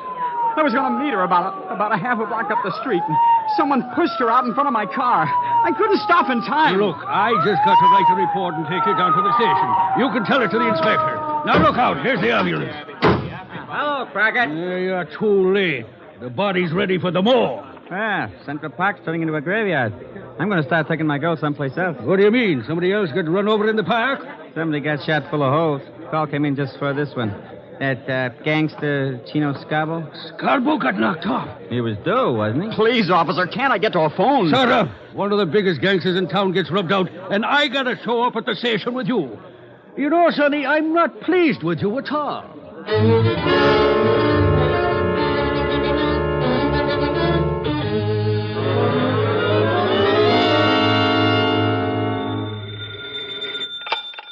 Diamond Detective Agency, corpses designed with you in mind. Rick, Oh, hello, Helen, baby. where do you get all those awful slogans? Ghost Rider. Ho, ho, ho. Get it? Rick. Wasn't a riot. No, Rick. Was a bomb. Okay, maybe this will get a yuck. Oh, here's a beaut. Are you lonely? Join the Lonely Souls Club and find your perfect soulmate. All ages. Guarantee satisfaction and money refunded. I wonder if Mighty Joe Young knows about this. Rick, what are you talking about? I'm reading the personals. Hey, get a load of this one. Will give ride to coast, must be young companion, pretty, easy on the eyes. Think I ought to apply, baby? You're ridiculous. Oh, here's an odd one. Anyone witnessing unusual accident at the 72nd Street Transverse, 11 p.m. Wednesday night, when young girl was killed, call Skylar 6036. Urgent. That's in Central Park. Yeah, somebody's got troubles. Mr. Diamond? Hold it a minute, baby. Yeah, I'm Diamond. What can I do for you? I want to hire you. Helen. Yes, I know. $100 a day in expenses, sir. That's your fee? Yep. I like to give it to the prospective client first. If he turns green and faints, we both save a lot of time and talk. How do you feel? About the fee? Fine. Well, what else is bothering you? My son is being held on a manslaughter charge. Well, if he killed somebody, that's a job for the police. But he didn't do it intentionally. The girl was shoved in front of his car. That's his story. Yes, it is. And I believe him. Who was the girl, and why do you think anyone would want to kill her? Her name was Jean Cooper. My son was in love with her. Why anyone would want to kill her, I really can't say. Your name and your son's name, where he's being held? My name is Cook, Earl Cook. My son's name is Tom. He's at the 5th Precinct Police Station. Oh, wouldn't you know it? I beg your pardon? Forget it. What's your business, Mr. Cook? Politics. Where can I reach you? I live at 261 Riverside Drive. My phone is Skylar 6036. Hey, wait a minute. What's the matter? I don't know. That phone number's familiar. Where did your son run over this girl, Mr. Cook? The 72nd Street Transverse. 11 o'clock Wednesday night? Why, yes. How did you know? I read the papers. This your ad in the personal column? Yes, it is. You see, the police claim there were no witnesses, but I had hopes that there might have been someone who had seen the accident. Well, if anyone called you, let me know. Now, I'll take $100, Mr. Cook. That's a retainer in case I run into trouble and have to get buried in a hurry. I hate to strain my relatives. He wrote me out a check, and I closed the office and headed for the 5th Precinct Police Station. An automobile death isn't exactly up my alley, but if someone had pushed the girl out in front of the car, then it was murder. And that was a territory I knew my way around in. Well, good morning, Sergeant Otis. Where did you come from, Shamus? Sugar and spice and everything nice. Huh? That's what little boys are made of. You're crazy. That's what little girls are made of. Why, Sergeant, you peeked. You want to see the lieutenant? I think that would be lovely. Go on. Otis. Huh? I just had a horrible thought. Yeah? Wouldn't it be awful if there was a whole room full of you? Hello, Walt. Diamond, you get out of here. Every time you wander into this office, I grow another ulcer. Why, Walt, I'm surprised at you. Well, you wouldn't be if you had to listen to Otis bellyaching all over the precinct 12 hours a day. Why don't you leave that poor guy alone? Don't listen to him. Don't listen to him? How can I help it? He screams so loud only dogs can get with it. Have you got a boy booked here on the manslaughter charge, Tom Cook? Yes, we have. I knew darn good and well you'd be springing something before you'd sit down and act like a normal human being. What do you want Cook for? He ran over a dame last night, and that's that. Maybe you want to give him a driving lesson? You're turning blue again, Walt. I'll light up like a pinball machine if you don't start giving me some peace and quiet. Can I see Cook? No, you can't. Well, why not? I know you. You'll end up by proving you wasn't even in the city last night. Before the day is gone, we'll be booking Otis for the killing. Did he do it? Who? Otis. Now, you stop that. Don't you dare start that routine again. I'm the biggest sucker in the world for that thing, and I admit it, but I am prepared. I know who's on first base today. Who? Williams. He's playing for... Otis! Yeah, Lieutenant? Yeah, Lieutenant. Is that all you can say? Take Diamond down to see that guy Cook. And if you let him back in this office, I'll break every bone in your fat head. Yeah, Lieutenant. Oh, where is that bicarbonate? Bye, Walt. I left Walt coming on like Vesuvius, and Otis took me down in the tombs to see Tom Cook. Cook was a man about 25 or 26, put together like a high jumper. He had sandy hair and a nice face. Also, he looked pretty worried. I tell you, Mr. Diamond, I didn't intentionally run over Jean. She called and asked me to meet her in the park. Why? Well, we always met there. Oh. You say she was pushed in front of the car? Well, that's what it looked like. There were some bushes right near the sidewalk. She came flying out of them and fell in front of me before I could put on the brakes. What did she want to see you about? It was personal. Now, look. You're up on a manslaughter charge. You can get a lot of time for that. Now, what did she want to see you about? I can't tell you. I just can't tell you. It would ruin someone. It's going to wreck you if you don't. Then it'll have to. Okay. Did she have any enemies at all? Boyfriends, girlfriends, ex-husbands, jealous icemen? She had an ex-husband. When did she separate from him? About a year ago. Why? Do you think maybe Cooper was jealous? Is his name Cooper? Yes, John Cooper. Oh, live in town? Well, he was living at 498 West 81st Street, but that was a year ago. Okay. Tell me where your girl was living. 383 Madison Avenue, apartment 206. She was living under her married name, Cooper. Sure you don't want to tell me what she wanted to see you about? I can't, Mr. Diamond. Okay, but I hope the person you're protecting appreciates it. 5 years in Sing Sing is stretching loyalty a long way. This person's worth it. Otis, let me out of here. You locked me up with a Boy Scout.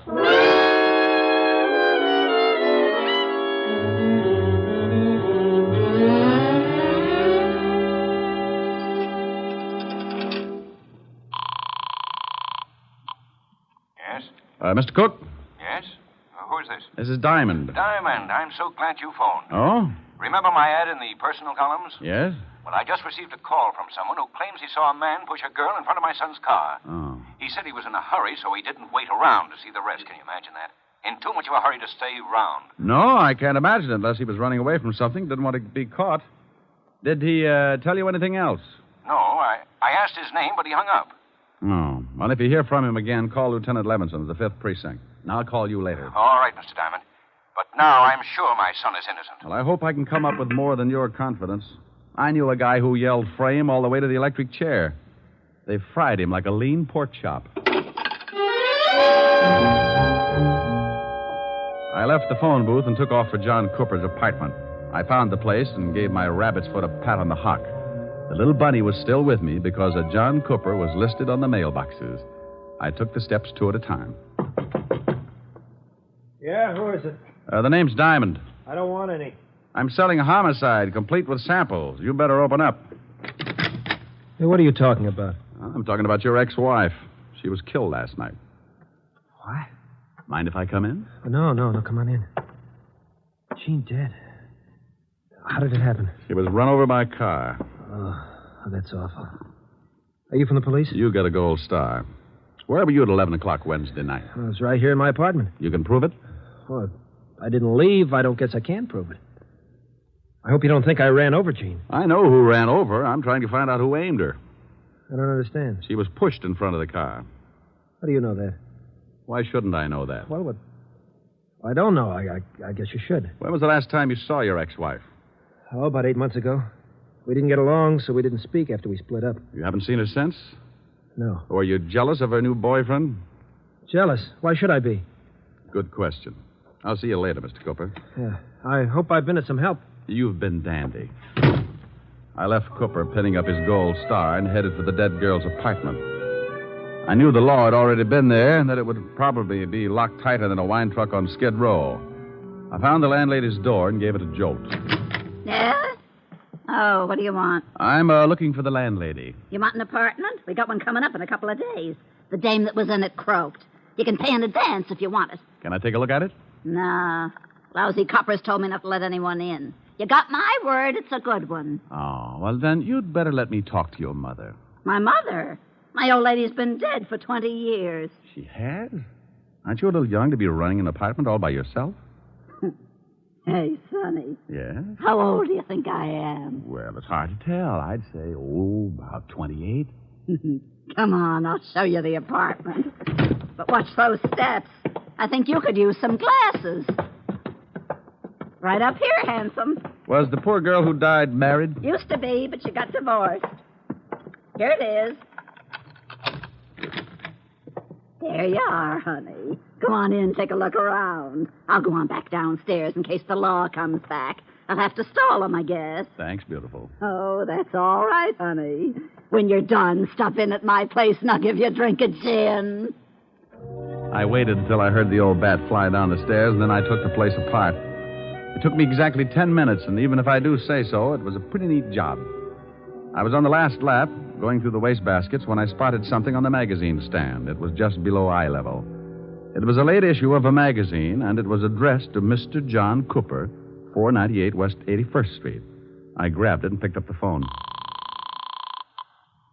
Homicide, Sergeant Otis. Oh, this is Wooly. Was you talking to Lieutenant Levinson? Oh, how are you, Wooly? Get it for you, chop chop. Pretty good, huh? Oh, very fine. Chop, chop. Your head, maybe. Huh? Wooly say very fine. You speak very fine Chinese. Oh. Lieutenant Levinson. Oh, this is Diamond, Walt. It is. I told Otis I didn't want to talk to you.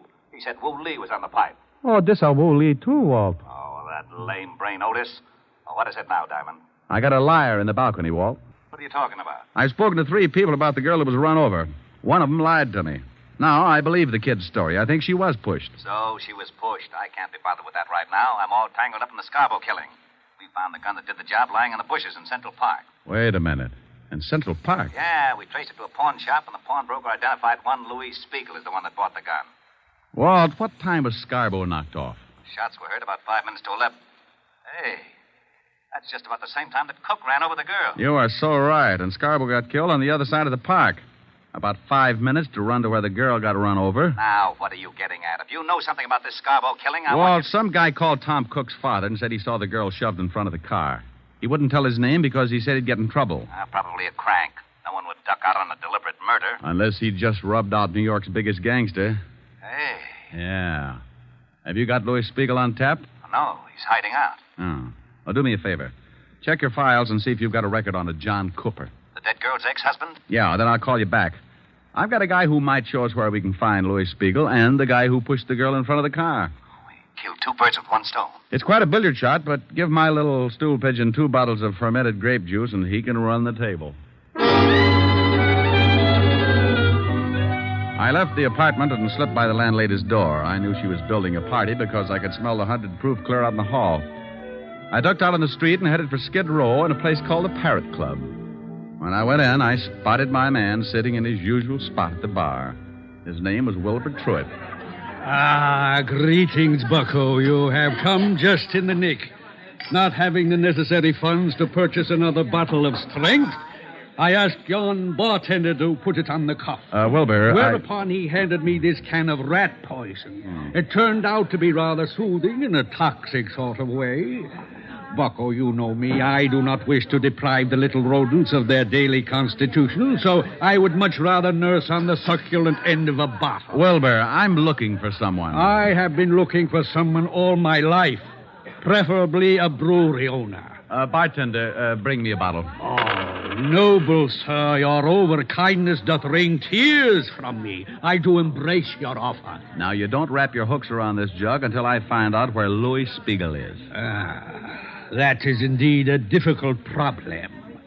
Mr. Spiegel carried a rather large gun under his arm. Then if I sit here and gaze at that bottle for any great period, I shall become cotton-mouthed and surely choke to death.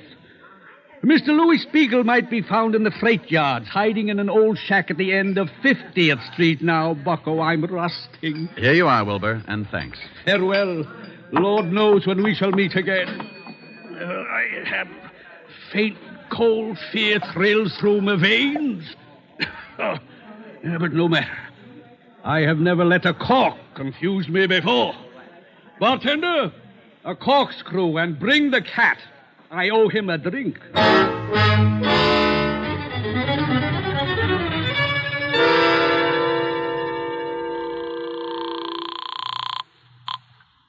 Homicide, Lieutenant Levinson. Diamond, Walt, what did you find out? John Cooper has no record, Uh-oh. but George Kingsley has. Oh, alias? Yeah. George Kingsley, alias John Cooper, did 10 years for embezzlement. Oh, fine. Thanks, Walt. Now, here's the pitch. Lou Spiegel is in a shack in the freight yards at the end of 49th Street, North River. Get some men to surround the place and have Otis pick up John Cooper and bring him down there. I'll be there in half an hour and give you a couple of killers.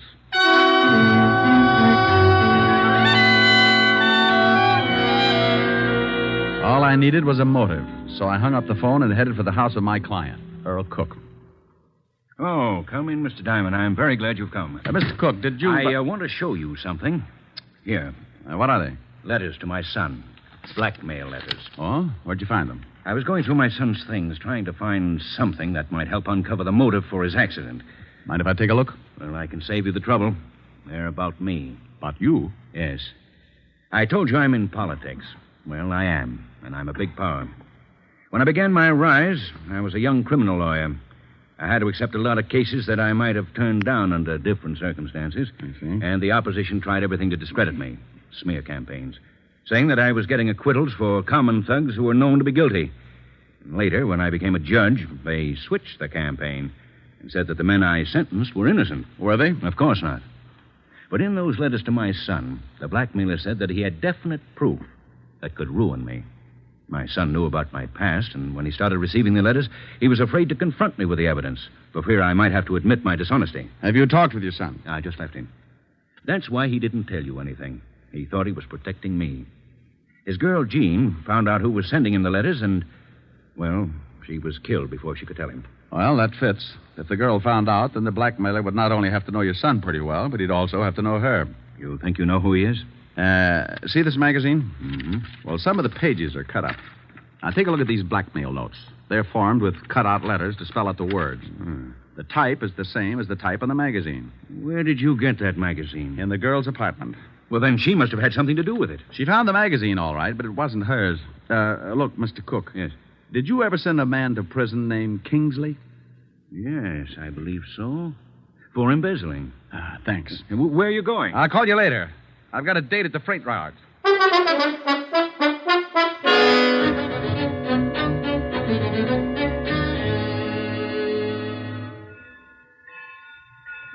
Oh, hello, Rick. We've got Spiegel boxed up. He's in that shack down there. Will he come out? If he does, it'll be feet first. Well, I guess he'd rather have it that way. Any shooting? He tried a couple, but I had the boys hold their fire until you got here. I see. Where's John Cooper? Otis hasn't showed up with him yet. Let me use your loudspeaker, Walt. Oh, sure, go ahead, but keep your head down. Spiegel, Lou. Why, that lowlife, I'll blast him to kingdom come. Hold it, Walt. Spiegel knows me. Louis, this is Diamond. I want to talk with you. You better get out of here, Diamond. This ain't none of your business. Lou, you've got my word there'll be no shooting. I want to talk to you. Look, Diamond. I know they want me for the Scarborough killing, and I say, okay, I done the job. But I'm allergic to electricity, and I don't like cops. If you blow this place apart, I say okay, too. And that's the way I want it. Now, do you still want to talk? I want 5 minutes. Okay, come on down, but keep your hands behind your neck. Walt, no shooting, huh? Okay, but I think you're crazy. He kills guys for practice. I moved out from behind the boxcar and put my hands behind my head. I started down toward the shack, and I could see Spiegel looking at me over the barrel of a .45. One bad move from any of the men stationed around the yards, and I was going to get dead quick. I walked up to the shack and went in. That's far enough, Diamond. You've got 5 minutes. It won't take that long, Lou. Keep your hands where they are. Oh, I thought you might want a cigarette. Oh. Yeah, as a matter of fact, I'm all out. Yeah. Keep the pack. Just one. I got a date. Yeah. Light? I can make it. 4 minutes, Diamond. Did you see a girl shoved in front of a car the night you knocked off Scarborough? Yeah. I called some guy and I told him about it. I read his ad in the personals, but I couldn't do anything about it. Yeah. Because then the law would know you were in the park. Looks like it don't make much difference now. The kid who ran over the girl is in on a manslaughter rap. You'll get 5 or 10. It's tough. You got 3.5 minutes. Lou, did you get a good look at the man who gave the girl the shove? Sure, I'd remember him. Rick? What do they want? I'll see. With your hands up, you'll see. Sure. What is it, Walt? Otis has got Cooper. Lou, will you do me a favor? I don't know. I want you to tell me if the guy they've got up there is the one who pushed the girl. Sure. But I can't see him from here. I'll have him brought down. I hope you ain't up to something. I don't want to see no kid get sent up on a bum rap. But if you get funny, you get holes. Walt, how about us bring Cooper halfway down to the shack? He doesn't want to go. Then drag him. I've only got 2 minutes. They bringing him? Yeah, here he comes. Okay. Out that door. What are you doing? I'm doing you a favor. I'm tired of this shack, and I'm walking out with you in front of me. Okay. Don't get too far ahead. Rick, what's Spiegel up to? I don't know. Hold your fire. I'm surprised at you. Even if I identified this guy, it wouldn't hold water. I got a bad reputation. Hey, what's going on? Take it easy, Otis. You can't do this to me. What's this all about? That's the guy, Diamond. I don't know what you're talking about. Sure you do. I saw you push that dame in front of the car. You're crazy. Now, I don't like that.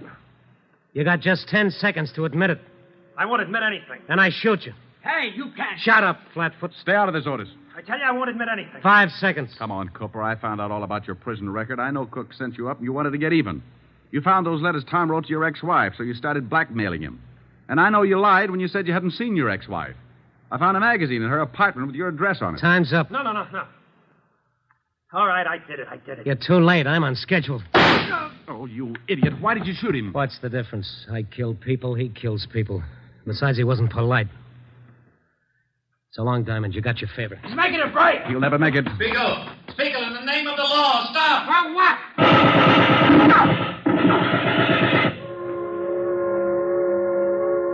Yeah, they got him. They sure did. You know something? He wasn't such a bad guy. Wasn't he? I guess he's killed 12 people in his time, but maybe you're right. Maybe he kissed them all goodbye before he pulled the trigger. Well, I got a right to an opinion. Yeah, and it scares me a little. You're lucky you didn't try to pull a gun on him. You'd look pretty silly telling everybody what a nice guy he was after he'd shot off the top of your head.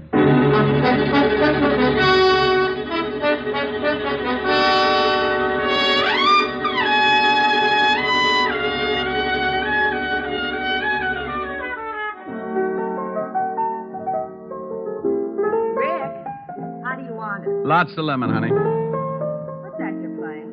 I don't know. It says on the sheet music for kazoo and voice. You idiot. Here, see how this tastes. That's swell. But can't you drop a mussel in it or something? No, that's plenty strong. Oh. The last time you complained about my weak drinks, Francis had to carry you home piggyback. Yeah, remind me to buy him a saddle. I hear they let the cook boy out of jail this evening.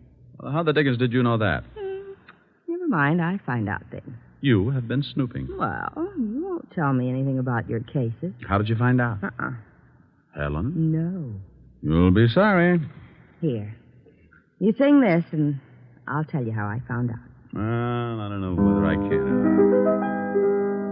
Your lips tell me no, but there's yes in your eyes.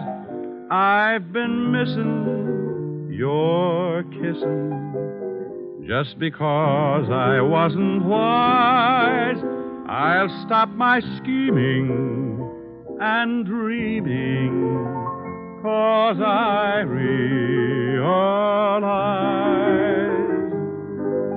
you're... Rick, that's wonderful. Oh, okay, now make like a truth serum or I sing 20 courses of McNamara's band. Well, I was looking for you, so I called Walt Levinson. He told me all about it. Very elementary, my dear Diamond. Oh, get her. Do I look smug? Close your eyes and let's see. Now, that's silly. Why do I have to close my eyes? Close your eyes. Oh, that's better. Rick, aren't you nice? I certainly am. But people always notice my dimples first. Come here. Helen. You're looking smug again.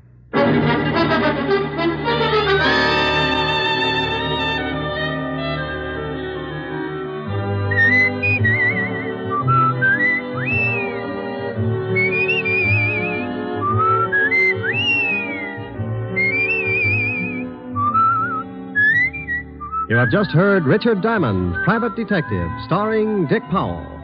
Helen was played by Virginia Gregg, Lieutenant Levinson by Ed Begley. Also in our cast were Wilms Herbert, Eleanor Audley, William Johnstone, Sam Edwards, David Ellis, and Frank Lovejoy. Music was under the direction of Frank Worth. Richard Diamond is written by Blake Edwards and directed by Richard Sandville. And now, Dick Powell. Friends, I want to remind you of the wonderful group of programs NBC has on tap for tomorrow afternoon and evening. Shows like Hollywood Calling, Guy Lombardo, Four-Star Playhouse, The Ethel Merman Show, and the NBC Symphony. For the best in radio listening tomorrow and always, keep your dial tuned to your favorite NBC station. Dick Powell soon will be seen in the screen version of the best-selling novel, Mrs. Mike. Now, this is Eddie King inviting you to be with us again at the same time next week when we will again bring you Dick Powell as Richard Diamond, Private Detective.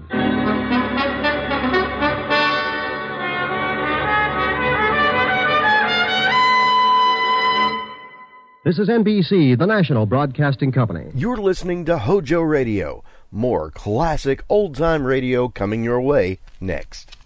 What's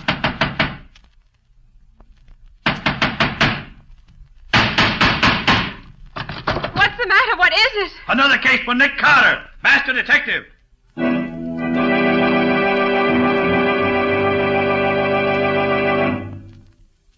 Yes, it's another case for that most famous of all manhunters, the detective whose ability at solving crime is unequaled in the history of detective fiction. Nick Carter, Master Detective. Tonight's curious adventure... Death After Dark. Or Nick Carter and the Mystery of the Vampire Killings.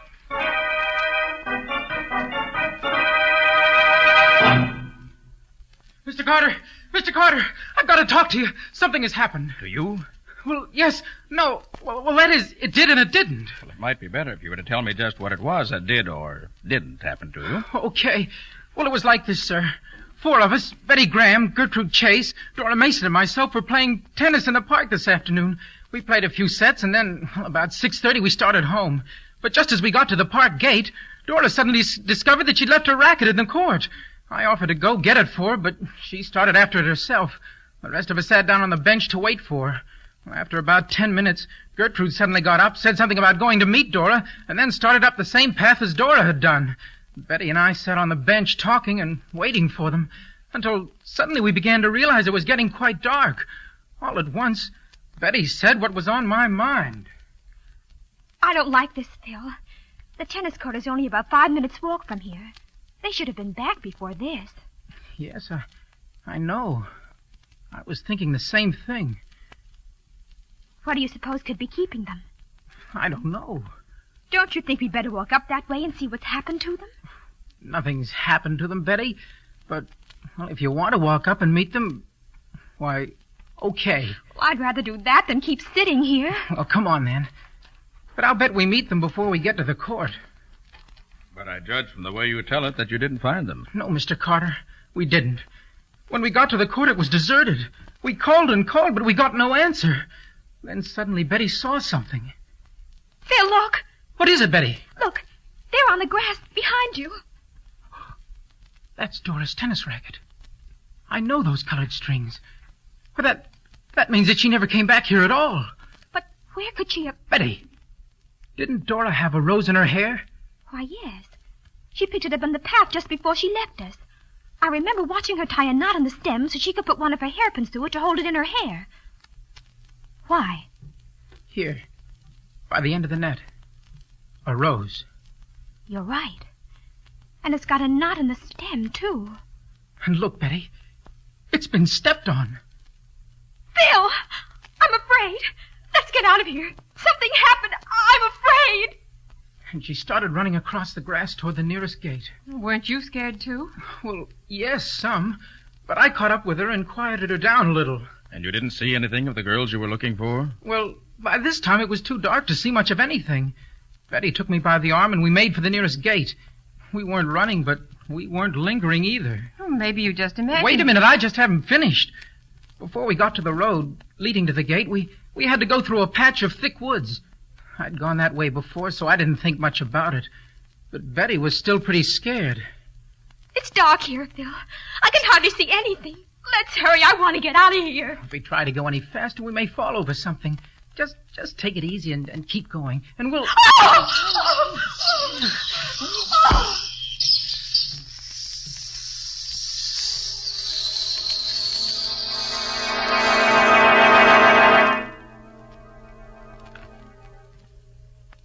Well, Phil, what did happen? That's just the point, Nick. I don't know. When I regained consciousness, a couple of minutes later, one of the park guards was bending over me, and another was trying to bring Betty back to her senses. And you have no idea what actually did happen? No, Nick. No idea at all. Except that a lot of creatures seemed to drop down on us from out of the trees. You say creatures? Why do you use that word? Why, well, that word seems just to be about the only word to use. You couldn't see them at all? No. It was so dark. I could only see that there were a lot of dark forms around me. The thought flashed through my mind that we'd been attacked by a band of boy robbers. And they didn't say anything? No exclamations or anything? No, Nick. Nothing. Not a word. The only sounds I remember are a sort of hissing. It sounded like a lot of snakes. Then I got a blow on the back of my neck and it knocked me senseless. What happened to Betty? She'd been doped. She said something had been put over her nose, something that felt like a piece of burlap and smelled sweet. Then she lost consciousness. After the guards brought her to, I took her home and left her there.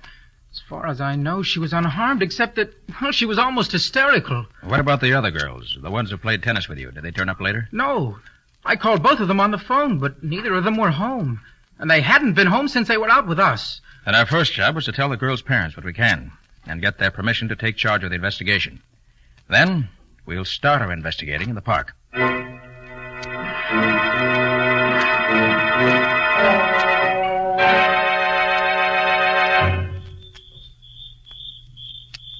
Everything here looks so different at night, Mr. Carter. I'd much rather not have to make this examination by night, Phil. But I don't dare wait until morning. Might be too late. There's the tennis court right ahead, Mr. Carter. And here's the tennis racket, right where we left it. Don't go any further. I want to see what I can find in the ground in the way of marks or prints. Yeah. Yes. Pretty obvious that a number of barefooted persons have been tramping on the grass here. Barefooted? Yes. I found one pretty clear impression of a complete foot. Looks about the size of a 10-year-old boy. Yes, there are lots of prints here. Well, do you think they could be the prints Bill. of... Come here. What is it? Have you found... Now, take it easy, Bill. Take it easy. Look here. Dora Mason. Is she... Yes, Bill. She's dead. Poor Dora. Why, she almost looks as if she were asleep, doesn't she? Yes. Except for that peculiar alabaster whiteness of her skin. Almost as if there wasn't a drop of blood left in her body. How was she killed, Mr. Carter? I don't know. The only mark I can find on her is a tiny round hole in her neck. A couple of inches below her ear.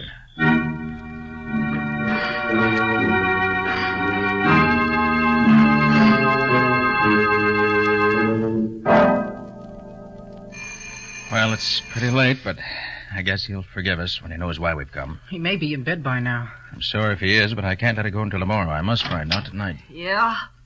Oh, hello, Phil. What's up? This is Mr. Carter, Ed. He wants to hear the story about you and Ethel, how you were attacked in the park last week. Are you trying to kid me? No, Ed, we're quite serious. Phil and the girl who was with him were attacked in the same way this evening. The girl was killed. What? Who was she? Dora Mason. Dora? Gee, that's tough. Well, come in, won't you? Sure. Ed, we're afraid Gertrude Chase has been killed, too. Hey, what is this, a gang war? Did you think it was gangsters who attacked you, Ed? No, I didn't know what they were. They might have been small men or they might have been boys. How many were there? I should say maybe a dozen. I don't know. I couldn't see them. They seemed to drop down out of the trees. They were so quiet I thought maybe they weren't human. Not human? How do you mean? The only noise I heard was a sort of hissing. Hissing? When you were fighting them, did you hit any of them? Sure, lots of them. What did they feel like? They were small, not very strong. And they weren't dressed in regular clothes. I don't know what they had on, but it wasn't our kind of clothes. What did they do to you? They swarmed all over us. We both yelled for help, and then they put a piece of burlap over my face, which covered my eyes and nose. It smelled funny, made me dizzy. Then they knocked me out. How about the girl? Grabbed hold of her and put the same kind of cloth over her face. She said hers had a strange odor, sort of like oranges. It made her unconscious. But it didn't last long. Some park guards heard us, and the things disappeared as they came up. Were either of you hurt? I wasn't, but Ethel, the girl who was with me, was wounded in the throat. Hear that, Mr. Carter? Easy, Phil, easy. Ed, what was the wound? It was a little hole in her neck, about 2.5 inches below her ear. And this is the thing that wounded her. Good boy, Ed. Now we're getting somewhere. May I keep this? Well, of course, Mr. Carter. Does it help you? It does indeed. This is our first real step forward.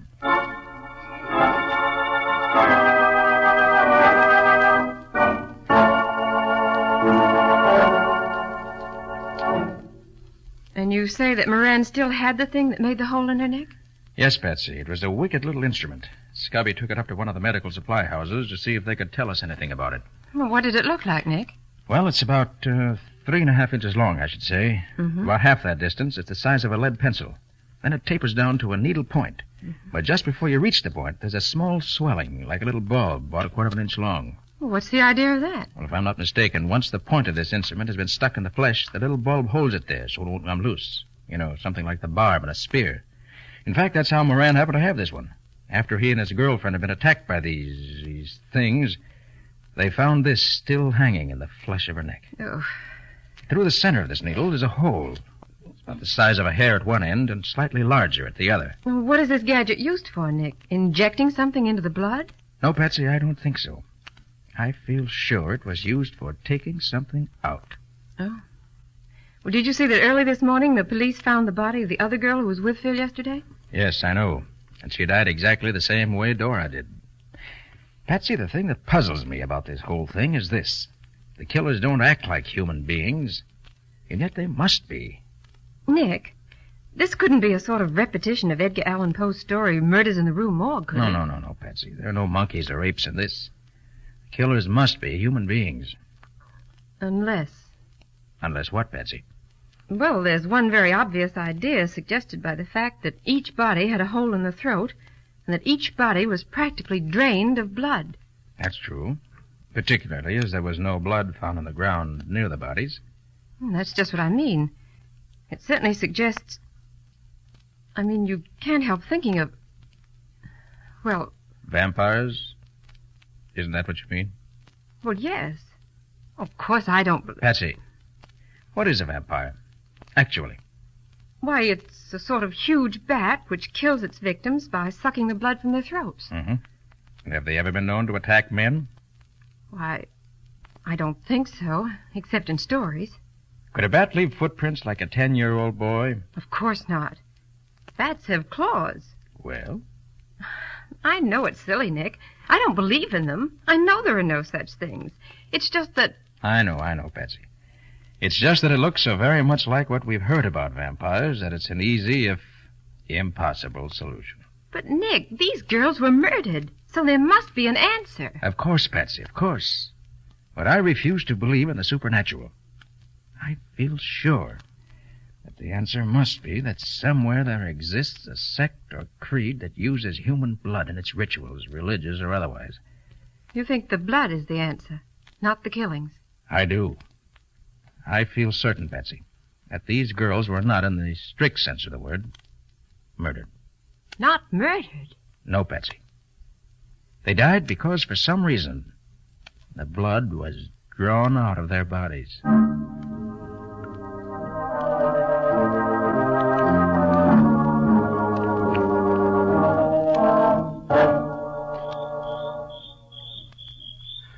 Is this the patch of woods where Phil Morgan and his girlfriend were attacked last night, Nick? Yes, Cubby. And I think this is probably the best place for the test. Oh, gee, this is dangerous business, Nick. Letting yourself be used as bait for these creatures. Suppose they get the best of you. Well, that's a chance I'm taking, Scubby. I had a long talk with my friend Ray Shipman Anders yesterday. Yeah. You know, he's an explorer and scientist who's been all over the world. Probably knows more about the peoples of the earth than anyone else. While he can't tell me the answer to this puzzle, he agrees with me that I'm on the right track. Oh, I don't like it, Nick. Even if these are human beings, they can still be fiends. Oh, but if you say you're going to do it, I know better than to waste my breath arguing with you. Thanks, Scubby. Now, you'll help me get ready for the test. Oh, sure. Sure, what do I do? Well, first I'll set this camp chair up here in the center of this little space under the trees. Yeah? Now, I'll hold the lights while you sort out those ropes you have there. Yeah. You'll find there are 12 lassos. I want you to lay them on the ground around this camp chair so that the whole space is covered with them. Oh, you mean so that nobody can come near the chair without stepping in one of the lassos? Oh, I get you. There. Like this? That's right, Scubby. Yeah. Then bring the free end of each rope here to the chair. Okay. I'll tie them together and then tie them to my wrist. And I can tighten them all at once with one pull when the time comes. Hey, this is quite a stunt, Nick. Well, from what the young people told me, these creatures are weak enough so I should be able to hold several of them without difficulty. There we are. That what you want, Nick? Yes, that's fine, Scubby. Now, I'll sit in the chair, hold the ends of the ropes like this, there. Now, if you'll take this bag of cornmeal, yeah, sprinkle it all around this space, over the ropes and everything, then I'll be all set. Okay, Nick. Hey, what's this cornmeal for? I hope to get some footprints. And it may also serve as a trail that we can follow afterwards. Oh, I wish I were sure you were going to be safe. I don't like this whole business. Well, neither do I. But it has to be done. This is the only way I can see to do it. There. Had enough cornmeal spread around, Nick? Yeah. Fine, Scubby. All right. I'm all set. Now remember, Nick, I'm going to be just outside the woods with a couple of Riley's men. One shout out of you and we'll come a-running. Fine, Scubby. I hope I won't need you, but I'm glad to know you're there. Well, so long for now. Well, so long, Nick. I hope you come out of this okay. I will, don't worry. Wish I felt as sure of that as I sound. Well, come on, if you're coming. Let's get this over with. What's that? That must be...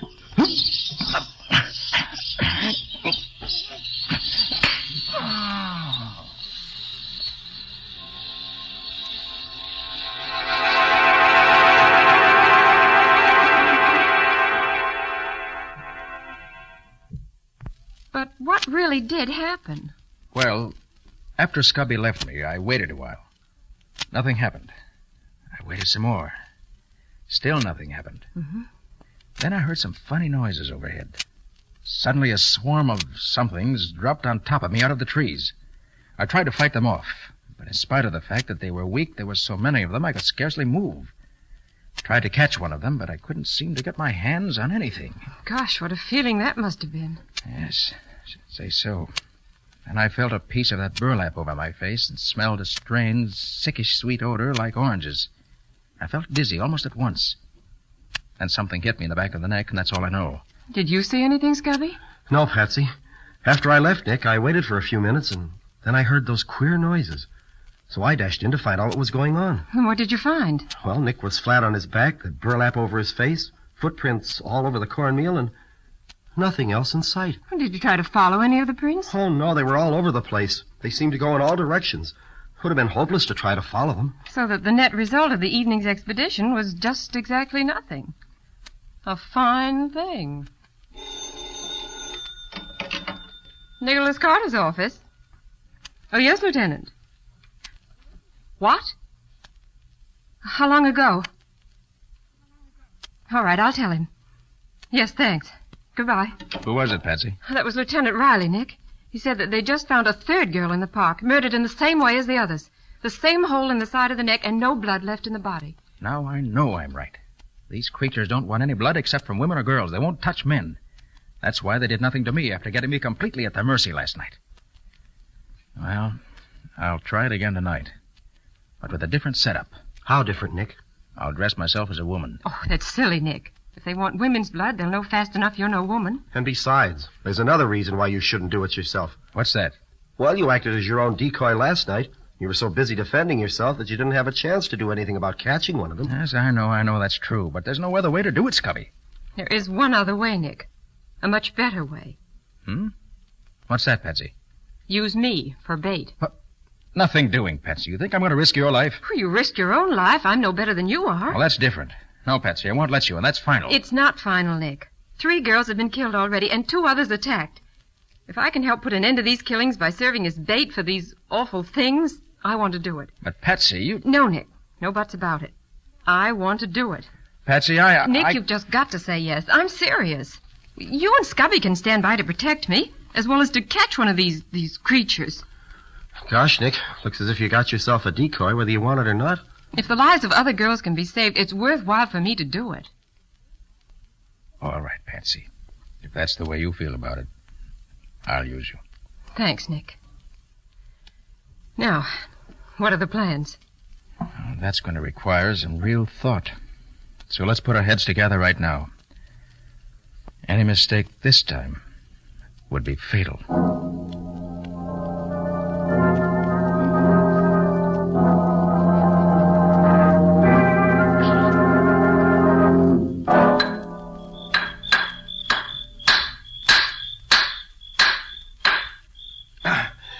There. That's the last of the stakes you wanted, Nick. Good work, Scubby. Now we'll fasten 6 traps to each of the 4 stakes with this heavy wire. That'll keep them from dragging the traps away once they're caught in them. Well, won't the traps break their legs, Nick? No, Patsy, I think not. They're just about strong enough to clamp firmly on their ankles and keep them from getting loose without breaking any bones. Okay. And with the 24 traps in a double circle around you, one of them's bound to get something. How far away are you and Scubby going to be? Right at the edge of these woods, Patsy, only about 100 feet away. Mm-hmm. You don't think our being here will scare them off, do you, Nick? Well, your being around where I was last night didn't keep them away, did it? No, it didn't. You know, I don't think they're afraid of anything. They take what they want when they want it. And I'm going to be close enough so that I can reach Patsy and nothing flat when the time comes. There. Well, that takes care of all the traps, Nick. Now, anything else? No, I guess that's all. I will just have to wait. Nick? Yes, Patsy? There's just one thing that scares me a little. Listen, Patsy, if you'd rather not... No, do Nick, this, no. Listen, what if one of those things should get that piece of burlap over my face before I could scream and let you know that they're here? How would you know I needed help? I've already thought of that, Patsy. And here's what I want you to do. Uh-huh. As soon as we leave you, start talking quietly to yourself. Recite poems, tell yourself stories, anything you want. But don't stop talking no matter what silly things you may have to say.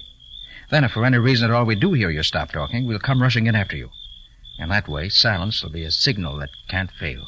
Oh, Nick, you're wonderful. I might have known you'd have an answer. I feel better already. Anything else, Patsy? Anything at all? No, Nick.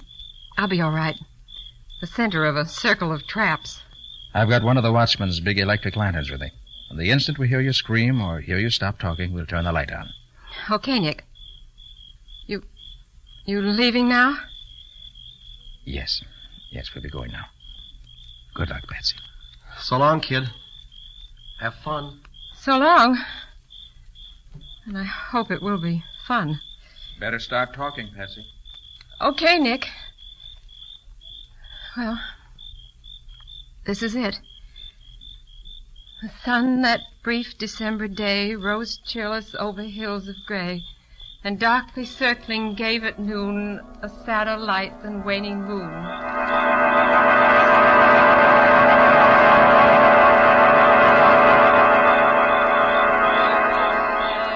little land. Its fleece was white as snow, and everywhere that Mary went. Is she wearing that leather collar you got for her, Nick? Yes.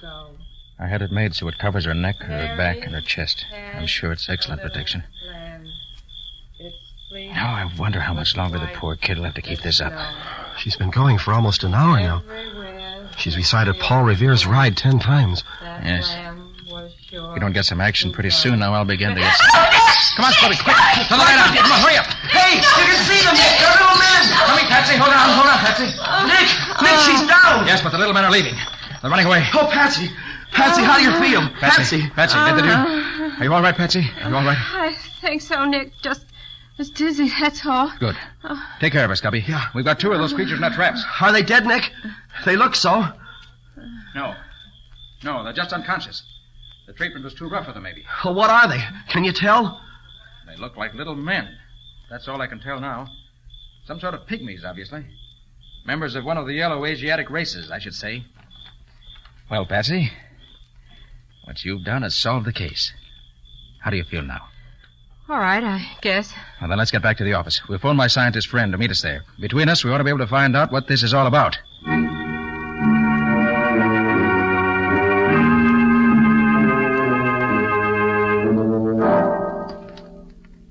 You feeling all right now, Patsy? Yes, Gubby. Oh, I still get the shivers when I think of all those little hands clutching me all over. Mr. Anders and Nick getting anywhere? I don't know. They've been in the inner office there with those 2 creatures for almost an hour now. Can Anders talk their language, Patsy? More or less. Nick says they speak a dialect that is some variation of an East Asiatic tongue. Anders knows one that is close enough so that he can talk to them.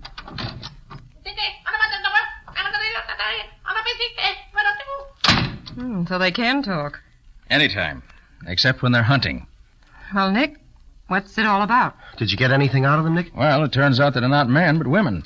Women who belong to some tribe on the outskirts of China. Call themselves Tuks. There are 100 tribes in those deserts we know nothing about. This tribe of Tuk must be one of them. Oh, did you find out why they killed those girls? Well, Mr. Anders here knows more about that than I do. Well, it seems that in the Tuk tribe, according to the tribal laws, when a woman's husband dies, she has to kill herself to provide him with female companionship in whatever heaven he goes to. Now, the only way she can avoid this is to draw the blood from a female animal and sacrifice it to her husband. This he'll accept instead of her. And it must be done within 6 months after his death. But these women, being here in the city, couldn't get any animals, so they had to use these girls instead. As far as they were concerned, it made no difference. Any female animal would do for them. There were several widows in the group, and the end of 6 months' time was drawing near, so they had to work fast. They didn't want to hurt the girls, but they had to have the blood for the sacrifice. But what are they doing here in this country if they come from somewhere over in East Asia? They say that John Bailey, an explorer, made up a band of 10 men and 20 women and took them on a world tour, doing their native dances and their native costumes, and chanting their weird little songs and rituals while he lectured about them. Since the war started, he's been touring the United States, playing in theaters, nightclubs, anywhere else they could book them. They've been at some nightclub way uptown for the past 2 weeks, they say.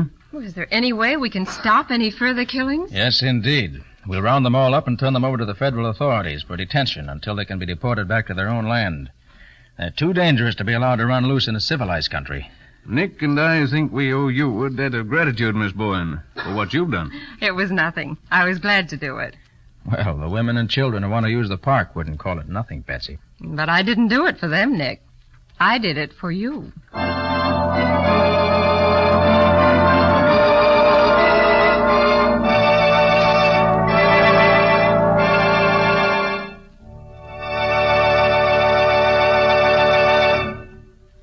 This has been another of the strange adventures of Nick Carter, Master Detective, which are brought to you regularly at the same time by WOR Mutual. What's your story going to be about next week, Nick? Instead of a preview of next week's story, I want to talk seriously for a moment about a problem that confronts every owner and driver of an automobile today. A gasoline black market. At the present time, there simply is not enough gasoline available to supply the needs of our armed forces and the unlimited wants of civilians as well. Gasoline is more and more necessary in prosecuting this war. Gasoline and its byproducts for every branch of our ever-increasing armed forces must be filled first. And gasoline rationing is the American way of seeing that each of us gets his fair share of that limited supply which remains after war needs have been satisfied. But gasoline rationing can be made to work only if you and I, and every one of our fellow Americans, follows the rules and plays fair. The rules are very simple, and they're very easy. 1, write the license number of your car in ink on each of your gas coupons. 2, never buy gasoline without giving up the proper amount of gas coupons. And 3, never buy or accept gas coupons that are not rightfully yours. The black market on gasoline thrives on people who think it's smart to get more than their fair share, even at the expense of their neighbors. So play fair with your fellow citizens by playing square with gasoline rationing. When you get more than your share, someone else has to go without. In the strange adventure you have just heard, Nick Carter was impersonated by Lon Clark, Patsy by Helen Choate, Scubby by John Kane. Original music was played by Lou White. The entire production was written and directed by Jock McGregor.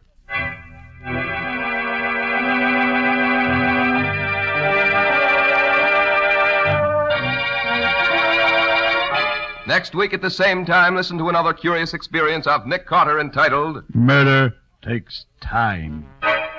Or Nick Carter and the Mystery of the Old Clock.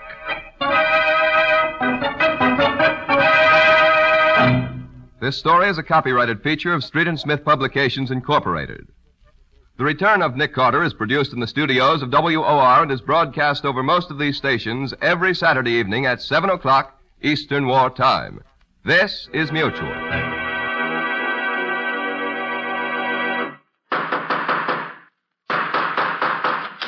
the matter? What is it? Another case for Nick Carter, Master Detective.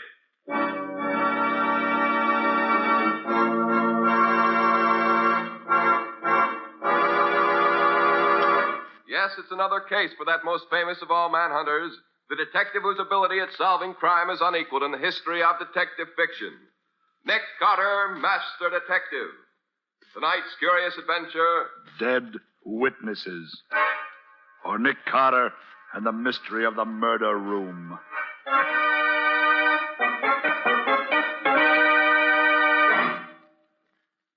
How about having me lunch with me in an hour or so, Pete? I haven't seen you in a dog's age. Oh, swell, Nick. Where can I meet you? Well, suppose we get together. Nick, that guy across the street, they got him. Yes, come on. Maybe he's still alive. Oh, maybe, but he doesn't look so to me. The way he's all crumpled up there. I'm afraid you're right, Pete. Here, help me turn him over on his back. Okay. Yeah. No. He's dead already. Hey, Nick, will you look at who he is? Oh, our old friend Louis Morelli, the gangster. Well, he'll never muscle in on anybody's rackets again. He certainly took care of that. Yeah. Now they can take his name off the blotter at headquarters. But, Nick, did you see who was in the front seat of that death car as it went by us? Yes, Pete, I did. Slug Barron. Yeah, Nick, Slug Barron in person. Do you realize what this means? We now have something we've been trying to get for the past 3 years. Evidence against Slug that will let us put him away. Well, every detective on the force, including me, has been trying to get something on that thug ever since he pulled his first job here. Right, Pete. This should be good news to the whole city. Pardon me, but is he dead? Yeah, very dead. You know him? No, I never saw him before. But I did see him shot by someone in that car that went by. And I think it's outrageous that such things can happen in this city. You say you saw him shot? Yes. I happened to look up as the car went by. And then I heard the gun shooting, and I saw him fall. You wouldn't be able to identify the man in the front seat of that car, would you? I'm sure I would. He was a mean-looking individual, and that big scar across his cheek was very plain. Why? Nick, this is too good to be true. Another witness. Hey, look, fella, would you be willing to testify against that guy when we catch him? I certainly would. Such men should be put away where they can't get out. Here's my card. Let me know when you want me. Okay, thanks. William P. Fletcher, 46 Main Avenue. Oh, boy. We'll call you all right, buddy. We've waited for this for 3 years.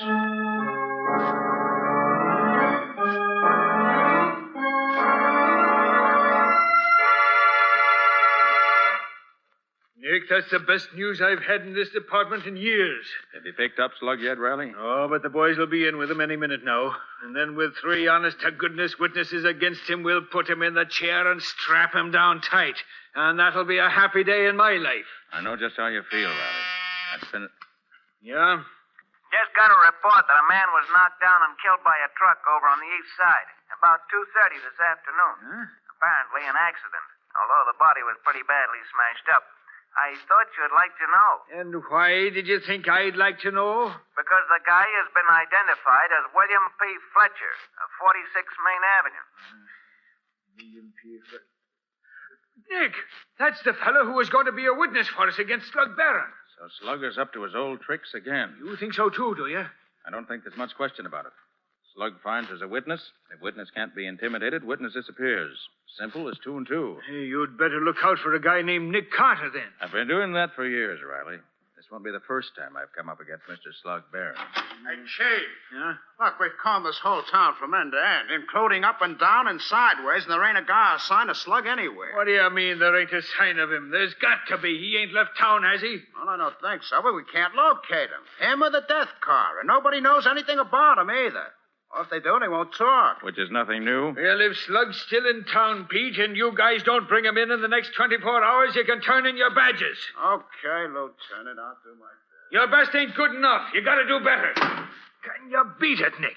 For 3 years, this Slug Barron has been head man in the city. For 3 years, me and him has been at it tooth and nail. He's been the head of every big racket we've had. Why, we've arrested him 20 times, and 20 times we've had to let him go because we couldn't prove nothing on him. And every time we let him out of here, he laughs in my face. Now he kills this Morelli, and 3 witnesses see him do it and are willing to testify, and suddenly 1 witness is killed, and we can't find Slug anywhere. No. Calm down, Riley.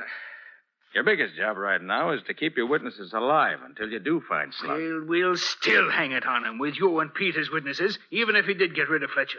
Now, look, Nick, wouldn't you like to get after Slug yourself? Why? You could call it self-protection, Nick. Don't forget you're a witness now, too. Okay, Riley. Since you put it that way, I'll do what I can to get Slug for you.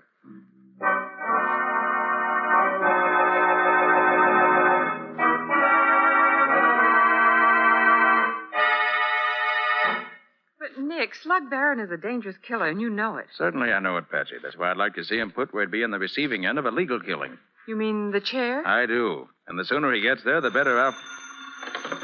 Nicholas Carter's office. Put Nick on, quick. It's Riley, Nick, and is he excited? Oh, thanks. What's up, Riley? Pete has just been found dead in his own garage, killed by the exhaust from his car, the coroner says. How did it happen, Riley? His wife says he got back to the house about 7:30 this evening. He drove in the garage and shut the doors, and about a half hour later, she suddenly realized that he hadn't come in the house yet. So she went to look and found the body. Do you believe it was an accident, Riley? I do not. It was Slug did it. There's no question about it. He's getting rid of the witnesses, and you're next, Nick. Okay, Riley. I'll get to work right away. I owe it to Pete as well as to myself now. Good, Nick. But watch your step, lad. Right, Riley. Oh, and Riley, I'd like to donate $100 to the fund for Pete's widow. He was my friend. So long. Did he say that another witness had died? Yes, Patsy.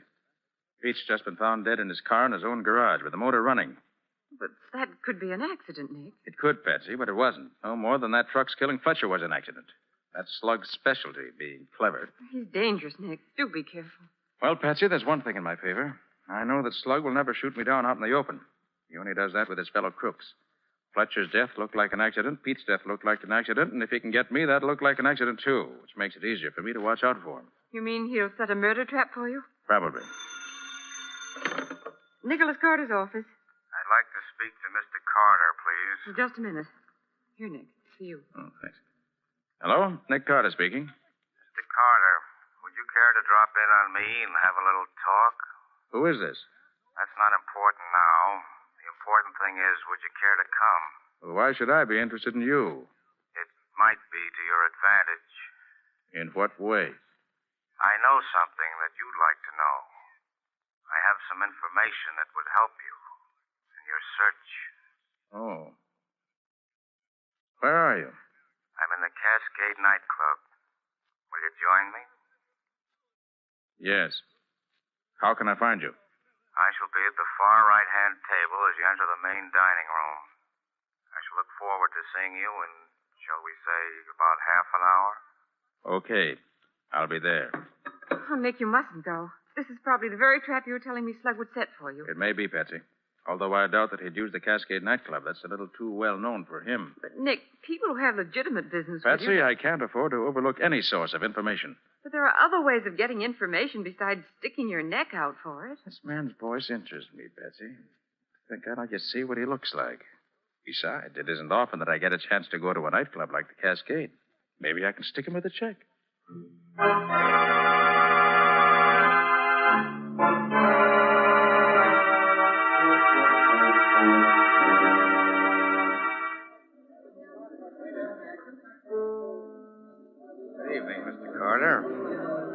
sent for me? Yes, would you sit down? Thanks. Care for something to drink? No, thank you. Cigarette? No, thanks.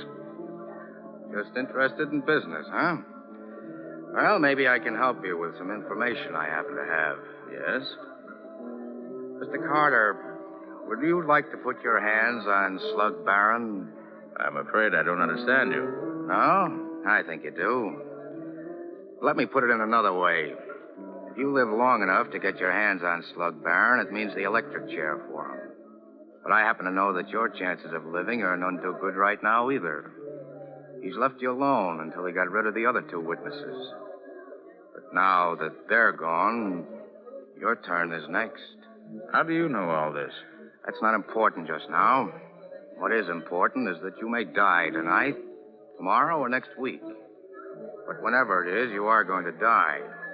You won't have a chance to do anything about it. You'll probably be dead before you even know what the bullet that kills you feels like. Well, all this is very interesting. I fail to see where it's leading you, Mr. The name is Morelli. Morelli? Yes. Louis Morelli, the man Slug Barron killed, was my brother. I came to town to kill Slug myself, but I find I can't do it alone. I can't get to him. But I can help the police to get him. You mean you know where he's hiding out? No, I don't. But I do know something just as good. I happen to know that he changes his hiding place every other day to make sure the cops don't trace him. The address of his new hiding place is left with one of his henchmen in an old-fashioned safe. I know the house where the safe is located. And I know that for 2 hours this evening, that house will be deserted. And what do you want me to do? Well, I've had some experience in breaking into houses and opening locked doors, as well as locked safes. I'll take you to the house. The safe will be open. If all that you say is true, why don't you get the address and bring it to me? The result would be the same. Look, Carter, I'm a safe cracker and a burglar, but I'm not a stool pigeon. I may help the cops, but I don't hand them evidence they can perfectly well get for themselves. That's a rather fine distinction, isn't it, Morelli? You have your ways of doing things, Carter, and I have mine. You want to work with me or not? Very well. Where'll I meet you and when? Let me see. It's 5 after 10 now. I'll meet you at 5 minutes past midnight in a doorway at the corner of Perry and Clinton Streets. I'll be there. Just one thing. Come alone. I can't afford to have anybody know I work with the cops. If you bring anybody with you, the whole thing is off. Remember, don't bring anybody with you. Very well, Morelli. I'll be there at 5 after 12. And alone.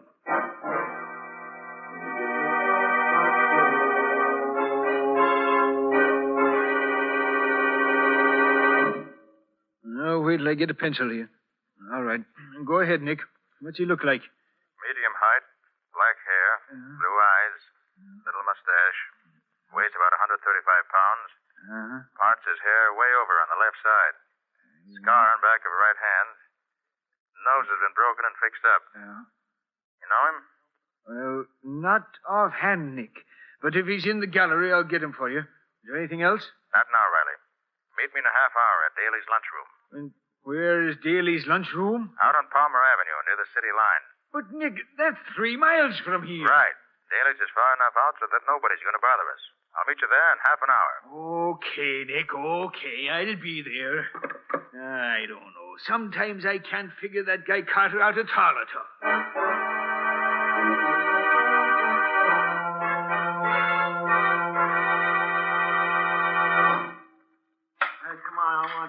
I think we can talk safely here, Riley. Well, I should hope so. After getting me way out here on the sticks.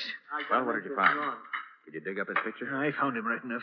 His name is Lucky Warren. He's one of the big Chicago mobsters, one of the smoothest articles that ever came out of Chicago. Oh, so that's why he looked rather familiar. He belongs to the East Street gang, if I remember right. Right, Nick. Hey, what kind of a line did he hand you? Oh, told me he was the brother of Louis Morelli, the guy Slug Barron killed. He's no more Morelli's brother than I am. And he gave me a song and dance about wanting to get Slug, but not being able to get near him. And what was his proposition? He had one, of course. Of course. He offered to open up a safe in a secret apartment and lead me to it if I went alone. And what did he say was in the safe? The address at which we could find Barron for the next 2 days. Well, that's a hot one. What a phony setup that is. Why, that's nothing but a murder trap, Nick. Why, when you walked into that room, you'd be riddled with bullets like a sieve. You may be right, Riley. Maybe right. Maybe I'd never get any further than the door of the room. But on the other hand, we've been chasing Barron for 3 years now. If we should have him cornered... Cornered me, aye. He's setting a trap to corner you. You can't be sure, Riley. It might work out. Work out? Nick, I've fought with you many a time in the past, and if the Lord spares me, we'll fight together many a time in years to come. But I think too much of you to see you walk into a house where you can't live 5 minutes. 5 minutes. I could only be sure that I could live for 5 minutes after I walked in. Nick, is there anything the matter with you? Are you nuts or something? No, Riley, I think not. I think I have an idea. It might work. And it might not. And you might live and you might not. Don't you see, Riley? That's true even if I don't walk into this trap of his. If it doesn't get me one way, he'll get me another. My only chance to stay alive is to get him first. And this plan of mine may be the answer. But Nick, you know you can't. Hold your tongue, Riley, and listen while I tell you my idea, because I'm going to need your cooperation as I never needed it before. Now, here it is.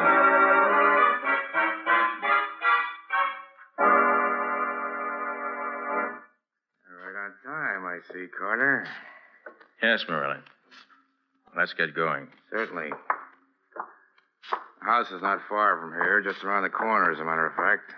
I just come from there. The door to the basement is open, and the safe is in one of the upstairs rooms. And you think there'll be nobody there for at least 2 hours? For between 2 and 3 hours, the house will be deserted.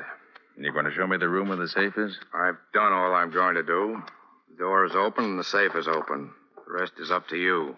I hope your information's correct. I shouldn't like to be caught in a strange house rifling the safe. That's the least of your worries. That is, catching Slug Barron is much more important, isn't it? Oh, yes, of course. Here. This is the house. It's all red brick. Number 42. Doesn't look very inviting, does it? Gone already, huh? Didn't take you long to leave, did it? Well, Nick, you're on your own now.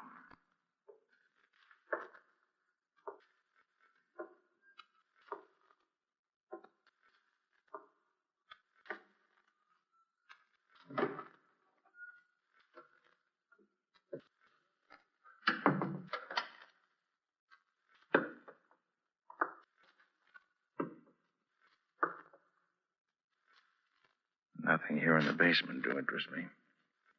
Yeah, glad I thought to put new batteries in this flashlight tonight.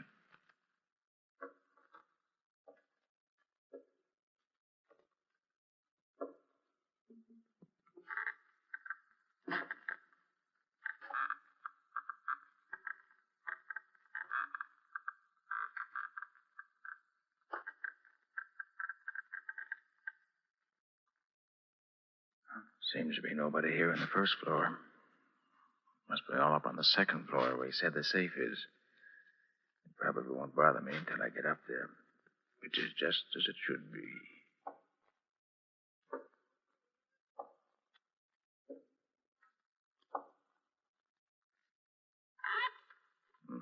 Must be in the living room. Still furnished. Been a long time since anyone lived here. Yeah, this'll do well enough for what I want. Have a cigarette, Nick? Oh, yes, thanks. Have another cigarette, Nick? Why, yes, thanks. Won't you have another cigarette, Nick? Why, yes, thanks, I will. Now. Just... sounds as if they're getting nervous upstairs. Oh, don't worry, friend. I'll be up in just...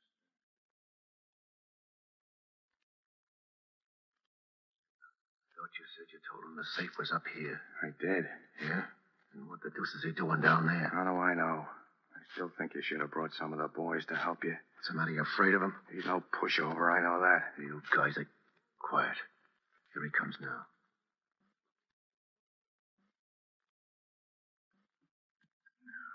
These are the creakiest stairs I ever heard.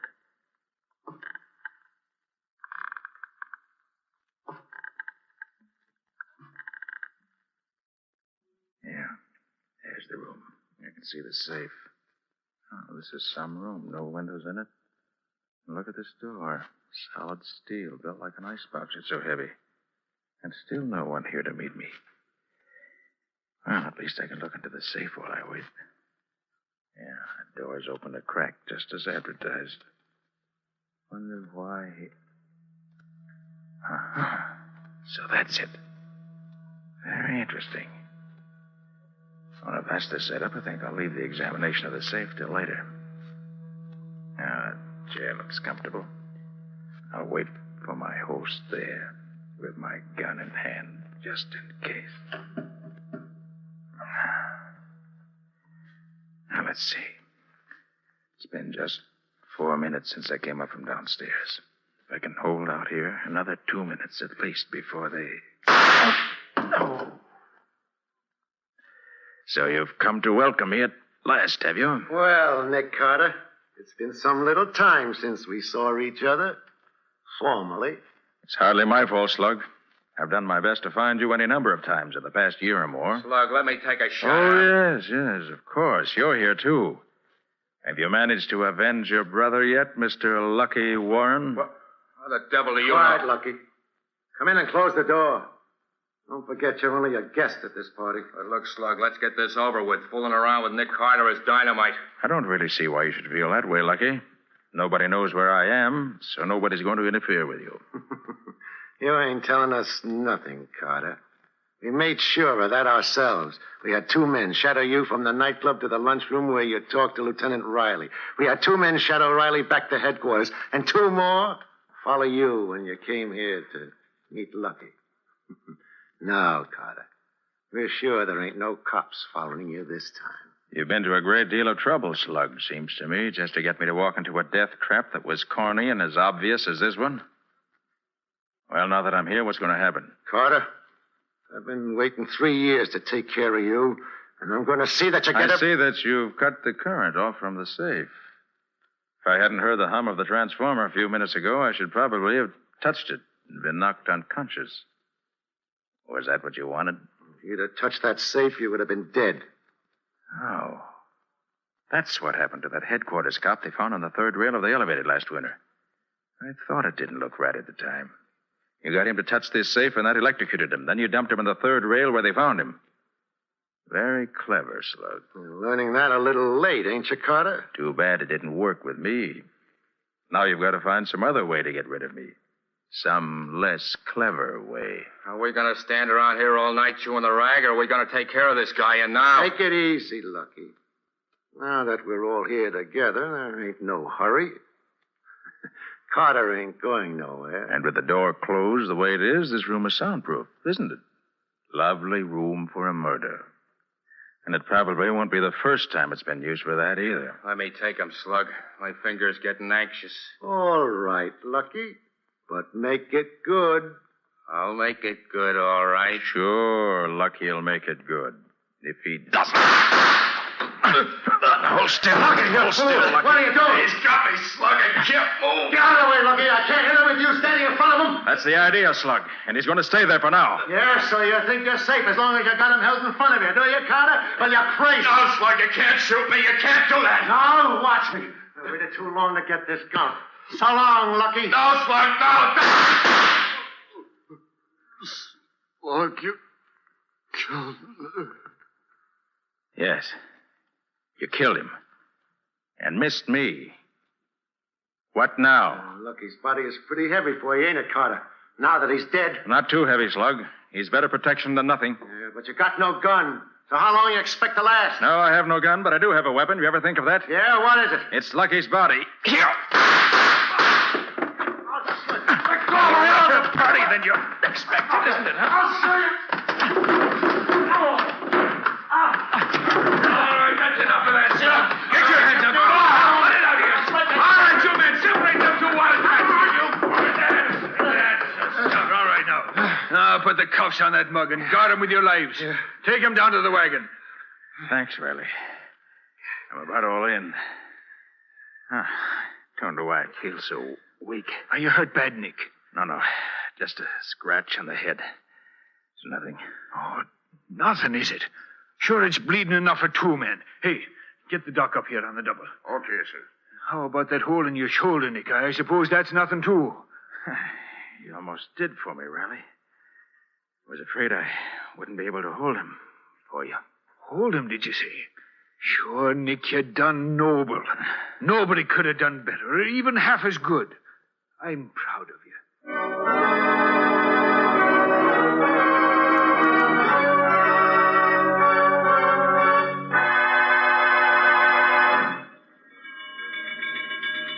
I brought this old hurry-up wagon because I thought we might need to use it as an ambulance or as a hearse. Are you feeling better, Nick? Oh, yes, Riley, thanks. Very much better. Sure, Nick, you scared me out of 10 years' growth this night. Oh, you got your killer, didn't you? Oh, sure, I got him after he almost got you. Oh, what a fool you were to walk into a trap like that, Nick. Perhaps you're right, Riley. Somebody had to get slugged.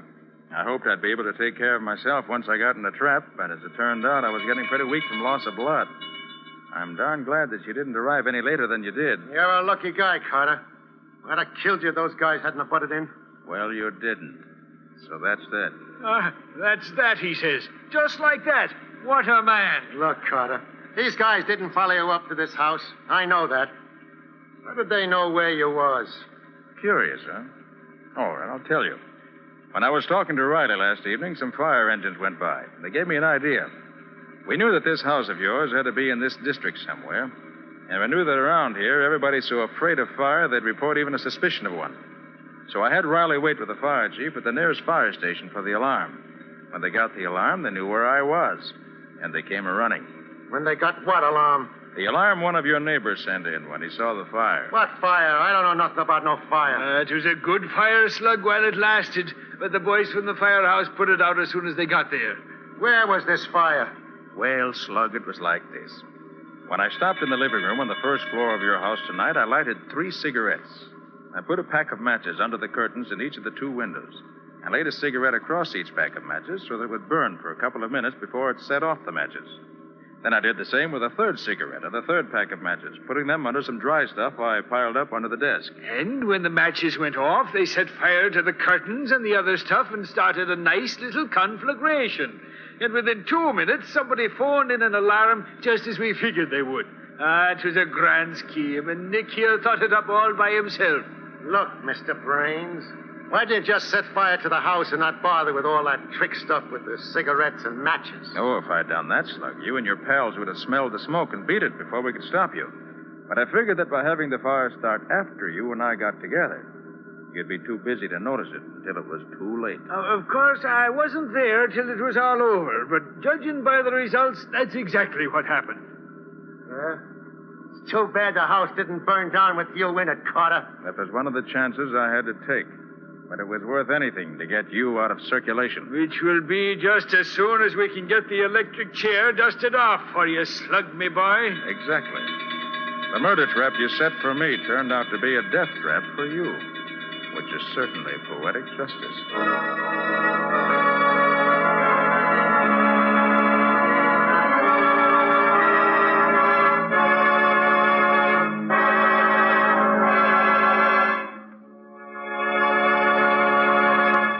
This has been another of the strange adventures of Nick Carter, Master Detective, which are brought to you regularly at the same time by WOR Mutual.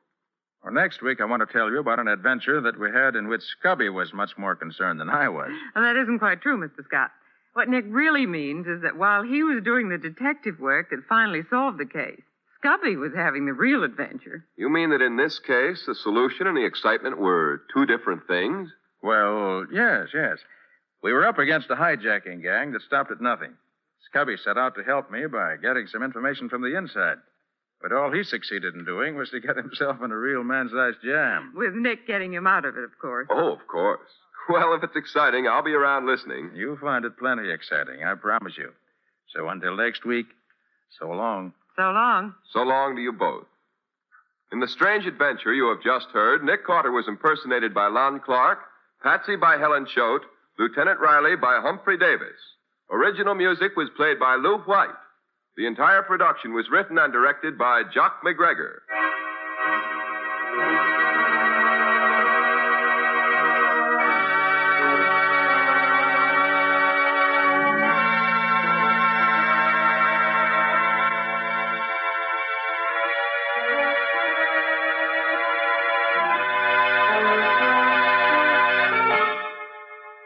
Next week at the same time, listen to another curious experience of Nick Carter entitled Death in the Pines, or Nick Carter and the Mystery of the Murdered Driver.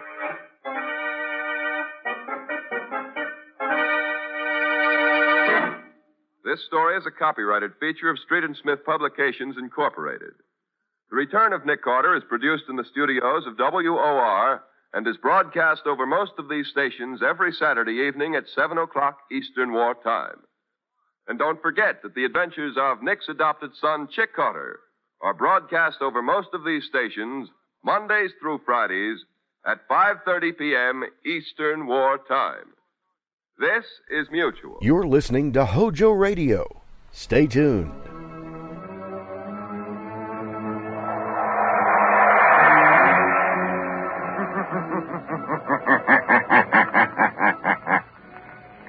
The shadow knows.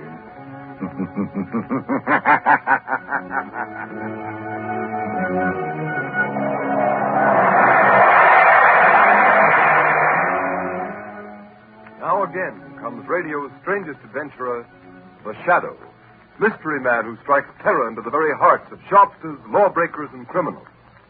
Today on the air, Blue Coal brings you the Shadow's latest adventure, Hounds in the Hills. In just a moment, the Shadow's exciting adventure will begin. Meanwhile, I have an important message for everybody. We are now in the midst of the most treacherous season of the entire year. But you can protect your family's health during this danger period by burning blue coal. For blue coal gives you clean, uniform, healthful heat all winter long. And its harmless blue coloring is your guarantee of better heat at less cost. So when you order fuel, insist on blue coal. It's Pennsylvania's finest anthracite. Your nearest blue coal dealer will be glad to send you a trial ton. Phone him tomorrow.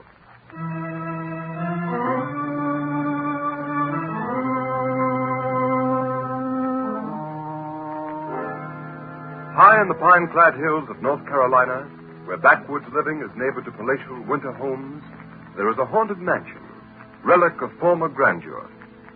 With no visible means of support, old Sadie, haggard, half-demented creature, and Jake, a hunchback son, live in one wing of the dilapidated old house.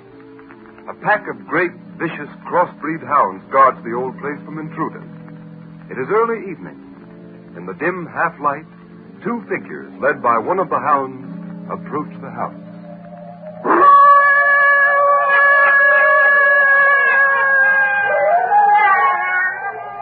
I don't like it here. I want to go home. What's the matter, little boy? You ain't afraid of my pet dog, are you? Yes, I am. I'm afraid of your dog, and I'm afraid of you, too. I want to go home to my mother. I don't want to go with you. I kick my dog wherever I go. He won't hurt you. Not so long as you're with me, he won't. I'll tell him what he'd do to you if he got you alone, Jakey. My name isn't Jakey. My name is Dickie Nelson. And if you don't let me go home, my mother will be worried. Now, Jakey, don't be scared, old Sadie. I'm your mother. Old Sadie's your mother. Didn't know that, did you? You're not my mother. And I don't believe there's other little boys here like you said. Wait, Dickie. I got lots of sons now. Old Sadie will show you.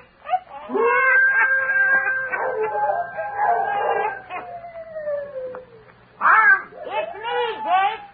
Yeah, that's Jake.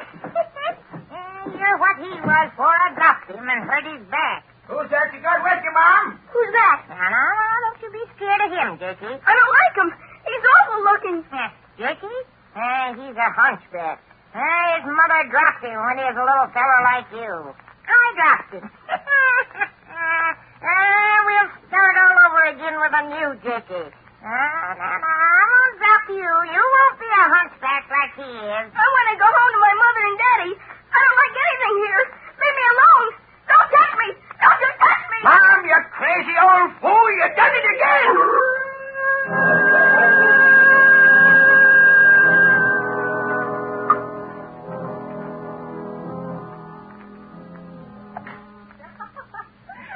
Nice drive, Lamar. Art. Your golf's improving. So, Cranston, you don't always miss the ball, eh? Well, that's what a vacation in North Carolina does for you. Especially when you're the host, Mr. Rupert. I thought you were always on vacations, Lamont. I've never heard of you doing anything except dabbling in that mysterious laboratory of yours. Yes, just a playboy. Yes, I just dabble. A little science, a little chemistry, a little psychology. Just dabble. Someone's calling you, Gary. He'd be in a hurry. Why, it's the sheriff. I hope I haven't done anything wrong. Perhaps he saw you drive, Gary. Yeah? Sorry to bother you. What is it, Sheriff? Another child's lost. Gone over the cliff at the border trail. What, another one? Yes, little Dickie Nelson this time. Good Lord, Sheriff, this is horrible. Child lost? Is that what you said, Sheriff? Yes, sir. Fourth in less than 2 weeks. Lost? Lost how? On the border trail over the cliff there. Oh, that's awful. Well, what is this trail, Gary? Well, it's a narrow pathway along the rim of a high cliff. It washes out so that a slip on the gravel starts to slide right over the cliff. And you mean to say 4 boys have been lost there in 2 weeks? Yes. 4? Yes, but doesn't it strike you there might be something more than just fate causing the disappearance of these children? Well, but what? Well, I don't know. Gary, I'd like to look at this cliff.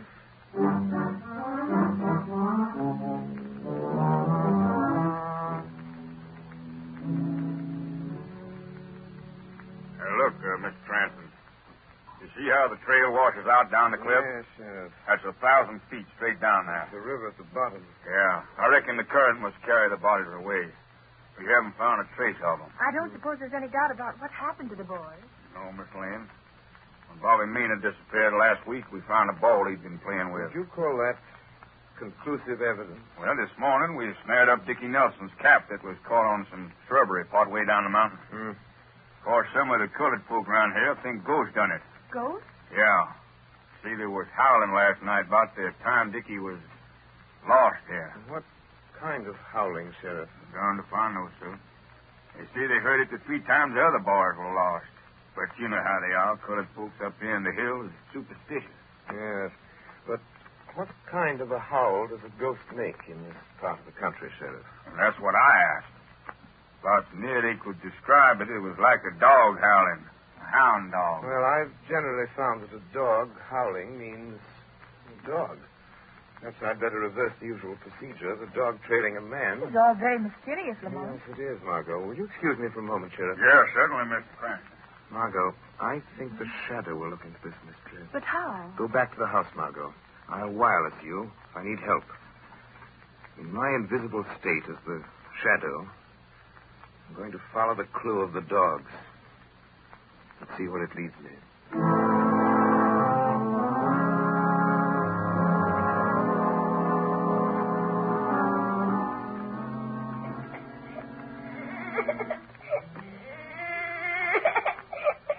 I want to go home. Don't cry, Dickie. Don't cry. What's that? Who are you? I've come here to help you. You're Dickie Nelson, aren't you? Yes, sir, but who are you? It's so dark I can't see you. You don't need to see me, Dickie.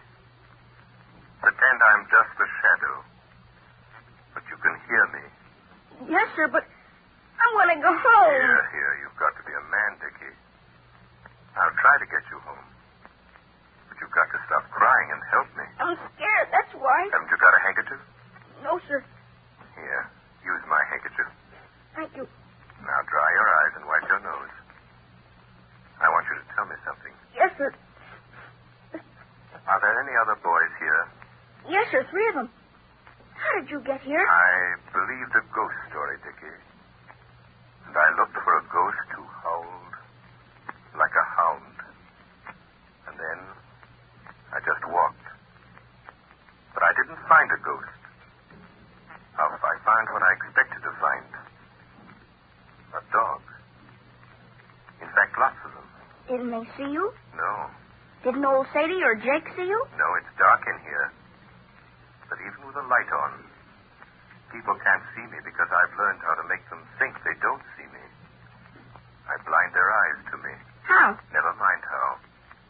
You must believe it and don't be afraid of me. I'm your friend. Yes, sir. Trust me, Dickie.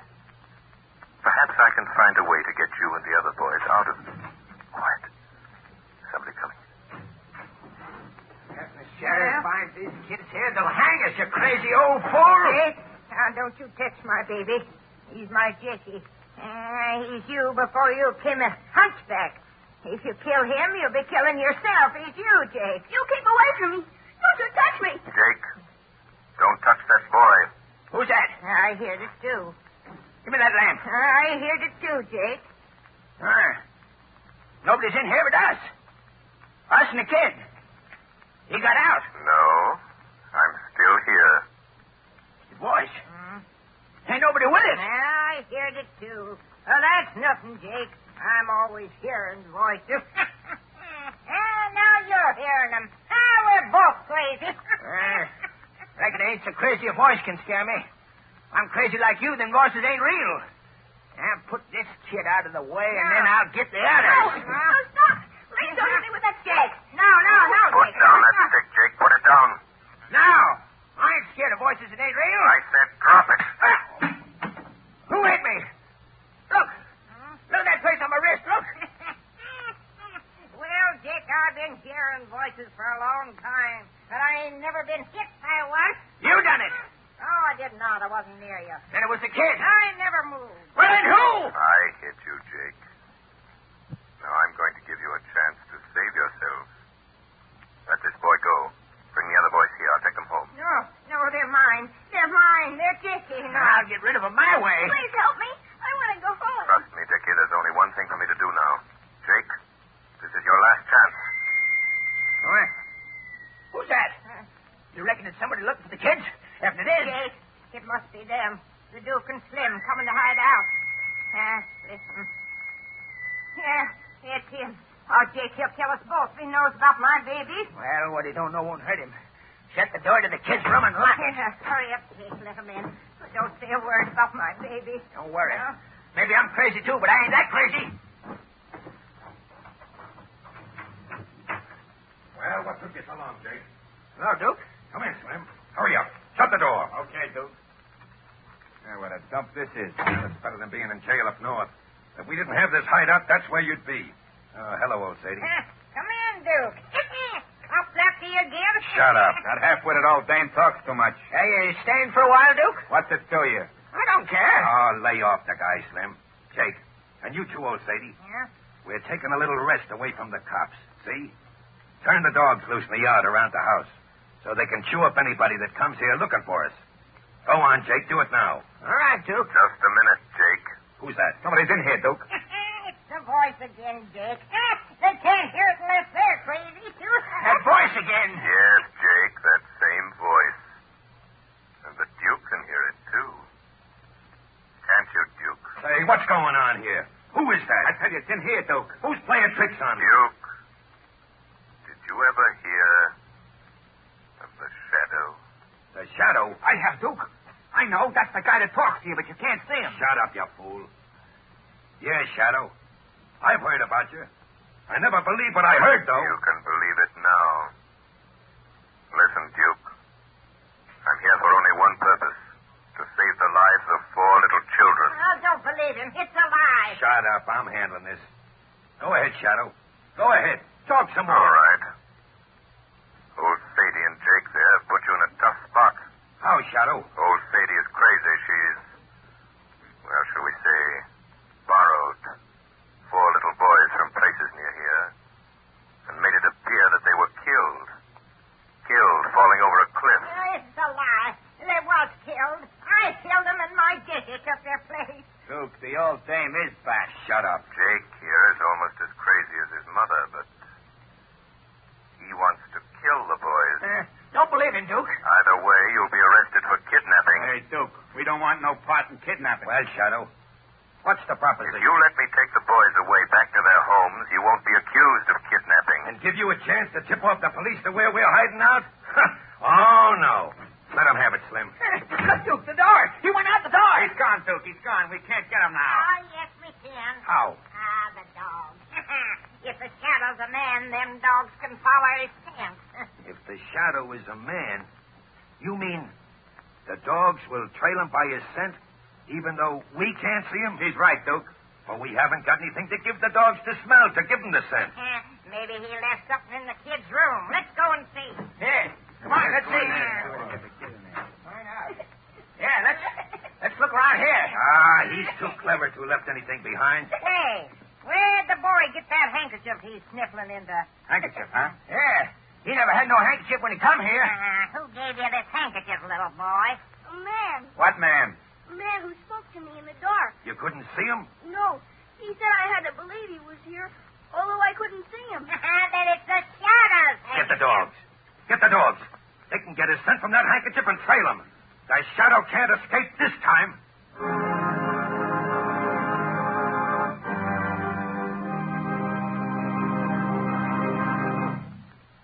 The Shadow's adventure continues in just a moment. Meanwhile, I'd like to say a few words about a subject that's uppermost in everyone's mind these days, how to save money. Large savings in cooking and heating costs can be made by switching to blue coal. For blue coal is the perfect home fuel. It is the best grade of Pennsylvania anthracite, and anthracite is the fuel that furnaces, cooking stoves, and parlor heaters in New England were designed to use. Blue coal gives off a steady, clean heat. It lasts longer and burns down to a fine, powdery ash without giving off smoke or grime common to many other fuels. Blue coal's cleanliness will appeal to New England housewives. For housekeeping is greatly simplified when blue coal is used, because with this dependable fuel, you not only have a more comfortable home, but a cleaner house inside and out. These are the reasons why blue coal is so popular in Pawtucket, Rhode Island. Sales in Pawtucket this winter are 12% ahead of sales for the same period a year ago. Here's another point. You buy American when buying blue coal. It is mined and prepared in Pennsylvania by the Glen Alden Coal Company, especially for home use. So for economy and cleanliness, start using blue coal tomorrow. Order it by name.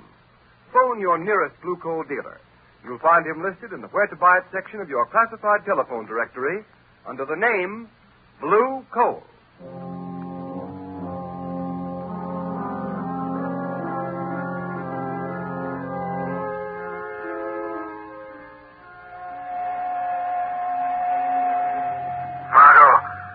Lane. The children are alive. Alive in an old house about 4 miles off the cliff road. They're being held captive. There's no time to lose. I'm in the woods. The pack of hounds is trailing me. You can probably hear them. They've got my scent. Hurry. Get the sheriff. Save the children. Hurry.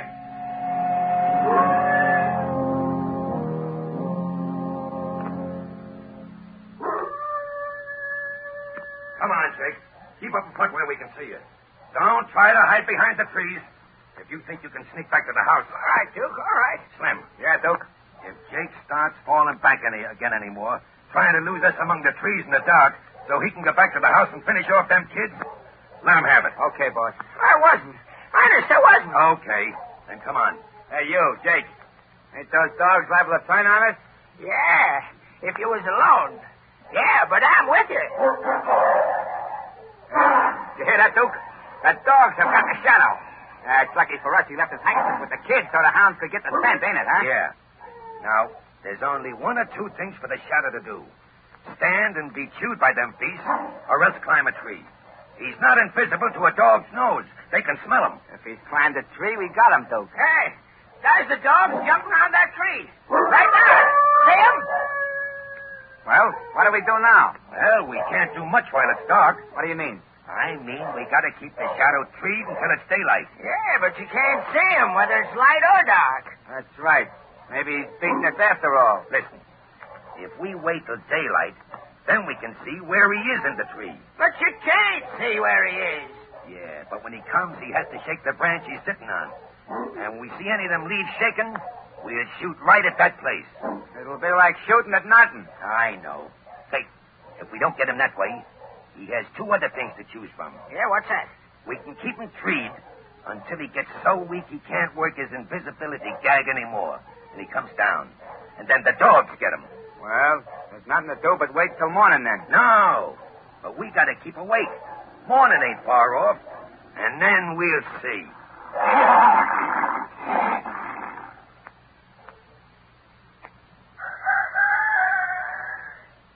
Hey, Duke. I got to thinking sitting here last night. What about them kids? Well, Slim, what about them? We didn't do it. But they can't pin a kidnapping rap on us. Not without evidence, Slim. No, but she... Oh, I get it. No evidence, huh? That's right. No kid. What do you think? Yeah. Jake here don't want no evidence either. As soon as we dispose of the man who calls himself the Shadow, no one will know. And then Jake here gets rid of the kid. That's right. Yeah, but how about Jake and old Sadie? I think they could disappear and not be missed. Yeah, that's what I thought. Hey, Duke, look. We can see the whole tree now. But I don't see nobody. No, of course not. But he's there. Now watch carefully, Slim. There's no wind. Any limb or branch that moves may be the Shadow. Yeah. So when something moves, let him have it. I get it. Hey, but how do we know when we get him? He'll come down, Slim. Now, you missed, Slim. Take your time. Hey, what's that? I thought I saw a branch move. We're shooting at the Shadow, Jake. And when he's unconscious or dead, we can see him all right. And then... You didn't do so good yourself, Duke. Those dogs are hungry. Yeah. I bet they look nice from up in the tree, waiting for their breakfast. How can you shoot him if you can't see him? Shut up, Jake. Now, take your time, Slim. Good morning, Duke. He's there. Good morning, Shadow. I hope you slept well. Oh, yeah. And you? Now, watch close, Slim. Yeah.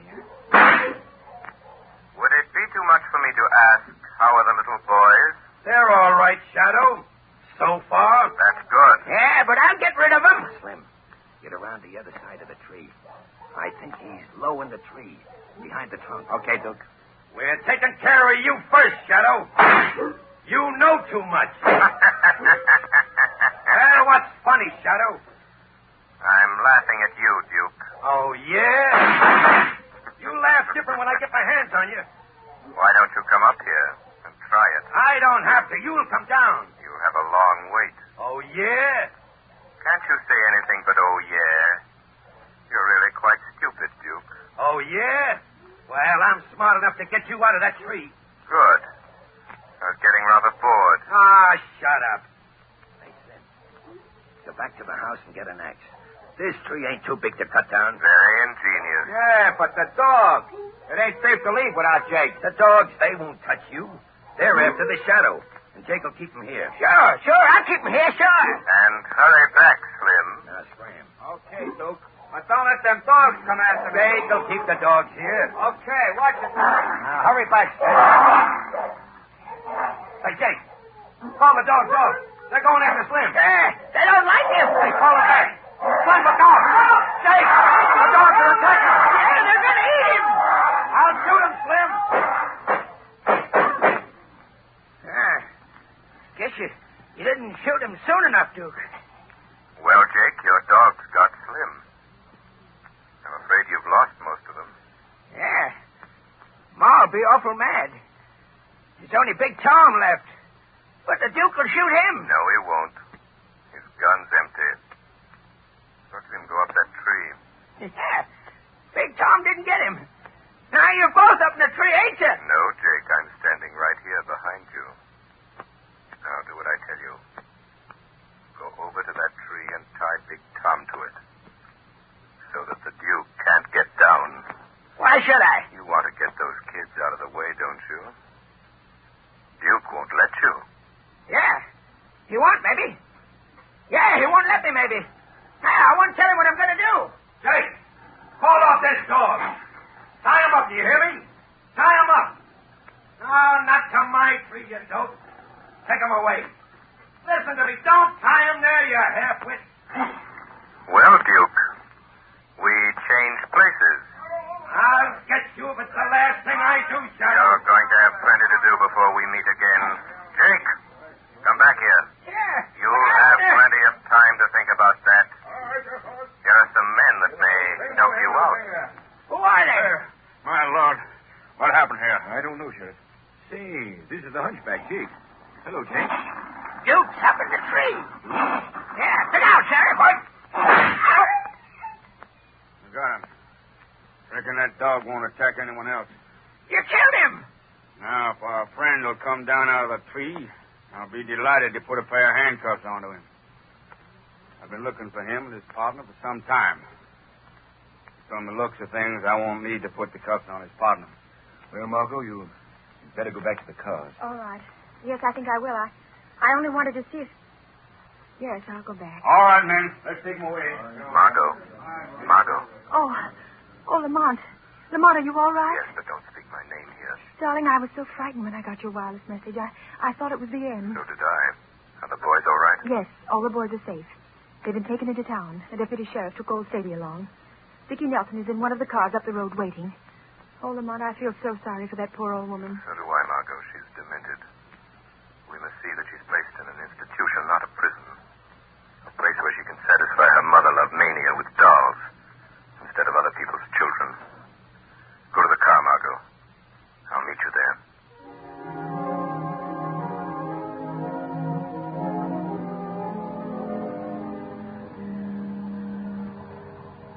What are we waiting for, Miss Lane? I want to go home to my mother. Just a minute, Dickie. I'm expecting someone. Who? Oh, here he comes now. Hello, Margot. Hello, Lamont.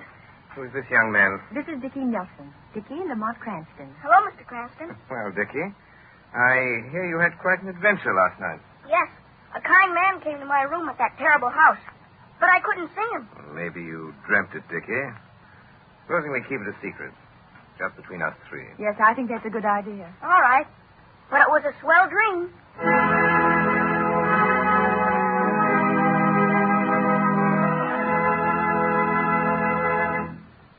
And here is John Barclay, Blue Coal's heating expert, with some interesting information for you.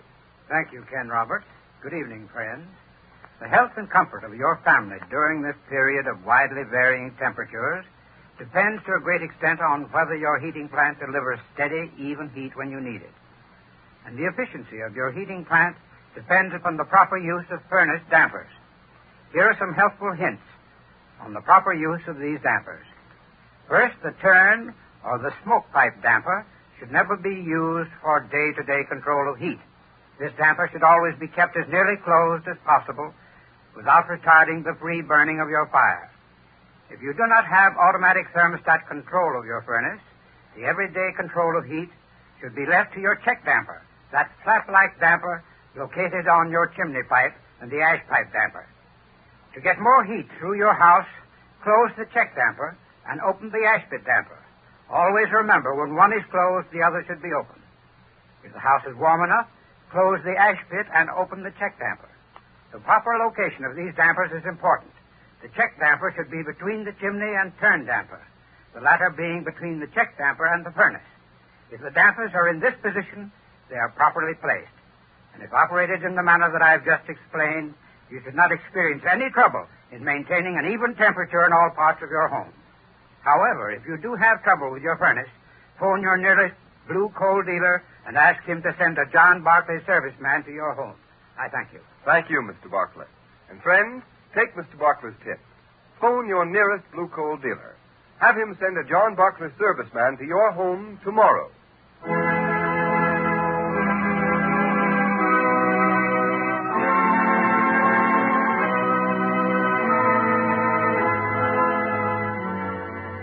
You have just heard a dramatized version of one of the many copyrighted stories which appear in the Shadow magazine. All the characters and all the places named are fictitious. Any similarity to persons living or dead is purely coincidental.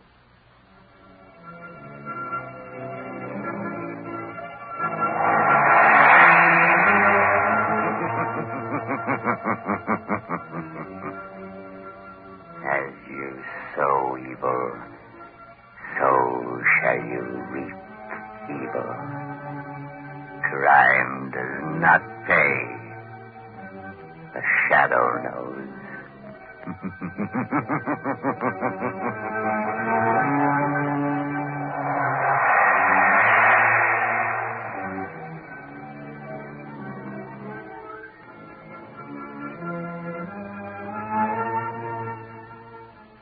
Next week, same time, same station, Blue Coal, America's finest anthracite, will again present another thrilling adventure of the Shadow. Be sure to listen. And be sure to burn Blue Coal, the solid fuel for solid comfort.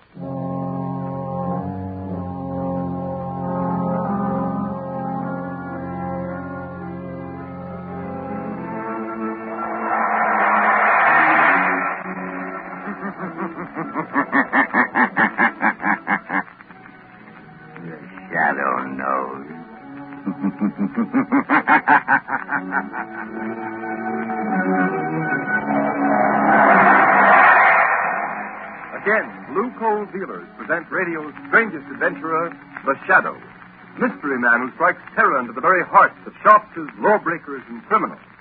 Today, Blue Coal brings you The Shadow's latest adventure, The Plot Murder. In just a moment, The Shadow's exciting adventure will begin. Meanwhile, I have something important to tell all you homeowners. During this treacherous winter season, you can protect your family's health by burning blue coal. For blue coal's harmless blue coloring is your guarantee of clean, uniform, healthful heat all winter long. Blue coal saves you money, too, for it burns steadily, completely, down to a fine, powdery ash. So next time you're buying fuel, ask for blue coal by name. It's Pennsylvania's finest anthracite. Order a trial ton from your nearest blue coal dealer tomorrow.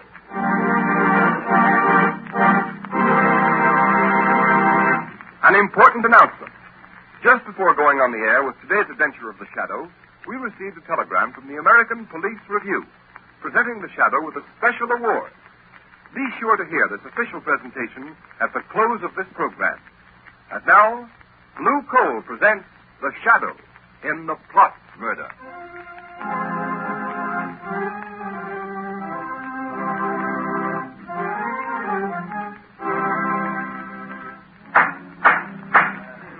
Captain Hines, read the findings of this court-martial. We find the accused, Lieutenant John Wilson, guilty of treasonable sabotage against the government. No! In that he willfully destroyed a secret device known as the flying torpedo, invented by one Georges Archelis and acquired exclusively for use by the government. Has the prisoner anything to say before sentence is pronounced? Yes. Yes, but what can he say? He admits he broke the mechanism on the demonstration torpedo. Quiet, please, Professor Archelis. As the inventor, we understand your concern in this matter. But please don't interrupt. Well, Lieutenant Wilson? I don't know, sir. I can hear all that's going on, but I went into the... It's obvious, General Levitt, that Lieutenant Wilson is not mentally accountable. He was sufficiently accountable to enter the testing shed by virtue of his authority as an Army lieutenant and to tamper with the flying torpedo and render it useless the very day it was to be demonstrated to the government. Read the sentence of the court. Lieutenant Wilson, this court decides, subject to the approval of the President, that you will be dishonorably discharged from the service of your country and sentenced to imprisonment for the term of... No! He's got a revolver! Don't shoot! That's the man, Professor Archelis! He's wounded, Professor Archelis! All the doctor, take Lieutenant Wilson back to his cell.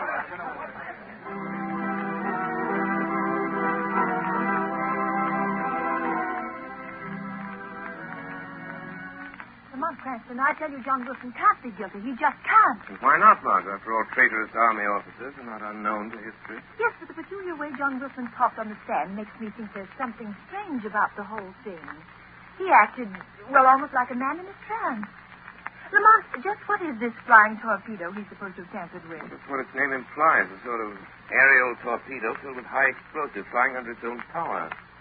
Once it's launched into the air, instead of flying a predetermined course, its direction can be guided by radio beams from an observation plane flying high above it. I see. Imagine its tremendous effectiveness in warfare, deadly accuracy in hitting even a fast-moving target like a troop train or a supply ship. Sounds tremendously important. Who invented it? This man Archelis, who was to have demonstrated last week at the proving grounds before a large delegation from the capital.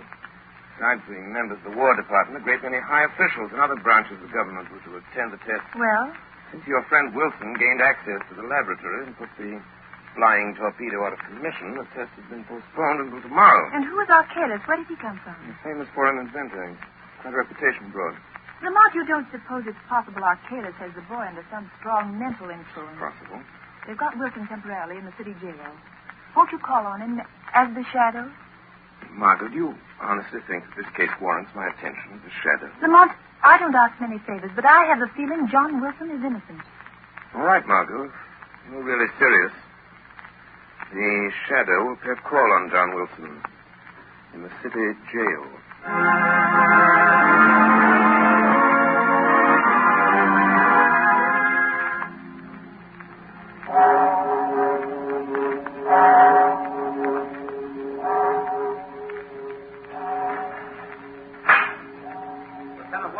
that last cell, Professor Arcalis. Thank you, guard. These parts that General Levitt gave me. Do you take it or do I keep it? And you better keep it, sir, in case you want to use it again. Yes, that's right. You'll have to talk to Wilson through the bars. No one's allowed in his cell. Thank you. I have no desire to go in. I already have one arm in his sling due to the young man's temper. There's only one or two questions I want to ask him, then I'll leave. Very well. Well, who is it? You! Arcalis! Don't get excited, Lieutenant Wilson. I only came to tell you that you're a much better mechanic than a marksman. Your bullet only injured my arm. I'm only sorry I didn't kill me. The only way you can break the spell I have over you, isn't it? To kill me. Will somebody come? Look in my eyes. No. Look. No, I won't. John Wilson. Look in my eyes. No. Look in my eyes, Wilson. That's right. Now repeat after me. I destroyed the torpedo. I destroyed the torpedo. Say it. I destroyed the torpedo. Sabotage against my country. Sabotage against my country. I am guilty. I am guilty. Well, that is all you remember. Are you sure that's all he remembers? Professor Arcalis? Who said that? Guard. You are there? No, not the guard, Professor. He's waiting at the end of the passage. You hide somewhere. In the next cell, perhaps? No, I'm here. In the shadows, Professor Arcalis. Perhaps you've heard of me. Who are you? The shadow. The shadow? Help me. Help me. I am your friend, John Wilson. Think now. Concentrate. What is it you're trying to remember? It's that torpedo. Dangerous. Wilson, quiet. Steady now. Think. Think. You can break through this spell. I tried to make them understand that. I destroyed the torpedo I because... command you to stop. John, your friends believe in you. They're trying to help you. Wilson, what have you committed? Sabotage against my country. I am guilty. I am guilty. So, Mr. Shadow, whoever you are, you see... You have a powerful spell over the boy, Professor. But there is a way to break it. What way, Shadow? If you don't know, I have no intention of telling you. Yet.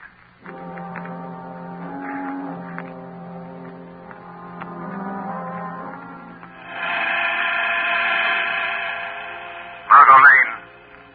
Margot Lane, stand by. Arcalis has put Wilson under some strong mental influence, a sort of hypnotic telepathy. The boy's subconscious is dominated by the thoughts Arcalis plants there.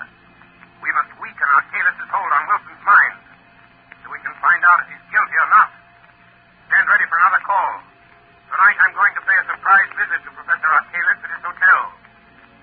I have a feeling that if we're not successful in getting Wilson to talk, this country of ours may suffer a terrible disaster.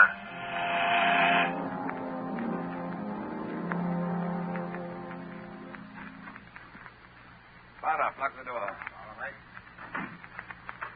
Did anyone follow you here to the hotel? No one, Professor Arcalis. Good. The test will take place tomorrow? Yes, at 3 o'clock. The War Department is so convinced your invention will render any nation possessing it invincible that the high command of both the Army and Navy are to be there to witness the test. The President, too? Yes. The President and the Vice President expect to attend, together with the Secretary of War and the Secretary of the Navy. They've fallen into my trap. They'll be blown off the face of the earth just as I planned.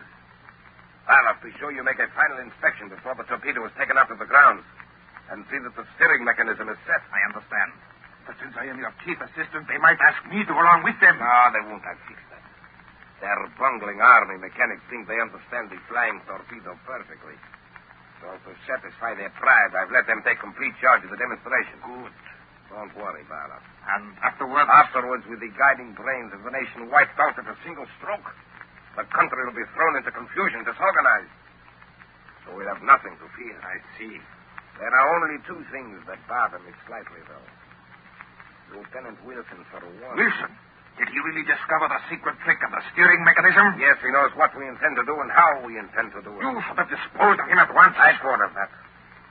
I was afraid it would arouse suspicion. But I'm keeping Wilson under mental hypnotic control until it's too late for him to stop us. Wouldn't it be better if he was dead? Perhaps. I can still visit him at the prison. And what is the other thing that bothers you, Professor? Only a shadow, Barlow. But I'm not quite sure of the extent of its power. A shadow? Don't worry. I think I can take care of it, too. Listen. What is it? I thought I heard footsteps outside in the hall. Go and look.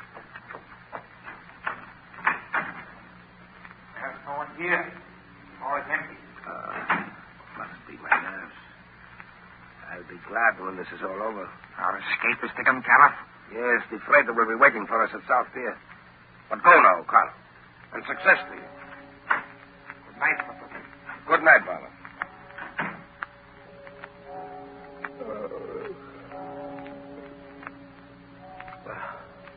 The shadow. If I can't put my willpower against the shadow, then I deserve to lose. And I've never yet... Good evening, Professor Arcalis. You? Shadow, you've come? Yes, Professor. Why do you hold Lieutenant Wilson in the hypnotic cell, Professor? I don't know what you're talking about. We shall see. And now I have something else to tell you. What? Wilson knows something about you, Professor. And I'm going to find out what it is. All right, Shadow. You know a little, but you'll never learn more from Wilson. No one can break the spell, not you, nor all your childish magic. You forget greater magic, Arcalis. What? Death. Death? Yes, it's on the way, Professor. But I can promise you this, if any blood is shed, it will be yours, not the Shadow's.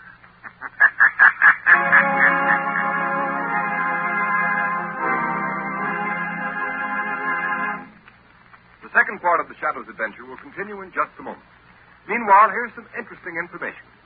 Every day, more and more families throughout this area are saving money on their heating and cooking bills. These families are getting better and more economical heat than ever before with blue coal. Blue coal is anthracite. It is an American product mined by the Glen Alden Coal Company, who are deeply grateful for the purchases of blue coal by families throughout this area. Today, blue coal is the largest selling brand of home fuel in America because it is the only fuel that so satisfactorily combines all of the essentials necessary for perfect heating results. It is superior in quality, cleaner than most fuels, and economical because it burns long and steadily down to a fine powdery ash. Furthermore, there can be no substitution when ordering blue coal because it is the only solid fuel actually trademarked with a blue tint so that you can identify it at a glance. These are a few reasons why in Watertown, New York, blue coal sales this winter show a 29% increase over the same period a year ago. So take a tip from Watertown, New York families. Order blue coal by name. You will find the name of your nearest blue coal dealer listed in the Where to Buy It section of your classified telephone directory under the name Blue Coal.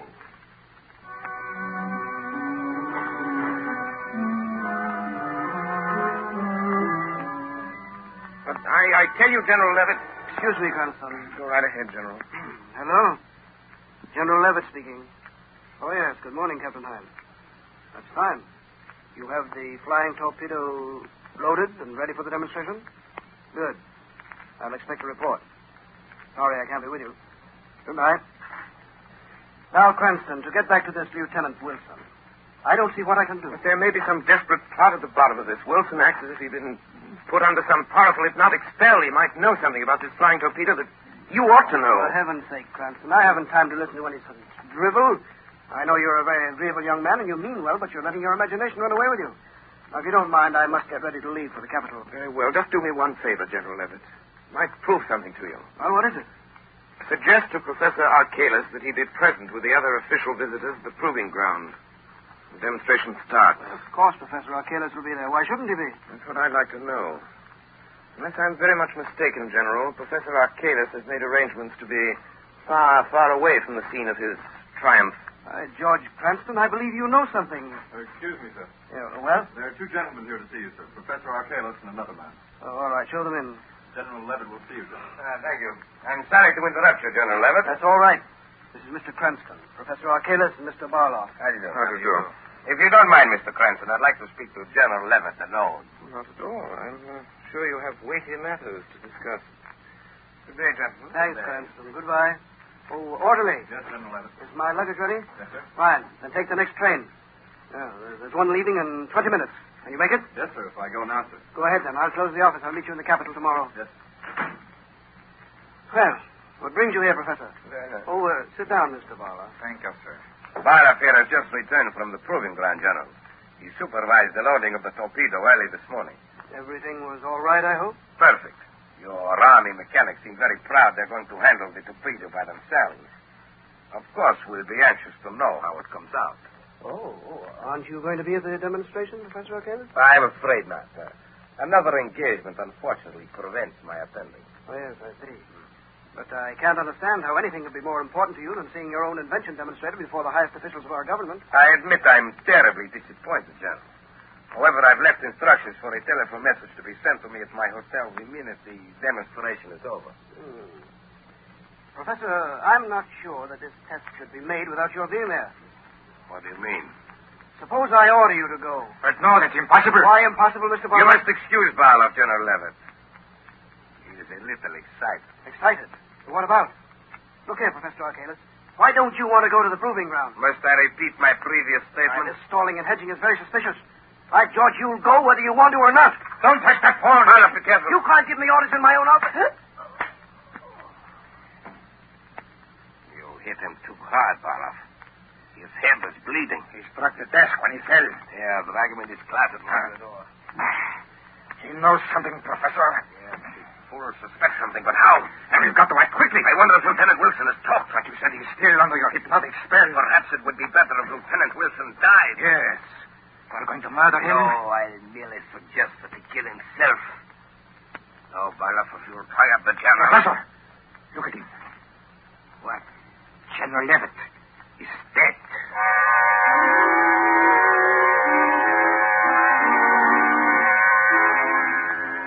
Well, here's General Levitt's office, Margot. No one seems to be here, Lamont. Well, that's odd. General was here less than an hour ago. General! General Levitt. Look, here on the corner of the desk. Blood. Word to Commissioner Weston at once. Tell him something has happened to General Levitt. Yes, anything else? Yes, tell him to send a squad of men to South Pier. I overheard Professor Arcalis and Barloff talking about meeting on a freighter there. Where are you going? I'm going to the jail. I'm going to make one more desperate attempt to get John Wilson to talk. He's got to find out what this is all about before it's too late.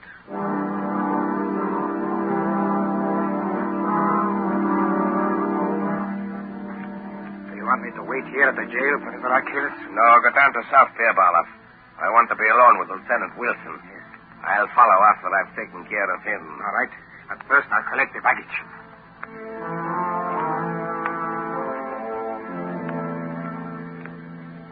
But you remember only this, Lieutenant Wilson. See always my eyes in front of you. Yes. You will forever do what I tell you to. Stop! Leave me alone. No, never. Look, Wilson. See what I have? A knife. Here. Take it. Now listen to me. You are disgraced. Your family disgraced. You have nothing more to live for. Say it. I have nothing more to live for. I have nothing more to live for. Then draw the knife across your wrists. It's easy. Try it. Stop, John. Don't do it. Shadow. He's trying to make me... Keep away from me, Wilson. I've got you Let by go the of me, arm, Wilson. Archelaus. Did you feel the knife yourself? Yes, you cut me, you fool. Your blood is being shed, Professor. Remember what I told you? Let me out of here. Let me out. He's gone, John. Something's happened to me. I feel like I can talk now. Then talk. Tell me what you know. Archaeus' spell is weakened. I can't see you, and I don't know who you are, but you've got to help me.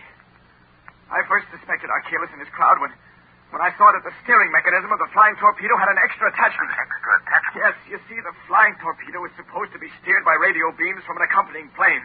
But this extra attachment I'm talking about would render the radio beams ineffective. In other words, the rudder is set so the torpedo will fly in a complete circle and come back and strike the point from which it was sent, like a boomerang. If it does that in the demonstrations of today, it will wipe out all the important government officials. Yes, that's their plan. Just as I made the discovery, Archaeus came into the workshop. I accused him, and he put me under this spell. I tried to talk, but I couldn't. Never mind that.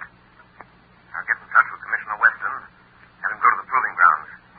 He can stop the test flight of this flying torpedo if he gets there soon enough.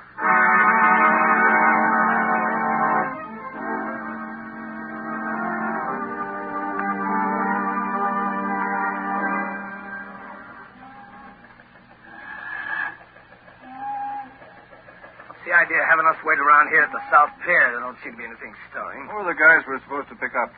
Two birds for the name of Professor Archaeus and Barloff. Foreigners, huh? Yeah. What are they going to do, make a getaway? I don't know. Commissioner Weston just said to make sure we got them, that's all. If it had been that important, don't you think the commissioner would have come down here himself? Well, he was coming, but he got a last-minute call to go over the place where they're trying out that new flying torpedo. Oh, yeah, I read about that. All these inventions. Wait a minute. Somebody coming down the dock. Hey, you. Hey, stop where you are, I'll shoot. What's this all about? Nothing. Where are you going? That is my business. What's your name? Come on, what's your name? Are you Barloff? What is it to you? Answer me. Are you Barloff? Yes. Well, that's all we wanted to know. Come on. What are you taking? I have done nothing. He's got a gun, Sergeant. What? I'm sorry, Sergeant. I had to do it. That's okay. This Archaeus will probably be along in a minute. Put this boy behind those bushes. We don't want Archaeus. Hey, look out. Here comes another guy down the dock. Right, quick. Right. Behind this piling here. Come on. Must be Archaeus. Yeah, I guess. Professor Archaeus? Who are you? The police. We want to ask you what... Well, you can't get me to talk. You'll never make Look me... out, Sergeant. He's got a gun there. Drop that gun. You can't take me. The police can't touch me. You asked for it. Oh, you nailed him, Sergeant. Did he get you? Oh, I'm okay. Here comes the parole. Must have heard the shots. Oh, they didn't have time. Oh, Commissioner Weston? Yes, Sergeant. So you got our man. Yep. Is he dead? I don't think so, sir. Well, Archaeus, maybe you'll talk. I'll never talk. Commissioner Weston. Shadow, what are you doing here? We can't waste time, Commissioner. Did you stop the test of the flying torpedo? Yes, but... Good. Commissioner, you've saved the lives of thousands of spectators. To say nothing of some of our highest government officials. Then it was you. Yes. Yes, I had a friend of mine call you. And now, Professor Archaeus, let's have the story. You haven't much time. I know. I'm dying, Shadow. It was a plot against our national defense, wasn't it? It was. Who employed you to do it? That I won't tell you. But Lieutenant Wilson is innocent. Yes. Wilson is innocent. Commissioner, you're a witness. Lieutenant Wilson is cleared. Yes, Shadow. And what about General Levitt? Barloff killed him. Where is Barloff? We got him behind these boxes. How did you know about General Levitt, Shadow? We found blood on his desk. But this time the blood is yours, Archaeus. Yes. Mine. Well, Shadow, Archaeus is dead. Yes, Commissioner. And you've been instrumental in averting a national calamity. Archaeus is dead. The innocence of Lieutenant Wilson has been proved. And the integrity of the men who protect our liberty is again vindicated.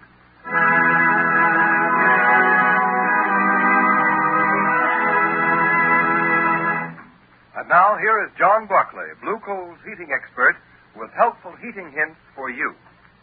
Thank you, Ken Roberts. Good evening, friends. I've received numerous letters from homeowners asking what they can do to prevent chimney loss, wasted heat that goes up the chimney instead of through the pipes of your heating system.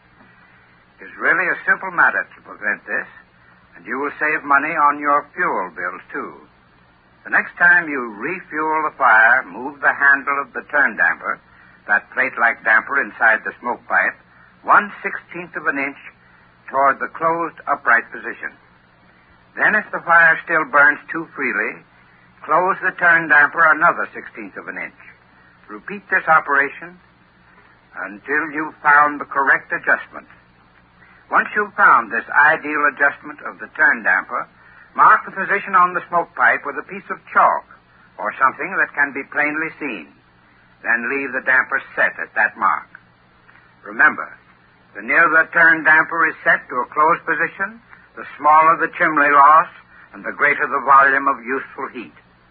If you follow the suggestions that I give you every Sunday on this program, they should enable you to heat your home with the utmost efficiency and economy.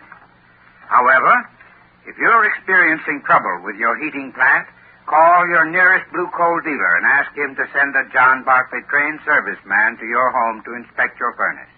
This service is free to all Blue Coal customers. I thank you. Thank you, Mr. Barclay. And here's the official telegram advising of the award the American Police Review has made to the Shadow program. Quote, "The American Police Review salutes the producers and sponsors of the Shadow for their contribution to the cause of better law enforcement.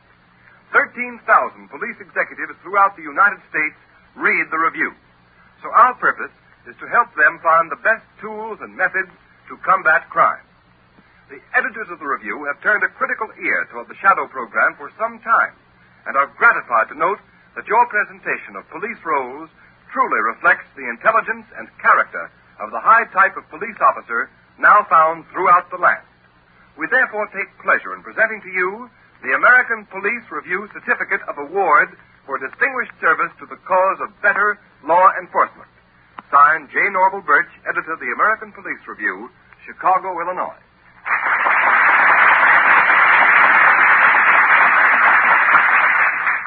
And so, on behalf of Blue Coal dealers and of all those who assist in the weekly programs of the Shadow, we tender our thanks and appreciation to editor J. Norval Birch and the American Police Review for their splendid testimonial.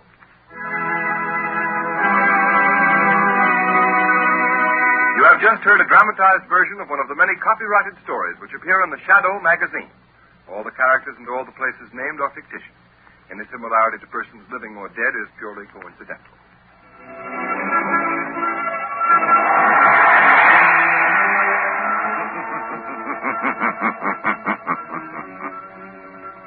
As you sow evil, so shall you reap evil. Crime does not pay. The Shadow knows.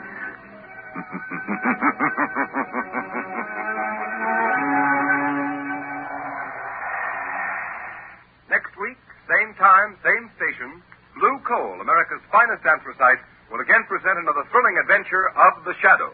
Be sure to listen, and be sure to burn Blue Coal, the solid fuel for solid comfort. This is the Mutual Broadcasting System.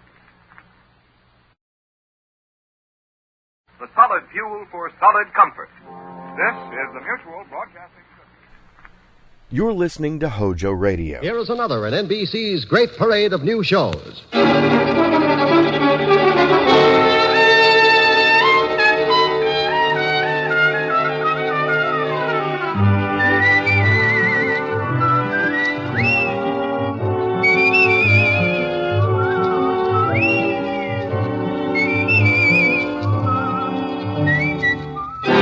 Now, Dick Powell as Richard Diamond, private detective.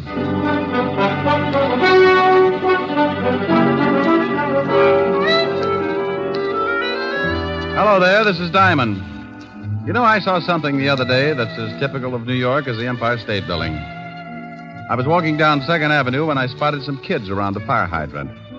They'd turned it on, and the whole gang was splashing around, keeping cool. They'd done something else, too. They'd found a barrel. And I suddenly remembered when I used to play in the gutter with the same kind of barrel. It's open at both ends, and when it's held over the gushing hydrant, it acts like a big hose, and a lot of passing New Yorkers can end up pretty wet. I stopped and watched, and just like always, one of New York's finest showed up and the kids scattered. He turned off the water and the fun was over. Oh, but not for long. Somebody was sure to give the kids a monkey wrench, and 10 minutes after the cop had disappeared, the street would be flooded again. Yeah, a kid can have a lot of fun, even in a big city. But it's unfortunate that every once in a while there's a boy who forgets to have fun and heads for trouble. Like a case I got mixed up in not long ago. It all started in a candy store under the L on 9th Avenue. I'm just closing up, boys. We want to talk to you, Pop. I told you I was closing up. We'll come back tomorrow and we can talk then. Eddie said he wanted to talk to you, Pop. You better listen. Yeah, what is this? You kids get out of my store. You want to buy something, you come back tomorrow. You ain't been making enough on your number sales. We come to see why not. Oh, so that's it. First, they threaten to beat me up unless I sell the numbers. Then they get sore because I ain't selling enough and send young hoodlums to see that I do. Well, you go tell your boss that I'm through selling numbers to poor people who think they can get rich quick. You tell your boss if he don't like it, I'm going to the police.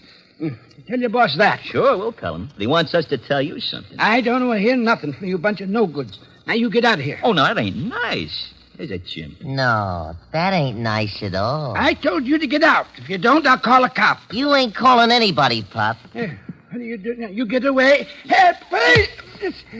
No, please, help. Shut up. Okay, Jim, make him shut up. Please, I'm an old man. Yeah, sure you are, Pop, but old guys like you need exercise. Think he's had enough, eh? Yeah, grab some of cigarettes and cigars off the counter. Yeah, sure. Hey, we better get out of here. Maybe somebody heard him yelling. Okay, grab me a box of candy, too. I got a date with Nancy tonight. I'll grab a couple. I got a date, too. Let's go.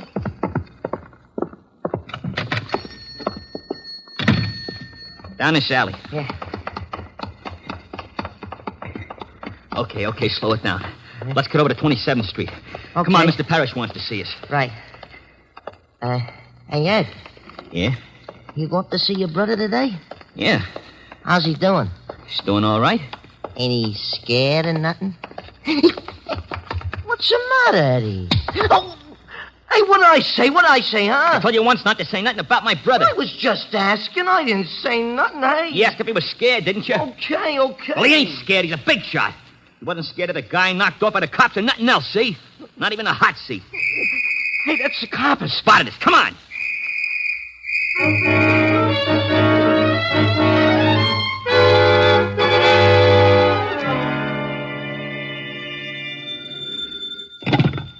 Diamond Detective Agency. We filtered the choke on the way to your throat. Oh, for Pete's sake, Diamond, aren't you ever serious? Well, Lieutenant Levinson, what's the matter with you? Did someone swipe one of your ulcers? Now, stop that. I wouldn't call you unless it was something important. I know. You're losing Sergeant Otis to Barnum and Bailey. You stop that. Ringling Brothers? Don't be ridiculous. I'm not. What other sideshow could boast a pointed head with a gray suede face? Diamond, I have an important message for you, so for the sake of my sour stomach, act like a normal human being for 5 minutes. It's sure to be a strain, but go ahead. Bill Garrett wants to see you. Bill Garrett? Yes. He goes to the electric chair tonight at 8 o'clock, and he wants to see you. Well, he can't sit in my lap. Now, look, I don't like the type any more than you do. He's going to die, so why the cracks? The guy he shot had a wife and 2 kids. Maybe you want me to make cracks about them? All right, but will you see him? It's his last request. All right, sure. I'll call the warden and tell him you'll be up. You be sure and put in the call. If Otis does it, the warden will get so confused they'll turn Garrett loose and toast me. Well, in my business, you get a lot of screwy ones. But you never know where they'll lead, so if you've got that nervous, got-to-get-in-trouble feeling, you follow it up. I put in a call to my lovely redhead, Helen Asher, and told her I'd be a little late, but to keep the bottle spinning anyway. Then I took off for Sing Sing.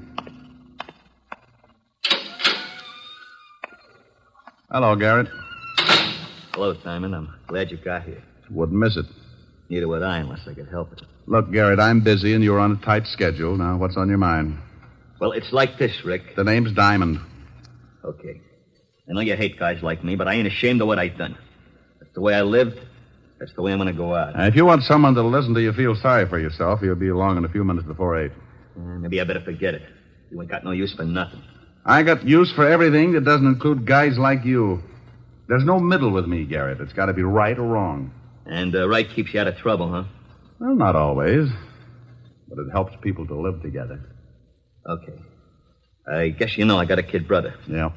He's going on 17, and it looks like the family's going to have another guy for you to hate. What do you want me to do? He thinks I'm a big shot. I want you to convince him I'm not. Oh? What's he done? I don't know, but he's just like I was when I was that age. Tough, wise guy. He wants to be just like me. Has he been up here to see you? Yeah, but that don't change his mind. Just makes him madder at the world. I ain't getting soft, see, but he's a great little guy and he's smart. A lot smarter than I was. It's just going to take someone to show him which foot to get off on. Okay. What's his first name and where can I find him? His name's Eddie. He's got a club they call the Panthers. You know the kind. Yeah, with me it was the Brownies. It's over on 26th Street, and he's got a girl he told me about. Her name's Nancy Hyde. She lives with her aunt over at 37th Street. Okay, I'll see what happens. He's tough. Oh, lots of guys are tough, Garrett. Sometimes if they get a break, they turn out to be so tough they even get to be All-American. Hey, I'd like that. I'd like to see the kid get to be All-American. That might be a little difficult, but you never know. Maybe they've got television down there.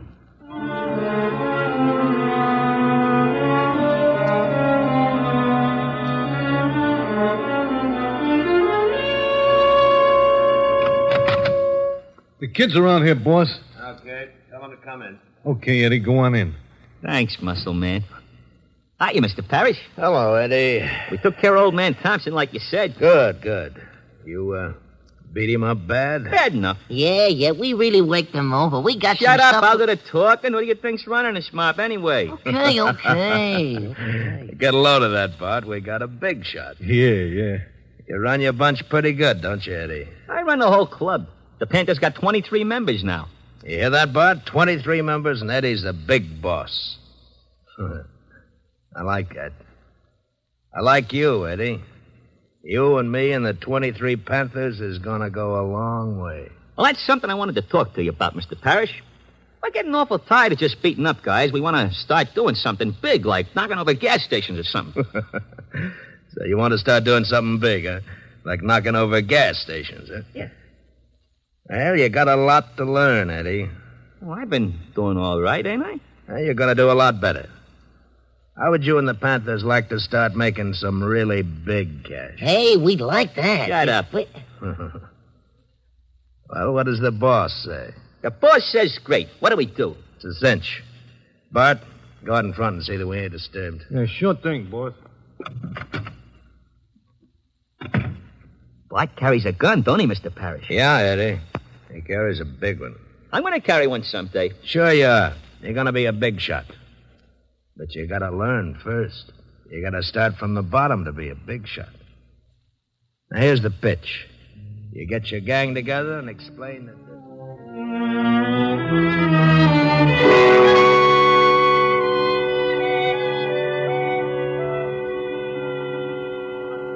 Says we swipe cars, so we swipe cars. I don't know, Ed. Beating up guys is one thing, but swiping cars is pretty dangerous. Look, it's a cinch. We go out on the road someplace, and one of us thumbs a ride. When the car stops, we all jump in.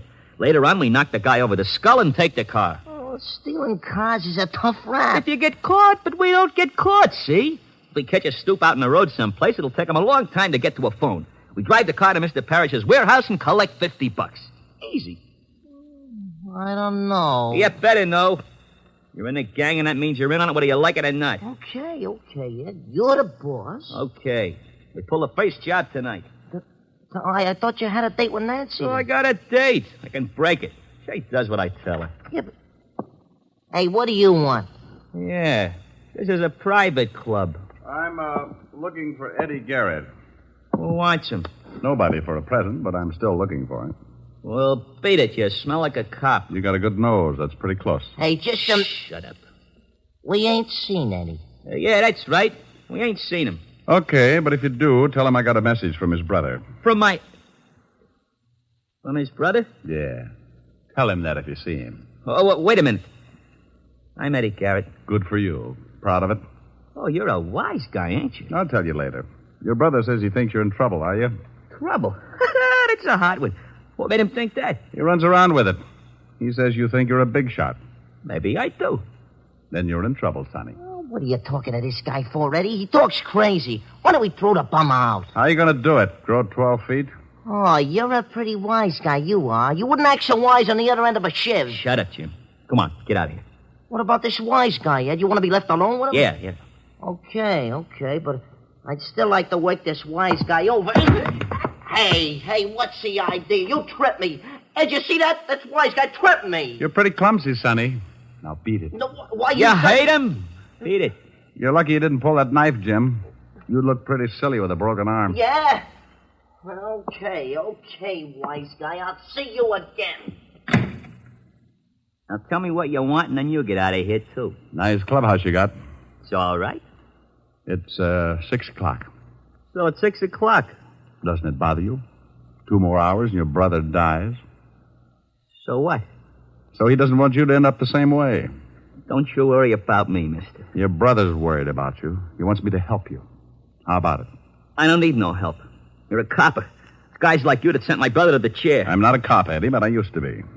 You ain't a cop? No, but if I was just a plumber and I had the chance to put your brother away for a killing, I'd do it. Yeah, I thought so. You look like the type. You're still a copper and you're no good. Now go on, get out of here. I don't need no help from a lousy copper. I don't need no help from anybody. Hey, Eddie. Oh, didn't know you was entertaining. This guy's just going. Come on in, boy. Let's go, Eddie. What do you mean, let's go? I want to talk to you. We'll go up to my place. I ain't going nowhere with a lousy copper. Copper? Yeah, he's been in here preaching to me. Better leave, Flatfoot. Come on, Eddie. No, I ain't going nowhere. You heard what the kid said. Now, look. Yeah? Well. Guns and everything. Like it? Goes bang, bang. Hey, wait a minute, boy. I don't want no killing. Oh, don't worry, Eddie. I'm just going to put the Flatfoot to sleep. Oh. Hey, you slugged him with the gun. Mr. Parrish wants to see you about tonight. Huh?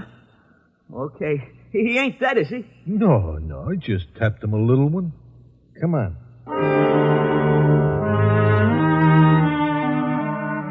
Tap me a little one. That was the biggest understatement of the year.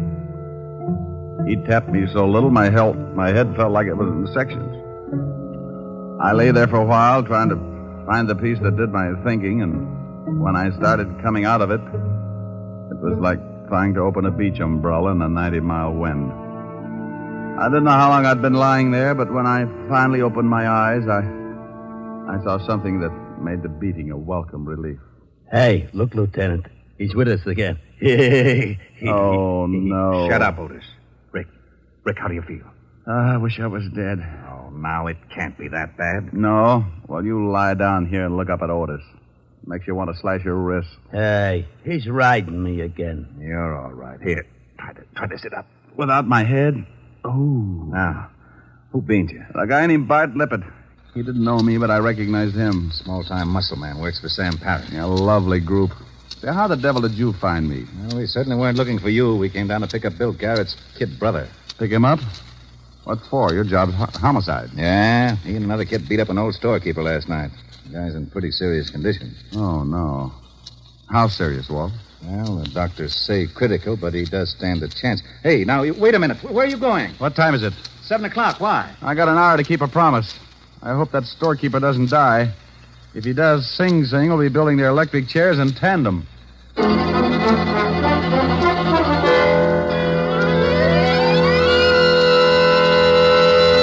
In just a moment, we will return to Richard Diamond, Private Detective, starring Dick Powell. But first, traffic accidents claim a victim on the average of more than one a minute, all day, every day in the year. The difficulty is that people continue to think of the horror of accidents as always happening to someone else. It never occurs to us that we may be killed dashing out to lunch tomorrow. The National Safety Council reports that in almost every motor vehicle accident, there is one or more violations of the law. Speed, drink, and carelessness being the worst offenders. Every motorist and pedestrian is urged to support actively the safety movement in his own community. Be careful. The life you save may be your own. And now back to Dick Powell as Richard Diamond, Private Detective.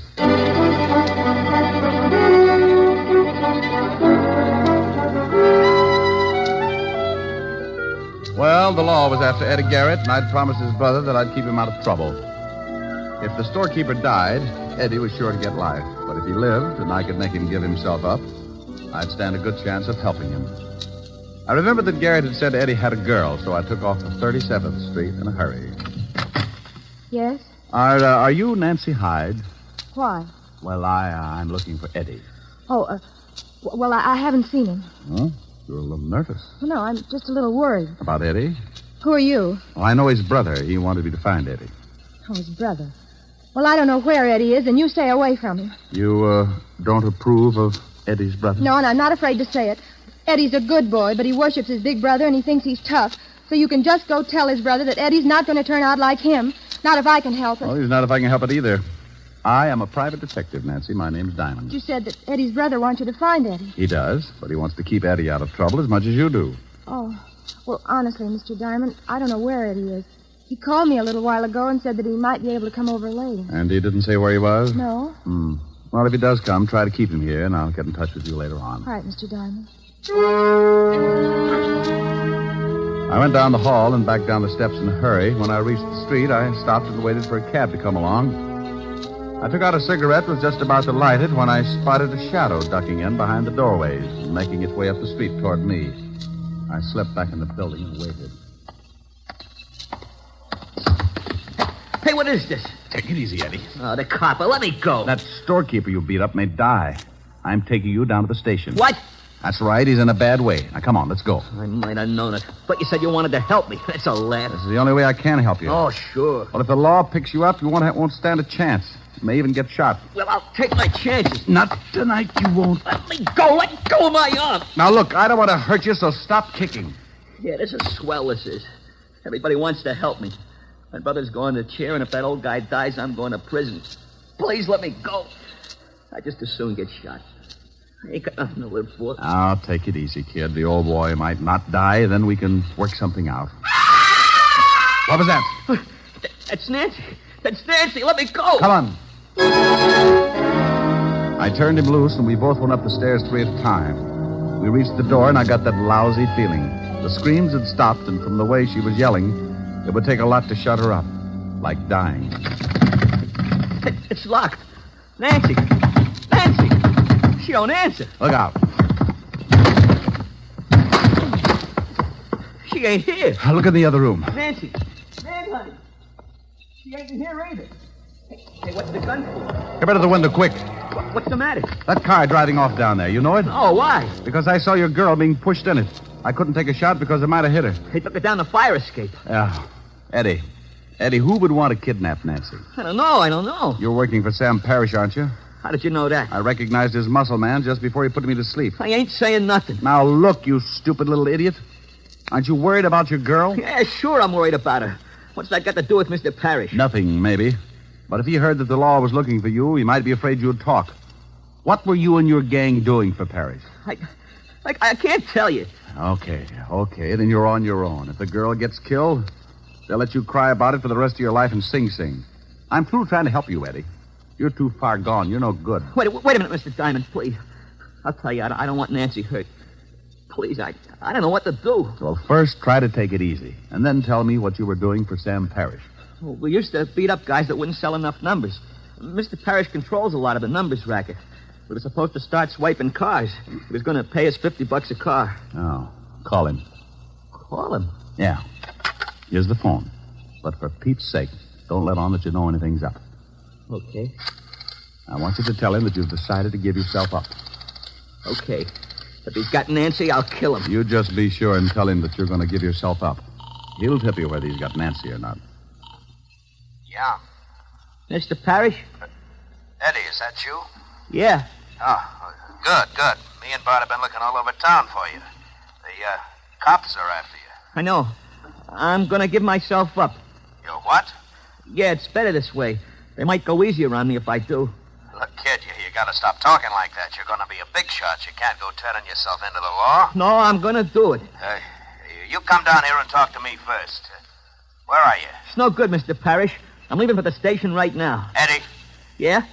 You ain't going nowhere unless you want to see your girlfriend scooped out of the East River. You have got her. Sure, I got her.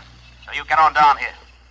Now, I just left her and she don't look so happy. She's with Bart, and you know Bart. Why, you dirty, no Look good up. greaseball. You get out of my office in 20 minutes or I'll call Bart and the little girl dies. Now get down here. Hello. Hello. He's got her, Mr. Diamond. I gotta get down there or he'll kill her. Where's his office? He don't have Nancy there. He told me she was with Bart. I gotta go. You do, and he'll kill you. Then he'll do the same with the girl. You can't take the chance. What are we gonna do? I only got 20 minutes. Does Parrish have another office or a hideout? No. Wait a minute. Yes, he does. Sure, the warehouse. He told me about it this afternoon. We were supposed to take our stolen cars there. Okay. I'll call Lieutenant Levinson and tell him to meet us there. You think that's where they got Nancy? I hope so. 20 minutes isn't much time. I put in a call to Walt and briefed him in a hurry. Then Eddie and I took off for the warehouse. It was at the foot of 14th Street, and by the time we got there, we had only 10 minutes left. The building was as dark as a foggy grave and locked tight. We found a window in the basement and finally jimmied our way in. You all right, Eddie? Yeah, but I can't see nothing. Come on. That looks like some stairs. Maybe we guessed wrong. Hey, what was that? I don't know, but there was a jockey on it. Come on.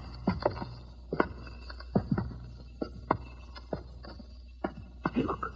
There's a light. Yeah. A little office in the back. Now, you stay here. There might be some shooting. If Bart's in there with Nancy, I want in on it. This is no time to argue. Now, back over against the wall. Gosh, I bumped into some boxes or something. Oh, shut up. Look. It's Bart. Hold still. Who's that? What are we going to do? He's got a gun. Answer him. Answer him? Yeah, quick. Come on. Who's out there? It's me, Bart, Eddie. Huh? What are you doing here? We've been looking all over for you. I'm on the lam. The cops are after me, so I remembered this place. Well, ain't that nice? The boss been worrying about you. Come on back, Eddie. Got a friend of yours here. Go on. I'm going to circle him. Sure, Bart. I'm coming. Come on over here where I can see you. Yeah. That's it. Okay, kid. Now hold it right there. Hey, what's the idea? Well, the boss is afraid you'll do some talking if the cops pick you up, so I got orders to knock you off. Sorry, kid. You know how it is. Drop it, Bart. Hey, he wait. said drop it! Oh, you lousy... Duck, Eddie! You got him. Yeah, thanks for the assist. Let's see if the girl's in the office. Yeah, they got a gag in her mouth. Nancy. Oh, she's okay. There. Oh, Nancy, honey. Oh, Here, I'll get those ropes off you. Man, I'm in some pretty bad trouble, but I swear if I get out of it, I'll go straight. you'll be all right, Eddie. I know you will. Oh, ain't that cozy? Look out, Eddie. Hold it right where you are. Well, things are really getting crowded. That's Parrish, Mr. Diamond. I guessed. You shoot pretty good, Diamond. I saw you get Bart. I guess I'm going to have to pay you back for that. The law's on its way. So they find a morgue. Eddie. Don't shoot Nancy, please. Shoot me, but don't shoot Nancy.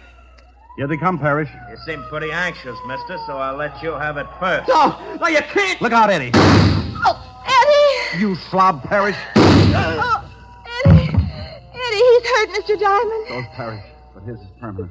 Eddie, where you hit? I think in the stomach. We'll get you to a hospital quick. You saved my scalp when you jumped in front of me. Thanks. How about Parrish? I paid him in full. What time is it? 8:35, Eddie. Oh. Funny, I don't feel so bad about my brother now that it's over. He'd probably be sore about me helping a cop. But, you know, I don't mind. Especially when it's a nice guy like you.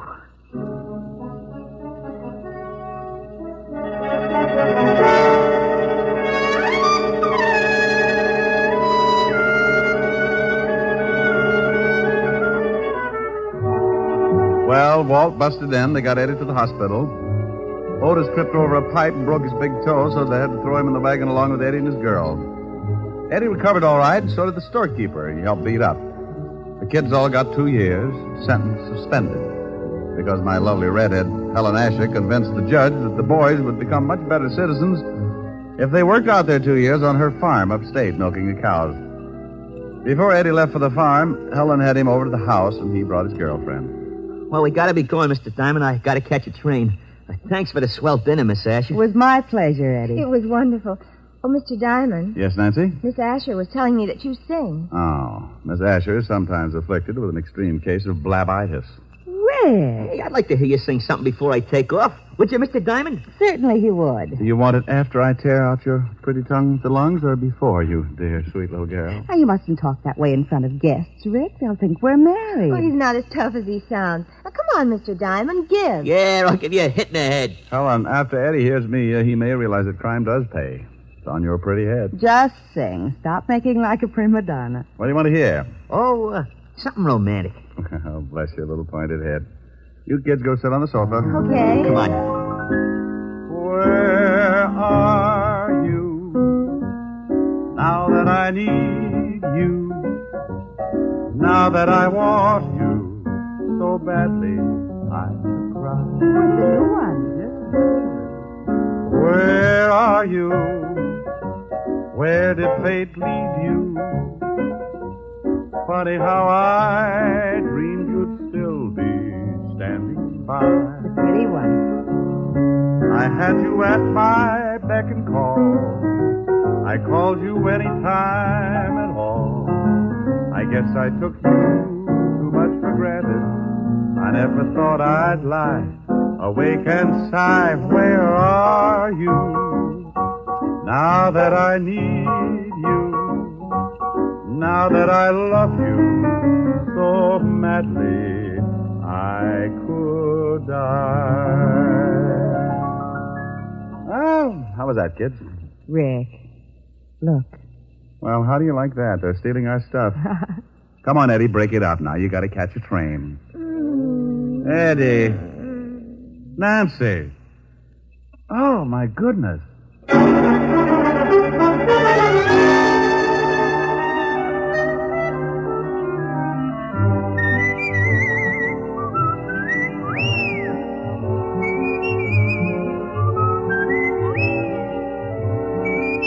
You have just heard Richard Diamond, Private Detective, starring Dick Powell. Helen was played by Virginia Gregg, Lieutenant Levinson by Ed Begley. Also in our cast were Wilms Herbert, Sheldon Leonard, William Tracy, Mary Shipp, Sidney Miller, and Bill Conrad. Music was under the direction of Frank Worth. Richard Diamond is written by Blake Edwards and directed by Richard Sandville. And now, Dick Powell. Friends, I want to remind you of the wonderful group of programs NBC has on tap for tomorrow afternoon and evening. Shows like Hollywood Calling, Guy Lombardo, Four-Star Playhouse, The Ethel Merman Show, and the NBC Symphony.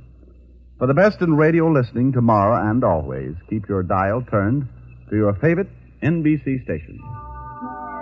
Dick Powell soon will be seen in the screen version of the best-selling novel, Mrs. Mike. Now, this is Eddie King, inviting you to be with us again at the same time next week, when we will again bring you Dick Powell as Richard Diamond, Private Detective.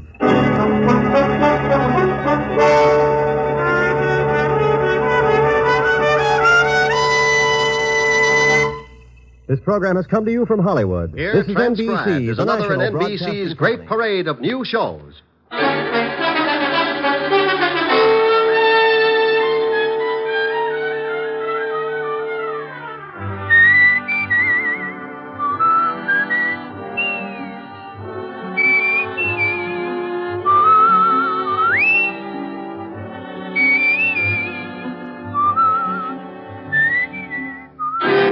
And now, Dick Powell as Richard Diamond, Private Detective.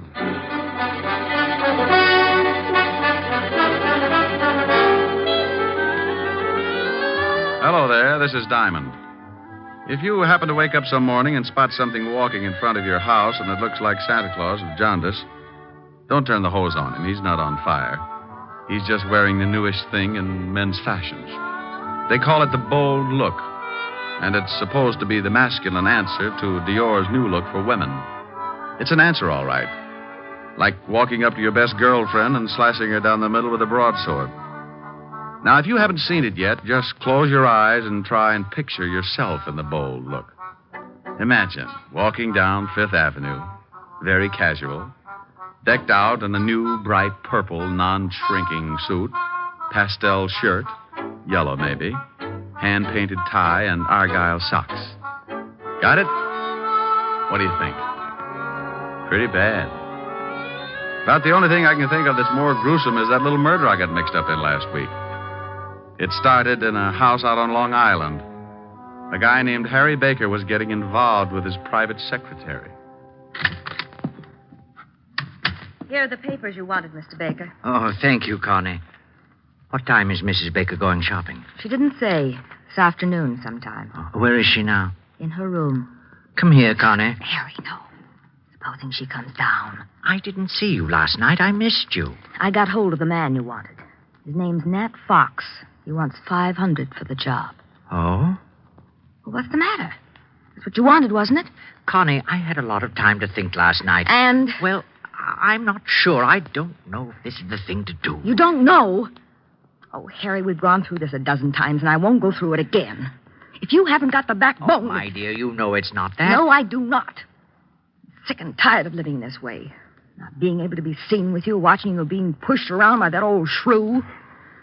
Oh, I'm not going through the whole thing again. Please, Connie, can't we wait for a while? My wife's well past 60. Sooner or and later... in the meantime, you live off the skimpy little allowance she doles out to you. No, Harry, no. I want us to live like two normal people. And if you're going to start changing your mind just when it looks like we can have all these things, I'm through. Now, Connie, wait a minute. No. If you want me, then you've got to go through with it. Well? You know I want you. I love you more than anything in the whole world. Get that old biddy out of the way, or I promise you'll never see me again. All right. Oh, don't look so worried, darling. Nothing's going to go wrong. I already fixed it with this Nat Fox. He'll be in the department store the same time as your wife. Oh, Harry, think of the wonderful life we can have. All that money's going to be ours. We can go to Europe and live the way we should. Yes, I don't know. I'm a little worried about this Nat Fox. Oh. I'll give him the $500, but if he finds out what happened, he'll be in a good position to blackmail us. Don't you worry about Mr. Fox. He's my affair. You just leave everything to me.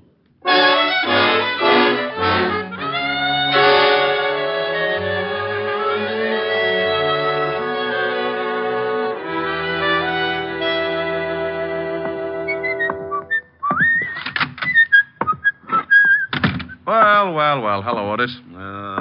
What do you want, Diamond? I thought I'd drop in and see the lieutenant. Aren't you glad? You want me to make you feel good, or do you want the horrible truth? The truth, Otis. I'll steel myself. You turn my stomach. I couldn't without a bulldozer. Very funny. When are you going to go on a diet, Sergeant? Eh? You're beginning to look like Dumbo with a goiter. Hello, Walt. Oh, no. Who's dead this time? No, don't be silly. I just came down to talk to see how you were. I don't believe it. Say something without corpse in it. Your smile is like the first dawn of an Indian summer. You said Indian. So what? If you said it, he's dead. All right. If that's the way you feel about it, goodbye and good luck. Oh, now, wait a minute. Stop being an idiot. That's all right, Walt. I understand. Now, come back here. You know very well I'm glad to see you. Now, you think just because I come down to see you, I've gotten mixed up in some kind of a murder. Oh, a fine friend. Now, you stop acting like that. You're a worse ham than Otis. That dead it. I'll never send you a good dead body again. Is that a promise? Is what a promise? That you'll never send me a good dead body again. Oh, want me to break the law, huh? Hold out police evidence. Of course not. You know I was only kidding. Just like the police force, making fun of a corpse. I have never made fun of a corpse. So that's what's the matter. What?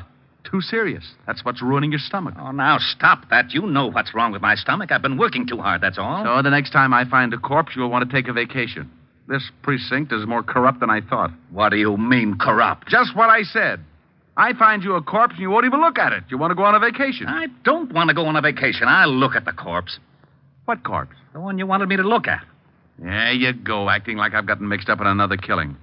Trying to make it look like the corpse is mine. What? Well, it's not my corpse. It isn't? No. Well, whose is it? Well, you know. You tried to frame me with it. I did not. Don't you try to shove that body off on me. Yeah, what is it? Oh, hello, Helen. It's for you, Rick. Thanks. Hi, baby. Hold it a minute. Walt, you better do something about that body. Oh, yeah. Otis, put in the general alarm. Diamond's found another killing. Oh, wait a minute. No, Walt, it's your killing, remember? Oh, yeah. Forget about the general alarm, Otis. I've got... Oh, Diamond. Sure, Helen. I'll meet you at the store. Oh. Sure. I love you. Bye. Oh. Walt, what a funny look. You're all red. Walt, you're turning blue. Well, I got to go shopping with Helen. I hope you find the body. Bye. Lieutenant, I'm still waiting. Sergeant. Yeah, Lieutenant? Shut up.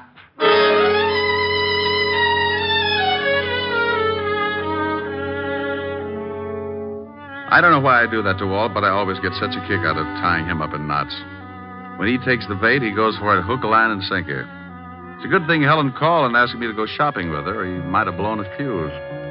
I don't generally like the idea of shopping, but she said it was Frances's birthday, and any kind of an afternoon with Helen could always work its way into a wonderful evening.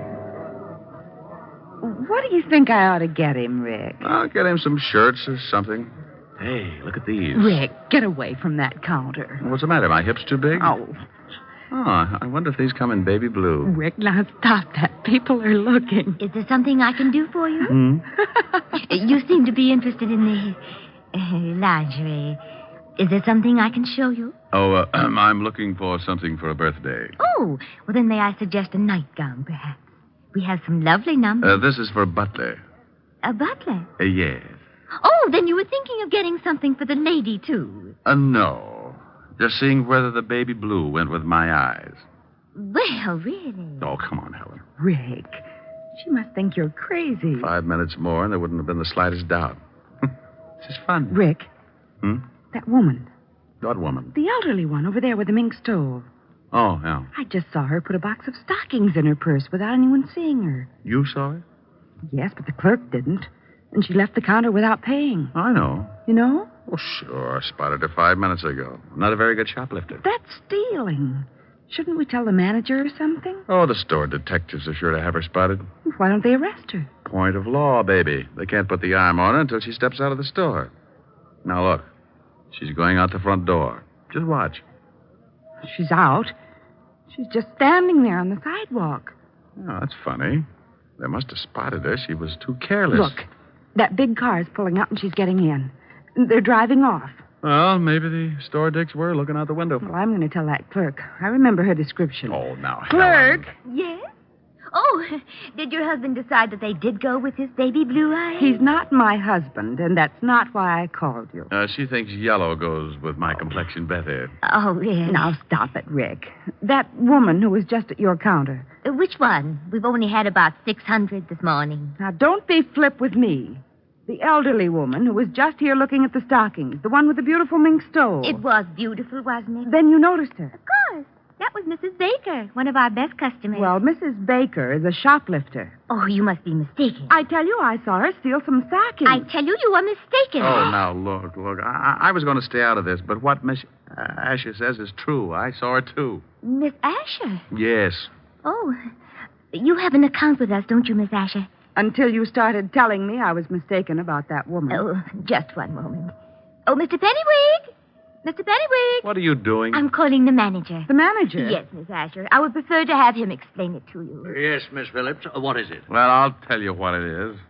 Don't ever put Miss Phillips in the toy department. She's so nearsighted, she's liable to think the electric train is the 8th Avenue subway and climb on it at 5 o'clock. I beg your pardon? Mr. Pennywig, this is Miss Helen Asher. Oh, how do you do, Miss Asher? I heard a lot about you. You're going to hear a lot more. Oh, is something wrong? Yes. Yes, something is wrong. Miss Asher here spotted a woman stealing some stockings, and when she reported it to your clerk here, she said she was crazy. I saw it, too. Is this true, Miss Phillips? Yes, sir. It was Mrs. Lillian Baker. Oh. I was just trying to do the store a favor, but since you don't seem to think that the customer means anything around here, I'll see that my account is closed out. Oh, now, just one moment, Miss Asher. May I talk with you in private? I don't see why. Come on, baby. I know a joint on Broadway where we can get things without the lip that goes with it. Come on. Oh, please, Miss Asher. It's about the shoplifter, Mrs. Lillian Baker. You can tell me right here. I must rely on your integrity to keep this a secret. You see, we know that Mrs. Baker stole those stockings. She steals something nearly every day. What? She's very wealthy, very eccentric, and very much a kleptomaniac. Oh. Her husband handles all her affairs, and he's instructed us to watch her and send him the bills for the goods she steals. Oh. Well, can't you break her of the habit? Her husband must lock his pants in the family vault every night. Yes. She's under a doctor's care, and he advises letting her continue, but without her knowing that anyone else has found out her secret. She's quite old, you see, and her husband assures us that discovery might be very disastrous. Oh, I see. Well, I'm very sorry. I didn't know. Well, I'm not. This pixie behind all the unmentionables can get a person steamed up enough to cause a minor explosion. I was just doing my duty, sir. Mr. Pennywig. Mr. Pennywig. Now what? Yes, what is it? Oh, Mr. Pennywig, we've had a jewel robbery. What? Yes, sir. 3 of our most priceless gems are missing. Oh, dear. Mrs. Baker? I don't know, sir. We watch her very closely when she's looking at jewelry. But 5 minutes after she'd gone, we discovered the loss. Was it of any consequence? Was it? $300,000 worth. Oh. Hey, wait a minute. Who else was in the jewelry department? Oh, several people. I'm so upset. Take a look over there. Where? Over there. The man in the wide pinstripe near the linen counter. Excuse me, I've got to go call Mr. Baker. Now, wait a minute. Yes? Maybe Mrs. Baker didn't lift those rocks. That man over there, was he in the jewelry department? Why, come to think of it, yes. Oh. Now, wait here. Rick! Hello, Nat. Hey, what are you doing? Now, take it easy. I just want to see what you got in your pockets. Well, Richard Diamond. You must think you're still on the force. Someone just lifted some stones out of the jewelry department. You still in the racket? In a store like this? Are you crazy? No, but I thought maybe you were. Now, let's see your pockets. You ain't no cop. Go on and peddle your papers. You look pretty silly with a broken arm. Okay, you don't have to get rough. I'm clean. Now, well, that's better. Now, turn them inside out. Hey, what's going on here? Now, meet Nat Fox, one of the better-known jewel thieves. Yes. He was in the shop about the time Mrs. Baker was. Oh, I've quit the rackets. I just like to look now and then. Oh. Well, at least he hasn't got them on him. Oh. What have we here? Gum wrappers. I like to chew gum. Well, you chew a lot of it. Better call the law, Mr. Pennywig. Or if you say right away. Go to the devil. Why, Rick, he's getting away. Stop him. Oh, relax. We can always pick him up. I want to take a look at your jewelry department. Nat Fox didn't have the jewels on him, but as he did have a lot of gum wrappers, the first thing I wanted to do was to case everything in the jewelry department. It was an old stunt. The thief chews a lot of gum, palms some jewels, and sticks them in the gum. Then he sticks the gum under something, and a Confederate comes along later and scoops it up. If the thief gets spotted at the scene, he's clean, just like Fox was when I searched him. Well, I looked under everything, on everything, in everything. There was a lot of gum, all right, but no jewels in any of it. Rick, couldn't someone have picked it up already? Well, that's the only thing I can come up with, unless this Mrs. Baker really did steal them. Well, the police will be here in a few minutes. No, clerk. Yes, sir? Can you remember who was in the jewelry department when you discovered the jewels were missing? Well, this Mr. Fox and Mrs. Baker had already left. But I believe there were several women. Yes, there weren't any men, just several women. Oh, thank you. Come on, Helen. The robbery detail can take it from here. Well, thank you very much for your help, Mr. Diamond. Oh, where can the police get in touch with you if they want to ask any questions? They know me. And if you ever need any guidance, just look me up in the book on the private detective. Can't miss it. The one with the biggest ad.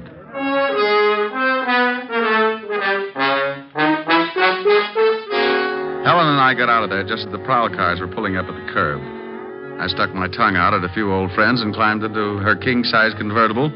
We took a couple of turns around Central Park, and she dropped me off at the 5th Precinct in my dear old buddy, Lieutenant Levinson. Don't you dear old buddy me. You get out of here. Temper. I will not be subjected to any more of your fiendish humor.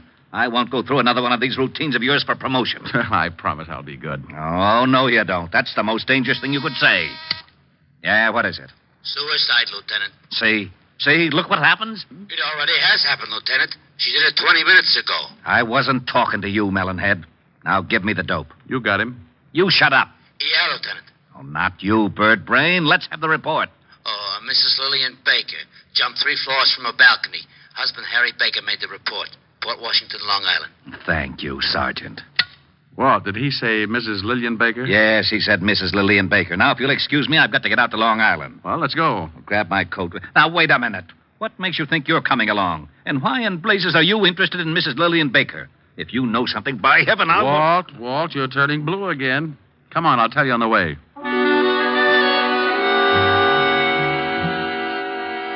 I briefed Walt on what had happened back at the store when Helen and I saw Mrs. Lillian Baker lift the hosiery. We reached the Baker estate about 3 o'clock in the afternoon and drove up a long circular driveway to the big house. The husband, Mr. Harry Baker, met us at the door. Oh, please come in, gentlemen. Thanks. You'll have to forgive me, gentlemen, but I'm still a little upset. My wife was a sick woman, but I never expected her to do anything like this. Where's the body? Out in the garden. Right this way. Have you any idea why your wife committed suicide, Mr. Baker? Oh, yes. There's the body. You don't mind if I go back inside, do you? I want to ask you some questions, then you can. I understand that your wife was a kleptomaniac. Is that right, Mr. Baker? Why, yes. How did you know? Mr. Diamond here saw her steal something from the store today. You mean the jewels? No, I mean the stockings. Did she steal the jewels? Why, yes. I found them under her mattress after the store called and told me of the loss. She was a sick woman. She's been stealing things for years, but she didn't think anyone knew about it. I had an arrangement with the stores that I could take care of all the things she took, but those jewels were too much. I had to confront her with the evidence. And she broke down completely when she discovered we knew her secret. Harry. Oh. Wow. This is my private secretary, Lieutenant Levinson. Richard Diamond. Oh, Miss Constance Loring, Lieutenant Levinson, Mr. Diamond. How do you do? Well, pretty good. I'd like to tell you about it sometime. Don't dead bodies make you a little nervous, Miss Loring? What? Miss Loring was here when my wife jumped. She's already gotten over the initial shock. Oh. She's been in the library calling some of my firms to tell them I won't be at work for a while. How long has she been here? Why, all afternoon she's been taking some dictation. With her hat on? Oh, well, you see. Forget it. Tell me, did your wife jump from that balcony, Mr. Baker? Yes. 3 floors. About a 4-foot railing around the balcony. If you think that there's been any foul play, you can check with her doctor. He'll tell you she could easily take her own life if her secret was discovered. I'd like to talk to him. What's his number? Evergreen 54469. Dr. Leonard Bischoff. Thanks. While you're calling him, Rick, I'd like to see those stolen jewels, Mr. Baker. Certainly. Right this way. Phone's right over there on the stand, Mr. Diamond. Would you open the safe for the Lieutenant, Connie? Mr. Loring?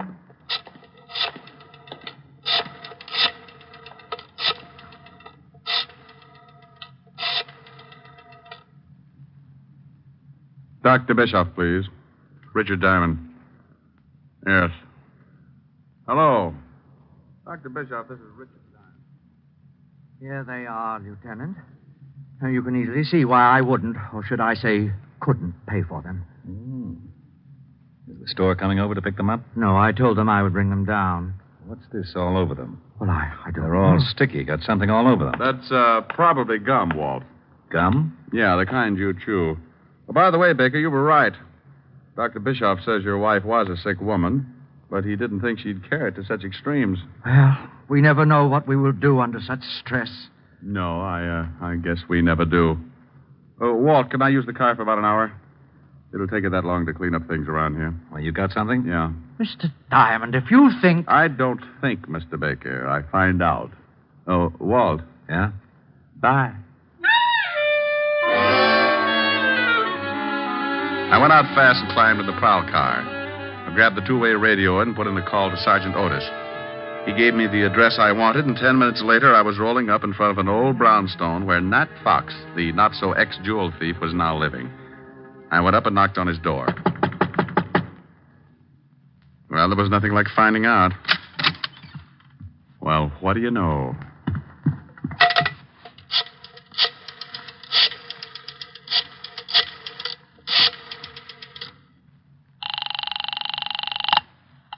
Mr. Baker's residence. Let me speak to Lieutenant Levinson, dear. He's right here. Hello? Walt, I'm over at Nat Fox's place. Now, don't say anything. Right. You remember I told you I spotted him right after the theft and shook him down? Yeah? Well, he's through giving the police department headaches. What do you mean? He can't explain the 2 bullet holes in his head. I called the station and had them send over the wagon, then I took off for the department store. I was sure that Mrs. Baker hadn't jumped, and I was pretty certain that whoever had knocked off Nat Fox was in on the Baker killing. Oh, hello again, Mr. Diamond. Have you heard we found out who stole those jewels? Nat Fox? Why, no, it was Mrs. Baker after all. Mr. Baker called us back and said that he'd found the stones. Oh, well, that's dandy. Well, I'm going to take your clerk who was in the shop at the time of the robbery. Take him? Yes, I want him to identify someone. I'll have him back in about an hour. Oh, well, I suppose it'll be all right. George? Yes, sir? I want you to go along with Mr. Diamond here. He wants you to identify someone. It's official, I guess. It's official, all right. When you point out a thief and a killer, it's always official.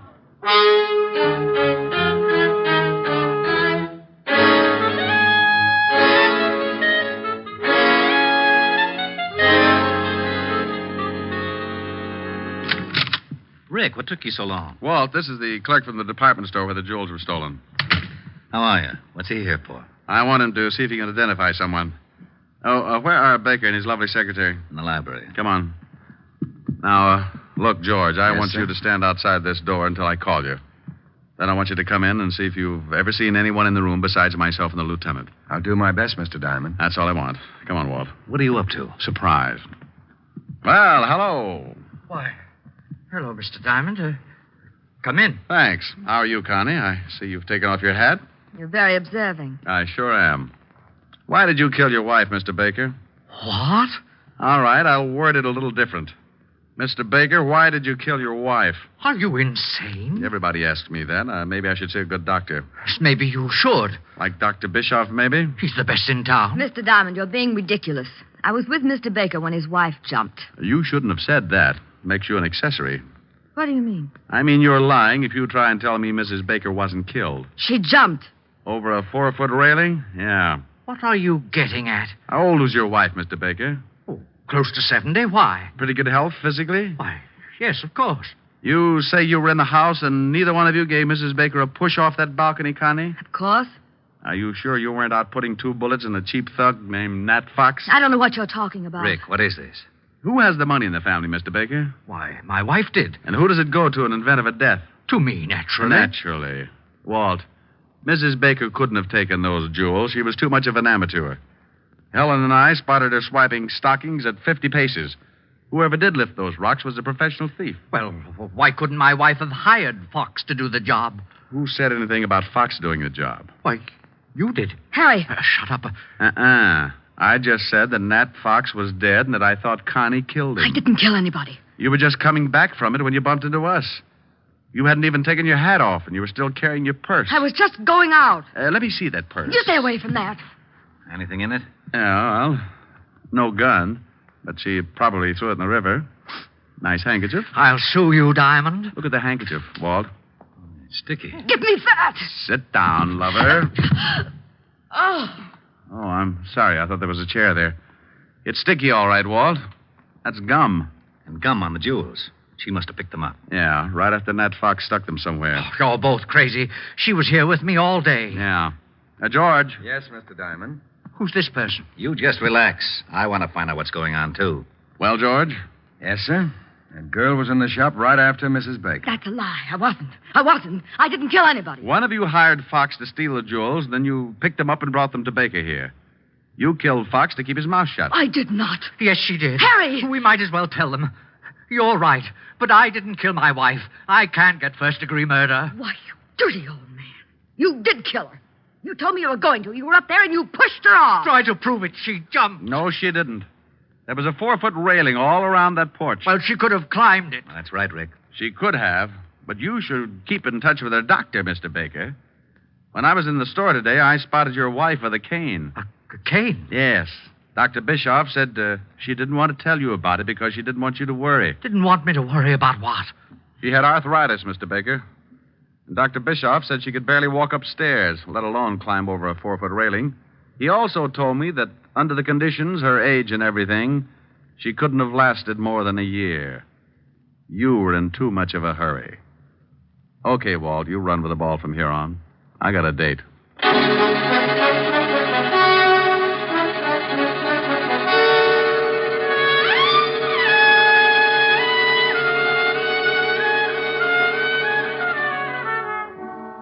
Rick, you didn't tell me what you did after you left me this afternoon. Oh, I just fooled around with Walt for a while to kill the time.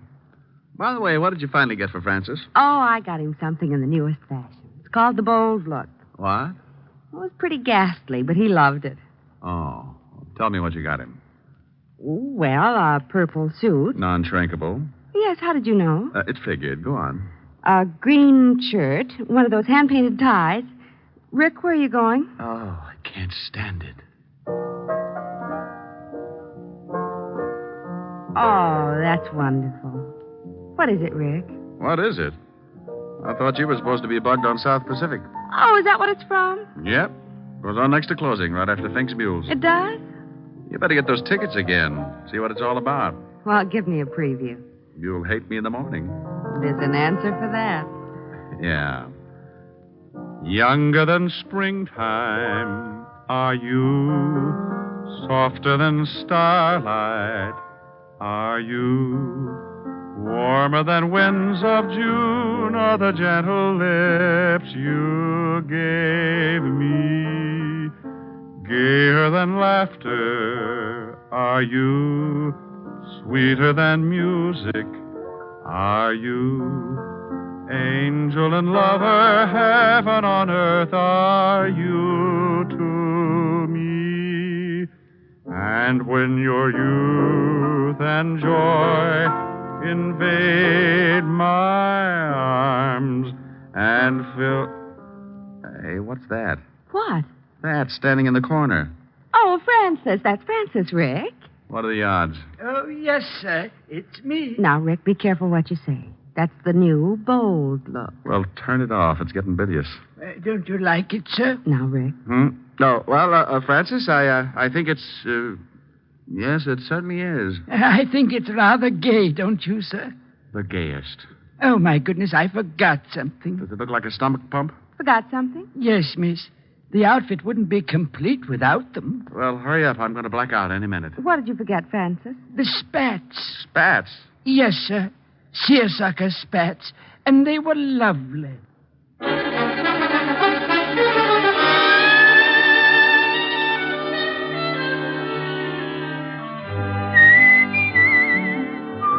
You have just heard transcribed Richard Diamond, Private Detective, starring Dick Powell.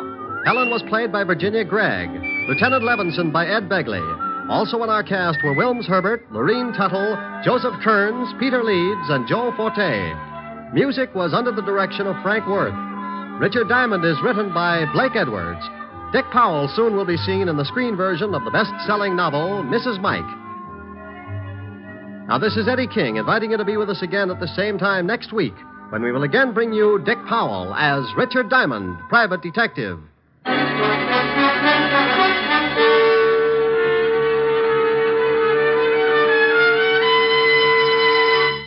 This is NBC, the national broadcasting company. You're listening to HOJO Radio. Stay tuned.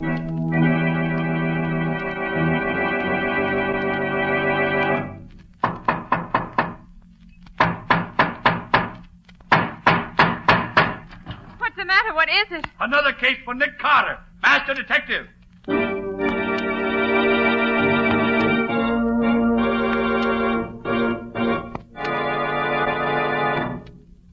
Yes, it's another case for that most famous of all manhunters, the detective whose ability at solving crime is unequaled in the history of detective fiction. Nick Carter, Master Detective. Tonight's curious adventure... Death in the Pines.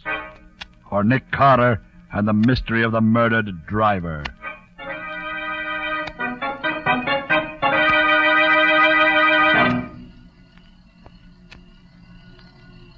Well, let's see. There's a truck coming up the grade now. It ought to be them. Yeah. Just 1:30. That's a take truck, all right. Now, you guys know what to do. We've done it often enough before. Sure. All right. Get going. When the truck gets close enough, I'll put the searchlight in the driver's face like before. He'll stop fast enough. Here goes, guys. Hey! What the blazes goes on here? What's the big idea? Get those hands up, wise guy, and get down out of that cab. You guys can't get away with Shut this. up. If you want to stay alive, get down out of that cab and keep quiet. And bring your helper down with you. You're a bunch of crooks. Don't, Don't. They got us. There ain't nothing we can do. Okay, boys, get busy. Get up on that truck and get that stuff dumped out in the road. Okay, Tom. Shake it up, boys. We want to get out of here. Hey, keep your boys moving, Jake. We got another one to take care of yet. Hey, I know that voice. So you're the guy who's in back of all this hijacking. Now I know you. Do you? Well, I hope you enjoy it. Oh. What's the idea? What'd you have to kill him for? Shut up, punk. You don't want to get bumped off, too. But you didn't have to kill him. Shut up! Hey, that changes our plans a little, Jake. Get your men down off the truck. Pick these two stiffs up and put them back in the cab of the truck. Then put a hole in the gas tank and touch a match to it. Okay, boys, come on down. There won't be much left for the cops to work on when they get here, which is all right with me. I don't like to see them get killed, but when they know too much, it's the only way.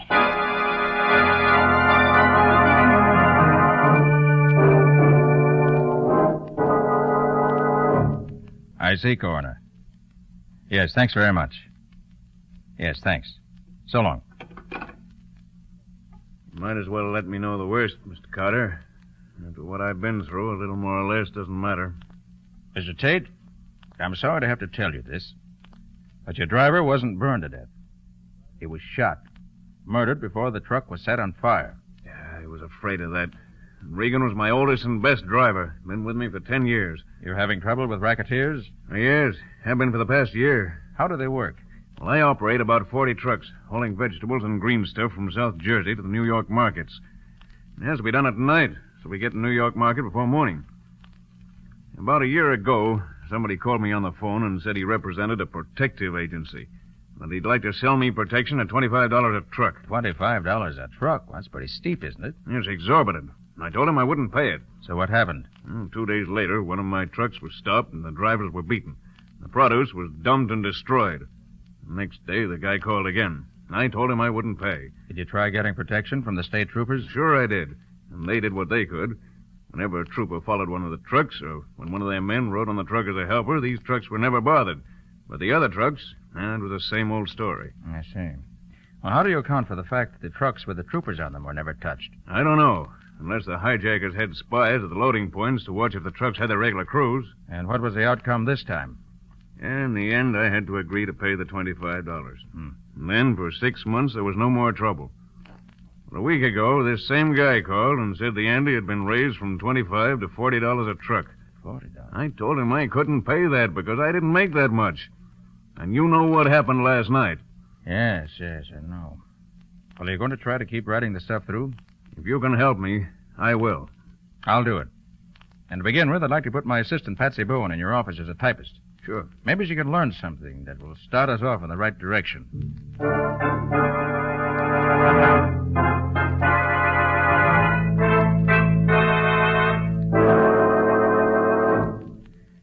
Well, Patsy, did you have a nice eventful day in Tate's office? I learned a few things, Nick, if that's what you mean. Good. Let's have them. Mr. Tate makes up the daily schedule of operations based on the orders he receives. Then he turns the completed schedule over to Al Leparo, who's the fleet foreman. Mm-hmm. Only Mr. Tate, Leparo, and Dave Morgan, who's Tate's assistant, know what the orders are, as far as I can find out. I see. Any suspicions? Not yet. Leparo's been with Tate 9 years and Morgan for about 4 years. When the trouble started about a year ago, both of them rode the trucks. Morgan was one of the drivers who got beaten up, got knocked out cold before he could see anything. Doesn't leave us much in the way of anything to go on, does it? I'm sorry, Nick, but that's all I could get today. I don't feel bad, Patsy. You did what you could. And what's the next step?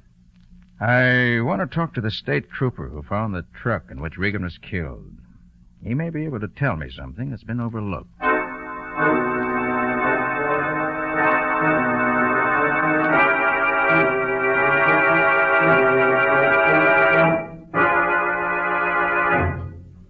You say you read my report, Mr. Carter.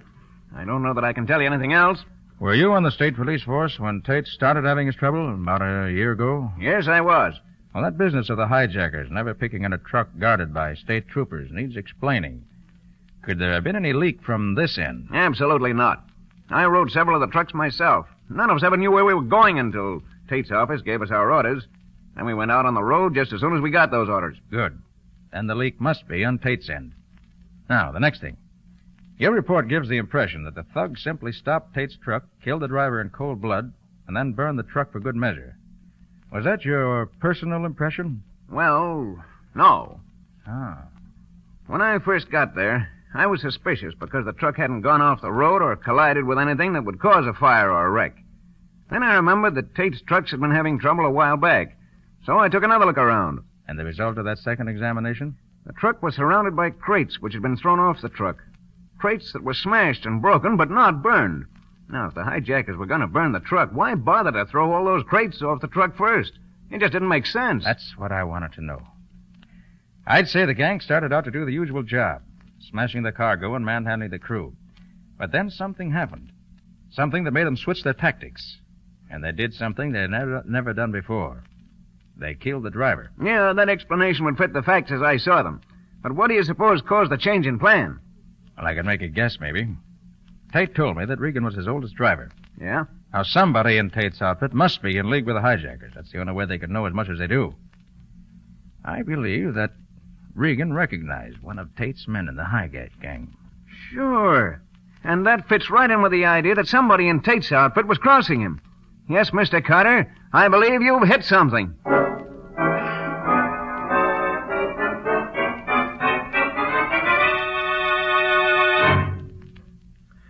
Have you arranged with Mr. Tate for me to go to work for him? Oh, no, Scubby. I haven't said anything to him. I don't want him to know. Well, then how do you know I can get the job? Tate's lost so many men since Regan was killed a couple of nights ago that he'll be glad to hire anybody. Patsy will fix you up with the necessary papers, licenses, references, and so forth. Wear your old clothes and don't wash your neck, and you'll have no trouble getting hired. And what do you want me to look for especially, Nick?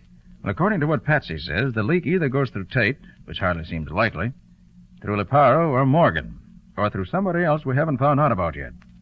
So get a line on things in general, on anyone who may look suspicious. Oh, and if you're riding a truck that gets held up, don't try to shoot it out, Scubby. Just let things ride. We'll see about that when the time comes. It's a 40-to-1 shot against your getting stopped, but just the same, watch your step. These men, whoever they are, have 2 murders on their head, and they won't balk at a couple more.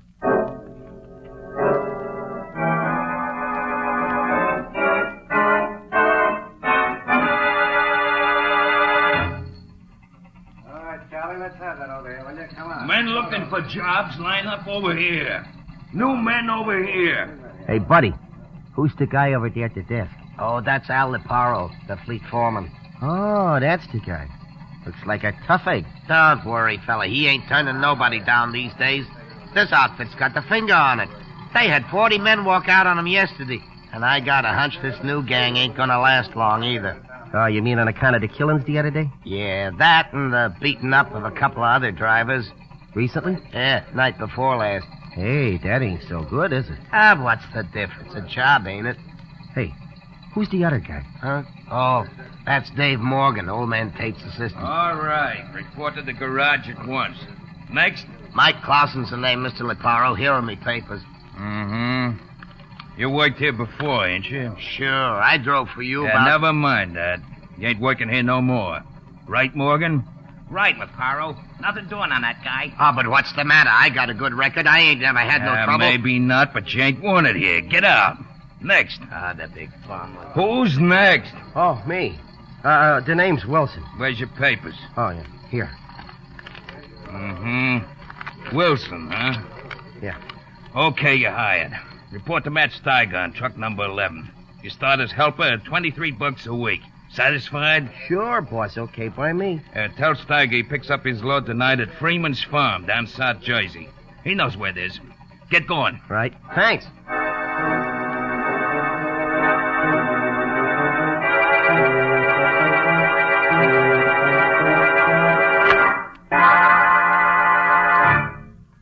So they took you on, did they, Scubby? I thought they would. Yes. I'm phoning from a lunchroom where I just ate. Anything happened yet? Well, just before they gave me a job, an old-timer named Mike Clausen was turned down. He used to work for Tate years ago. But Leparo wouldn't take him back. I see. Maybe they didn't want to take on anyone who ever worked there before, or who has been there for long. Well, maybe it doesn't mean anything, Nick, but it looks as if the... What's the trouble, Scubby? I'm not sure, Nick. But I just realized the guy in the booth next to me here isn't saying a word. He went into his booth as I came into this one, but he hasn't dialed a number or said anything yet. Looks as if somebody's onto you already. Any idea who it could be? No idea at all. Oh, but how could anybody know about me so soon? There's always a chance that somebody's recognized you. Well, keep your eyes open, Scubby. Don't start anything. Any orders? No. Let me know at once if anything worthwhile happens. And good luck to you. Thanks. Hey, what are you going to be doing? I have several lines of investigation that I want to follow up here in the city. There are certain angles of this case that I want to clear up here before I do anything else. So long, Scabby. See you soon. I hope.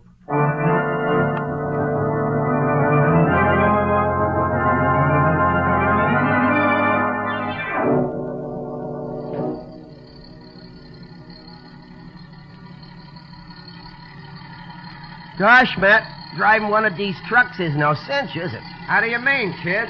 Well, I've been driving a truck around in the city, and it ain't been like this at all.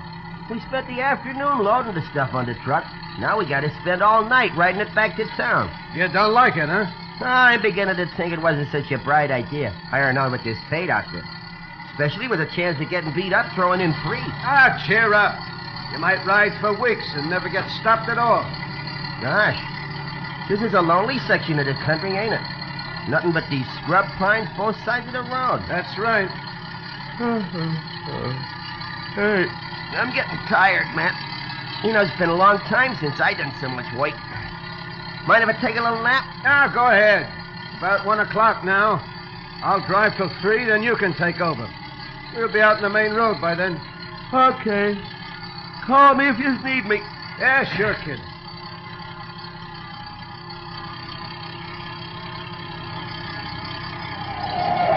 Hey, what's the matter? What you stopping for? Somebody is signaling us with a flashlight to stop. I wonder what... No, don't stop, Matt. It may be a holdup. Remember old man Tate's orders? No truck stop for nothing. Oh, it's the state troopers. Nothing to worry about. Oh, yeah. Yeah, I can see the uniform now. Okay. I'll get out and see what he wants. Hey, what's the matter, officer? What the... Hey, that's our phony uniform. You're no regular cop. This is the guy, all right. One of you fellas take care of the driver. Look out, Matt! Come down out of that cab, fella, if you know what's good for you. Matt, it's a trap! Shut up, Dick, and don't move. I got you covered. Now, don't try to pull it. No! Hey, quit that. Cut it out. There, that takes care of you, you rat. Now for the other. Here you are, copper. Oh! Matt! Matt! Not out yet. Here. Oh. You won't do no more fighting for a while. Okay, boys, come on.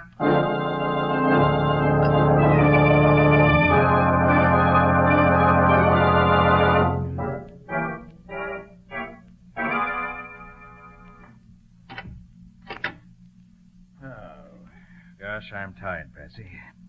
I've done more of my own leg work today than I've done in years. I almost wish I'd kept Scubby here to do the walking around. And gone out on the truck myself. Did you find out anything, Nick?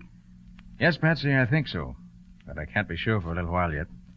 Not until I get some more answers to some of the thousands of questions I've asked today. There have been several messages for you. I think this is probably the only one that's really important. Yeah. Oh, thanks. I thought so. He's trying to borrow money. At least all that much of it. Makes me positive I'm on the right track. Any report from the state troopers, Patsy? Yes, they think they've located the place. They're going to call you later this evening when they get the details. Good. That'll give me time to join them before they make the raid. I don't want to miss being in at the kill.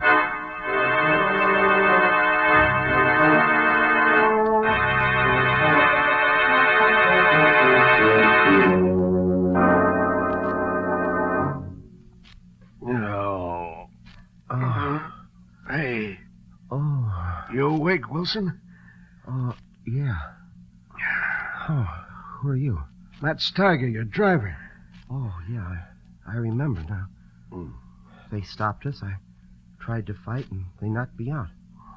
How about you? Yeah, they conked me, too. Yeah? I wonder why they didn't shoot us and be done with it. Yeah, I wonder. Hey, where are we now? You any idea? No, but I seem to remember taking a long ride last night after we left the truck. I wonder what time it is. I don't know. It's still dark, though. Yeah. Hey, Wilson, I've been wondering. I heard one of them thugs call you Dick and Copper when they were scrapping with you. Are you Copper? Well, kind of one, yeah. Just trying to get a line on what's going on in this Tate outfit. Yeah? But how in heck did that guy know it was me? Did Tate know what you are? No. Nobody knew about me working for Tate but me and my boss. Hey, wait a minute. What? Right after I got the job, I phoned my boss, and somebody in the next phone booth overheard what I told him. Boy, they trapped me neat as you please. They probably was afraid of you. Looks like it.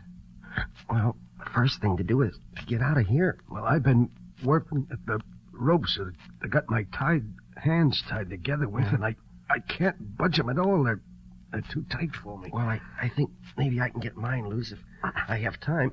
I think my boss taught me several tricks to get out of ropes like this. Yeah? Guess you'll have to get us out of this one, then. I can't. Hold it, Matt. Yeah. Somebody's coming. Time we got that red-headed punk waked up. Boss is due any minute now. With pleasure. Come on, you. Leave me assist you to a chair. Sorry you can't walk by yourself tied up like that, but that wouldn't be etiquette. Come on. Cut the comedy. Wake up, you. Come on, copper. Get them eyes open. Oh, hey, what's the matter? Hey, what you trying to do? There you are, Mike. You want me to soften him up for you? Let's see if he talks first. Maybe he'll talk without any persuading. Well, okay, but I hope he needs some waking over. I enjoy that. All right, punk. You gonna talk? Talk about what? There's no use stalling him. We know you're Nick Carter's man. Well, if you know that, what you want me to say? We know you called Carter yesterday before you left New York. What'd you say to him? What'd you tell him? Hey, I know you. Huh? You're the guy who wore the phony state trooper's uniform when you held us up last night. Yeah? Well, knowing that ain't gonna help you none. Ooh! Ow! Come on, spill it. How much do you know? Okay, he ain't gonna talk, Mike. It's gotta be a real job. I gotta go to work on him. Yeah, I guess you're right, Jake. Oh. Go ahead, make it good. Sure. Oh, let me take my coat off first so I don't feel cramped. Let me have it. I'll put it on the back of the chair here. Thanks, Mike. Oh, you better put my gun in the pocket of my coat so it won't get in my way when I really get going. Okay. Now, let's see some action. All right, you red-headed stool pigeon. Now spill it. Spill it all around. What the? Come on, Jake. There's trouble out there. Well, that's a funny one. Matt, do you see what I see? What do you mean? Jake left his coat hanging in the back of that chair there. There's a gun in the pocket of that coat. Oh, boy, what a break if we can only get loose. Just a minute. My hands are almost free. Good. Wait a minute. There. Now, get the feet loose. There. Yeah, that does it. Now the gun. Now let him come back.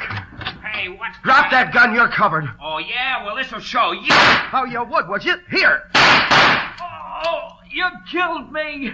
You killed me. You got him, Wilson. Get me loose and I'll give you a hand. They'll be back in here. Right, but the gun is empty. Gee, we're in a spot. He killed the boss. Come on. Yeah, the boss is dead. I'm getting out of here. Yeah, let's get going. Listen, Wilson. Listen. They're leaving. Yeah. Wait a minute. There you are, Matt. Oh, gee. Thanks, Wilson. Gosh, am I glad to get out of them ropes. Hey, Matt, this is the screwiest thing I ever heard of. Yeah. Why do you suppose they beat it off like that? You got me. But come on, let's get out of this place. They might come back as fast as they went out. Yeah. Okay, give me a chair. I'll break this door down for you. Okay.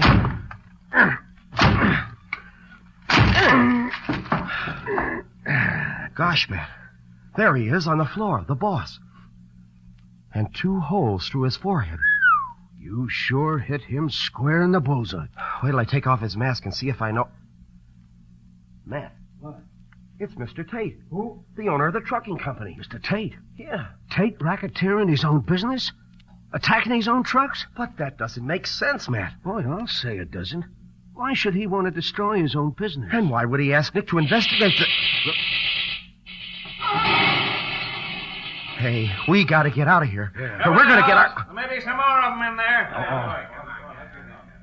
Can you see him? Yeah. Oh, they're state troopers. Oh, it's boy. okay, Matt. Open up in there. Come on with your hands up. Come on, you're surrounded and outnumbered. Don't shoot. We're coming out. Get that door open before they shoot. We surrender. Get your hands up. I got 2 here, men. Watch the back of the house. Right, Sergeant. Oh, gosh, are we glad to see you. Yeah, keep your hands up. Oh, yeah, sure. Look, I'm Scubby Wilson, and this is Matt Steiger. I'm Nick Carter's assistant. You look it. Who's the dead man lying there? Oh, that's Mr. Tate. I just shot him. Oh, you did? Well, that'll send you to the chair, all right. Oh, no. No, you don't understand. He's the chief of the hijackers. Well, he was holding us prisoners here. That's a good one.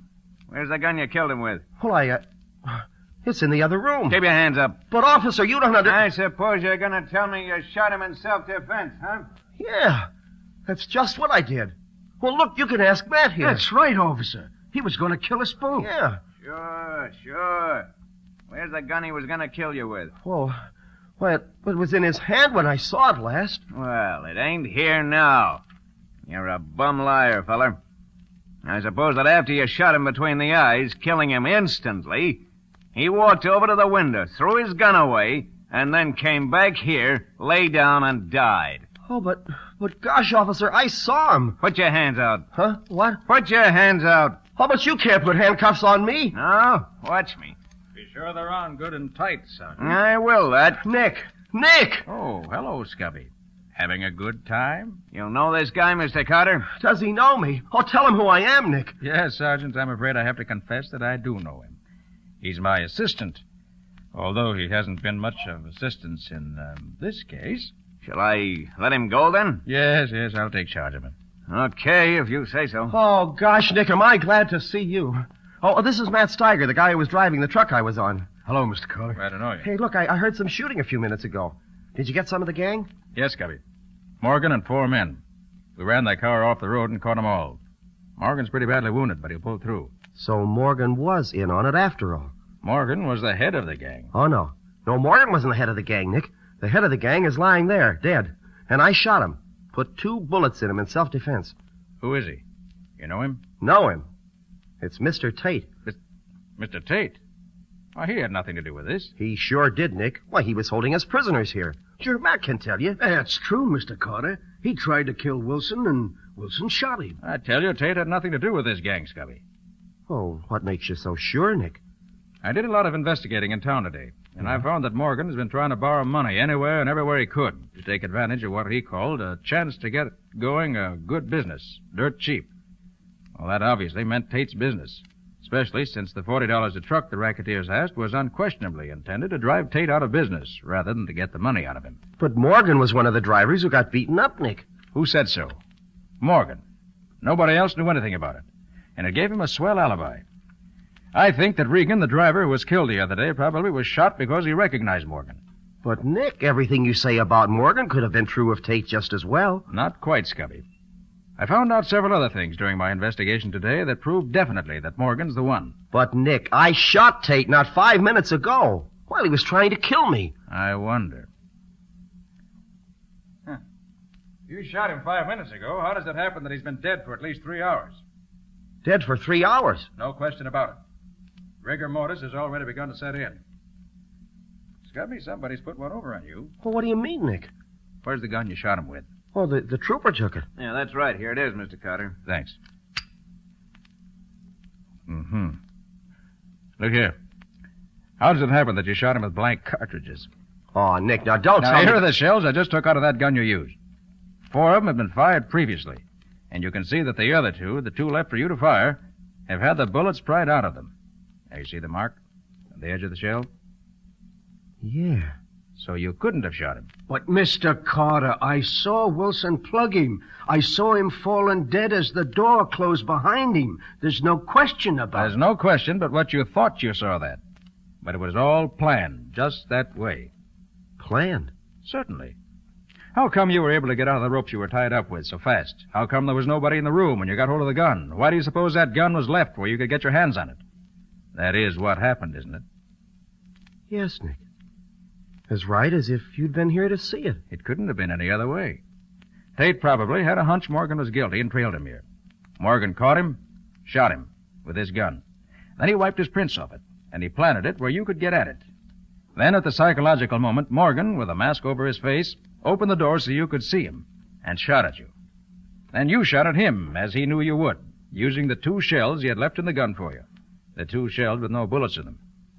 Then he pretended to fall dead, carefully shutting the door as he did so that you couldn't see what happened next. Oh, I see, Nick. And then he put Tate's body there by the door with a mask over his face. Right. Gosh. When you opened the door, there was Tate's body, shot through the head with the very gun you held in your hand.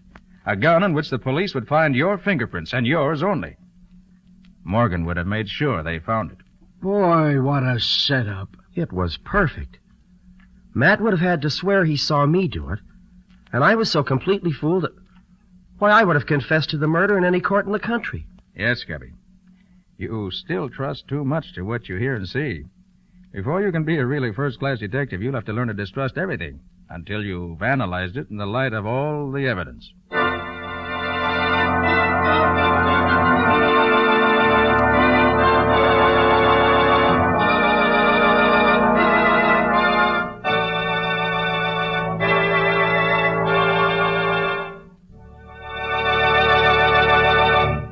This has been another of the strange adventures of Nick Carter, Master Detective, which are brought to you regularly at this time by WOR Mutual.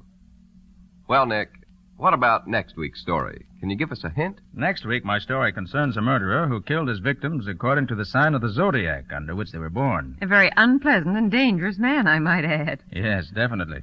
Patsy and I got so close on his trail that he tried 2 different times to get rid of us. But in his attempts to be very clever, he made a bad mistake, and Nick caught him. And caught the murderer, too, I imagine. Quite right. After a chase. I call the story The Horoscope Murders. So long. See you next week. So long. So long to you, Nick and Patsy. In the strange adventure you have just heard, Nick Carter was impersonated by Lon Clark, Patsy by Helen Choate, Scubby by John Kane. Original music was played by Lou White. The entire production was written and directed by Jock McGregor.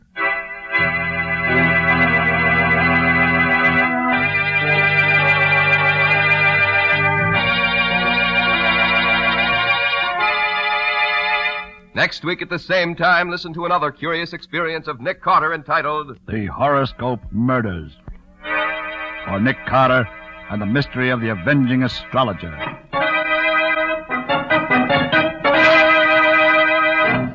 This story is a copyrighted feature of Street & Smith Publications, Incorporated. The Return of Nick Carter is produced in the studios of WOR and is broadcast over most of these stations every Saturday evening at 7 o'clock Eastern War Time. And don't forget that the adventures of Nick Carter's adopted son, Chick Carter, are broadcast over most of these stations Mondays through Fridays at 5:30 p.m. Eastern War Time. This is Mutual.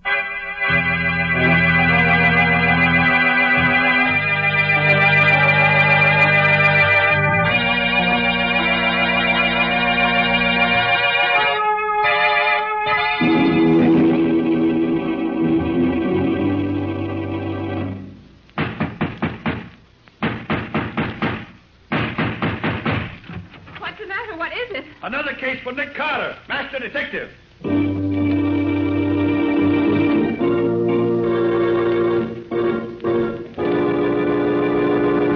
Yes, it's another case for that most famous of all manhunters, the detective whose ability at solving crime is unequaled in the history of detective fiction. Nick Carter, Master Detective. Tonight's curious adventure... The Drums of Death. Or Nick Carter and the Mystery of the White Witch Doctor.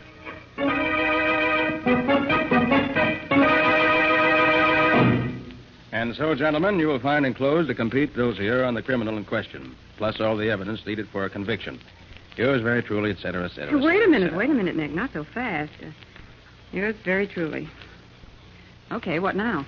What else do we have to take care of, Patsy? The only unfinished business I know of right now is this bunch of letters from that Mrs. Galley. Oh, yes. What was it this Mrs. Galley wanted me to do? She's worried about her doctor, Nick, and she wants to consult you. No, let her consult another doctor if she doesn't like the one she's got now. Throw her letters out, Patsy. Let's go celebrate having our old business all cleaned up.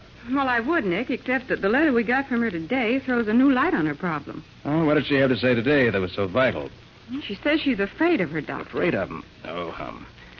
Mrs. Galley's that old, wealthy dowager I met at somebody's tea a few weeks ago, isn't she? That's who she is, and she... She's probably a crotchety old hypochondriac whose hobby is doctors. That isn't it. And now that she's seen every physician in town, she wants to start in collecting detectives.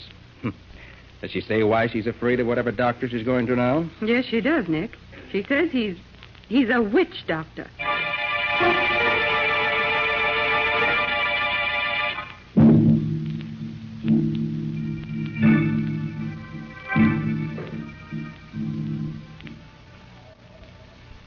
It was very kind of you to come, Mr. Carter. I hoped you would. I confess I wasn't too eager, Mrs. Galley, until Miss Bowen told me about your last letter.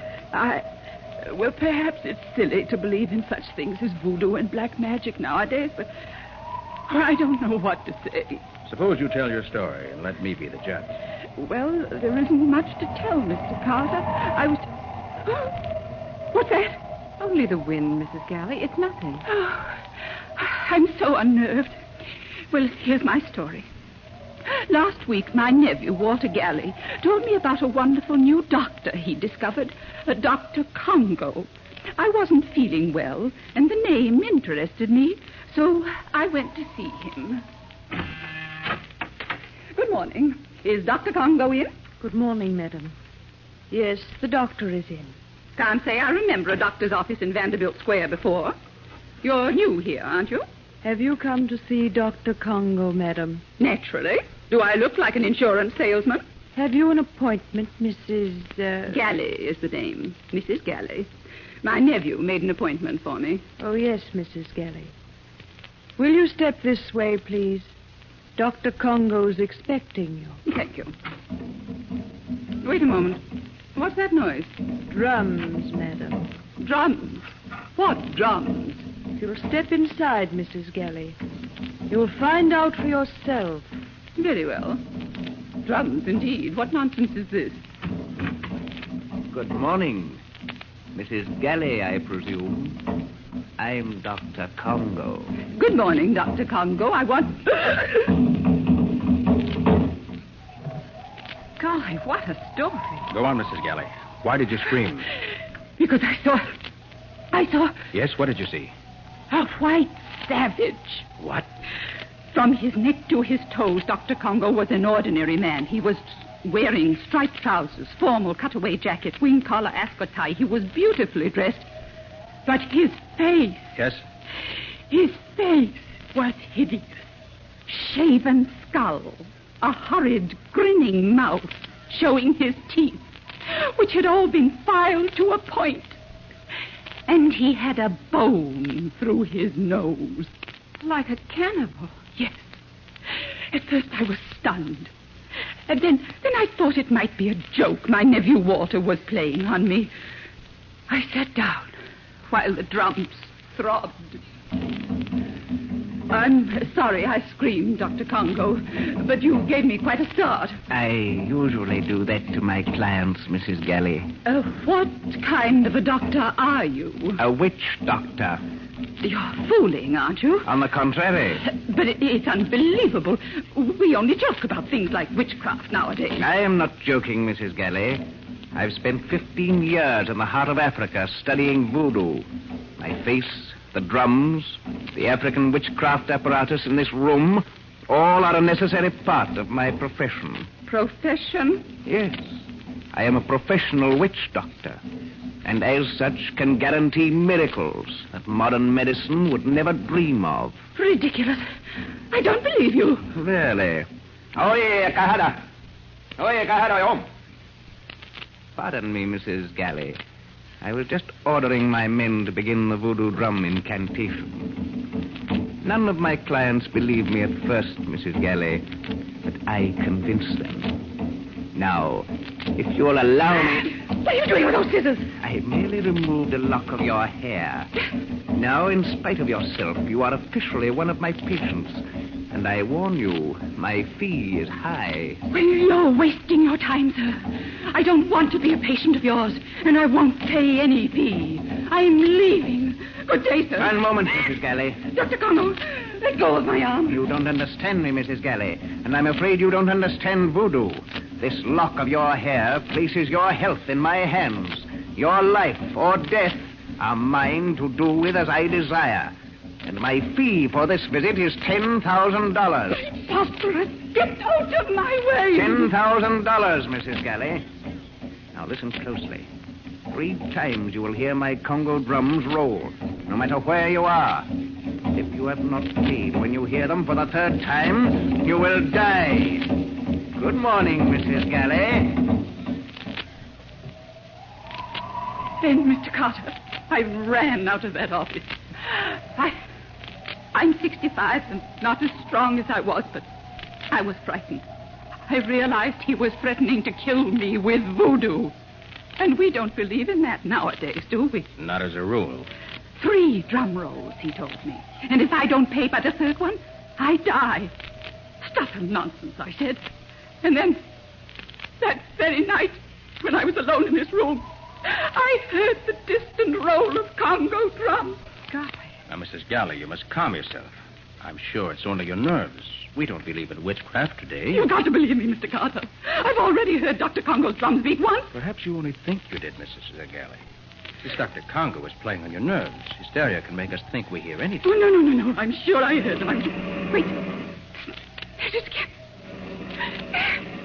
You heard? Nick, that wasn't Mrs. Galley's imagination. I heard it, too. And so did I, Patsy. It's the 2nd time. It is not just my nerves. You must save me from Dr. Congo, Mr. Carter. If you can't, I'm lost. His voodoo will kill me. Help me. Help me. Mrs. Galley, you mustn't let this get you. I never believed in witchcraft before, but I do now. What a joke on me. Mrs. Galley, please. Please, I beg you. Mrs. Galley. What a joke on me, voodoo. Witchcraft. Slap her face, Patsy. Quick, snap her out of this. Okay, you say so. Mrs. Galley, listen to me. I'll take over this case, so don't worry. Now, where can I find your nephew? Walter. He's usually in the Bubble Bar Cafe at this hour. Oh, Mr. Carter, if that Dr. Congo gets me, Nick, she's fainted. Call her maid and tell her to put her to bed. We've got to get out of here. You go back to the office. I'm going to look for Mrs. Galley's nephew. But, Nick, what about Dr. Congo? Isn't he the one you want to see? No. I have a hunch this case hinges on Walter Galley.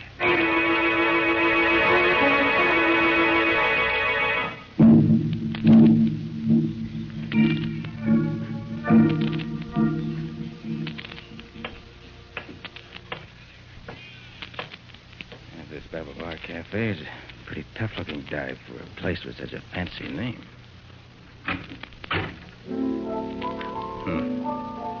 Nobody here but the bartender and that piano player. Well, it must be too early in the evening. Good evening. Hiya, pal. What'll it be? Information. Huh? I'm looking for someone. Who? Walter Galley. Oh, him. Walter ain't come in yet. Hang around. He's due any minute. You live around here? Yeah, across the street. River Apartments. I see. He owes you money, too, huh? How's that? Don't play dumb, pal. Galley's clipped us all. Somebody's always coming around looking for him. Pal, I'd give plenty to get back what he owes me. He's no good. How's chances of collecting? 0, pal. 0. Galley claims he's got a rich old aunt who's going to leave him plenty when she kicks off, but I don't... For the lover. What is it? What's the matter, man? Turn around and look.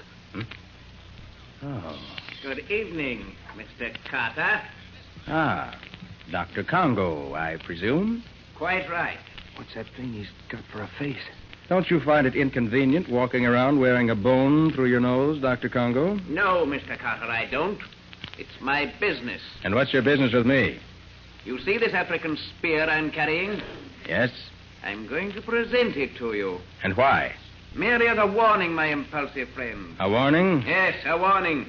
Keep away from Walter Galley and his aunt. Or the next time my drums roll, they'll beat for your death. My dear witch doctor. And just to punctuate my warning, here's a present I promise you. Take it. Look out! He just missed you with that spear, mister. Keep it for a souvenir, bartender. I'm going after that man. Hey, Dr. Congo. Dr. Congo. Look down that side street. If Congo thinks he can scare me off with that voodoo nonsense. Congo! Congo!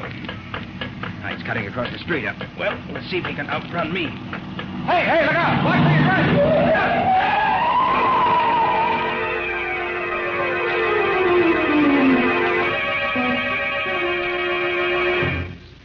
Oh, Nick, are you all right? Oh. Nick. Oh, what happened, huh? Oh, yes, I remember it now. Oh, is that you, Patsy? It's me, all right. Oh, that was close. What happened? I got here just as that car almost ran you down. Well, whoever it was, he tried his best to get rid of me. But why? Probably because I was chasing Dr. Congo. Dr. Congo? Yes.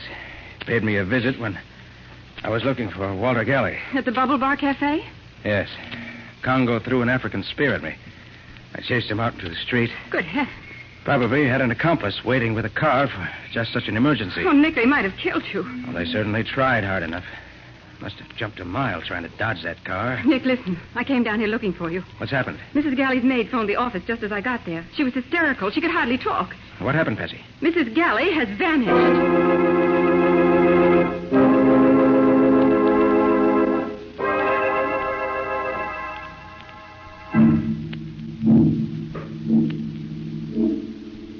Carter, I'm so glad you came.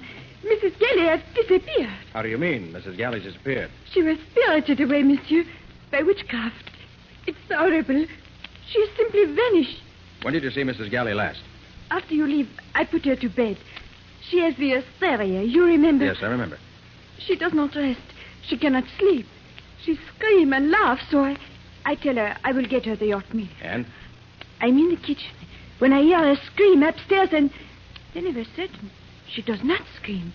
She is, you say, cut off. I enter the bedroom and... And what?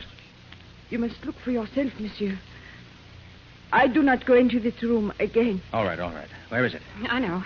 Come on. Okay. Oh, Nick, do you really think Dr. Congo made Mrs. Galley vanish? I don't know what to think yet. But those voodoo drums. We heard them when we were here before. Yes, we heard them. Is this the bedroom? Yes. Mm-hmm. The room looks all right. Nothing upset. No sign of a struggle. Nick. What? Look, on the bed. The bed? Oh. What is it, Nick? Looks like dust. Dust forming the outline of a human figure. Oh. If there's any truth in voodoo, Patsy, that's what's left of Mrs. Galley. Oh, Nick, this is awful. Now, steady, Patsy, steady. But this must be real witchcraft, Nick. No human agency could do this to Mrs. Galley. The drum. The Congo drum. Oh, let's get out of here. If I hear those drums again, I'll scream. They're horrible. You better get ready to hear plenty more, Patsy. Right now, we're going to pay a visit to Dr. Congo.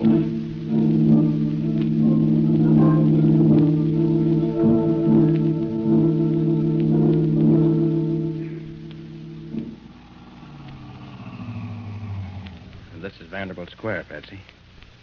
Look for Dr. Congo's sign. Do we have to come here, Nick? We do, Patsy. I want to have a look at Dr. Congo's office. Nice old residential section. It's awfully dark. Yeah. No lights in the houses anywhere. Nick, there it is. The doctor's sign? Mm-hmm. Oh, yes. Congo, W.D. Probably stands for witch doctor.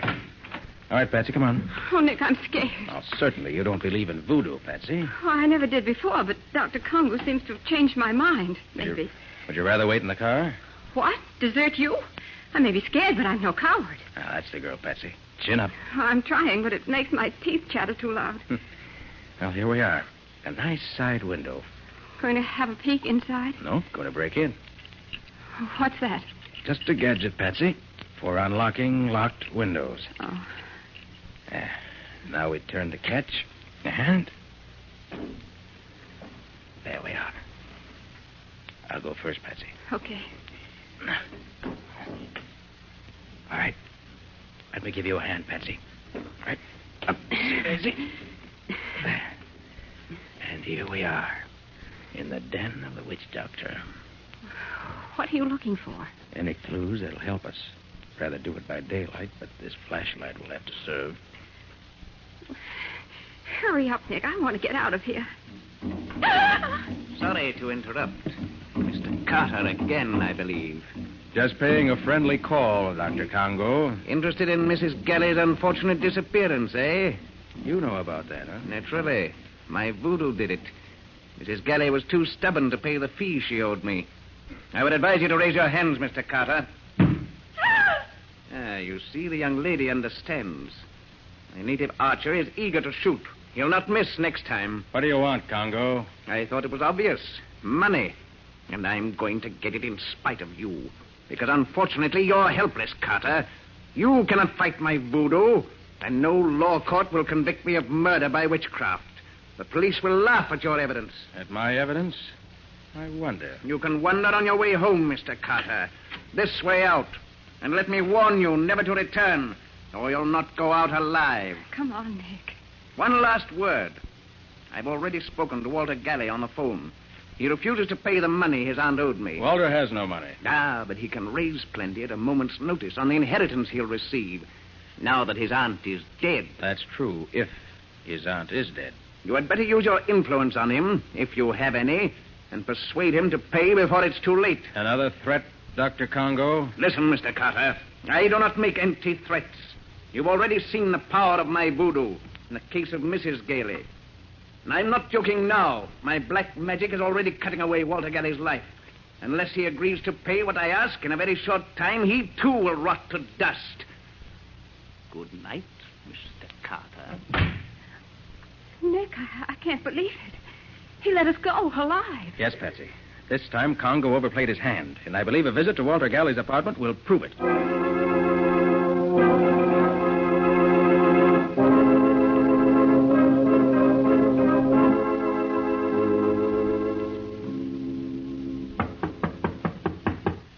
Mr. Galley. Mr. Galley. Mr. Galley. No one home. Then we'll just go in and wait. This looks like an easy lock to open. I'm almost afraid to go in. Too late, Patsy. We're in already.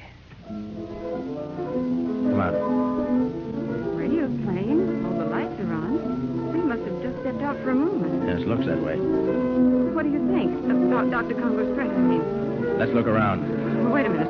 I ought to turn off that radio. There, that's better. Wonder where Galley is. Maybe he went to pay that money to Dr. Congo. Perhaps, but I doubt it. Nick, look. What is it, Patsy? Look at that couch beside the radio. It's covered with... Dust. Yes, I see. It's shaped like a human figure. Exactly like the dust on Mrs. Galley's bed. Then Congo's killed Walter Galley, too. The evidence seems to point that way. But how can Congo do this, Nick? By voodoo. So Congo says. Beat a few drums, melt a wax figure, and your victim rots to dust. And there's the dust on the couch. Then you believe it, too. I didn't say that, Patsy. Listen. The drum again. Oh, Nick, let's drop this case. We can't fight the supernatural. We don't understand it. It's like trying to stop the wind. Trying to stop the wind? Of course, Patsy. That's the one last explanation I was looking for. I should have thought of that myself. What? I mean, this case is solved. Give me a moment to write a note here at Galley's desk. A note? To whom? Why, to Dr. Congo. My dear Dr. Congo, you are right. I have no case for the police. I have just discovered that both your victims committed suicide. Signed, Nick Carter. That's a peculiar note. What does it mean? Dr. Congo will understand it. But, Nick, it couldn't be suicide. But Mrs. Galley and Walter vanished. No bodies were found. Dr. Congo will understand what it means, Patsy. Oh, Nick, you're just deliberately mystifying me. No, Patsy, you'll understand, too, later. But right now, I want you to deliver this note to Mrs. Galley's maid. Her maid? Who did she... No questions now. Deliver it and hurry back to the office. Because Nick, very shortly, we're going to hear Dr. Congo's drums beating again. And this time, they'll be beating for us.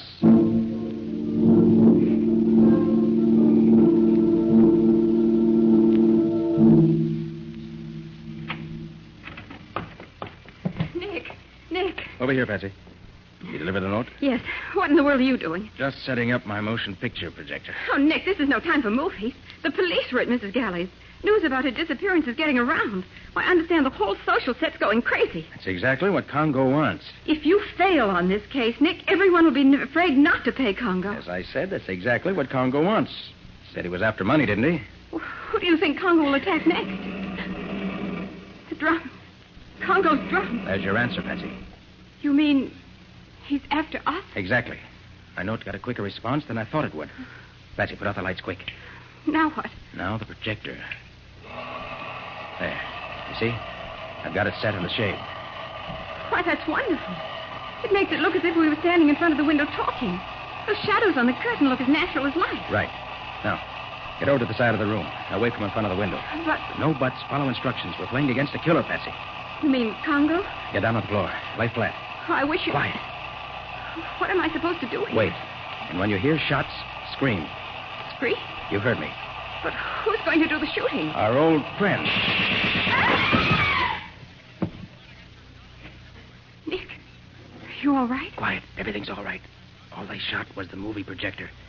In about 10 seconds now, they'll be coming in here to check up on the results. Nick, did you say they? Now listen. Just as soon as you hear the door slam, turn on the lights. But Nick... Don't argue, Patsy. Okay. Now, quiet. Yeah, that apparently took care of them. Yes, I think that we've accomplished... Don't move, either of you. Light, Patsy. Okay. Now, as you see, you're covered with this gun I hold in my hand. Nick Carter, I told you, Walter, he was... Shut up. Put up that Tommy gun you have there laid on the table, Dr. Congo. But, Nick, that's Mrs. Galley. I thought she was dead. That's what you were supposed to think, Patsy. And the chap with her is her nephew, Walter. But I don't understand, Nick. Very simple, Patsy. This clever pair created Dr. Congo, a phony witch doctor played by Walter Galley. Their motive? Blackmail. And they pretended to be their own first two victims. I see. So they could disappear and then spend their entire time playing Dr. Congo. And also so that their fates would terrify future victims into paying Dr. Congo's exorbitant fees without any protest. You are indeed clever, Mr. Carter. Very clever. Then all that voodoo was make-believe.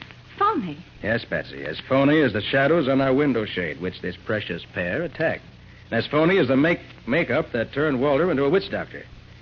That's why I wrote that note, Patsy, about having learned that both disappearances were really suicides. They knew then that I'd seen through their whole scheme. But those mysterious drum beats we heard, even outside our own window. Let me show you how that was done. Let's see. Oh, yes, here it is. You see, Patsy? A simple gadget attached to the outer frame. A windmill connected to a small drum. Mm-hmm. When the wind blows hard enough, the drum beats. Watch, I'll spin it.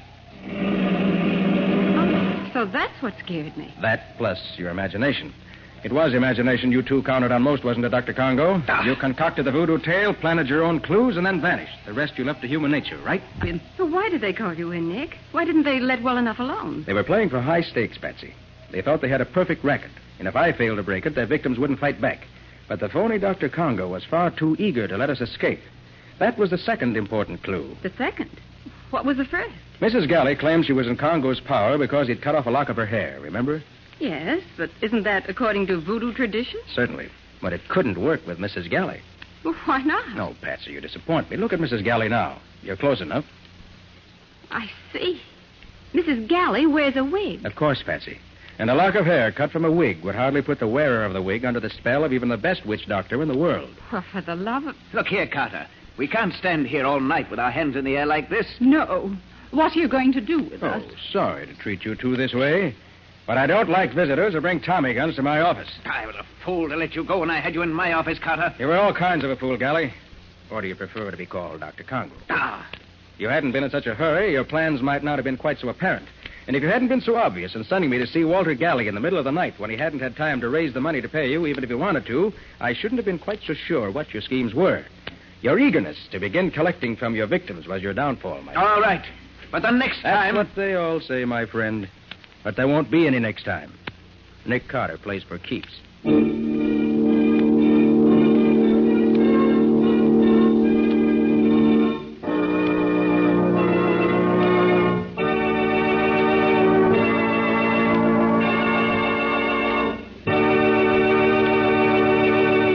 This has been another of the strange adventures of Nick Carter, Master Detective, which are brought to you regularly at the same time by WOR Mutual.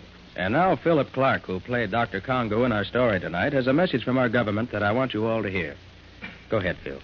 A friend of mine asked me the other day, why do we need to save waste paper? And how come the supply of paper is limited? Well, the answer to that is obvious.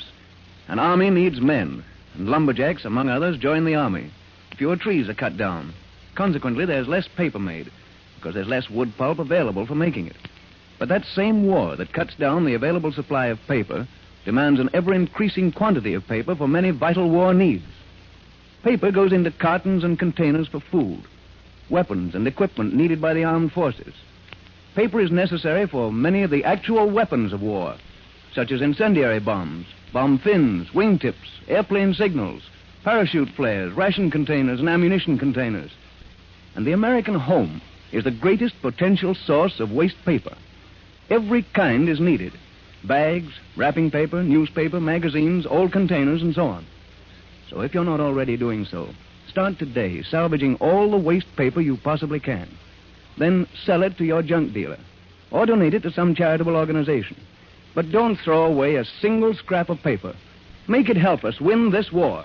And now, Nick, what about your story for next week? Well, it's about a gang of super crooks who had stolen a very valuable invention and kidnapped the old inventor and his beautiful daughter to hold them as hostages. And even though I accidentally knew in advance what was going to happen, I was too late to stop them due to an unfortunate accident. But Nick more than made up for it the way he went after those crooks. Within 24 hours, he succeeded in capturing the gang and rescuing the professor and his daughter. Yes, Patsy. But it was fast and furious while it lasted. Scubby and I were in hot water right up until the end of the chase. What do you call the story, Nick? I've called it The Professor's Secret. Or The Mystery of the Z-Rays. And that's all until next week. So long. So long, everybody. So long to you both, Nick and Patsy. In the strange adventure you have just heard, Nick Carter was impersonated by Lon Clark, Patsy by Helen Choate. The story was written for Nick Carter by Alfred Bester. Original music was played by Lou White. The entire production was under the direction of Jock McGregor.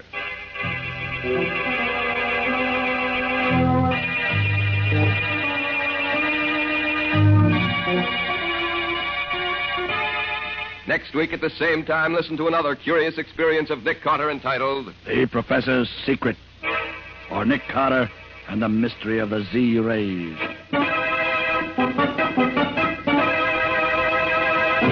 This story is a copyrighted feature of Street and Smith Publications, Incorporated.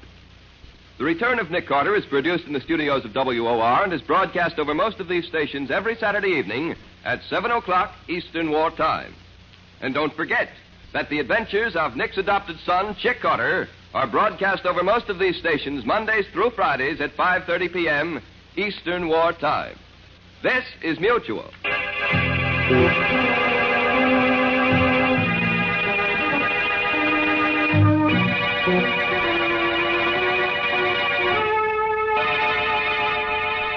Thank you for listening to HOJO Radio. We'll be back again very soon.